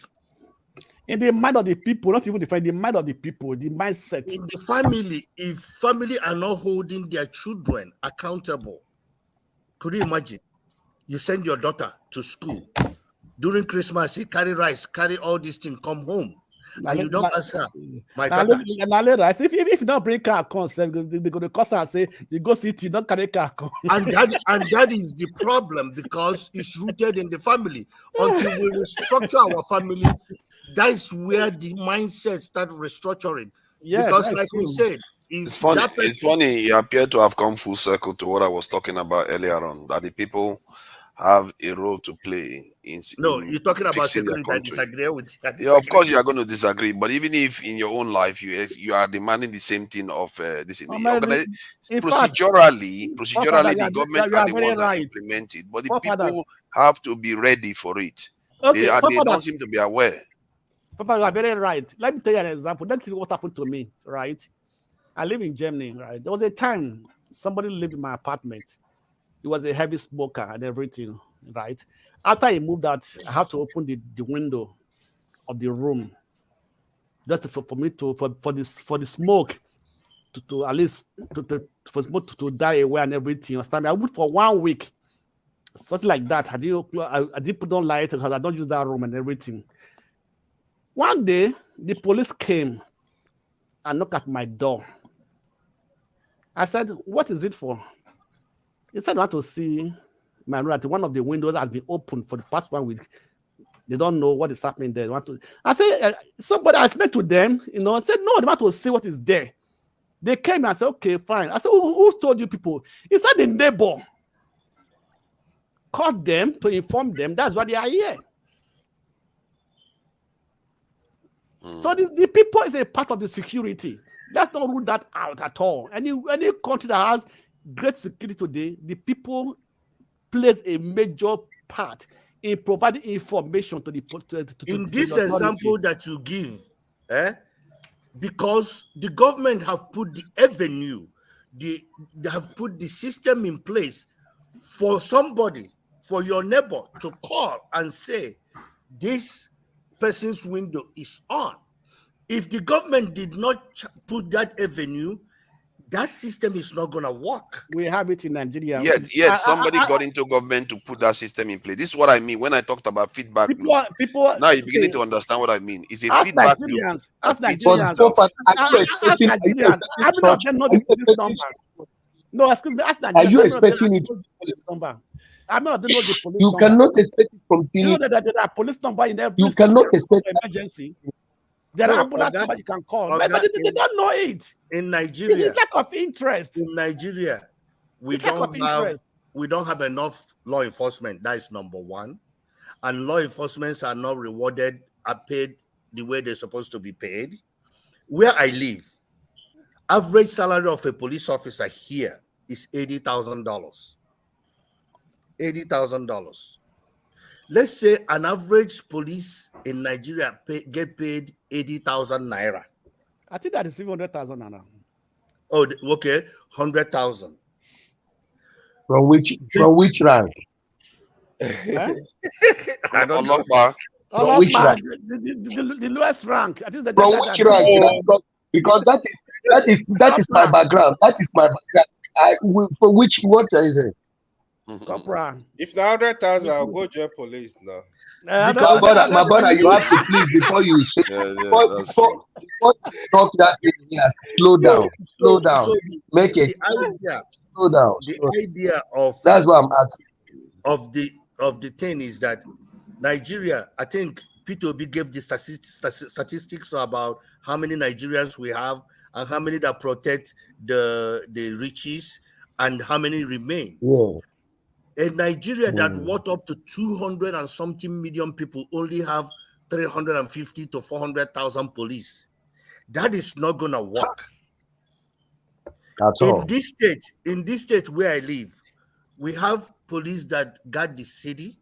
Then we have the sheriff that guard the county.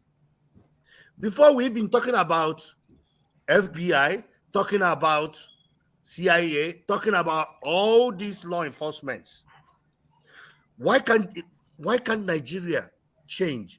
First of all, all these unemployment people, restructure how much you pay police, hire more of these people, train them right way, really, not training them, train them, and hold the inspectors that send them to go and get money from the.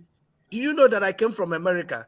And I went home, drive to my village, police saw the bag because there's money on the bag. He took me to jail to take the money. I slept in Nigeria jail one night for no reason. Because you're not paid there now.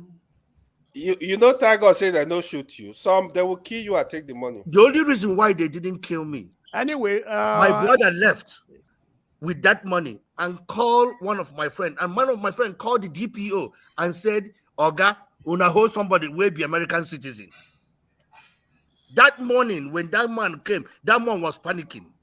The police officer, where they make noise, to started kneeling down and begging because now they will take staying outside to collect money from people. So the problem is that police pull me over here. In this country, the first thing is going to ask me your license and your registration. he run your plate to see if there's a Papa, warrant under put your the name. link to If see there's a warrant under your the name, salary in they Nigeria. will take you to jail. If there is none, they will give you a ticket. They will tell you the reason why I pulled you over because your speed limit is going on. Nigeria, remember when we have road safety? At the beginning of road safety was the best thing that happened to Nigeria. They give you a ticket, you go and pay it in the local government of that place. But guess what? They have At it in the Lagos time, now. in the middle of it, road safety come, he tell you this is the fine. How much are you gonna give me? You divide the fine into half. He take half. Then you pay him right over there without going to where you're supposed to. So that's where the people comes in. The corruption comes in. The people that made the corruption. So you have what you just explained. Before then, it was good, but after a while, because of corruption, they begin to do the way they like, their own style.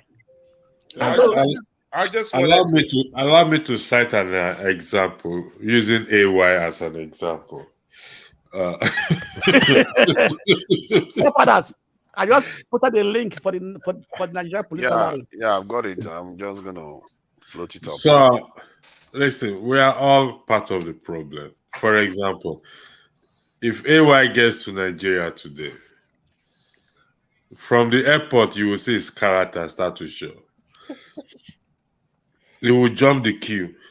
Meanwhile, from where he's coming from, he stayed in the queue, obedient. He's an obedient. He's obedient over there. but the moment he lands, he gets to Nigeria, it's a different. I have seen such terrible thing, and every time I go home, that one changed once the heat. Once you come out of the air condition from plane, that heat hit you. The next thing, your entirety mindset change. What you're looking for? Who am I going to do? No, I need to learn one day. I need to learn that's on the queue. There are people that are so coming that's on the queue. But electricity, let me still tell you one thing. Let me still tell you one thing that didn't change when I went to Nigeria.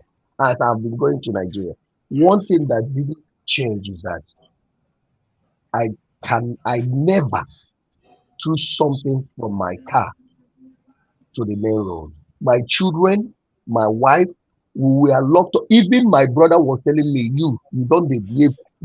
Throw away this thing from outside. What are you doing? No, I can't you see it everywhere. I said, please leave me and leave us. Let's be keeping it inside. When that's we go Nigerian mindset. So it said that going outside. That's Nigerian mindset. You see? This is what he was telling me. But my children, even if you try it, they will shout at it. They wouldn't want the children to. If my wife, who we are conscious, that is it. The thing they our hands. Do you understand me? So it is not. Let me tell you, it is if you are disciplined, you are disciplined, irrespective of anything. It's just that if you just want to behave the way you want to behave, don't say Nigeria made you to behave like that. That is the same thing that we are talking about this culture. I agree with you. If you want to stop it, you can stop it.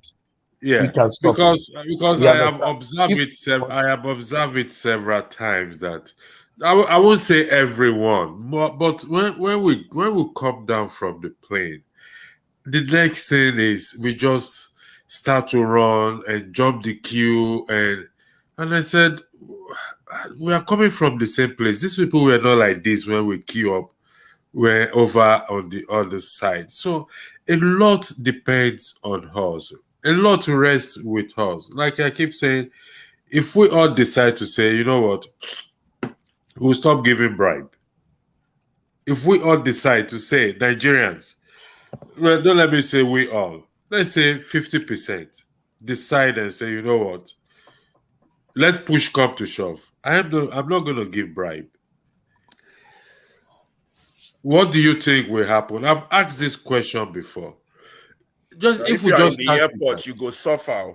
You will have a lot of problems, and this is why I keep saying.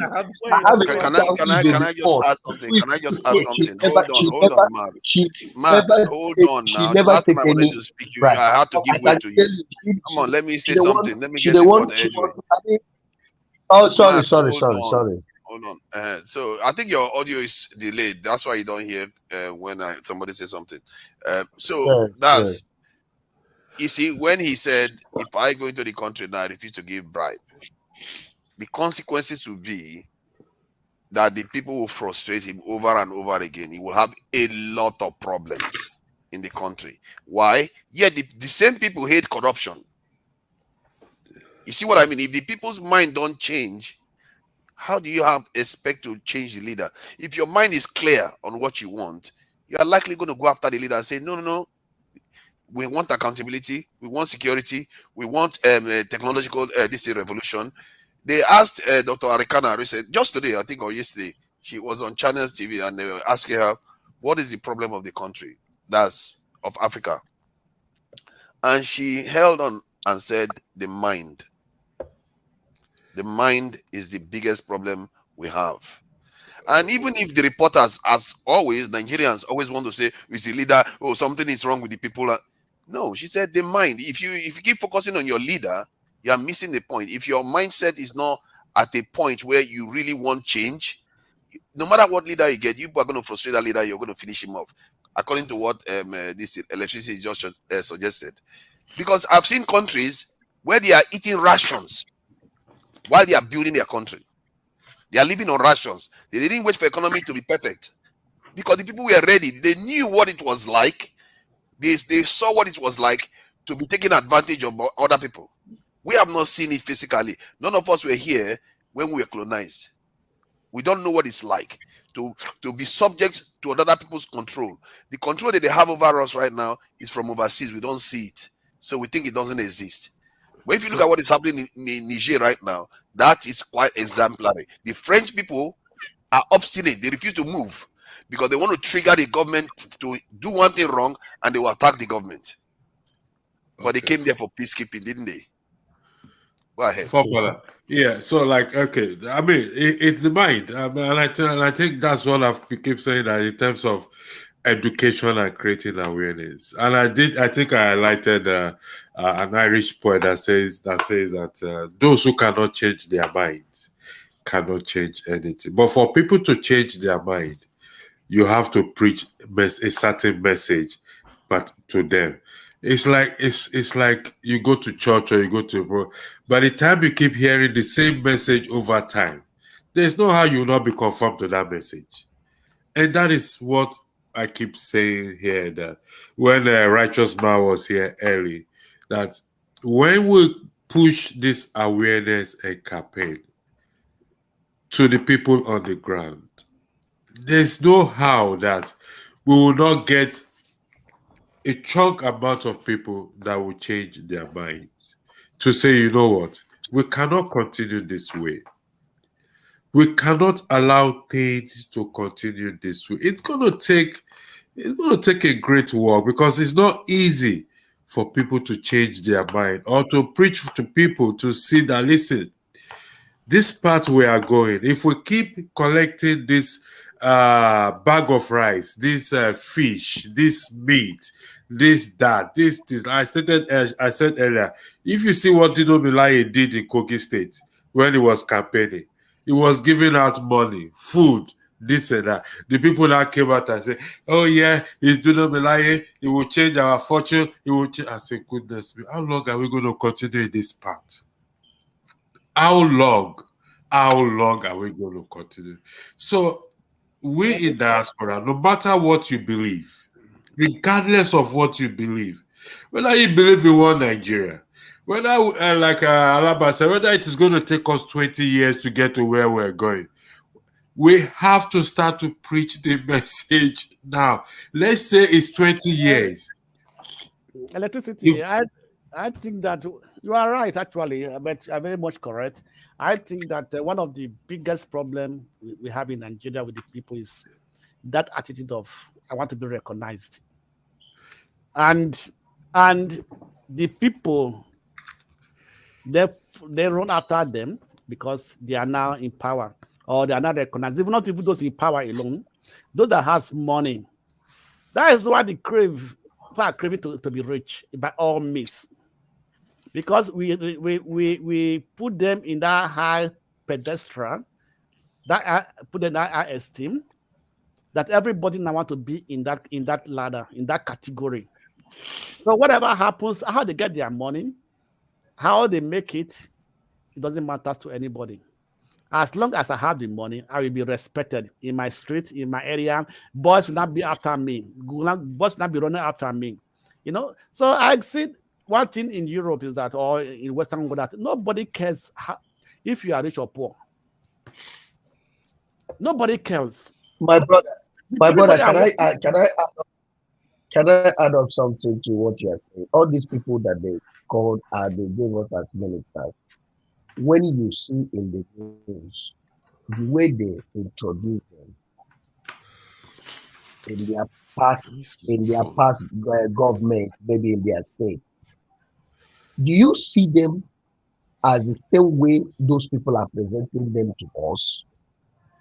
Because if you will see, no, when you check the past record of that person, I will now begin to look at that state. Maybe that state is like New York City, or it's like I don't know, or it's like Texas, or I begin to think, because I don't understand what these people are, where they are referring us to, that these people are coming from, and what that this is their antecedent that make them to give them this minister, and what they are going to do in the future. Can I say something? I don't know if you understand my question. I don't know if you understand my question. I don't know if you understand my question. Can I say something about anybody... the minister?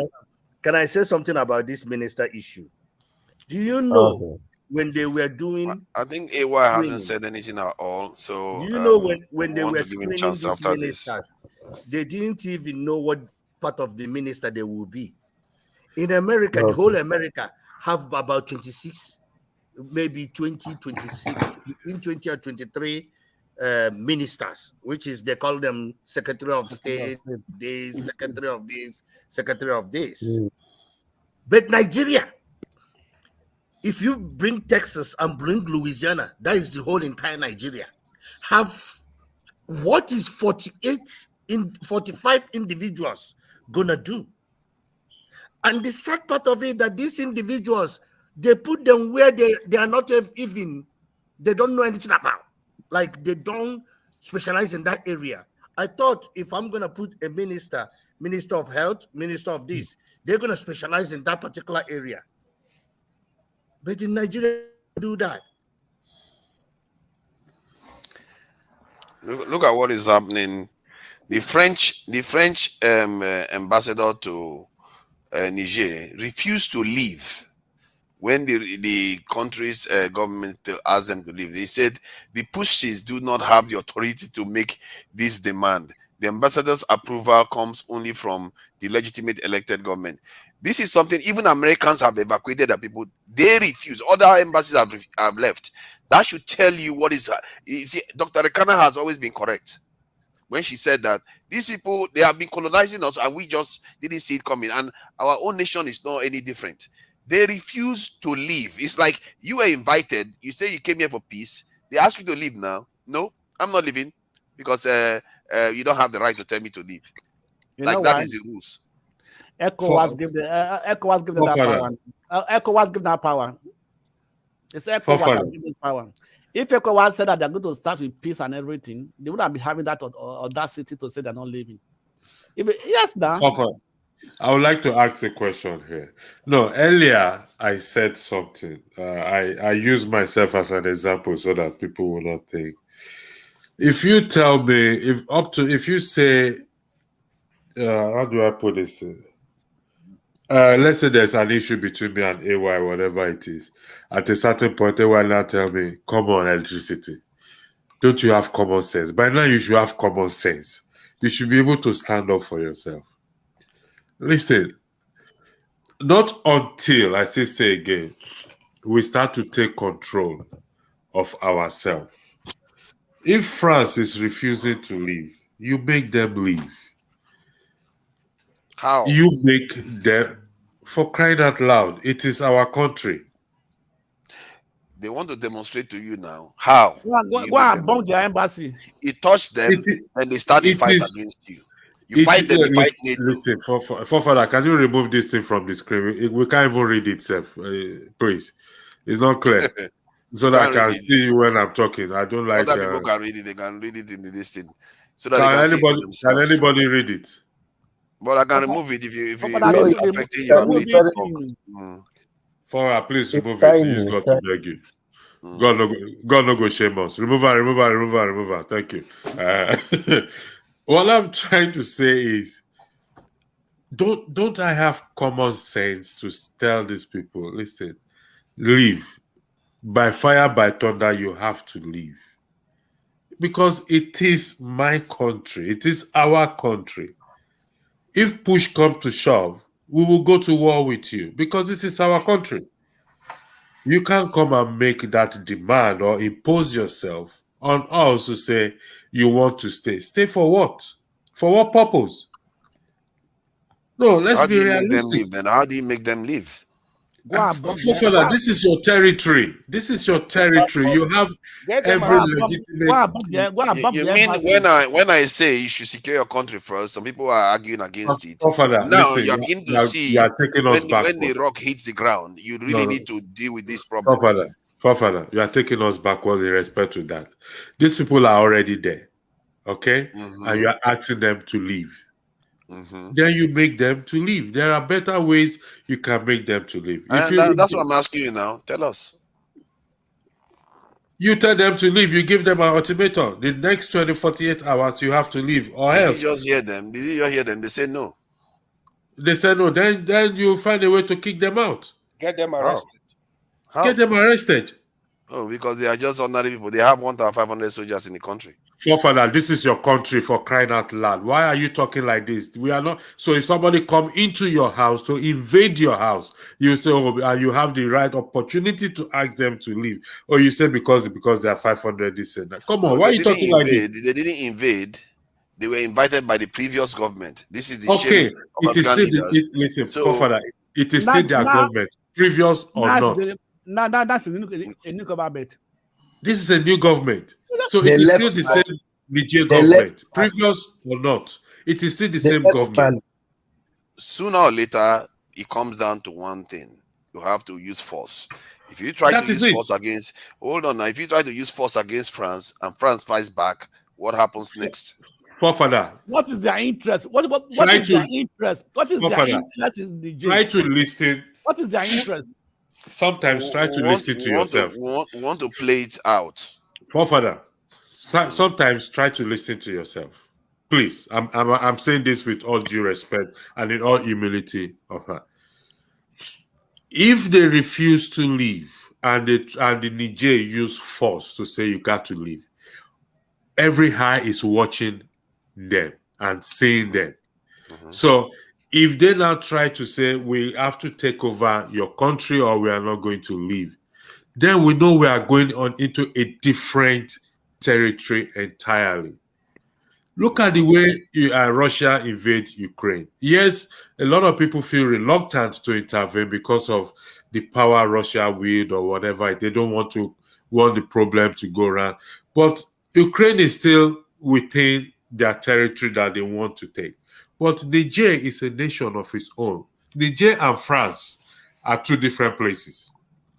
France is in Europe. I think what would you do when you fight them and they fight back? What happens then? You continue to fight. In that regard, you are protecting your country. You are protecting your country.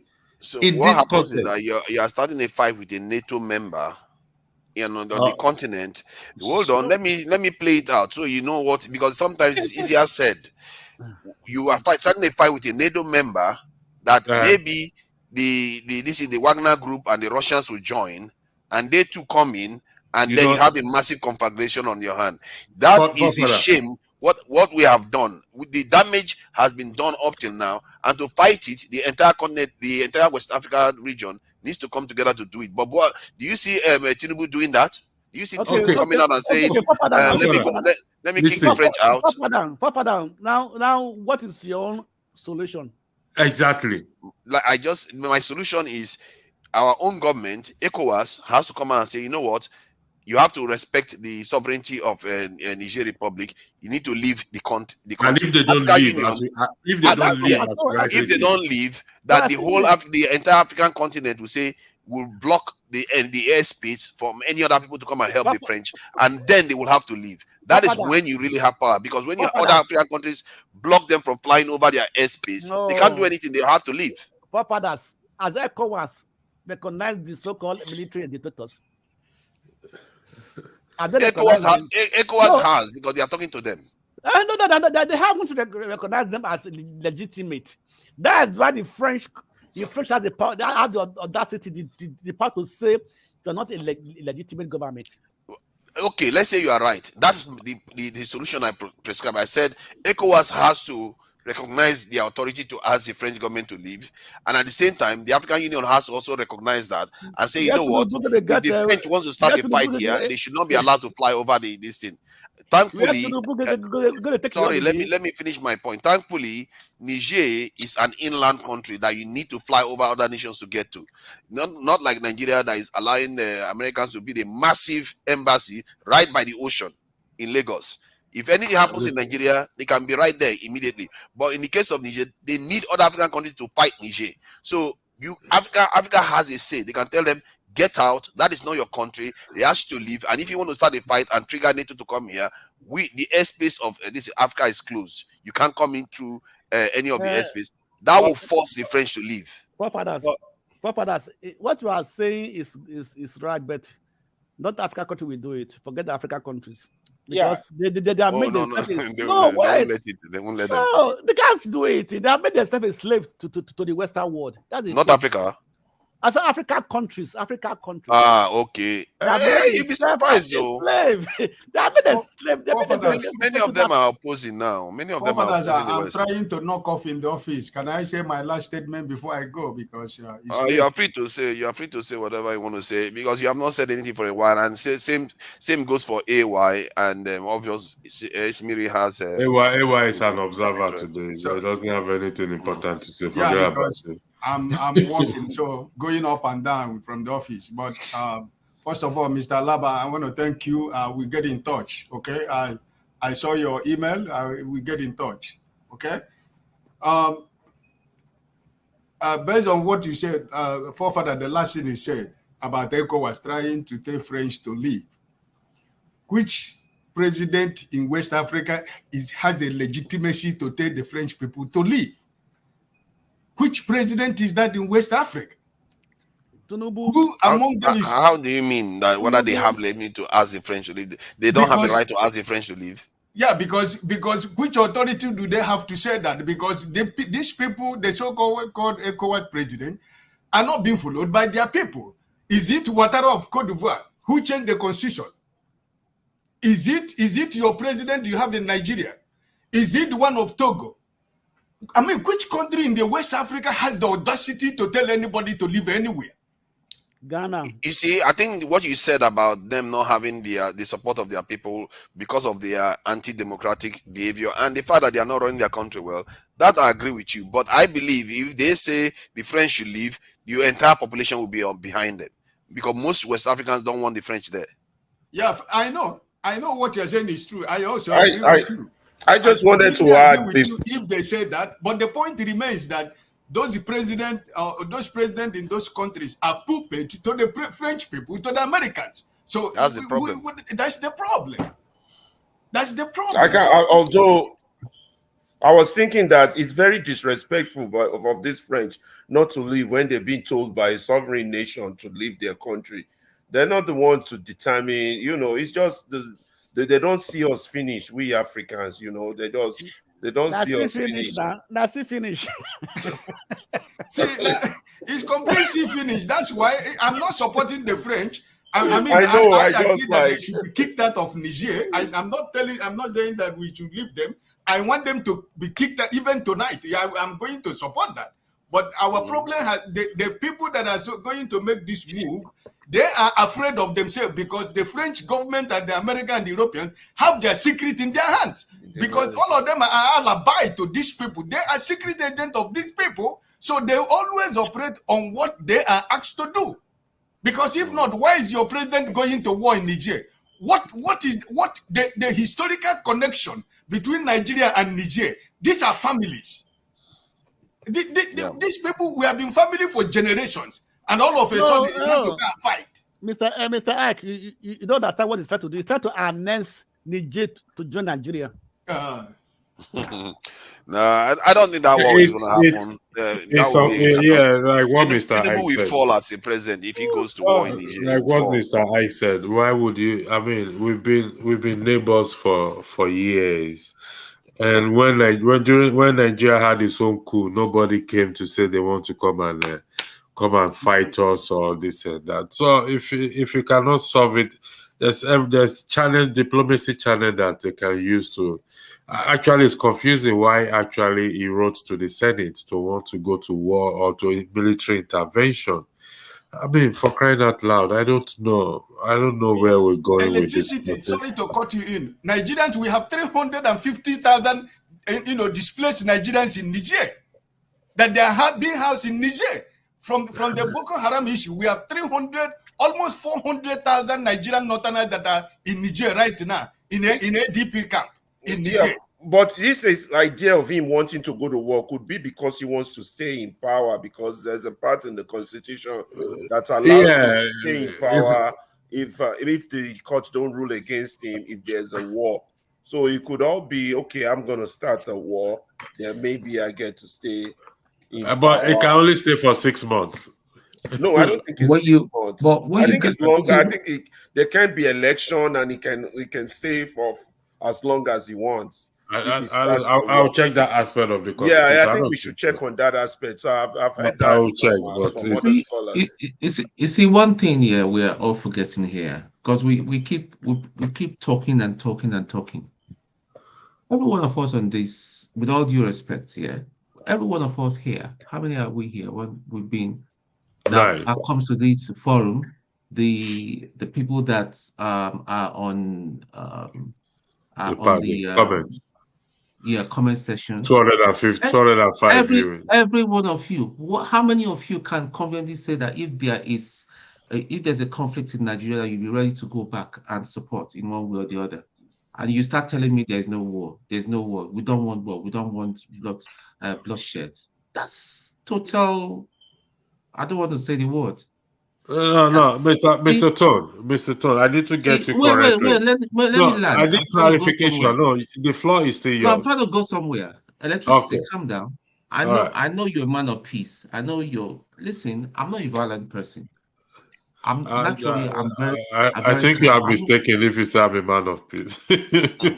No. I'm not, because when I tell only people that know me personally, that know what I've been through, and all that, people say, and I tell them, people that know. I mean, there was a place we went and all that, and we're discussing, and that discussion had to come. One of the guys looks me over and I said, "Really, you went to Liberia?" And when I told him one or two stuff and all that, he said, "Wow." He said, "You're a very bad man." The calmness and all that. See, listen, until we are ready to say, you know what, this just got to stop and all that. Some stuff are not going to that's the only language they understand. It's just much like the French now that we're talking about. If you touch them, like forefathers did say, they're member of NATO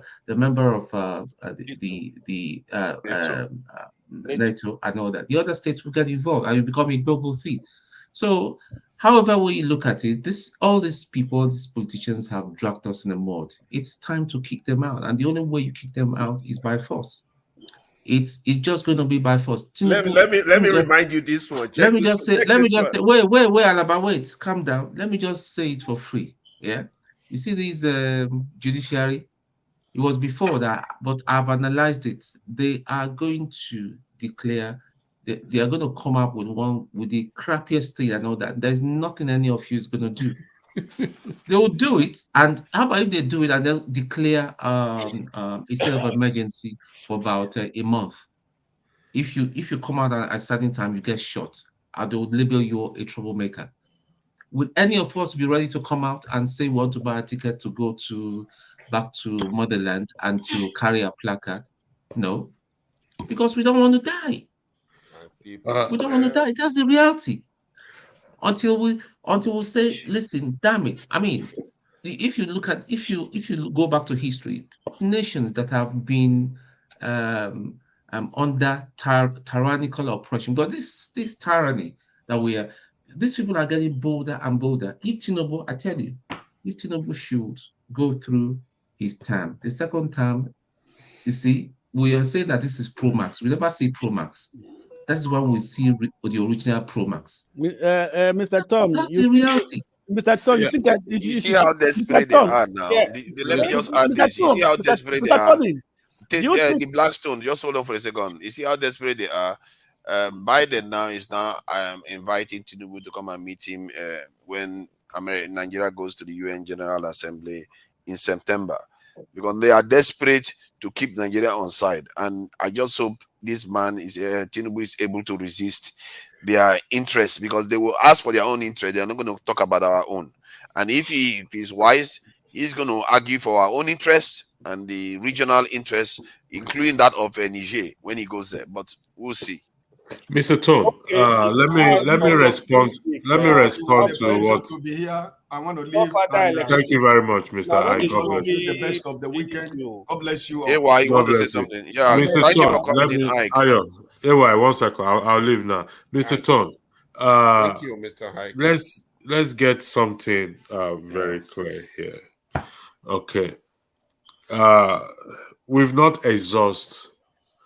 You agree with me that we've not exhausted in the context of the court case right now. It hasn't gone to the Supreme Court. Okay, we've not exhausted every channel to resolve this matter. So if the judgment comes out to say, it favors the government or APC and the government, there's still another hurdle of going to the Supreme Court, which is the highest court in the land. And if that fails, for example, hypothetically, should that also fail, I don't think even the set man, who is Peter Obi, will rally around his supporters to say, you know what, it's time we go to war. Let's pick up arms. He would never do such thing. Definitely. No. He will never do such thing. And so before, like I said, and I'll still say it, yes, you may have experienced war, and the only one I experienced in the Niger Delta area, Niger Delta issue. And one thing about gun, you've carried gun before, you will understand what I'm saying, that it has a spirit behind it. And if you are holding a gun and you see God, and I mean God who created us, in front of you, you will tell him, fuck off, I'll blow your head off, because there's a spirit behind that thing. It doesn't end where it starts. So I will still say that diplomacy, dialogue, should still be, is still our best bet. Because if it gets to the point that we carry gun, who are we fighting? The people will be fighting against the government. And don't forget that right now, like what fathers and others have said, there are parties who have interest or who are kind of manipulating the continent. And we, the people, we may not have that sort of resources. The government may have. So this thing has to do with dialogue.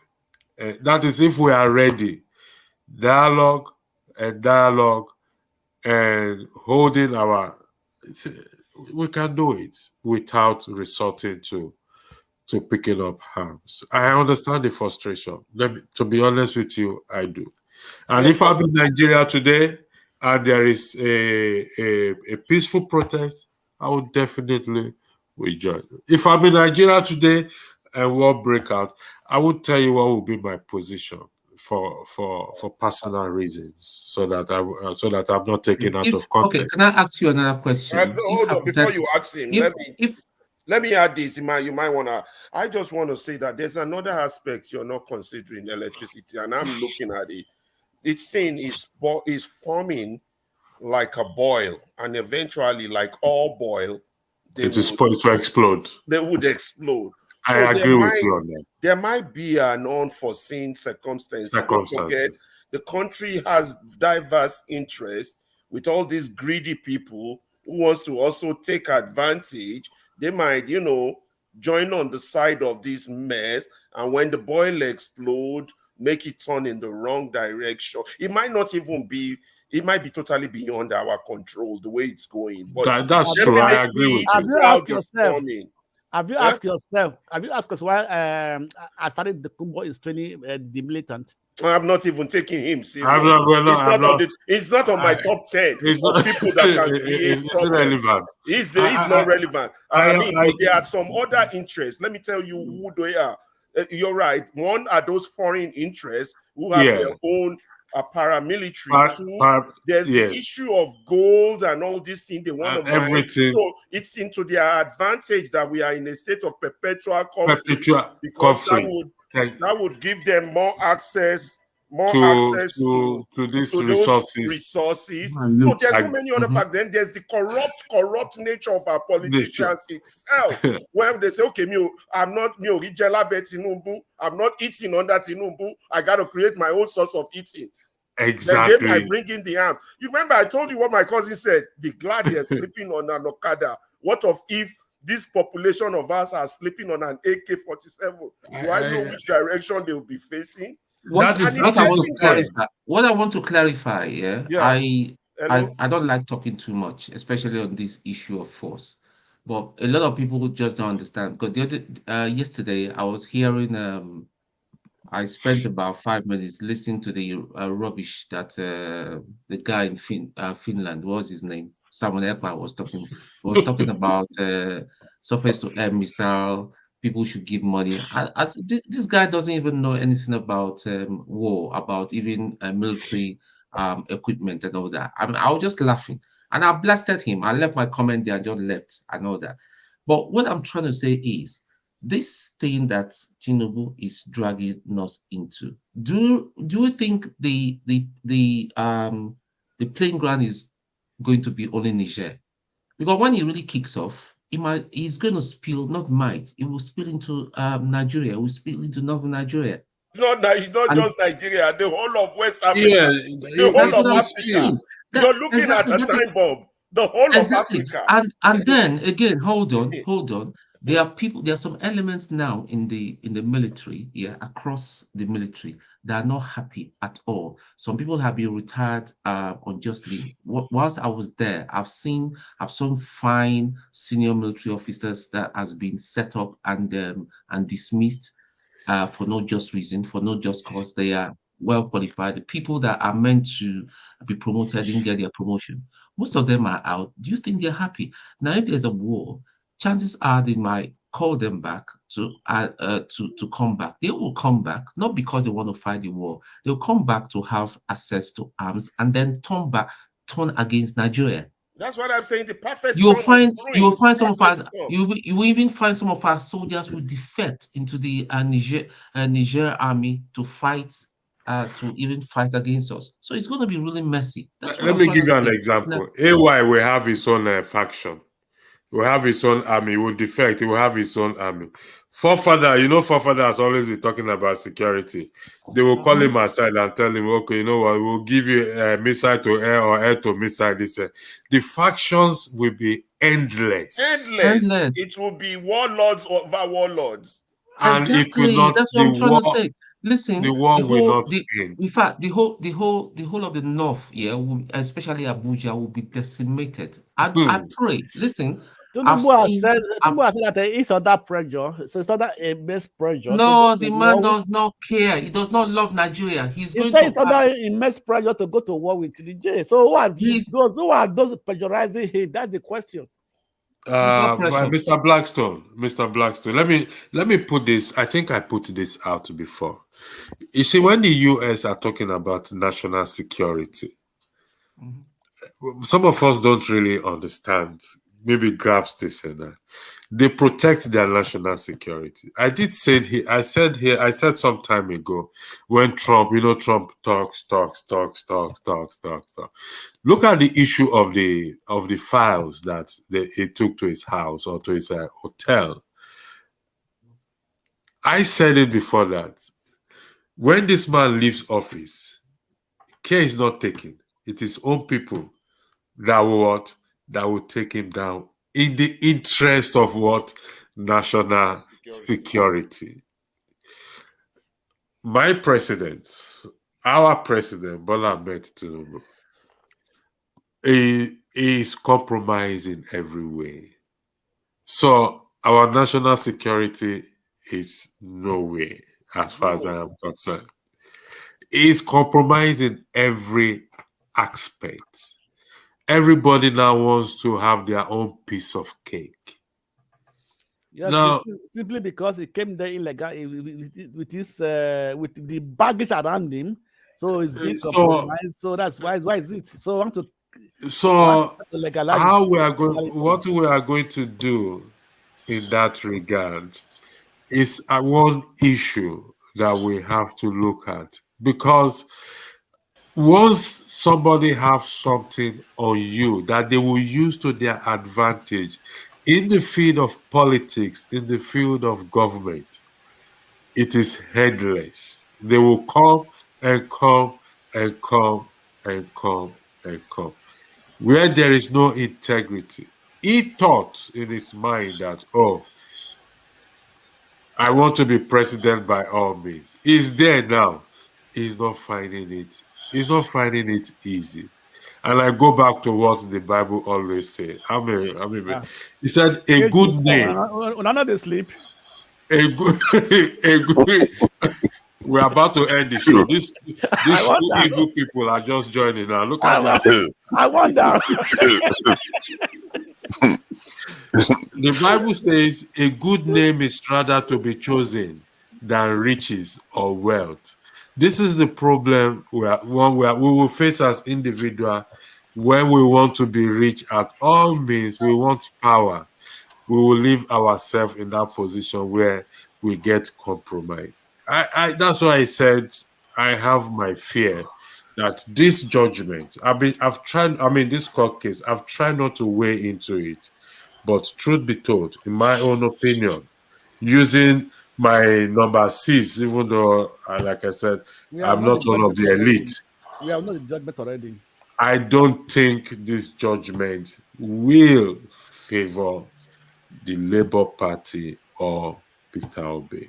I don't think so. We have not the judgment already. Oh, you've gotten the judgment already. We have none already. Huh? We have known the judgment already. You've gotten the judgment already. I didn't say I've got. I think we have known it already. We have known it already. Yeah. We don't know that now. Come on. You can't say you know that. Were you there when the judges were deliberating? That kind of stuff. You know that. So it is. Listen, It's that a re-election. That's all. I have been in court before. Like I said, I have been in, and I knew we're not going to win this case. Just one case. But I say, you know what? Let's give it a fight. What have we got to lose? We got nothing to. We're not paying lawyer for crying out loud. It's just you and I. Let's go have the fun there. And even though we put up a good fight, I knew we're not going to win it, because the powers that be, they know how to twist things. That is just the truth.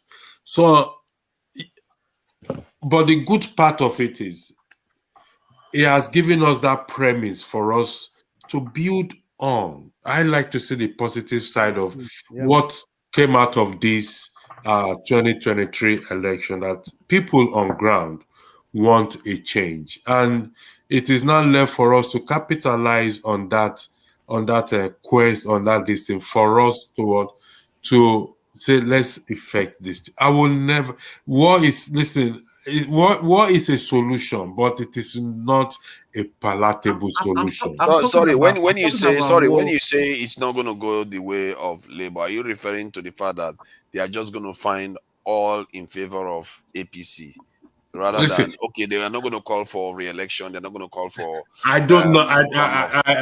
This is my opinion. I hardly do opinion, but I'll do opinion in this regard so that Paul will not run away with it and go and tell them that Mr. Electricity has predicted or he has eaten with them back door. This is my opinion. There ain't going to be a re-election. That's number a rerun, I beg you, whatever you want to call it.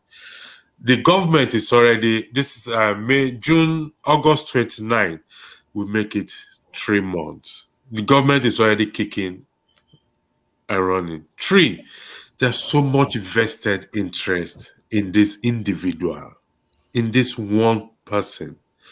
So much vested interest in it that will make the court judgment the judge to favor. Listen, it's a difficult call to make. If that's miracles happen.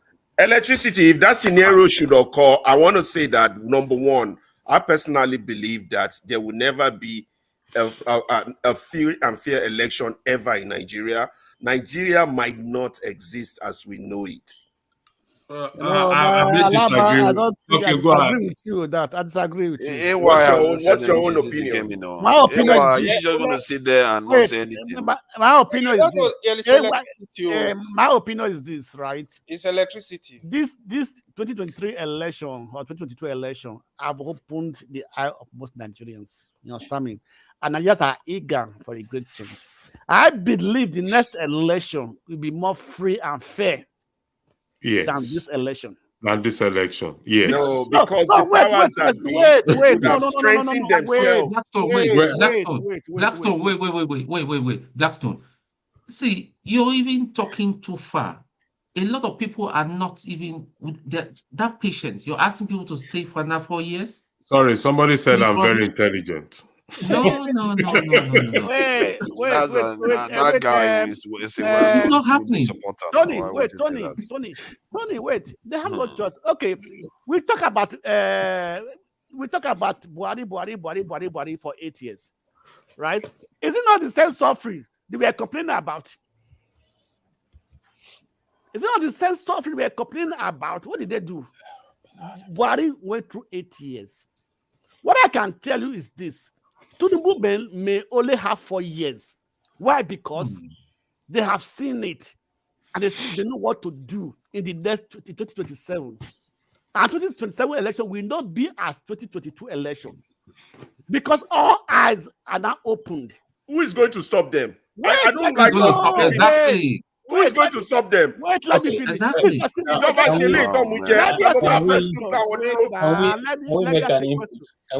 a question. Hold on, you just came in. They were asking you said anything. You don't know these people. These people are terrorists that are here. They won't let anybody talk.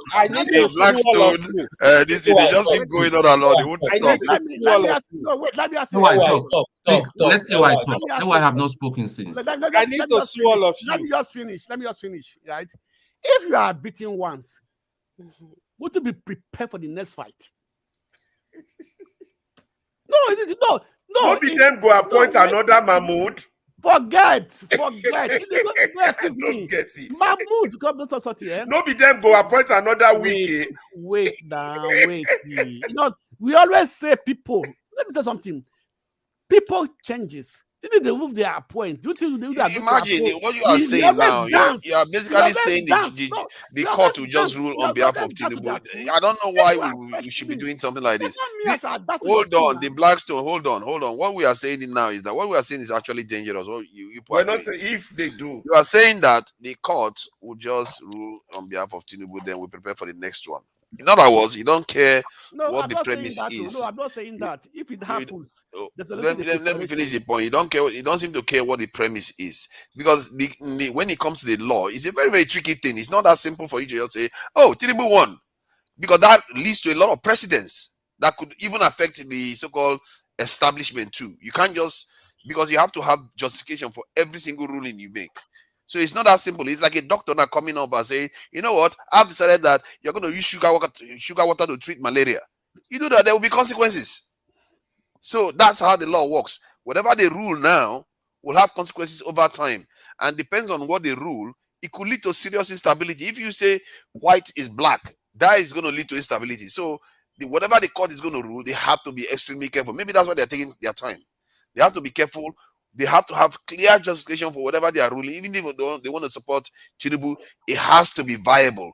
It has to be reasonable enough for people. At the same time, it has to lead to stability over time. Because if they rule, it's okay to cheat. Basically, if they rule that it's okay to cheat, that's a lot of instability that's going to come down the road. You see what I mean? So it's not that straightforward. Good. So go ahead, please go ahead. So now, yeah, I have 30 minutes to talk. Because take your time. Take your time. To be fair, take your time. The guy has been here for how long? Nobody let him talk. Nobody let him talk. Electricity plan cool against me, man. It's about to say anything now. It's about to say anything. No, I actually wanted to say stuff. The way you guys were talking, I didn't want to like just get involved. A few things I wanted to say. So when somebody mentioned about if Africa countries are united, France will not be able to invade. No, sorry. The France, what's it called? The people, the France, yeah, they are telling to leave. That's why they are not leaving, because if we have unity, they can't make such statement. Of course, right now we need to understand that there is no unity. ECOWAS, they are against Niger. The West, they are against Niger. So that's why you see this playing out. Of course, that is what also gave them confidence. They are saying your government is illegitimate. We are not leaving the country. Of course, if you do anything, to be honest, Forefather make mention, said he don't think there will be war. We discussed this morning. I came in earlier. I think that might be the last option, the way things are going, to be honest. The only way I see this thing, even the military junta, they need to sit down with ECOWAS and let them negotiate and have peace.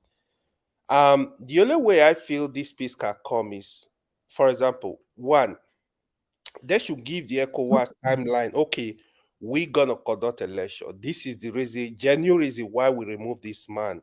Too much corruption, too much hunger. Give them reason. The second thing, the most important one, the gas pipeline, I think is, what do they call it? The Sahara gas pipeline that is going to Europe. It is a big issue in Niger. That pipeline was supposed to pass through Niger. To stop Russia from supplying gas to Europe, that is what the West tried to do. Excuse me, that project hasn't started.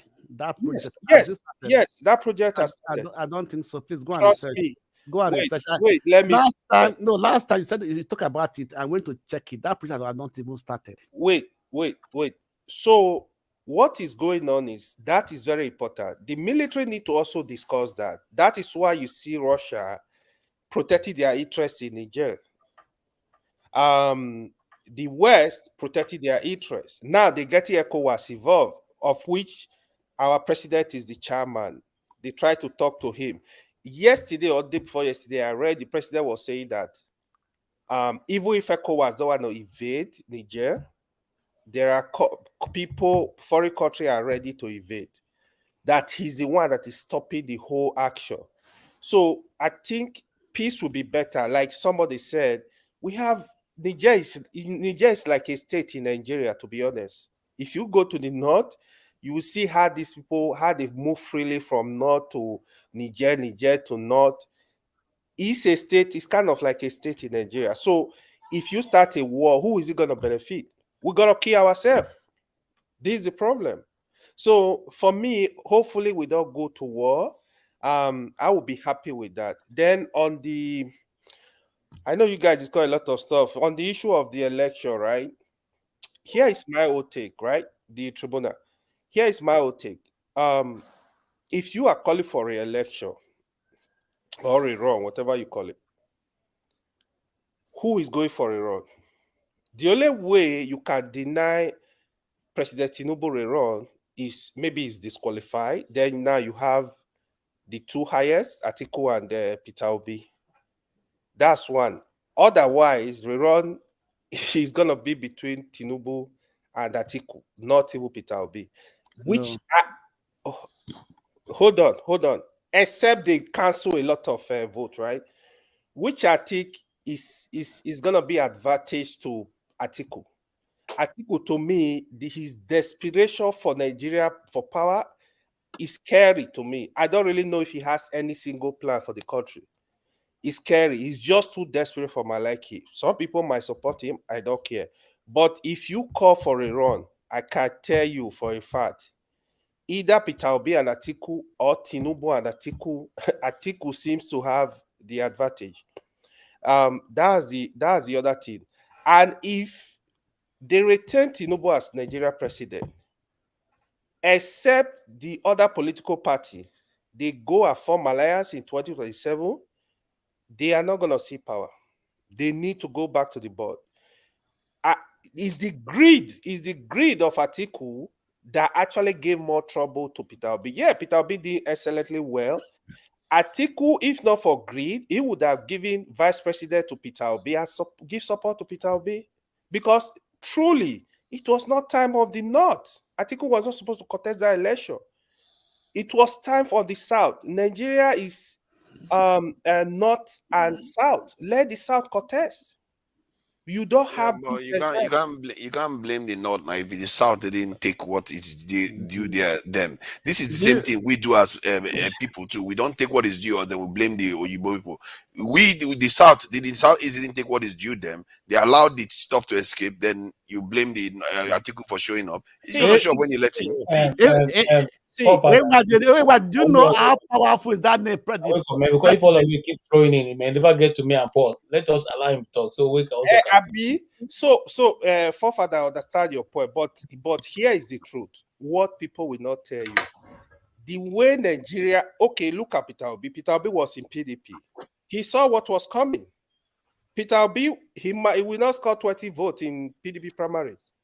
Because it's not about quality. When it comes to party primaries, it's all about the money. It's all about the party structure. You grab. I think you could have supported Peter Obi. And about what you said earlier on regarding the rerun. They talked about. Let me make this point, because you seem to have implied something that if Tinubu is not disqualified, that it has to be Tinubu and Atiku. From what I gather, there is stuff they said something about plurality of states won, and if that is the case, I think Peter Obi actually won one more territory than Atiku. If that is the case, but that's something you want to keep in mind. Okay, go ahead. That is a possibility. But what I was trying to say is, you see these big parties, party structure is very important. It's just like the governor. The governor, they use party structure. If governor said, hey, come to Nigeria, you are the next senator, he will give you the ticket straight up. This is how Nigeria, especially the big parties, they are so corrupt. That is how these parties are set up. The only way Tinubu could have been defeated in APC primaries was President Buhari supporting somebody, but President Buhari refused to support. That gave Tinubu the chance to pick the ticket. He promised. They promised him. That's the problem. He bribed. They promised him. They had to give it to him. He bought all the northern governors. That's why they all stepped down for him. Yeah, I don't think it's about bribing. You had what Erufai said. Erufai said they promised him. They had to do what they promised. Listen to what you're saying now. A man who does he own Nigeria to promise that to give the president exactly. Does he own the country? Is it Northerners that promised him now? Is it Northerners that promised him? That's the problem.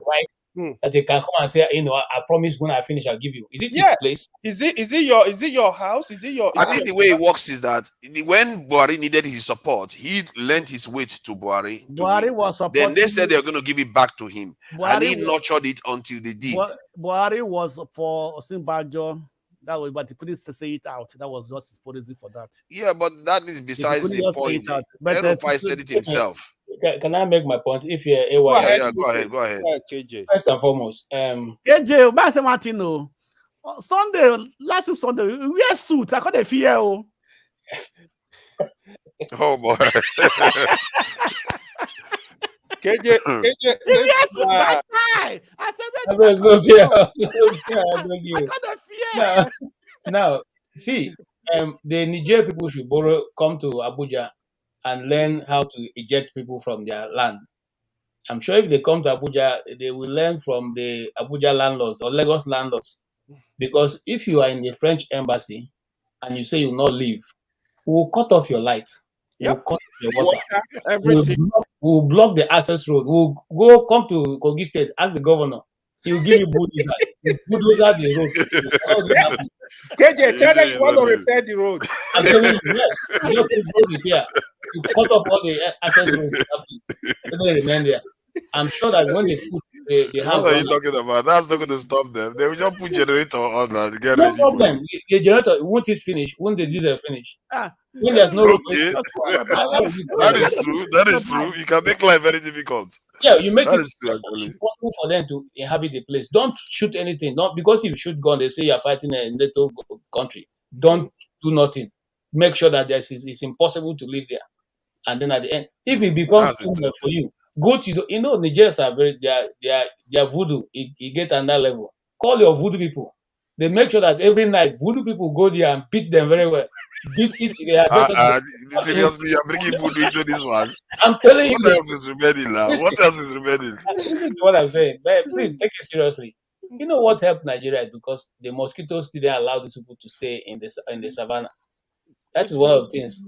You know who orchestrated those mosquitoes that they became so powerful that we both had to run from it. So you do the same thing. You call those forces. Now, on a more serious note, if it's not only in Africa, where else will it be that an ambassador is expelled and you say will not leave? Where else? That means that we have fully sold our pride. Now, and then you see what makes them give them that leverage because countries like Nigeria is riding rough shoulders across all the place. We are going to go to war. We're going to go to war. If Nigeria never said that, there's no way France will have the leverage to say that they're going to remain there. Now, again, if you look at the African map as it is and where Niger falls, you find out it's a land totally landlocked. And even if there's going to be an event of war, one of these countries surrounding Niger will have to grant, permission for the planes to go over. And if there's cooperation, then that is not going to be possible. And that means that they have to shell from the sea, and the sea is very far away. I don't know of any guided missile that can do that work. But they can't. Well, even if you do, it's not going to be. Even the sea, they don't own the sea anyway. They will have to be really, really far. So you see, because they've looked at all this, people who have baggages who are now in African leaders, people like Tinubu can now press their buttons and they begin to sing. Okay, because they tell you, you know what, if you support us, we will make sure you remain there. And which is always the style they've always used to keep Africa in where it is. So much wait yet with little result. So not to overflog a dead horse. The truth is simple. African leaders do not work for Africa. Majority of them work for the West, because they know that's where they are. Think about it. Have you ever sat down and think, okay, which foreign leader ever had any investment in Nigeria or in Africa? None. No one steals money from their country and come and invest in Nigeria. But we steal from our country and go and put in foreign land. And yet come back and remain in darkness. After every now and then, we go and do 3 weeks there. No one come on holidays. Talk to steal. Yeah, look, I don't want to call his name. Yeah, his house here is in Portmark. It's as big as a cathedral. For the past 5 years, nobody's been there. And I had the opportunity of meeting somebody who told me, oh, I used to work for them when they used to be there. I was there the night they ran away, both himself and his wife, because they got intel information that they're coming for them. Now, since that time, it has been empty, big cathedral house. That's what they do with our money. So why am I touching these things? I'm saying to say that if we stood together, there's no way France can say, I will not go. Why wouldn't you go? If you two as your country, don't we leave? Even despite the fact that people came and stole everything from us, you still ask us for visa before we come to your country. Oh God! So you hear what Dr. Damage is saying? This is Dr. Damage saying this. So they just don't think it's me. This is what he said. They're going to sell small drugs. Is that what you're afraid of, Dr. Damage? You put mosquito nets now. Put mosquito net to worry about that one. So, so let me say, yeah, if they send small drones, yeah, we'll be ready for the drones. Let them send it and let it come. You know, he's saying okay that they're going to send small drones and into the soldier's bedroom and track them, tackle him. Well, the drones get shot down.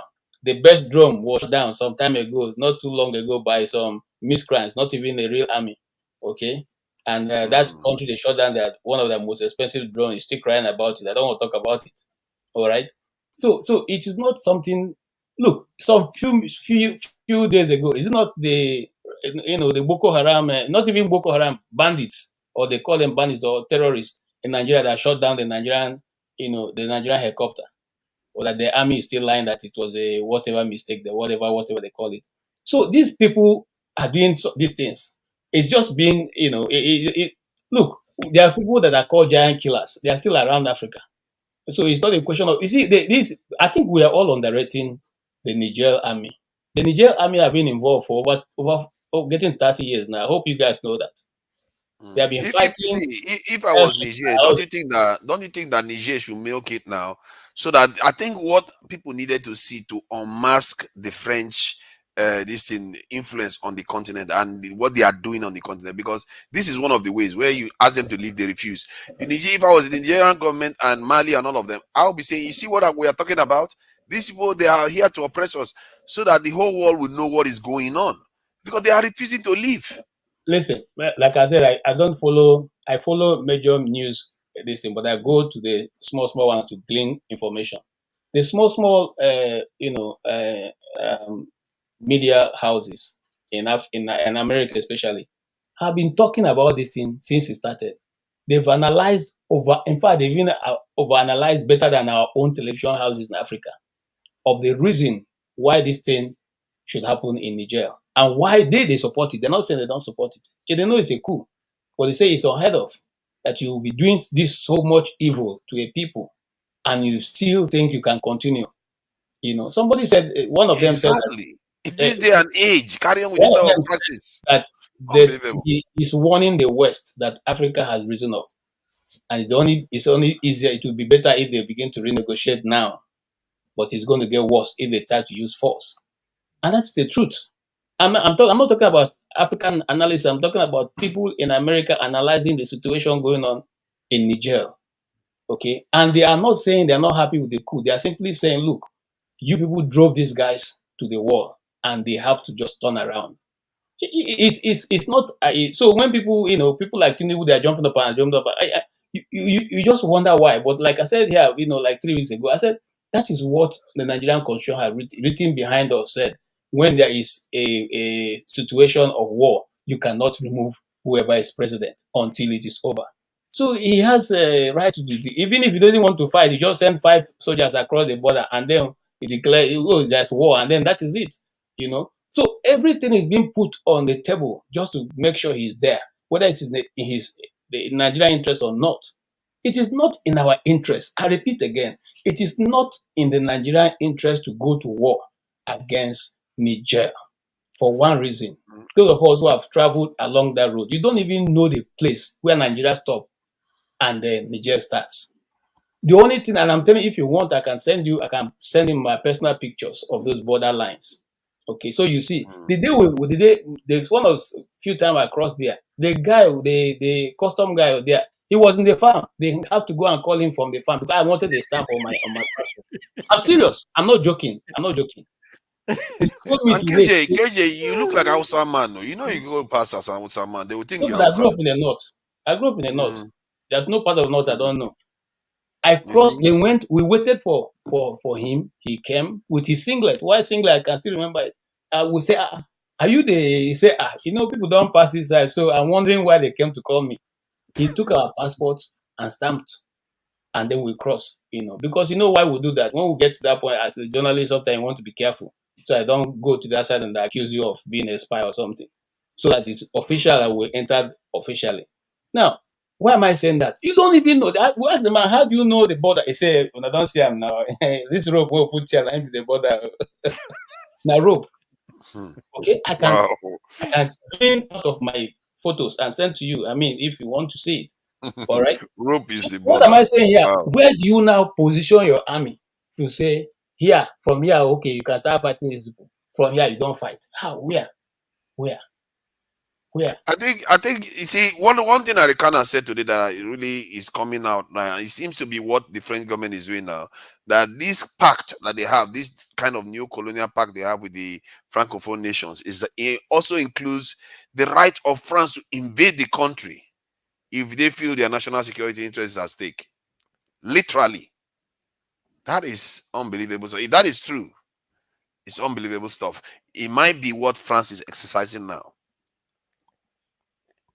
This is what our leaders. This is what I keep telling you, that these are our leaders. They are dodgy people. They are not running this country for us. May I ask a question, please? Yeah. May I? For further. No. Yeah, go ahead. Paul wanted to say something. I think Paul. Sorry. What's Paul's nickname? Aviationist. Aviator. Go ahead. Paul is more than that too. Paul is more than that. At this rate, one of these days I might even transfer my name to Paul, because sometimes the knowledge Paul comes across with is just profound, and he humanizes things. But I don't want to go on too much. Paul, please go ahead. Well, all I would say, like I said the other day over this Tinubu issue, when you look at the president that was overthrown in Niger, he comes from a minor minority. When he was campaigning, it was tough on him. But due to the suffering that they were going in the country as at that time, they felt they need change. Just like the change that happened in America, the same change that happened in Nigeria with Goodluck Jonathan, with former President Buhari, they felt they need change. And the people don't really want him. They question him, they play all the politics and the likes. And somewhere along the line, they even try to turn his government. And Buhari stand for him. And when we say Buhari stand for him, the Northerners try to protect him. And they protect him when they try to overthrow his government before even entering. Buhari stand for him. And that's how he succeeded in becoming the president. The case was in court and the likes. That's how he succeeded in becoming the president. And when you listen to Buhari comments before Buhari left May 29 this year, Buhari said if they disturb him, he will move to Niger. Then when you look at Buhari color in terms of his complexion and the likes, and you look at this president, they look the same. So I guess that mistake that Tinubu used that word, fuel subsidy, gone. Tinubu used the same thing again with this Niger thing again. He used that same thing. He thought he would just want to favor Buhari because the Northerners were supporting that guy. So Tinubu felt from one aspect, I felt if I support this guy, maybe the Northerners will be very happy for me. Unknowingly for him, out of ignorance again, the Northerners say, no go there. Who say you walk? You understand? And immediately Buhari make that comment from ECOWAS. The West also catch that opportunity again and also call Tinubu to protect their interests, because all the speculations said America were the one that also destroyed that pipeline, the Russian pipeline that is supplying gas to Western Europe. Yeah. And Chevron is committing 17 to 19 billion dollars on the pipeline that they were laying from Nigeria to Western Europe. You understand? So it's still an American company. So it's more of an American interest. So because it's an American interest, the America who did not discuss in America about the pipeline were quick to blame Russia. And when they knew that, oh, we have a big stake here, then their tone will start changing again. So it's a whole complex issues with this thing. But at the end of the day, what is wrong with the black man? This is the problem. What is wrong with the black man? You understand? When will the black man see things and understand that, come on now, we cannot take something from the West easily. You know, just like they've done so many atrocities to us. They've given us so many good things. which at the end of the day, it still comes with some negative correlation. For example, they give us religion. It's a good thing. You understand? But they still use the same religion again to take advantage of us. You understand? In as much as the religion might be a good thing, so this, when you pick all these things together, so Tinubu now don't even know how to juxtapose this thing. So another way around, when you look at Tinubu very well, he will be very, very happy for Ghana Assembly to say, we are not sending any soldier. This one say, we are not sending any soldier. The National Assembly in Nigeria say, no. Tinubu will be also happy because he cannot even look at the West in their face and said, no, I can't do these things. You understand? How to his own drug issue that is coming from in America, how to the certificate issues. And these are the type of thing the white man knows how to use it to cut deals. Condition. I keep saying these things all the time.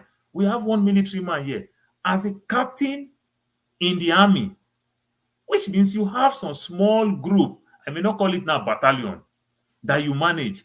You cannot, it is wrong for you to send your child to even go school in abroad, or maybe to even school out of state in your state.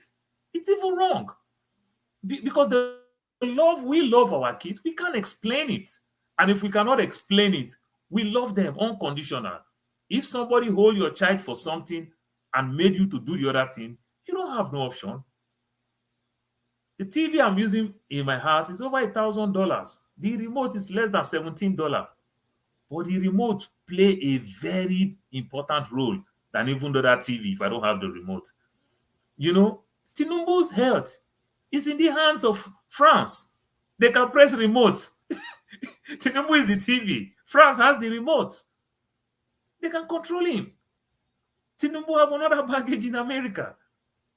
You understand? So the thing is so complex. But guess what? The beauty of it is that what we are doing here is very, very good. Because even though in the West, in their usual way, like I said, the biggest department in America, you take it or you leave it, it is the CIA.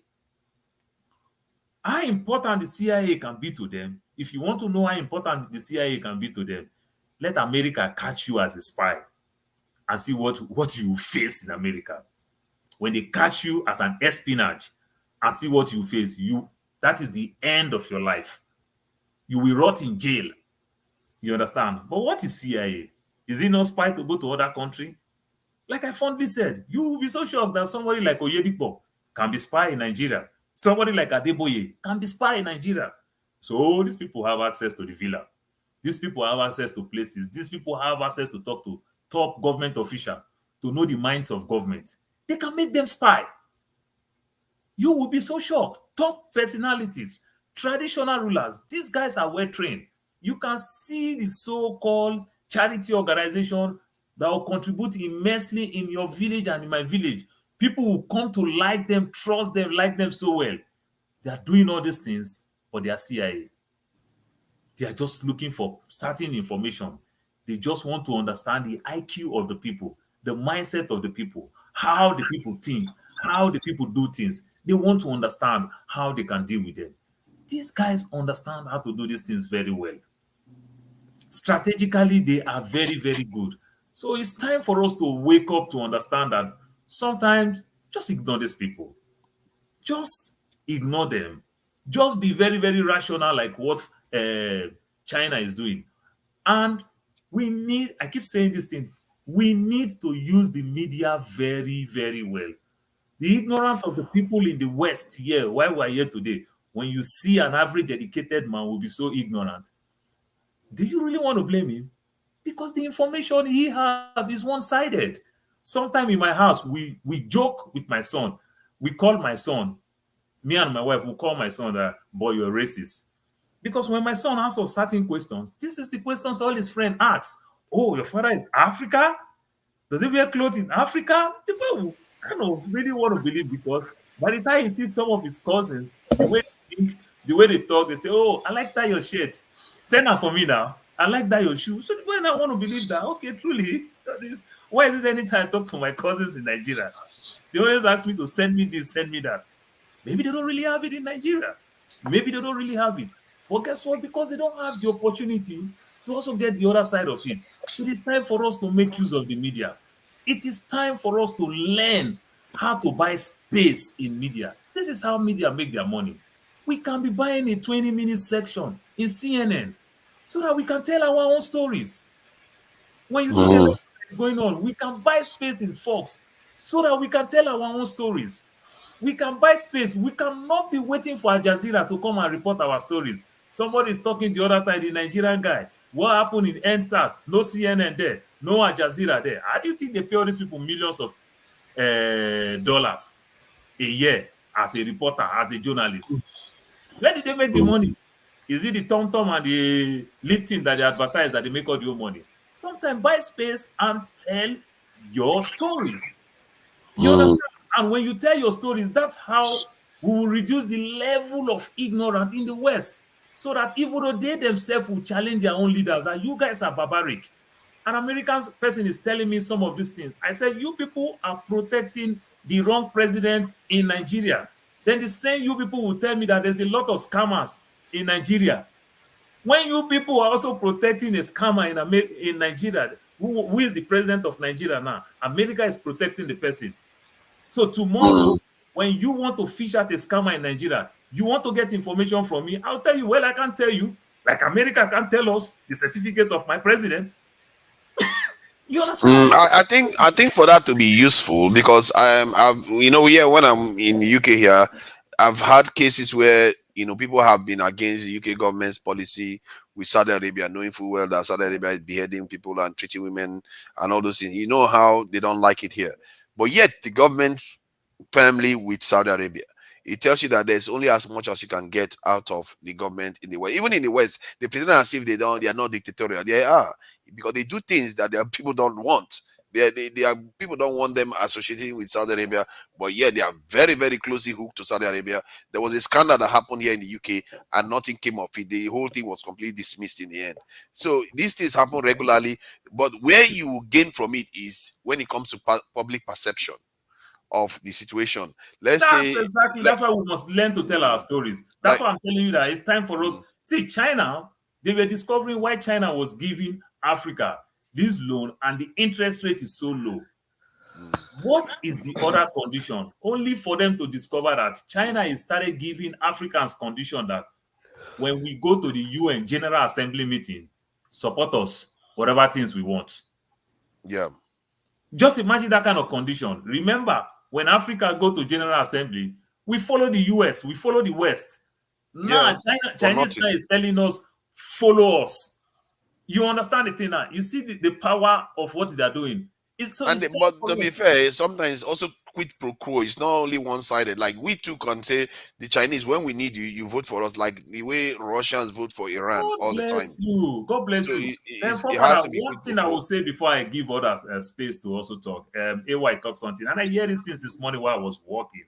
When people quick to say Africans, we don't cooperate, that is a lie.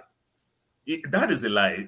This thing that we are talking about cooperation, if all of us unite today, then successfully we all will make air fire, or successfully we all will make heaven. But it's not anywhere. Look at Europe. I said these things the other day. Look at Europe. How many countries do we have in Europe? How many countries is the EU member?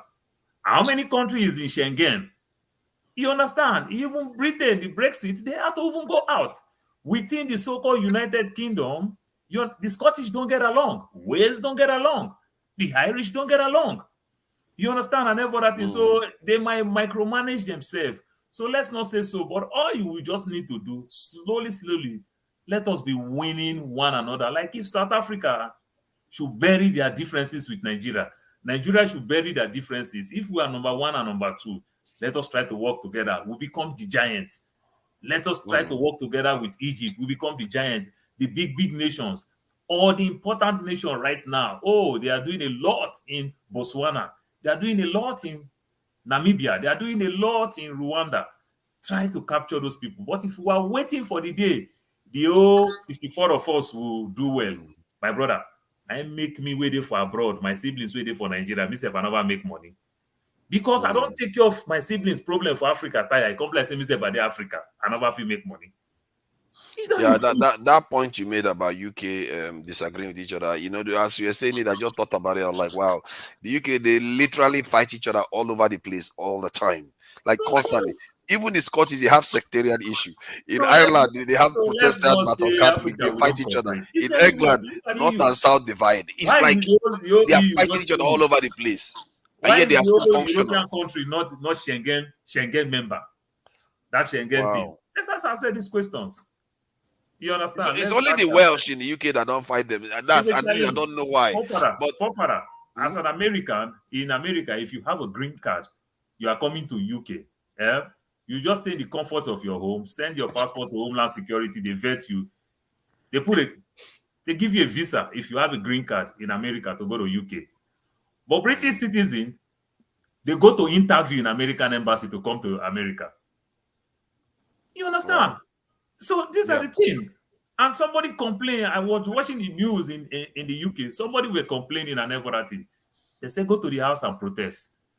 Because it's a shame. How will a British man, but you know why the Britain don't care? Because the British citizen already naturally, they are British citizen. They don't need visa to come to America. It is the foreigner in England that need visa to travel to America. So they don't care. You see? So these are the things.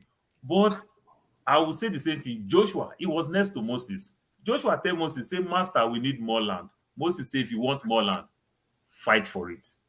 Exactly. Let us try to behave like this Oyibo people. Let us start fighting. We have to. We are believing that God will carry our fight. I don't think He will take us far. No. He won't. No, God has already answered our prayers. Has given us. If God was sharing our real estate, He gave us some of the best ones on the face of the earth. What else do you want from Him? He's giving us favorite treatment. Really, it's like, you know, like the way I look at it is that if you look at this world, God has given us too much more than He gave other people. So what else do you want? You know, why should you expect more favor? You should do the hard work. And to be fair, those people have done the hard work. If you are weighing it, if I was a reporter right now, I came into this world, I say, okay, let's see who is in charge. Is it the British? Did they earn it? Did the Russians, did they earn it? Yes, they have. What have we done to earn anything that we've got? That's why we don't have anything. Because we never really fought for ourselves. Because we spend too much energy fighting each other that we forget that, you know what, maybe the problem is bigger than us. And I think that's why what's happening in Niger. Yes, that's what's happening in Niger is a good thing. Because it's taking Nigerian people's head away from just looking at themselves and looking at geopolitics, which is the biggest problem. Because what happens in geopolitics affects your nation way more than what is going on individually within yourselves. You may not like that, but that is exactly what happens. Because if an example is when the Berlin Conference happened. When it happened, African countries, they were fighting each other there. They thought, okay, we're fighting ourselves. But they don't know that the bigger force had just decided their fate. And once that force decided their fate, everything they were doing was rubbish.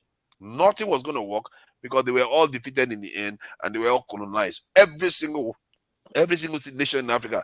That should tell you something, that you have to pay attention to what is happening at macro level, because that one is more consequential than what is happening on the individual or micro level. Sorry, I don't want to overemphasize that point. Thank you, Paul. I think you've even forced me to think about the UK. This thing. The only part of the UK that doesn't have any fights going on is the Welsh, and it's a bit cruel of me to say. What I felt about the Welsh was that the British people went there, the English people went there, they wanted to destroy all of them. They're like, they're already dead. There's no point. They just leave them. And that's why they're always quiet in the UK. They're always quiet in the UK. They don't say my Nigerian people say if you look for Banje, go ways. Say they be water people. Exactly. I don't know, man. I shouldn't be saying this. It's not nice. It's really not nice about the Welsh. But you know what? You just have to joke around about these things. Eddie, thank you for coming in. What do you think about what you've heard so far? Yeah. Thank you for the opportunity to speak here again. Actually, I came in to actually talk about a couple of things I've actually heard during the course of the program. One of them is this war in Niger that ECOWAS is trying to go into. Personally, I would say a country like the war ECOWAS is trying to go into, that Russia is backing Niger for their coup plotters being in power, saying leave them alone. Now, we talk about countries like Russia coming into a situation like that, supporting a coup that has happened there and saying it is right. But when a similar situation almost happened to the guy who is supporting the coup in Russia, when Prigozhin tried to take over power in Russia, he failed. But what happened to him? In less than 3 months, we are hearing he's dead. We're not sure about it because of the propaganda that goes on. But you can see someone who supports a coup in another country for division in that part of the world, when the same thing tries to happen to him, he goes after that person and takes him out. That's one. The other one I heard was about the BRICS coming together. Okay, that's a good idea. There's no problem with having an association of nations come together to try to counter whatever they see as the enemy or their opponents doing. But if you look at the countries coming together to form that association, I see them as dictators who come to power, or who come to power through ill means, stay there. Now they're trying to form a bloc to put an authoritarian stamp on most of these countries. I don't support it. Like I said, it's a free world. People can associate how they want to, but I do not see them as a viable option to the G7 or the United Nations. Because if you ask me, those countries they are sort of like on a higher moral ground compared to these other nations that are coming together. That's the second one. Why do you think they are on a higher moral ground? Well, as much as things happen in the world, right? Bad things happen everywhere in the world. In some parts of some parts of the Western world, when these things happen, right? We have a free media that reports these things without having I'm just giving an example here. Having the government go after the people who write these stories. In most of these countries that are coming together to form this BRICS or whatever it is, you can't have that. In China, you cannot write anything negative about the government in power. It's going to be an issue. You cannot do the same in Russia. So, sorry. So, if I'm not mistaken, you are saying the main reason why the West has a moral high ground is because you can criticize them publicly. Is that yes? it? Well, that's one of the reasons. The other reason would be their citizens have freedom to express themselves in whatever way they choose, and nobody is persecuted because of that. You can't do that in Russia. You can see an example of the journalists in the Washington press, Washington Post journalist in jail in Russia for doing what? For reporting. He reported the facts. He reported something he saw was wrong, and now they want to jail him saying he's a spy. Those are the kind of things I'm talking about. Who want to live in a place like that? I'm so basically, your argument seems to be on freedom of speech area. Yes. Is that all? Well, yeah. Well, I would say yes. Well, Eddie, do you listen when what KJ said some few minutes ago when he was going to Niger? I did the needful. That Washington Post journalist, did he enter Russia as a journalist or as a visitor? Well, I wouldn't know how he entered there, but either way, He didn't go to Russia as a journalist. Well, if you travel within these countries, right? If you travel within these countries as an individual, you are free to speak out on whatever you see in these countries. If you traveling to the US, you coming from Nigeria to the US, for instance, you speak your mind. Nobody comes to hold you. If you are deemed KJ, I'm sorry, Eddie, if you're deemed a spy, regardless of what your ID says, you'll get into trouble in Russia. Yeah, even as it is, even in America. Even in the US, okay, hold on. Let me ask. What do you think about Guantanamo Bay? Hold on now. What do you think about Guantanamo Bay? What do you think about Julian Assange? What do you think about all the black sites that the West has used to the rendition that has happened? So what do you think about that? Is that so free? Father, let me be help Eddie. You see, I have gone many times to Niger, and one of the times I went, because we were in a taxi, we rented a taxi that was taking us, and the guy partially hears English because they speak French. And so while we were discussing in English, he was hearing something like, we are coming to do some reporting, and then we'll do humanitarian work. What's the humanitarian work? We normally will travel a lot of food stuff and all that because we know those areas. And so in one of those trips, we're going to hold a humanitarian listing in the distance. Because of that, as a Christian, after that, we use that also to reach out to people and just help. Because sometimes when you see the poverty, you are just forced to help. Whatever you have, you just give.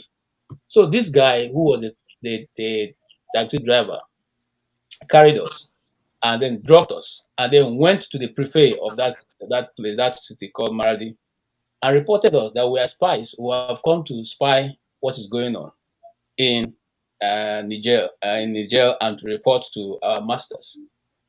So while we are still not even finishing the story we have gone to do, their gendarmes came and surrounded us and cocked their guns. And we're like, come on, what's happening here? Two things that saved us in that occasion. One, we had already secured, like I said, when we entered, we secured this thing that we didn't enter illegally. So it is officially recorded that we passed through this place as journalists. We also put in their record books the equipment we are traveling with, cameras, batteries, microphones, lights, and all that. We put everything, so you have a document that you could present. But these guys didn't listen to us. They took us and drove us to the prefect. We had to wait under the sun, waiting for the prefect, surrounded by gendarmes who had guns. And as the case was going on, I brought out my phone and I called my boss in Abuja. And I said, this is the situation we're in. And it is like from what we could pick. My wife did French. My wife speaks French very well, so I can pick one or two things. For what we could pick, it's like they are trying to lock us up.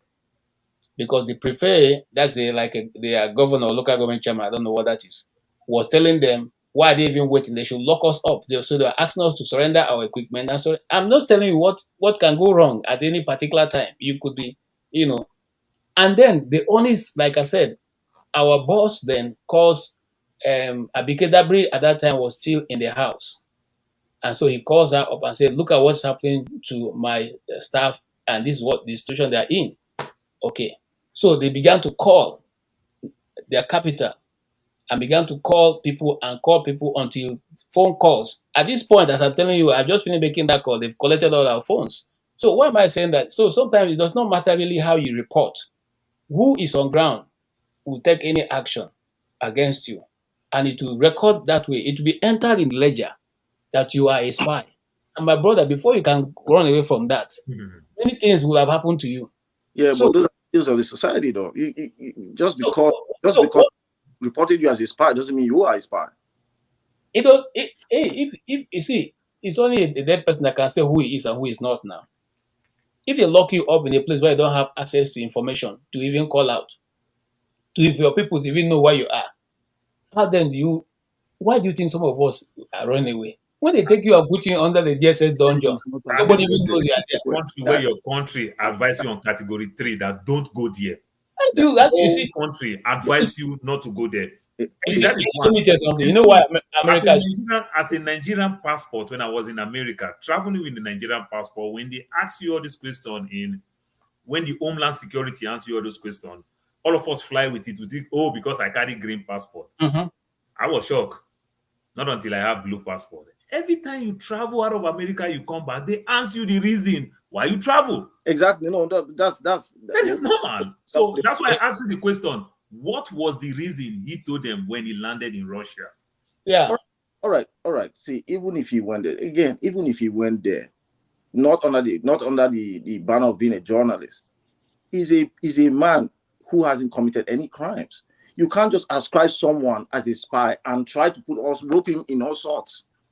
Those kind of things will not happen in a society like this. Do you know that is what No, America no, Eddie, calm down. Eddie, calm down. It happens even here, my brother. In the US? Yes. No, I don't believe that. I'm sorry. I mean, oh God. I don't believe that. Let me tell you it's hard because the due process here, the due process here will have to play out. Brother, you have to put out only in certain cases, not in all cases. Not in all cases. I have worked in a It's not in all cases now, but it happens now, brother. Working like as electricity will say, as an aviator. Working as an aviator, you carry your ODC, your on-duty card. When you look at our badge, when you stay in the airport, look at the people's badge. They come with different colors. Okay. You understand? When I tell you they come with different color, these people will vet the living hell out of your life. Yeah, because they don't want incidents. Do you understand? Then I'm telling you, when they vet the living hell, even in America here, you see certain people don't understand why the cops pull them 4 times in a month, 5 times in a month. You understand? Because you pass through police, something sensors your car. It sensors to the signal. No. That car that they are driving is technology. So you don't have the privacy that you think you have. So when some of us keep our hands so clean, we say, I've been in America for 10 years. Police never pull me any over. My brother, maintain that lifestyle. But if they pull you for the wrong reason and they profile you the wrong way, every day police will be pulling you over. Finish. That's what I'm telling you. For my For experience. the wrong reasons, they will be pulling you over. Then you discover that every time you use your friend's car or your mother's car, police never pull you over. Which means that your car is in the paper. No, I don't. Oh my God! So they are targeting that car, that specific car. Eh? Oh, that's interesting. For my own experience, when it comes to police pulling you over, right? Perhaps you were going too fast, beyond the speed limit. Their cars excuse me. Hold on.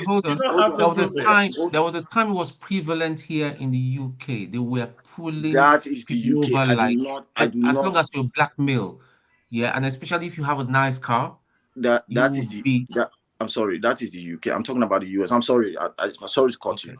I'm only telling you about my experience. When you are driving past the police, even if they are parked, they have some sensors in their car that tells them the speed you are on, right?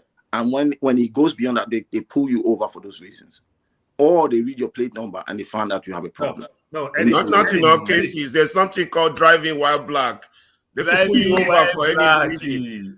Driving while black. Eddie, you drive in the south or in any part of the US in the wrong village. If you drive through a cops like this, yes. Before the cops will turn back, you see the cops like the cops see you, you start going slow. The cops will never give you tickets. But if you find yourself now in Malibu, I'll use Arizona now, say Scottsdale is where the 1% live. Yeah. And they know that black people don't have any business here. Yeah. You are going this way, police is going this way. Police see you. Police going to make a U-turn. You will make a turn. No, but pull you over for reasons that don't make any sense. No. But guess what? No, but that reason for him to run your check. If you have any skeleton in your cupboard, they'll start escalating it slowly. They'll start working on your emotion for you to get mad, for you to do this, for you to do that. Don't say all these things. No, listen. No, I have to disagree with you there. I want to give you an experience. Right? There was one time I was driving on the road, right? You know how the police are here. They just park on the way, and when you are coming, like I said, they have scanners on their vehicles. They know those tax collector. The one that is waiting to I was doing 90 to receive his revenue. I was doing 90 miles per hour, right? When I came up, it was a hill. As I got up on top of the hill, the police, he knew. He saw me and he knew I was going fast. Eventually, he pointed out to me and I had to stop. I stopped. He came over. He told me, do you know how fast you were going? I knew I was wrong. I had to apologize. I said, look, officer, I'm sorry. I'm in a hurry. And, I explained myself. He now looked, said, okay, give me your driving license. He took my driver's license, ran it. And he came back to me. He said, look, if I write you up a license right now, you're going to be in all sorts of trouble. I might have to take you to jail. But I'm not going to do that. I'm just going to give you a warning. Do not do this again. Don't, because there was somebody in my front that was trying to get past. That's why. Now, my point is, the way and manner you approach people determines a lot to how situations will play out. Eddie, you are It Yeah, does. but not on your enough watch list. We are cases. telling you There are somebody some who is on places your in watch the US. list. I live in Illinois. If I go to Indiana, I'm very, very careful. One night they stopped me in the middle of the night. They stopped me in the middle of the night. They said I have a ticket in Indiana. I don't even live in Indiana. They put me at the back of the car. They said they're going to tow my car. All my prayer for that night is that I survive it, because it was in the middle of the bush. If they had shot me, killed me, nobody would know anything. I am black.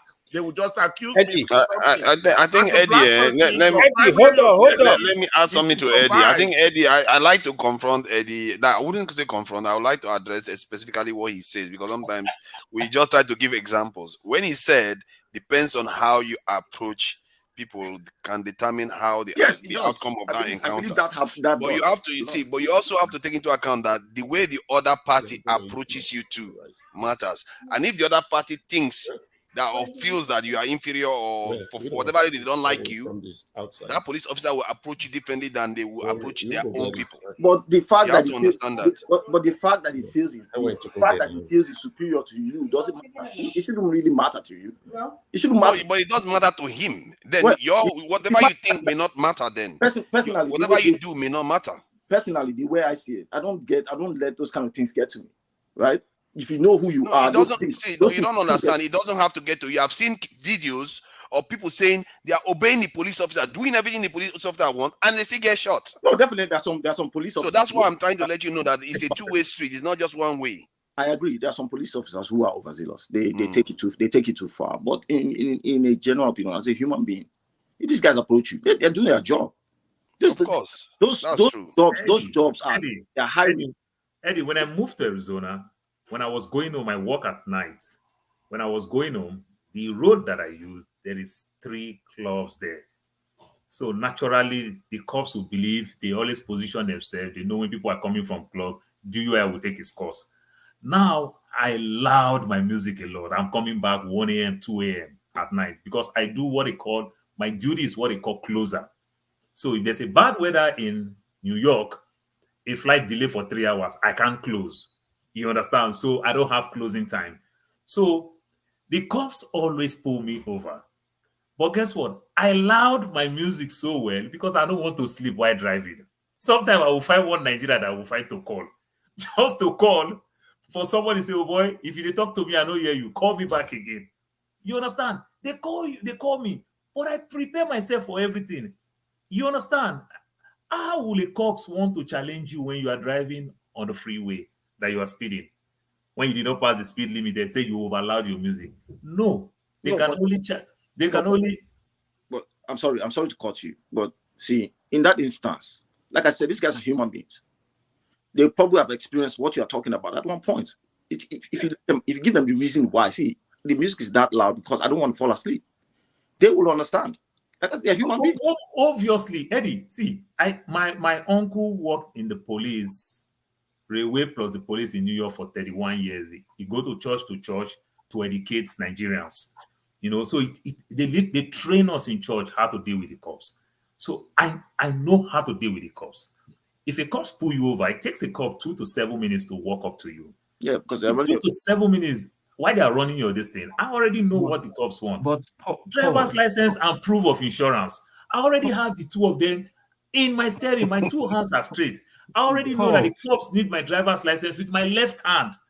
I already know all these things. You Regardless, you see, all these instances that you guys are stating is very similar to the UK. The only difference is that our cops do not carry, they are not armed all the time, except there's an arms related incident, then you see the armed ones will come to swing into action, and those ones don't mess about. They shoot to kill, right?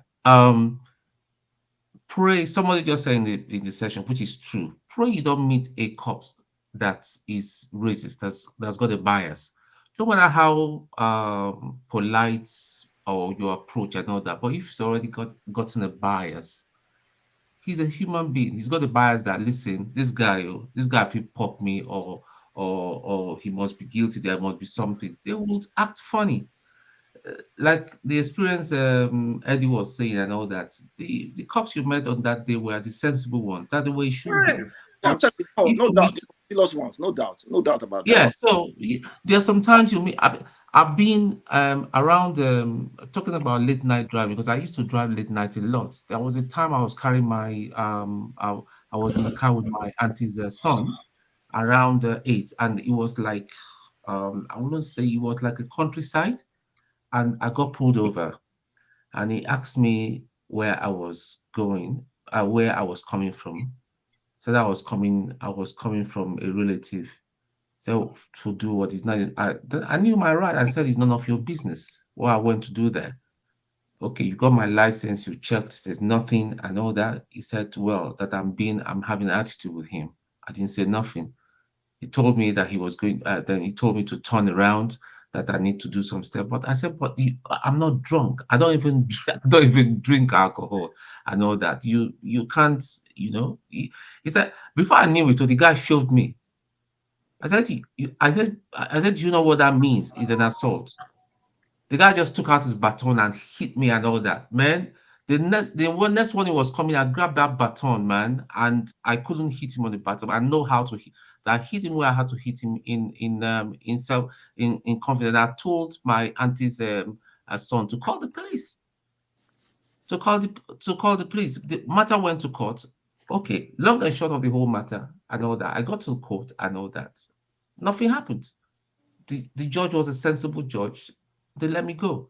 And they warned him seriously because he wanted to say a word against my word. He wanted to say, yeah, that but the boy he thought he was a child. The boy saw everything. He saw everything and said, listen, he's the one that hit my uncle first. That my uncle complied and everything. He was the one that hit me first. He nearly got, I would have sued them, but I didn't. It's not me. I don't know about you all in London, there, but here in America, we teach our children how to survive cops because your encounter with a cop might lead you in the mug.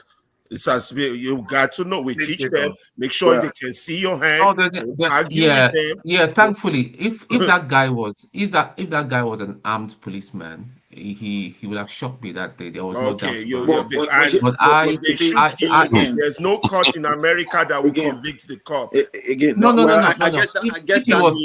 If he was armed, pretend that they miss one letter on your plate number that car supposed to be. All he has to say, he feared for his life. Once he tells them he feared for his life, there is no court in America that will convict the cop. I fear for my life. I think we are agree with Eddie. We are agree with Eddie is that I think in the summary of this actually is that acting civil towards law enforcement gives you the best chance of having the best of the best encounter. At that point, they will and respect for you to survive that, it gives you the best chance of survival.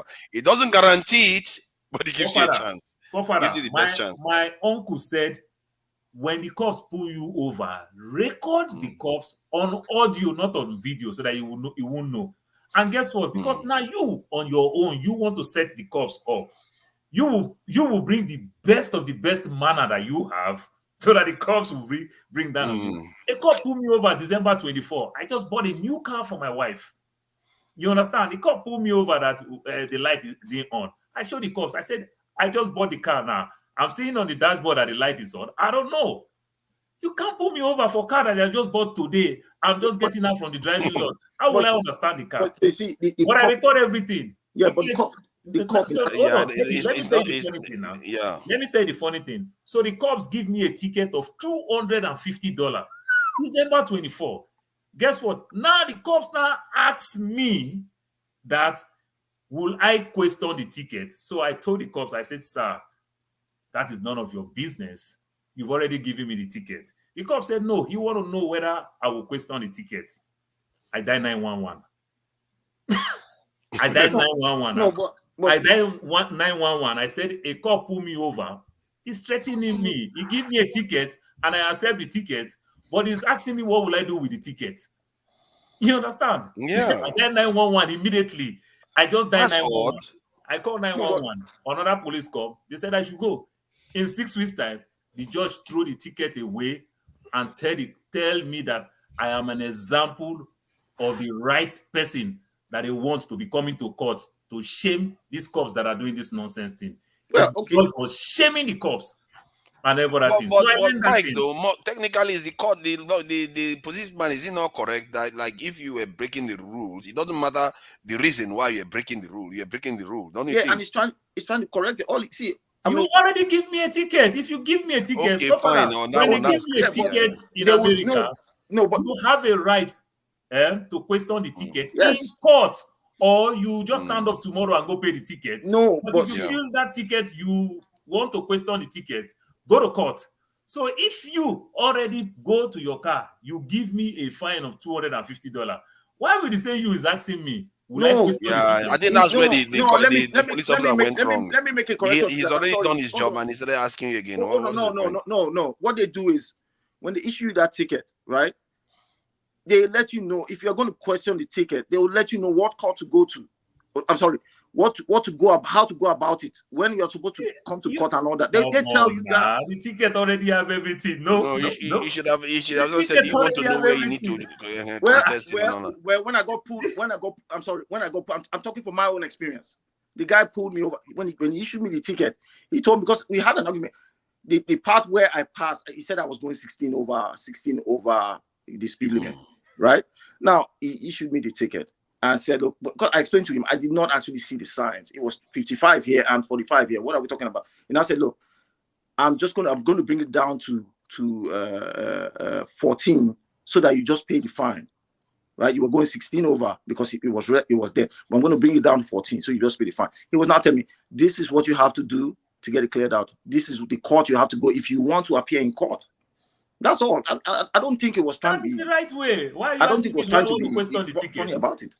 You know, it's none of your business. Eddie, what you don't see normally on a daily basis is that how many of, let's say, that same cop may encounter a European now or a Chinese person will more likely forgive that Chinese person than they will ever forgive you. Just because they are nice to you doesn't mean there is equal treatment for everybody. I get what you mean, what your argument is, and I also support it, that you have to be civil to law enforcement because it gives you the best chance of having a positive outcome. You know, it just doesn't guarantee it, but it does give you the best chance to come out of there without any hassle. But yeah, this is Eddie. You say a lot of things that is quite, you know, a lot of people will challenge, like, you know, talking about the West having moral high ground and because they are better. I don't see that. You know how many wedding ceremonies that the American drones have destroyed? If you know how many, you will not be saying that. I don't know how many. I don't know how many Chinese ones are destroyed though. That's what I'm saying. Eddie, hold on. Let me say that you can answer all. I wanted to find out from you, bro, Eddie. How can you say that the West have moral ground, high ground, self, to be doing what they are doing in Africa? How? Please explain to me. I don't. I'm not fighting. I'm just explain to me. They wield a big stick with the power they have, but they don't go around. They don't go around pushing it over everybody. They don't. So What do you think happened in Iraq? They do it hypocritically. Libya. What do you think is happening in all those places? In where? Syria, they do it Libya, Iraq, they say Afghanistan. These people came here. They brought the problems to themselves. When you come to this part of the world and you bring down two towers with almost 4,000 people dying inside, whatever you get, you get. But Iraq was not involved in that. That has nothing to do with Iraq. Saddam Hussein has nothing to do with Iraq. 17 out of the 18 terrorists are from Saudi Arabia. Iraq bear the brunt when Saddam Hussein was beating his chest about America. Yeah, but America. When you have as much. I want to tell you, you have a pro-Western mentality. Wow. You really believe these guys are saints. You can't believe these guys are not there. They're devils. They just present themselves in hypocrisy. When those towers were hit, fine. The Bush administration at the time, they lied. It was wrong, but they needed to strike back. Saddam Hussein was the one. Did they apologize up to now? Did they apologize up to now? You know the West are the only ones that use nuclear weapons, and you know the West are the only ones that use nuclear weapons to wipe out cities.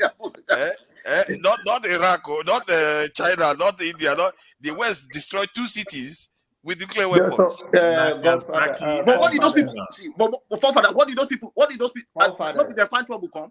No. They are fighting, but when you say moral high ground, that is what I have an issue with. But now they find trouble now. Look at what they did. They attacked a civilian target.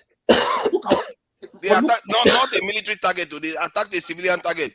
Cities where ordinary people are living, they targeted them. It's like cornering a rattlesnake. And at the time when you corner them, this rattlesnake, he say, you don't get way to escape again. So you know it's a rattlesnake now.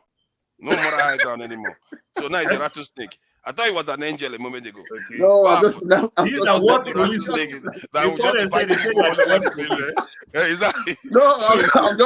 I'm just giving an example. When you corner somebody like that, when you come out strike, whatever you see. The US they were on their own. You came, you destroyed Pearl Harbor. They had to strike back. They can't see that. They can't take their mind down. They were not on their own. It sounds like that to you, but you're not. Yeah. Go ahead. I think support was saying something. No. It's okay. Mr. John. Yeah, John Abba. Welcome. Thank you for joining us. And obviously, you've heard of some of the things that has been said. What do you think about the discussion so far? It's quite amazing to John Abba, I know you didn't live in Benue. Just to let you know, Benue also border Niger. It's amazing that you're not about to fight now. Come on.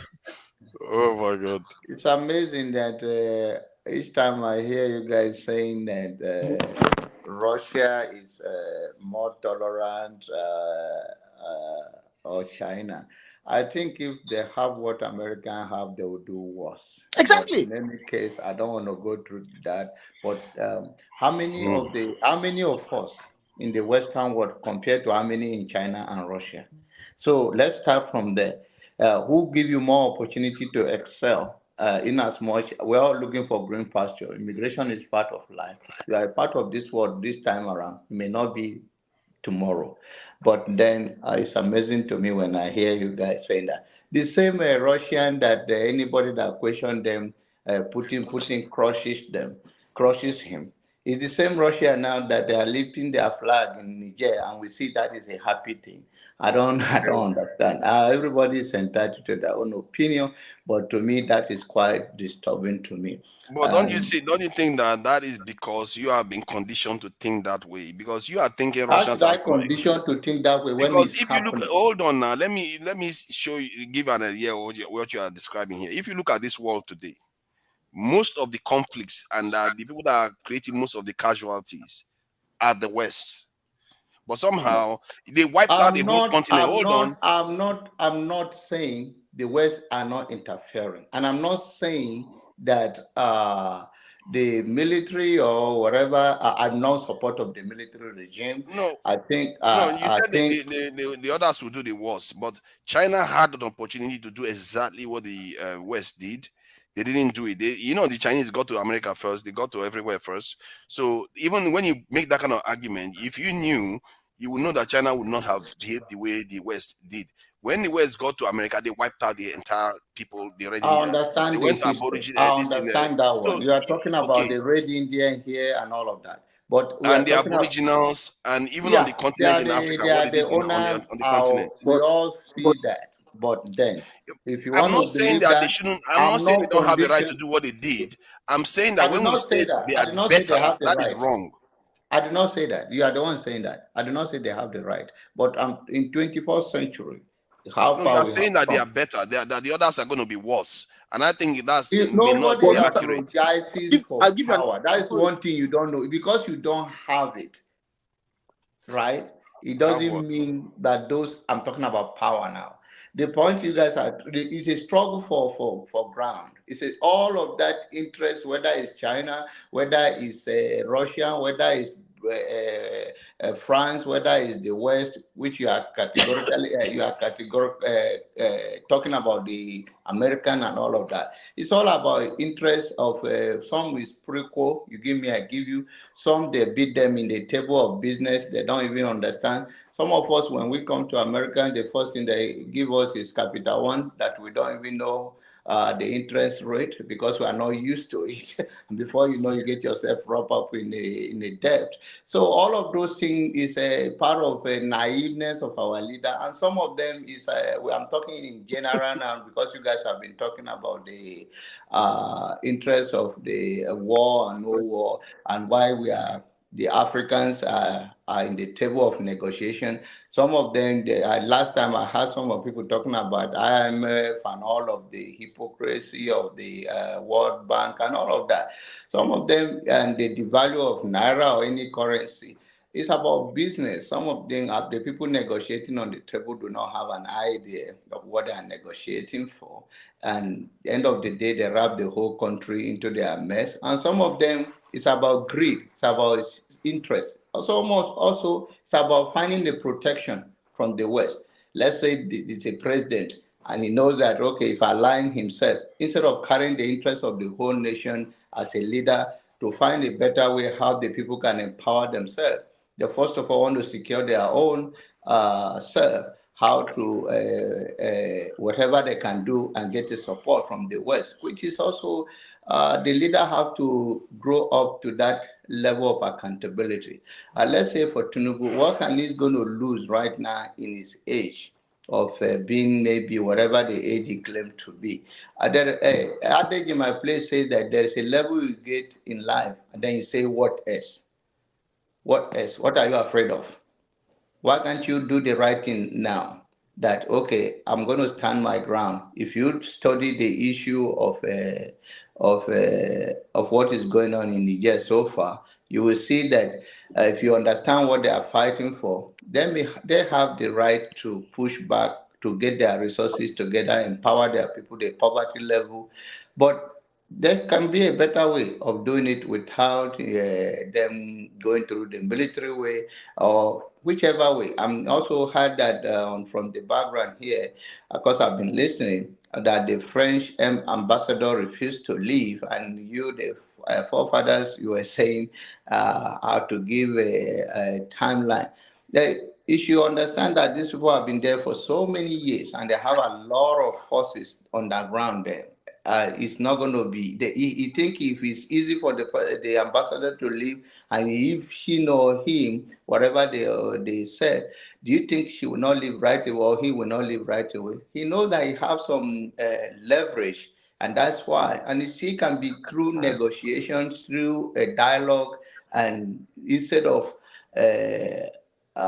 just give them that timeline. And if you give that timeline and you don't meet up, it's just you have become like another Tinubu because you didn't do your homework well. And then that they will capitalize on your weakness because you give them a timeline and you fail to do anything, they're still there.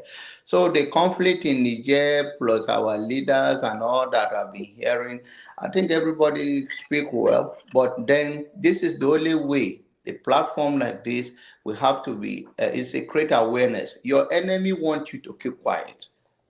Even when thieves come to your house, they don't want you to shout so that the next neighbor will not hear and come for your rescue or call cops to rescue you.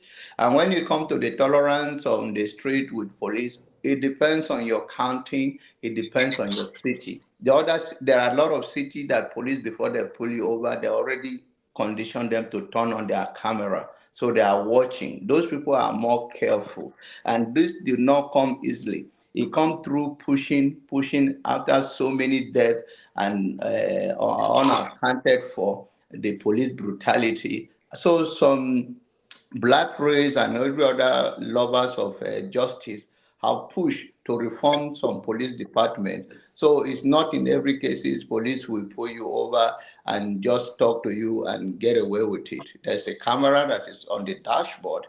Everything also being recorded. There are some cities that push back on it, but then it's still going on trying to reform it. And if police pull you over, some of them had my brother from Arizona. Some of them ask you, if they ask you, are you going to question this thing? Some maybe, I don't know the tone. Sometimes it's the tone. same, he may be telling you, look at this so place, because all will be on the ticket. He may tell you, look at it, go here if you Exactly. want to. Yeah. This is the canteen to go. I mean, this is the city hall. Where is it? If even though it's written there, maybe trying to help you and tell you. And sometimes you see the body language, you will know that it's up to something. You are scared for your life, and you can call the cop like you did. But all cases are so different. Some can pull you over. Like there are places if you have only one plate in your back of your car and you don't have in the front, some cities tolerate it, some cities don't tolerate it. They can pull you over for just any little thing. It doesn't mean that they're all racist, and it doesn't mean that are all good cops out there. But the only thing is that at least we continue on the platform. Every society, there is a place here in Texas here. The certain community complained that the police presence there is becoming too much. And they took them to court and they pushed back on them that they cannot be scaring them, that technically, and the police department lost the case. Not that they find anybody, they just told them there's no reason for you to sit in any private property or watching anything. And all of that happened. The people have to keep pushing for justice and fairness for everybody. But in case of our country and all of that, we are all looking forward to see the best, and the best is in the media. Let's continue. You get off work today, you speak your mind, whatever you are going through, whatever you are experiencing. When you go to Nigeria, there is a reason why police have a name, or every other places in your place of work. There's a reason why you have a badge. It's because you can be reported, not because of other intruders that will come to that premises that do not belong there, and it can easily be spot on. So there are so many things that is going on around the world and around our country, but through the media, we expose those things. If you are going to Nigeria, is your experience with police, do you think if Nigerian police know that there are some of them are so backward? But if you know that he is going to do something to you and is going to get in trouble, he will think twice. He will think twice. And that's why when they see some of the people that come from abroad, they treat them a little different because they know they're exposed to a different kind of life. They can push back on them. Thank you. Thank you, Jonaba.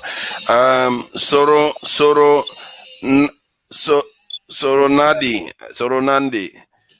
Thank you for joining us. So go ahead. You're welcome. Well, thank you for having me. I've been in your program one time a little while ago, and I've seen some people here talking.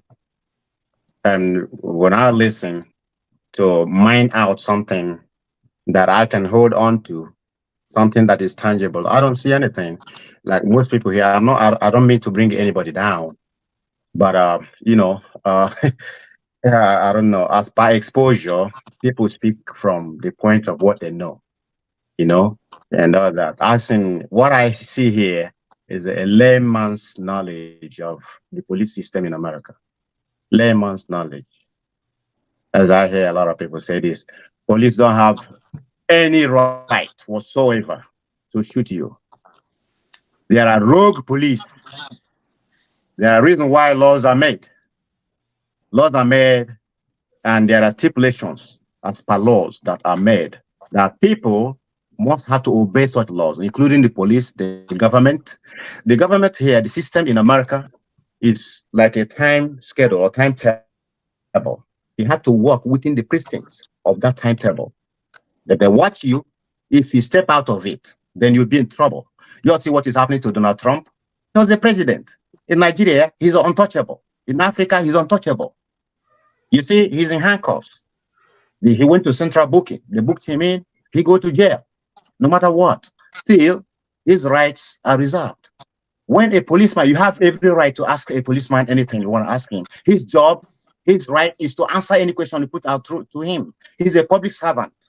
So when you see those racist people, they corner you and they know that you don't know your rights, then they can frame up anything and, put it on you, put allegations on you. And then when you go to the court, I had somebody say, if you go to the court system here, you cannot beat the police. Who told you? People make millions out of police in America. That's why when police are, you encounter the police in America, they watch what they say, they watch how they treat you. Though the rogue ones can go out of their way.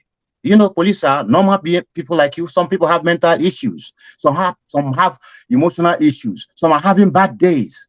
You never see a policeman who shot anybody walking in the street with arms anymore. Have you noticed that? Whether the person you shot, because there's tendency that when you shoot somebody, you're going to kill someone else. If given the opportunity, just like a rapist. If you let a rapist, like Nigerians do, if you let a rapist go, it's likely he's going to rape again. If you let a criminal off the hook, if he does the crime, he must have to do this time. If you let him go, he's likely 9 out of 10 to do the crime again. That is why Nigeria is the way it is. A policeman goes, collects bribe. He doesn't get in trouble in it. So the next day he goes, he keeps going. He kills somebody, they don't take the weapon away from off his hands. Next day he's going to kill. Nigerian soldiers killing fellow citizens and nothing happens. They keep killing because nothing is put under control. Nothing is put in check. So what I still here talking about here is not so. It's not so. And I'm talking for what I know. But excuse me, you just spoke now. What have we been saying here that warrant you coming here to demonize that is a basic this thing? I think a very knowledgeable person, you don't have to put somebody down to make it. I took excuse. So I took excuse. Like you just used the word now. You use the word now, demonize. Okay. I never demonized anybody. You use the wrong word. Demonize. No. You do listen. You say that all we are saying here, everybody. See the word you use, demonize. I never put anybody down. You did. I think so that I think you probably didn't know that you were saying some of all those things. You said nothing we said was amounted to nothing. No, I said people here we are speaking from a layman's point of view, and that is truth. Truth is bitter. Are you a police officer? I think. What do you think? What do you think? What do you think? Probably a police officer. Even if you are a police officer, then you are one of the brutal police that we have on the street. You are not a police anyway. He's the commissioner of police. No, but if you are a police officer, go help whoever you stop. He's the commissioner of police in my state. I think he is. I think he is. Yeah. He's a security officer. Oh my God. He's a security clothes. He's a late police. He's a late police. Security clothes. You are well. Anyway, security anyway. Police is security, and it's everything security. But now you are the one putting me down. No, we're not putting you down. We're just saying that if you are dismissing people the way you just did on the panel, what will happen to the people you stop? You see that Nigerians are not. The Nigerians have gone to this. They try to put their people, the best crop. They put people down and select rogues. That's why you all put the good people that are supposed to lead Nigeria. You put them down and select somebody like Tinubu. That's what we are here. No, we agree with you on that one. That's not what we are. Why are you putting me down? I said I'm talking from a point of what I know. We're not putting you down. Calm down. Are you a veteran? Calm down. Get John arrested. As you can see. Calm down. Yes, I am a veteran, a war veteran. I want to believe you're a veteran. I want to believe you're a veteran. John, you are in trouble. You see, it's good that we have a veteran here with us. Yeah. And we learn from you. But don't say that we are discussing from a layman's view. Everybody has his own idea. It may not be correct for you. It may be wrong and all that, but it's his own idea. It is his own this thing. So you come and you give your own idea, so we can learn from you. But don't try to make a blanket statement like we are all discussing from a layman's view. I did not say that you don't know anything or you don't belong to the society. I said you're talking from inexperience. That's what I mean by layman's experience. Point of view. Quite the contrary. Actually, I believe most people express their own experience. Yes, sir. Most people express their own experience today. And each experience differs. Police cannot make law for us. So when you see whenever anything happens, police will say, They are investigating it, and they will tell us how it's supposed to be. Police is not supposed to make law for us how to follow. And if police make laws for us, let them send this to us. Let them send it to us so that we will know the law. We don't know the law. Again, no, no, knowledge of the law is not an ignorance of the law is not an excuse. Don't say you don't know the law. So the law is out there. You have Google. You Google it. Okay? You Google it. What's my right when a police stops you? The only thing you have to do, like I told you, there are temperamental policemen. So that is not how they talk in the office. So when you approach them like with caution. Don't be personal. Be professional when dealing with them. Nobody's saying the police. Nobody's saying to the police should go ahead and start being. No, somebody was saying as if it was the police is so scary. Once you see them, they corner, they shoot you because they're white and you're black. Nobody's saying the police should be trigger happy, but you should also know the kind of society we live in. Almost everybody has a gun, and as much as you say there are policemen who are not stable, you have unstable people out there too. As Paul is you might just stop them before you can even address them. They have let go of their not so seriously speaking. But first of all, there's got to be a probable cause. There's got to be a probable cause for police to stop you. Okay, in the first place, you have a right. America is a country of laws. Yes, there's got to be a probable cause for police to pull you over. Hold on, I want to give you an example. There was something I saw online, right? These guys pulled up a truck. They stopped the truck. The truck stopped. They then came down and told the guy, "Hey, let's see your driver's license." I guess the truck was stolen or something. There was a problem though, right? Let's see your driver's license. The guy said he didn't have one. Unfortunately, he was on parole, right? At the time the policeman was talking to him, he had his hand close to his leg, and they told him, raise your hands up. He refused. The next thing he did, he started shooting at the cops. He hit one of them. Unfortunately, they killed him eventually. But that's what I'm saying. As much as we say we have some policemen, we are not saying these policemen should be trigger happy. You have some unstable individuals out there. There are crazy people in this country too. You might just stop them. They might be stopped just to ask a simple question, and they might be the people that might be having a bad day. There's what is called the rule of engagement, ROE, that Nigerians misuse. You understand? At that point, when your life is in imminent danger, you have right. But that right has to be proven beyond reasonable doubt. I agree, but these guys are human beings. They are walking up to who they don't know. Did you hear what I said? You said you agree with me. I said you have to have cogent reason to hurt or kill someone else. Yes, but what if the person who is trying to hurt them now comes at them with a surprise? Without knowing but that's the point of training now. Isn't that the point of training? Right. You have to be trained to avoid this thing. Yes, you have to think fast. You have to make. Let us balance the case. Let us balance the case. If you are trained with weapon very well, why do you always kill? Because so many times. Did you hear me? Let me tell you about weapons. Let me tell you about. And make sure those people don't die. Let me tell you about weapons. Let me tell you about weapons. That's why you want to kill so that they can't defend themselves. Exactly. No, that's not true. When you kill anybody,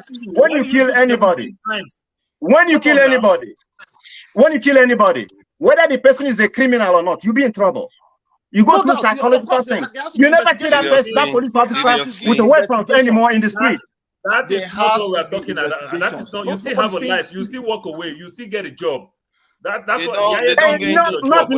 all cases. Not in all cases. If proved beyond a reasonable doubt, remember. You are listen to me. Weapon. Why don't you listen to me? Listen to me.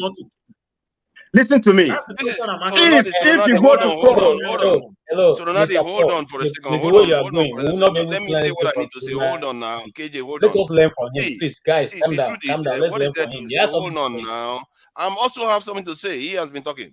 So my own point is that there are so many cases in America that police have killed people, especially black people, without facing any, even 9-year-old, they kill without facing any form of justice because they get away with it. So for you to say that, oh, they kill anybody, they are in trouble. They are not always in trouble, not with us, not when they take black lives. You're muted. You're muted. So Ronaldo, you're muted. Unmute yourself. You can talk. If you listen go ahead. If you listen to me, you will find out why they get away with that. You understand? There is justice. There is injustice. You understand? And when you go to court, your job, the judge that will judge the case, the jury that will judge the case, they were not present when the whatever happened. So you have to prove yourself beyond reasonable doubt. You have to have a lawyer that knows his or her onions. If you don't prove your case, beyond reasonable doubt, the perpetrator goes scot-free. See, but there is evidence. Even when there is video evidence, it's still not beyond the you have to prove that evidence. You have to prove it. You see, I think, okay, let me explain something that is going on here that we don't seem to perceive enough. And I think this is where we always look at the document and think, okay, that's how life works. No, you have to use your own brain to know what is going on. Look at, like, let's say I give you an example, like a black person wants to sell a house now, and they evaluated the property at 800,000.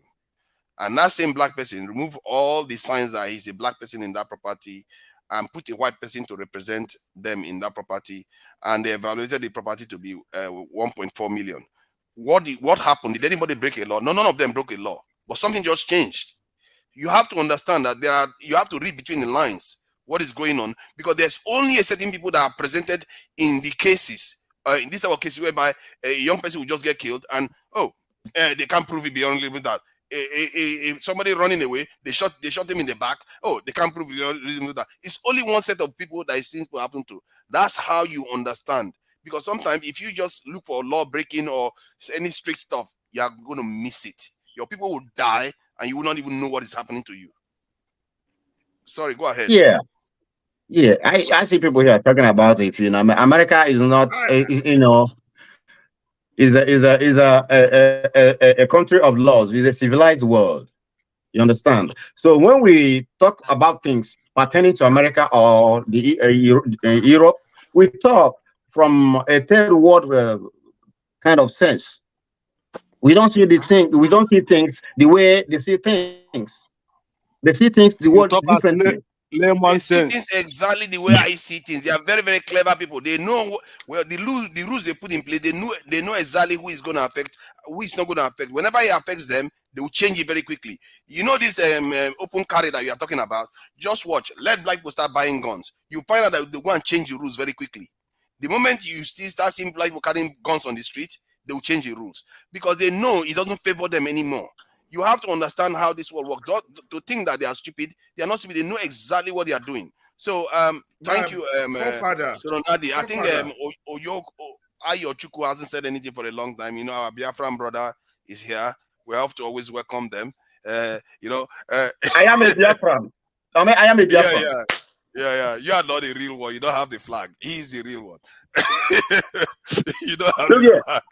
I would have loved if the police conversation I would have loved if we have made the police conversation tell us how we can improve policing in Nigeria. Okay, that one far. No, it's not far. It's easy. If you have the right people, it's not hard to improve things. No. It's going to take a lot to get there. Honestly, I do not see that. Policing in the last 20-30 years, you can argue that policing has actually improved in Nigeria to an extent. That's a lie. It's not where it was. My brother, you don't come up from Nigeria for a long time. You cannot change Nigeria. You can't. See, when I was in Nigeria, Nigeria is unserviceable. Sorry. When I was in Nigeria recently, when you meet police people, what are we gonna do? The way they behaved before is not the same as now. They are a little bit, even when they are asking for money, they are a little bit, it's a two-way street. The people have to cooperate. They can't just force you now. Before they shoot a motorway driver because he didn't give them money, like literally. Now, somebody said, "What are we gonna do when you have a water that a dirty water, right? What do? You put something what they call alum, and the dirt will settle down, separate from the clean water will separate from the dirt.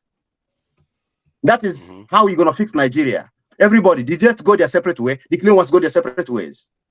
So they don't, the dirt don't contaminate the clean one. That is not going to happen. I'm sorry, I'm very sorry. So, It's not going to happen. Let's call it spade a spade. Which part is the clean one? Which part is hard? Exactly. Who designates who is the clean and who That's is the exactly what I'm saying. It's not going I thought you asked me to speak. I thought it's my turn to speak. Eddie, you've been speaking for no. The other Biafran has taken over, you know.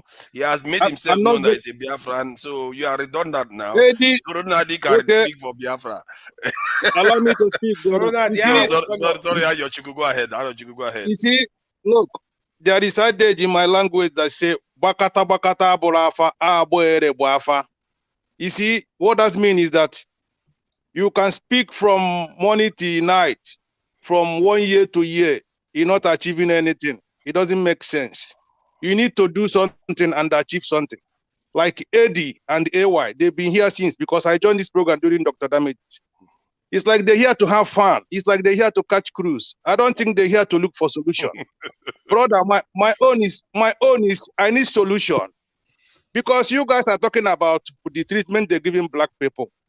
I mean, I ask myself, no one treats Japan, no one treats Asia, even the Pakistan people. They don't treat them the way they treat us. I mean, and we are complaining everywhere how they treat the black people, how they treat black people. Come up with solutions. Come up with. I can let me, brother, allow me to finish. Allow me. You guys always, when someone's talking, you keep interrupting. No, don't worry. It's good when one person is speaking. Sorry. It's good when one person is speaking. You allow the person to finish so that we can understand something.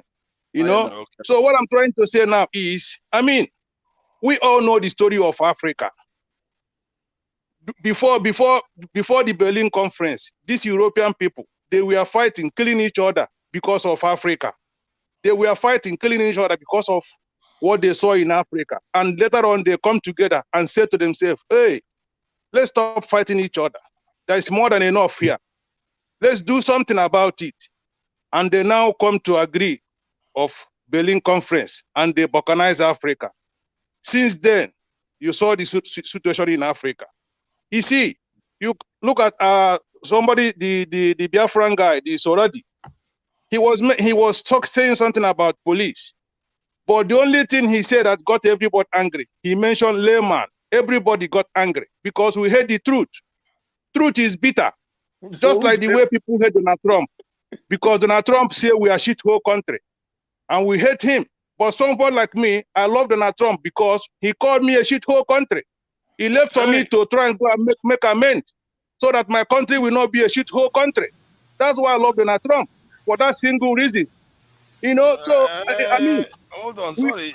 Would you say you love somebody for insulting you? But if you see, it's one thing to say, I agree forefather, because he did not say Biafra is shithole country. That's why he said he liked it. Yeah. No, if he had said Biafra is shithole country, okay, let's ask him. What if Trump said Biafra is shithole? You guys are bringing that typical Nigerian mentality. Let's ask you now. We are trying to ask you now. Let me finish, brother. Let me finish. You guys are bringing that you guys are bringing that typical Nigerian mentality. Now, what if? Okay, well, if he's wrong, prove him wrong. What if Trump had said Biafra is a shithole country? If Biafra is a shithole country, I will still love him. He left for me to make it not to be a shithole country. Paul, he has put you to shame. He's very consistent. He's very consistent. When he said Nigeria is a shithole country, he did not filter out Biafra. No. That involved everybody in Africa. Excuse me. Did you hear what I said? Excuse me. Did you hear what I said? Nigeria. Paul, listen. You are accusing me. Listen, allow me to talk. You people have been saying since 5 hours, 10 hours. Look, if Donald Trump said if Biafra is a country today and it's a shithole country, and Donald Trump come out and say Biafra is a shithole country, I will never hate Trump because of that. Rather, I will go back to try to fix it, not to be a shithole country. If Paul says so? If Paul says so, As long as he's saying the truth, I will never hate him for saying the truth because I love truth. I love truth. That is interesting. You said that because a lot of people when they tell you that. Sorry, go ahead. Let me come. That's why we are different. Listen. Eddie, allow me to talk. You've been speaking for 10 hours. You're not making point. Please allow me to talk. Listen. I've been listening to you. I've been listening to you. Let me. You guys always try to interject someone to forget his thought of well. Listen, allow me to talk. Okay, what I'm trying to say here is I love truth, and it's only truth that can set you free. When you hate truth, it can never be free. It can never find a solution. That is the fact. So I've been listening to you people talking about Nigeria, talking about the problem of Nigeria. We've been talking about this thing for a long time. Brother, please, I didn't come here to stay long to be arguing. I just want to ask you people, please, we are having our Biafran referendum convention. We need your support. We need you people's support to support us. There is nothing to reckon. There is nothing to write home about Nigeria. Nigeria is a very. I'm very ashamed of myself to be for this Nigeria that attached to me. Please, you people need to support us. You people need to support us to go and fix our place. We are sick and tired of all this, how they treat black people, how Nigeria is, how things are not working. We need to live life like a human being. We can do it. Nobody can do it for us. We can do it on our own. Please support us. Tell your Nigerian government to leave these people alone. Nigeria is not working. Okay, look at it. Allow me, Eddie, allow me to talk. You've been talking, you're not making point. Eddie, I don't think Ayojuku likes you. Look at, you come here. After you, for some reason. You come here, you say Nigeria is a giant of Africa. Nigeria is a giant of Africa. But even BRICS just snub them. BRICS just snub them. Nothing to offer. Nothing to write home about this Nigeria you are bragging of. Look at that flag there, Biafran flag. I am ready to die for this Biafran flag you see there. But Eddie, I don't think we're ready to die for that Nigerian flag. These are the different border. You're not proud of your country, Nigeria, so you come every day, you want to talk. No solution. I can die for that flag you see there right now, but you cannot die for your Nigeria country. Ayojuku, that's what makes us different. Ayojuku, will you prefer Biafra 5 state more than Nigeria 36? Now, Nigeria is not 5 states. Or you can travel anywhere to go get Nigerian passport. Listen, Mr. AY. Biafra is not 5 states because other states they have Biafran people there. How many states? In the place you call Delta. Listen, you see, that's why you people put Nigeria. That's why I always attach Nigeria as a criminal entity because people do you know that every state in Nigeria is illegal? It's not constitutional. It's not constitutional. Look at what he's saying. It was created by the military. And the military is not constitutional. Look at what Ewa asked me if I prefer Biafra or 5 states. You forgot that even in Delta State is a Biafra. You forgot that even in Delta State is a Biafra. He doesn't know what he's saying. Even River State is a Biafra. You can't start hold on. You guys, so now Togo is not Yoruba, right? Togo is not Yoruba. You don't have common sense. Even if Nigeria is even if Biafra is a 5 state, even if Biafra is a 5 state, there is some country who is less than 1 million. They are living very well. One local government, I'm good to go. One local government, I'm good to go. You will still be within the country of Nigeria. There is a country with less than 1 million. Nobody is killing them. They are living peacefully. You are here telling me Nigeria is 6 states, but you are scared to go home. I am Igbo. You left your brothers in Togo, Dahomey, and all that, and then you cross Benin, another country, and come to tell we are one Nigeria. I'm not one with you. Go meet your brothers in Badagry. Cross over to Badagry. Please, I'm here to beg you people. I'm here to beg you people. Ask your government, your Nigerian government, to allow us to go. We are having our referendum convention. If there was a country like Biafra, maybe. Please, Eddie, Eddie, me and you, we are not the same. We cannot work together. We are not one people. We are not the same. Your brain why don't you embrace your fellow Yorubas over on your side? When you call the We're beg not now, the if you same are not people. working with Your Eddie, who mentality are you is very begging? different from my Niger own. is the same thing with the Fulani. They left Niger, gave Nigeria Niger their own We country, cannot mix together. and We then cannot come to mix tell together. Igbo That is man, our I'm the problem. same Nigeria with you. Somebody put us together. Somebody.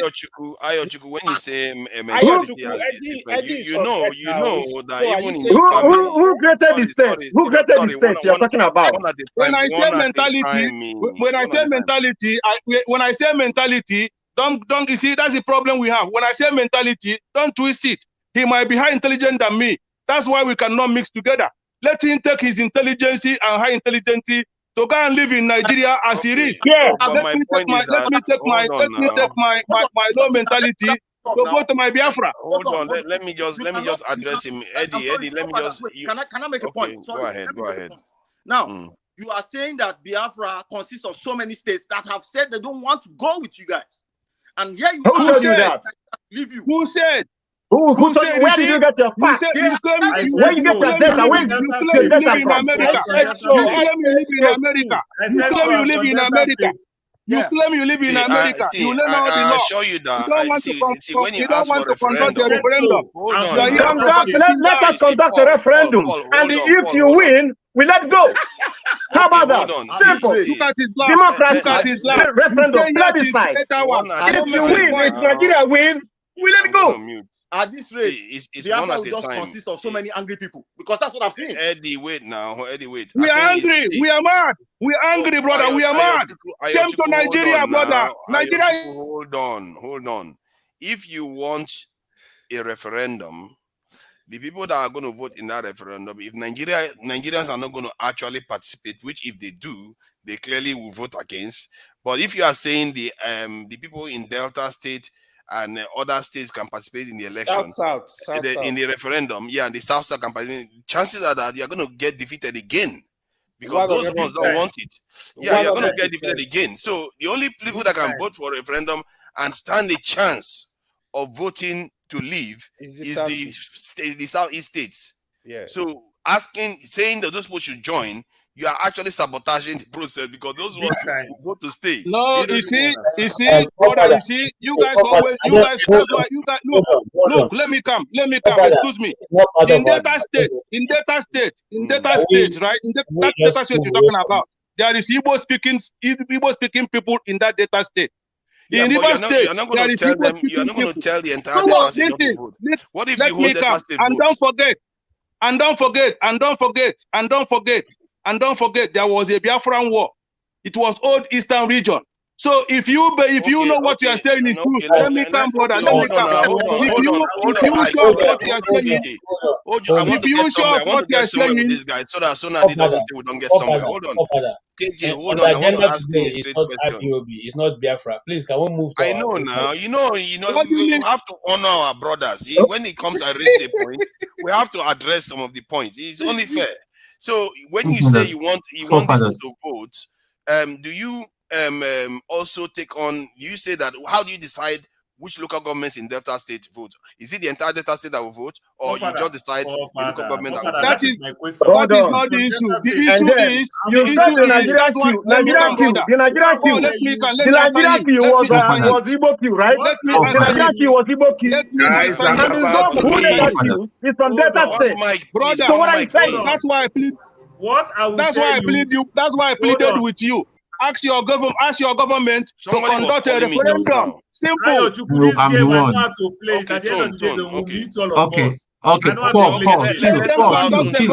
Simple. Let's allow Tone to talk, please. Okay, he has been very quiet. Ayochuku, my brother. Yeah, I'm going to speak to you like my brother. You see, this is one of the problems. You're not my brother. We're not brother. You're not brother. You're not brother. He's from the east. So take it easy. It doesn't matter where you're from. It doesn't matter, brother. If you are from the east and you have problem with the Biafra, you are a sellout. Well, It's a if you fulefu. It's a fulefu, right? That is a okay, police if man you're talking. calling me a fulefu or You are a telling me, Biafran wait, police. listen, If you want, this is the if you problem. want to talk, This is if why you want to, bend it, twist it, talk like a gentleman. Well, Biafra is not gonna. You are a seller. If I'm around you, you're not gonna like yourself. Can I talk, please? Yeah, Biafran police. You're being rude right now by jumping on my mouth. Can I You're talk? just chasing people out of the You've never referendum. spoken to me before, so why are you assuming? Mr. Say it Solomon, again. calm down. Yeah, calm down, please. Yeah, we are here. We are all Tony, gentlemen. Calm last time you lied about Ojuku story. You see, you're not making point, brother. Last time you talked about what you don't know about Ojuku. Can I talk? What do you want to tell me again here, brother? Do you want to win a referendum or not? You need to hear people talk. We can't hear You people. say you want a referendum, but you're fighting people like this. But How is why are you people scared of referendum? Why? Because simple. Look at your behavior. Because of how you are behaving. Referendum. Let me say something to you. What is my behavior? Give me what is my behavior? What did I do? Let me say something to you. If you can calm down, yeah, and hear me out. Yeah? If you want to win, if you you want to can calm win down, an hear me election out. or Hear a me out referendum, before you you need start to bring condemning people close, not to be Somebody calling use them the word. sellout. You stop using wrong words. It's a behavior. And I don't like me talking about behavior. I am very professional. No, You okay, have not I don't know. spoken. But I've not even you're said calling anything, and Tony you sellout. just raising You're your calling voice. Tony sellout. If you don't support Biafra and you are from that side of the divide, you are a sellout. It is election. What you use the word Okay, referendum, okay. it become Gentlemen, election. It's a vote gentlemen, If you are not with us, you must be It against becomes us. election. Soron Nadi, and Ayochukwu, listen to me. See, none of these people on this panel will be part of those conducting the referendum or even in the position to make that decision. So why are we expanding our energy on that issue? They don't have any way to be part of it. They're not even going to contribute. They're not even going to be there to Why vote. are you wasting your energy talking about America? When Nigerian police are there killing you in the streets on the roads of noon? See, Soron Nadi, I have a lot of respect for you. Listen to me. So now, whatever we are saying, these guys are just taking us for, taking us to make fun. They're just making you guys just shout for nothing. So understand what they are doing and just leave it. They're just taking you to make fun, catch their fun. No, brother. Brother, it doesn't matter. It doesn't matter. If you like, let him make fun. If you like, let him make fun. The truth is, where is Nigeria today? Look at Nigeria. I may be laughing. According to Tubman, Margaret Tubman, she said in America she was a slave. She said, I would have freed 1,000 more slaves only if they knew they were slaves. Yes, that's true. But some people are allergic to freedom. Nigerians, Biafra not okay, let's allow Tone to talk. Let's allow Tone to get his point out. I'm going to mute everybody so that Tone can talk. And Ed has been very patient, so we have to also let Ed talk, and we have to move on for Kopara. I want to say one thing so that the Biafran people can continue. What I want to say, I'm from Delta State. Paul will vote. And I'm from Delta State. I'm from the Urobo ethnic group. The Urobo ethnic group in Delta State, it is the biggest ethnic group in Delta State. Yeah, 2.8 million. If we want to play that politics in Delta State, for 1,000 years, Urobo will only be governor in that state. If we want to play that type of politics. And if you talk referendum and you are talking to me this way, how do you think you win an Urobo man? Brother, we not begging you to be part of us. You don't speak for other Urobos. We're not begging you to be part of Biafra. You speak for yourself. You don't speak for other Urobos. We're not begging you to be part of Biafra. That's the problem. That's the problem here. We're not begging Urobos to be part of Biafra. But what we are saying is, you are good at the time with your enslaver. Is minority in Delta State. It doesn't matter. It doesn't matter, brother. It doesn't matter. That is the country. Look. Can you hear his analysis? Igbo is 90% of Delta State. No, it's not. Sorry. Igbo is 90% of Delta State. KJ, please come and help me out. No, I need KJ to, because you have to give it to them. They've enabled me to flesh out some specific question that I actually never thought about it before like that. So KJ, if there's going to be a referendum, How are you going to conduct it? How do you select? You go to some states and select some local government areas, or you say the entire state votes? Because if you bring River State in and Delta State in, the Urobo man is there, and the River State, all the Ikwere, Ijo, all of them, they're all there ready to vote against it. And even some of the Ikwere people will vote against Biafra, and that will sabotage the main vote coming from the southeast. Or do you want it to only be in the southeast? What do you think? How do you think this should be shaped? Let KJ answer. Let me answer that. Let me answer that. Let me answer that. Let me answer that. Doesn't mean I can't talk. Yeah, you can talk. I think after KJ, then you talk. No, Soronade, please. We know where you stand on this. Now, again, I said this. This is not the topic for today, and you all know that I am a staunch believer of the movement for the actualization of indigenous people of Biafra. I have no apology to anybody. I stand by that tomorrow. Now, why do we look for Biafra? We're looking for Biafra because the contraption called Nigeria has refused to honor anybody. Even those of you shouting, you have not got the best of Nigeria. But we Igbos are saying we don't want to continue in that path. It's not taking anything away from you guys. We're not saying you guys are bad. We're not saying you guys are the cause. We're not saying that. We're saying, okay, for the past 60 years, this has gone on. How do you want the referendum? The question is about the referendum. I'm just laying the foundation. I'm laying the foundation. You asked me a question. Now, this has gone on. The Civil War, when it was fought, wasn't fought only by the people of the Southeast. It was fought by the Eastern region, which comprised of the places you are calling now. But however, if we got to the middle of the stream and you now say, okay, if there is a referendum, you don't want to be part of it, it's okay. You see, when that time comes, the people setting up the referendum will determine which part will take part and which part will not. The Igbos alone, if the Igbos in the 5 eastern states vote, they will still be able to carry the day because the Igbos are more than 60 million people. We're more than 60 million. So if Igbos alone vote, they will still be able to carry the question was what would you propose? What would you prefer? I'm not proposing it. You see, you cannot force a willing on, or you cannot force a horse. Asking for it now. So what that's the whole point of the question. Now, if you're not answering it, I'm coming. Iboku, the guy who caused the Iboku is from Delta State. So if Delta States now come and now say they are no longer part of Igbo State, we now say, okay, can that part of history be rewritten? So it no longer be Iboku, it will be Delta. How do you how would you prefer the referendum to? Do you want Delta to be part of it? Do you want only certain local governments? Do you want River State to be part of it? All the while. You see, this question, when you ask it, and I think you are being economical with the truth. You know that because of the desire for, I'm coming, sir, because of the desire of the federal government to reduce the Igbo states to nothing, in fact, to a small dot, they kept removing people that belong to the eastern region into other states. No, you have. It doesn't matter. The question is, what do you want?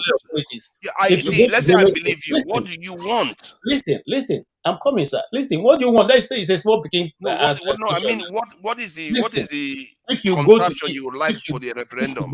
If you go to Benue State, there's a particular local government called Ogbadibo local government. They are majority Igbos. Either local government in Kogi State, they are majority Igbos. Give them referendum. If they say they want to belong to those states, it's okay. If you go to River State, there are the Inkwere people and Anocha people. If they say they want to remain there, it's okay. If you go to Delta State and the people of Ogwashuku and the rest say they want to be part of Delta State, it is okay. It's not an issue. It's not even something we should quarrel about. Because they cannot force them to be part of the Biafran movement. If the Biafra in the 5 states of the East say they want to go, it is also okay. It's not a war thing. But what I'm saying, you're not going to the crux of the question. The crux of the question was about if there is a referendum, how would you structure it? Which people should participate in the referendum?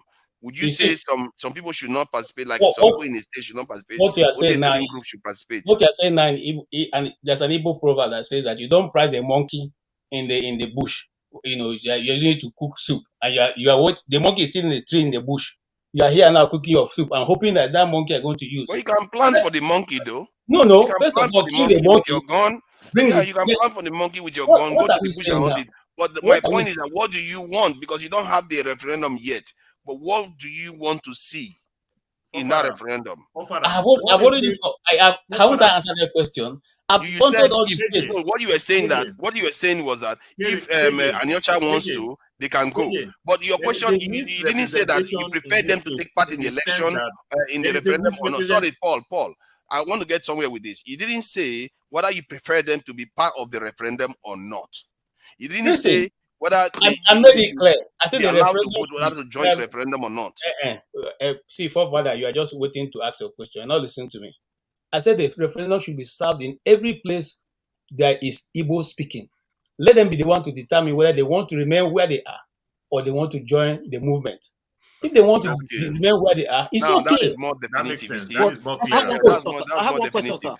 Have you thought about the economic disadvantage those 5 core Igbo states you are talking about will be at if they decide to leave the country called Nigeria?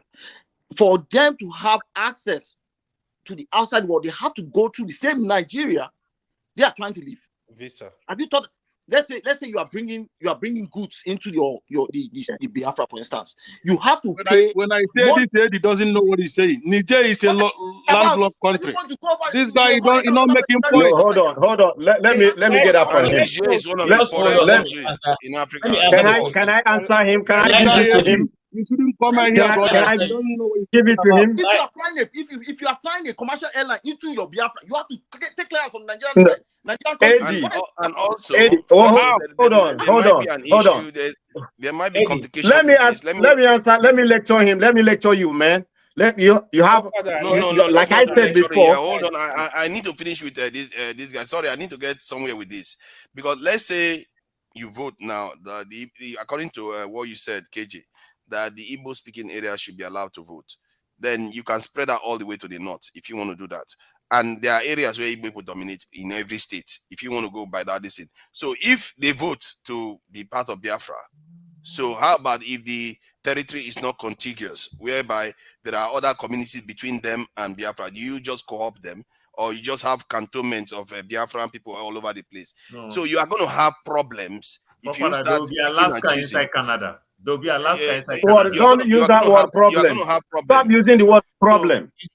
No, let me answer your question should be, why is Nigeria afraid of referendum? That should be your main question. I'm not even afraid of that at all. If it's the referendum, I'm not afraid of it. But then why is it not happening? Solution. No, because it's not in the Nigerian constitution, and there are many people that there are many groups that don't want it. Forefather, I'm not ready to shout, honestly. And what is Nigeria?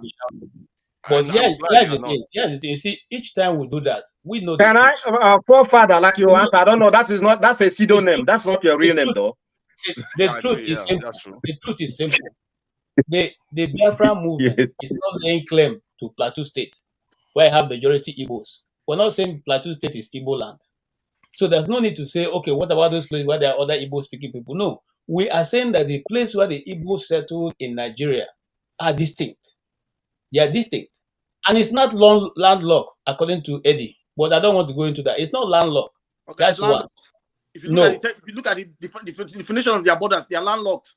Please.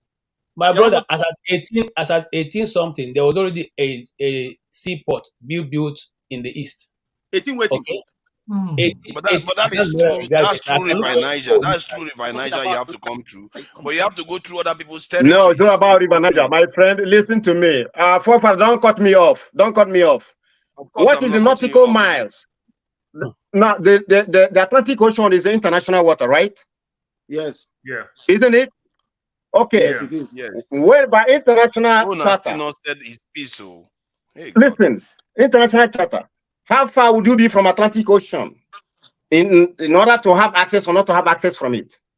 200 nautical miles. So have Aba, Imo State, Abia State it's only about say 6 nautical miles from the Atlantic Ocean. What are you talking about? So far away from the Atlantic Ocean. Do you know that? Eddie, can you allow him to talk? Learn. Okay, Eddie. You are the talk to. What did they worry you now? Cool down. Let me talk. I beg. Eddie, you have to learn from each other. Try to learn from him. Now, listen. There are international laws, so Nigeria cannot break it. Now, there's a place called Copenhagen. Copenhagen is inside Germany. Lesotho is a country inside South Africa. Rome is inside Italy. It's a country of its own. Okay. You understand? So you don't just block up people. There are set rules that everybody must have to obey. No, don't say Rome. Say Vatican. And Vatican, Vatican, but it's Rome. The capital of Vatican is Rome. The Pope is just the governor. It is still Italy. The Pope is just the governor. Period. Listen to me. Listen, they have their own currency. Lesotho and all that. Some other countries, smaller countries in Europe, they don't have access to the water. But they cut them a slack. What about international standard? Countries that they are being surrounded by? Do you know their negotiations? Do you know the agreements? We can have the same agreement if that is the problem. That's why I said Eddie not making point. I am telling you, River Niger, Azumili, and others are international waters. Under Nigeria's No. You have to what go to Nigeria are you talking about? See, as long as you have to go to other people's territory, you don't have access to the You Nigerians do go through our territory, right? If the Calabas said before they cross over to the other side, they have to go through us. If the Jaws want to go to Nigeria, they have to go through us. What are you talking about? Have to, actually. They don't have to. Okay. Where let me help you. Let me help you. Let me help you. They have in Nigeria right now. You can bypass it. 30 seconds. 30 seconds, please. I want to ask question. 30 seconds, please. Listen. Do you know the former name of Port Harcourt? The place you call Port Harcourt. It's called Iguacha. Yeah. Iguacha, hold on. How long ago was that? Was it the original name so, of Port Harcourt? Listen. That Port Harcourt you're talking about is Igbo. Hold on. You see, don't do that because I grew up in Port Harcourt. When people start doing that, that's the kind of stuff that give people trust issues. Because this is one of the reasons why Adaka Boro tried to secede from Nigeria, because they felt that the Igbo people were, remember, Igbo people were not in that region at all. It was during the slavery period that the Jaw people went inland, captured Igbo people. That's why you know about the story of King Jaja Bopopo. All these man, you don't know what you're talking about. You are researching history. You pick from the street. Can you meet these guys? Let me talk. Do you know the story of King Jaja Bopopo? Okay, please, Paul, go ahead. Yeah. Okay. I mean. Now, I want to address you. I know both of you start screaming and shouting, and I don't think that's civil. If you want to achieve what you want to achieve, let me just address you. I'm a proper full-blooded Igbo man. Yeah, not be this thing. And I'm a prince in my town. Not a full. Okay. Yeah, it's you that is a fulefu and your ancestors. If you want to start insulting me, I'll give it to you this evening, idiots. Listen to me. No, please, let's not do that. No. He has crossed a line. He has crossed a line with me this evening. I have to put him in his place. Please, he's an idiot. Let's apologize to each other, because in the end we are one Nigerians and we are trying to get somewhere here.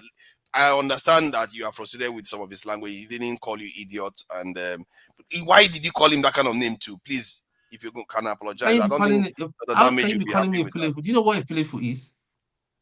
Do you think I'm a Yoruba man that does not understand Igbo? I'm a proper, a full-blood Anambra man. You're calling me a fulefu. Tony, he didn't call you a fulefu. Tony, he didn't call you a fulefu. You did first, and he repeated it. I take exception to that language. Don't you ever address me that way again. Father, this is why I said it's not in our topic today. This and we move away from it. I know. Let's not be insulting each other. See, on Tone's behalf, I apologize to them for the insult. We shouldn't be abusing each other, because some of us, our children may be watching, aunties may be watching, and we don't know where these things go. So let's just try to keep it a bit civil. Sorry, finish your point, Tone. Forefathers, what I want to say, you may not agree with it. It doesn't mean you should call names or anything. But where I come from, my town, which is one of the major towns that you guys assume that you have, that you assume that everybody there, every dot there is Biafra. We do not believe in Biafra. We do not believe in Biafra. We're not going to believe in Biafra. Right now, the sit-at-home stuff that a lot of people have been complying, they're complying because of their safety, but their heart is not in it. So if we start behaving this way, fighting ourselves and all that. I call you my brother. You start you say to interact. Then now, how do we want to achieve that nation of Biafra? That's all I'm trying to let you understand. And you start attacking me. Am I Buhari? Am I Hausa Fulani that you're fighting? That's all I'm trying to say to you. We should all calm down. If we want to get this thing and all that, we'll be more sensible about it, not being aggressive and very militant. All the militants that Nnamdi Kanu and all that, where did they land him? Is it not the one that is roasting there? My friend, listen to me. Listen. No, you need to shut the hell up. I thought you have reasoning upstate. You are not gone to this point. If you are shut it down, won't come to this point. If you are shut this down, and then you are the one saying, you are calling someone militant now, and you are saying people are being scared of people at home. You are lying. Let me finish what I'm saying. I'm done. It's okay, I'm done. See, I put Ronaldo backstage because he wanted to start insulting this thing. I'm going to bring it back to Ronaldo. Please, let's keep it down on the insults. I just said young people. Can we just go away from this? Come on. on. We're not ready for it today. Can we just go away from it? It's not part of what we're Where are you going to go to? We have other topics. The topic okay, let's go to another topic. They said Sanwo-Olu may have faked his GCSE results. That one is another one. No? If it turns out that he actually faked it, they will throw him out of office. They will throw him and his vice VP out of office. So how does that mean that the Labour guy wins? How does that work? Of course, the Labour guy will win. He's the second. The whole Lagos will erupt too. Aside from that, his deputy governor also has a case, a very serious case. Who, Abzad? Yes, which was not declared. So in both instances, both of them have questions to answer. So the law court is going to. Are you leaving, Eddie? Are you going? Yes, I have to go. It's been a pleasure. Thank you very much. Eddie, good night. Good night. You can go, Eddie. You can go. I don't come back. Eddie, try to do a research next time before you come. Bye. What have you guys got against Eddie? I swear. I don't see comedy today. What they're talking about? They come and put fire, then they run away. And then all of them fire for this matter. KJ, like put fire. No, I didn't. KJ, I'm just joking. I'm just joking about that. No, I may be mystified. Hold on. I may be mystified with what is going on in Lagos. They said that the House of Assembly refused to confirm 17 out of his how many this year. They are blocking Sanwo-Olu left and right. Now what is going on? Leadership vacuum in Lagos. Christians and Muslim issues. Yeah. No, for me, I think that again. I think that it's a sign to show that maybe the slate is being taken off from him. Yeah. Because remember, the Speaker of the House was this guy who said that they are going to make Lagos something in support of his party. But now he's the same person who is refusing to approve the numbers of the commissioners sent to him. And his reason is that you can't just give us anybody and expect that we will approve the person. So, and then some of the commissioners are very, very good. Like the guy that managed the COVID-19 and the commission minister, information minister, they say he was very, very good, or commissioner or something. So but they are just blocking everybody. Like, hey, you're not going anywhere today. What is that? So the Igbos have a proverb that when somebody dance for middle of road, make you check the person when they beat the drum, they're somewhere behind inside the bush somewhere. So what is going on now is coming from the top. It's coming from the top. So maybe someone will have fallen out of favor with his main guy, and so their details now are coming down on how to deal with his situation. And I don't think it's basically because they want to turn them down. They just want to show him that, look, you are no longer in favor. I remember this I started with the former governor, Ambode.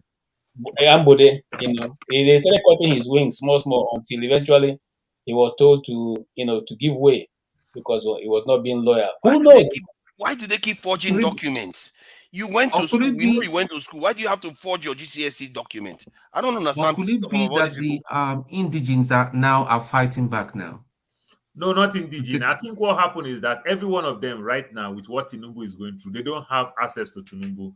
So it's all about speculation based on who is close to Tinubu, what the person tell you. So it's not like before that they literally confirm everything in body lump. So Tinubu is very, very busy. So Tinubu everything don't have now time. is Anarchy. speculation. It's total anarchy So because remember, Tinubu is Muslim, and now the Muslims are crying that they don't want to commit. They Fathers, don't can want you to share confirm. any page to this yeah, news? I can, yeah. Yeah. Have you got a link for me? So, but how is it that but Showoli is Christian, isn't he? So how is that? Christian.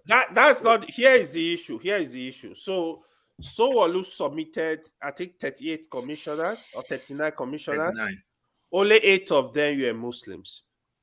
31 were Christians. So the Muslim community are saying, why do you have to give them only 8 commissioners? And that's the genesis of the problem. Yeah. Come on. So they are saying a bias, a religious bias. How many states in the north gives us any? No, Tinubu the Muslim. They said it's not a problem. So Yeah, it's okay. You understand? Is it not funny? But They this said one they have an Tinubu issue with it. Muslim ticket is not a problem. But here's what Bola George said to them. Bola George said, since when have Lagos State begun to determine appointment by religion? By religion. Exactly. This has Exactly. never happened before. On this one, I'm Because supposed in to Lagos do, I State, think. in one family, you have Muslims and Christians in that family. Yes. And they have never done government by religion placement in Lagos State. And so this is totally strange. And that's why he has called the George is professor, taking things a little the bit professor who slow. led that protest. But I watched that interview. That thing that Bola George is saying, he's just saying it. Look, I'll tell you from, if you want to talk that one, 1999, Tinubu is a Muslim. His deputy is a Christian. Yeah, they always do that. You understand? From the get-go. Yeah, but Then the center Tinubu- now is Muslim. Then That's Tinubu the changed problem. it again. Then they rechange it. Tinubu now changed it again that every deputy governor will be a female. They started doing female. Somewhere along the line again, they break their own rules again. You understand? So don't let anybody tell you all these things. Go look at it. The question is, have they been sharing the commissioners in Lagos State equal? That's the question. I don't think so. I don't think they've ever been. When you start thinking about that, think of what El-Rufai have done in Kaduna State. Did the Christians protest to go to the streets? They've been When will we stop all this nonsense? Exactly. I don't think Lagos is by far more more Christian than Muslim. If you ask me, No, for the most part, no, they've been doing Forefather, it. that's I not think correct. Lagos is more Christian than Muslim. Forefather, that's not correct. Are you telling me it's 50-50? You need to ask somebody from Lagos. Hold on. Are Go you on. telling? No, I've been in Go Lagos, on. so I can tell you that most people I Go on. encounter in Lagos are not Muslims. I've lived in Lagos. While I was in Nigeria, I lived in Lagos most of the time. I think it's very hard to tell, but all I can say is that Lagos State is very liberal.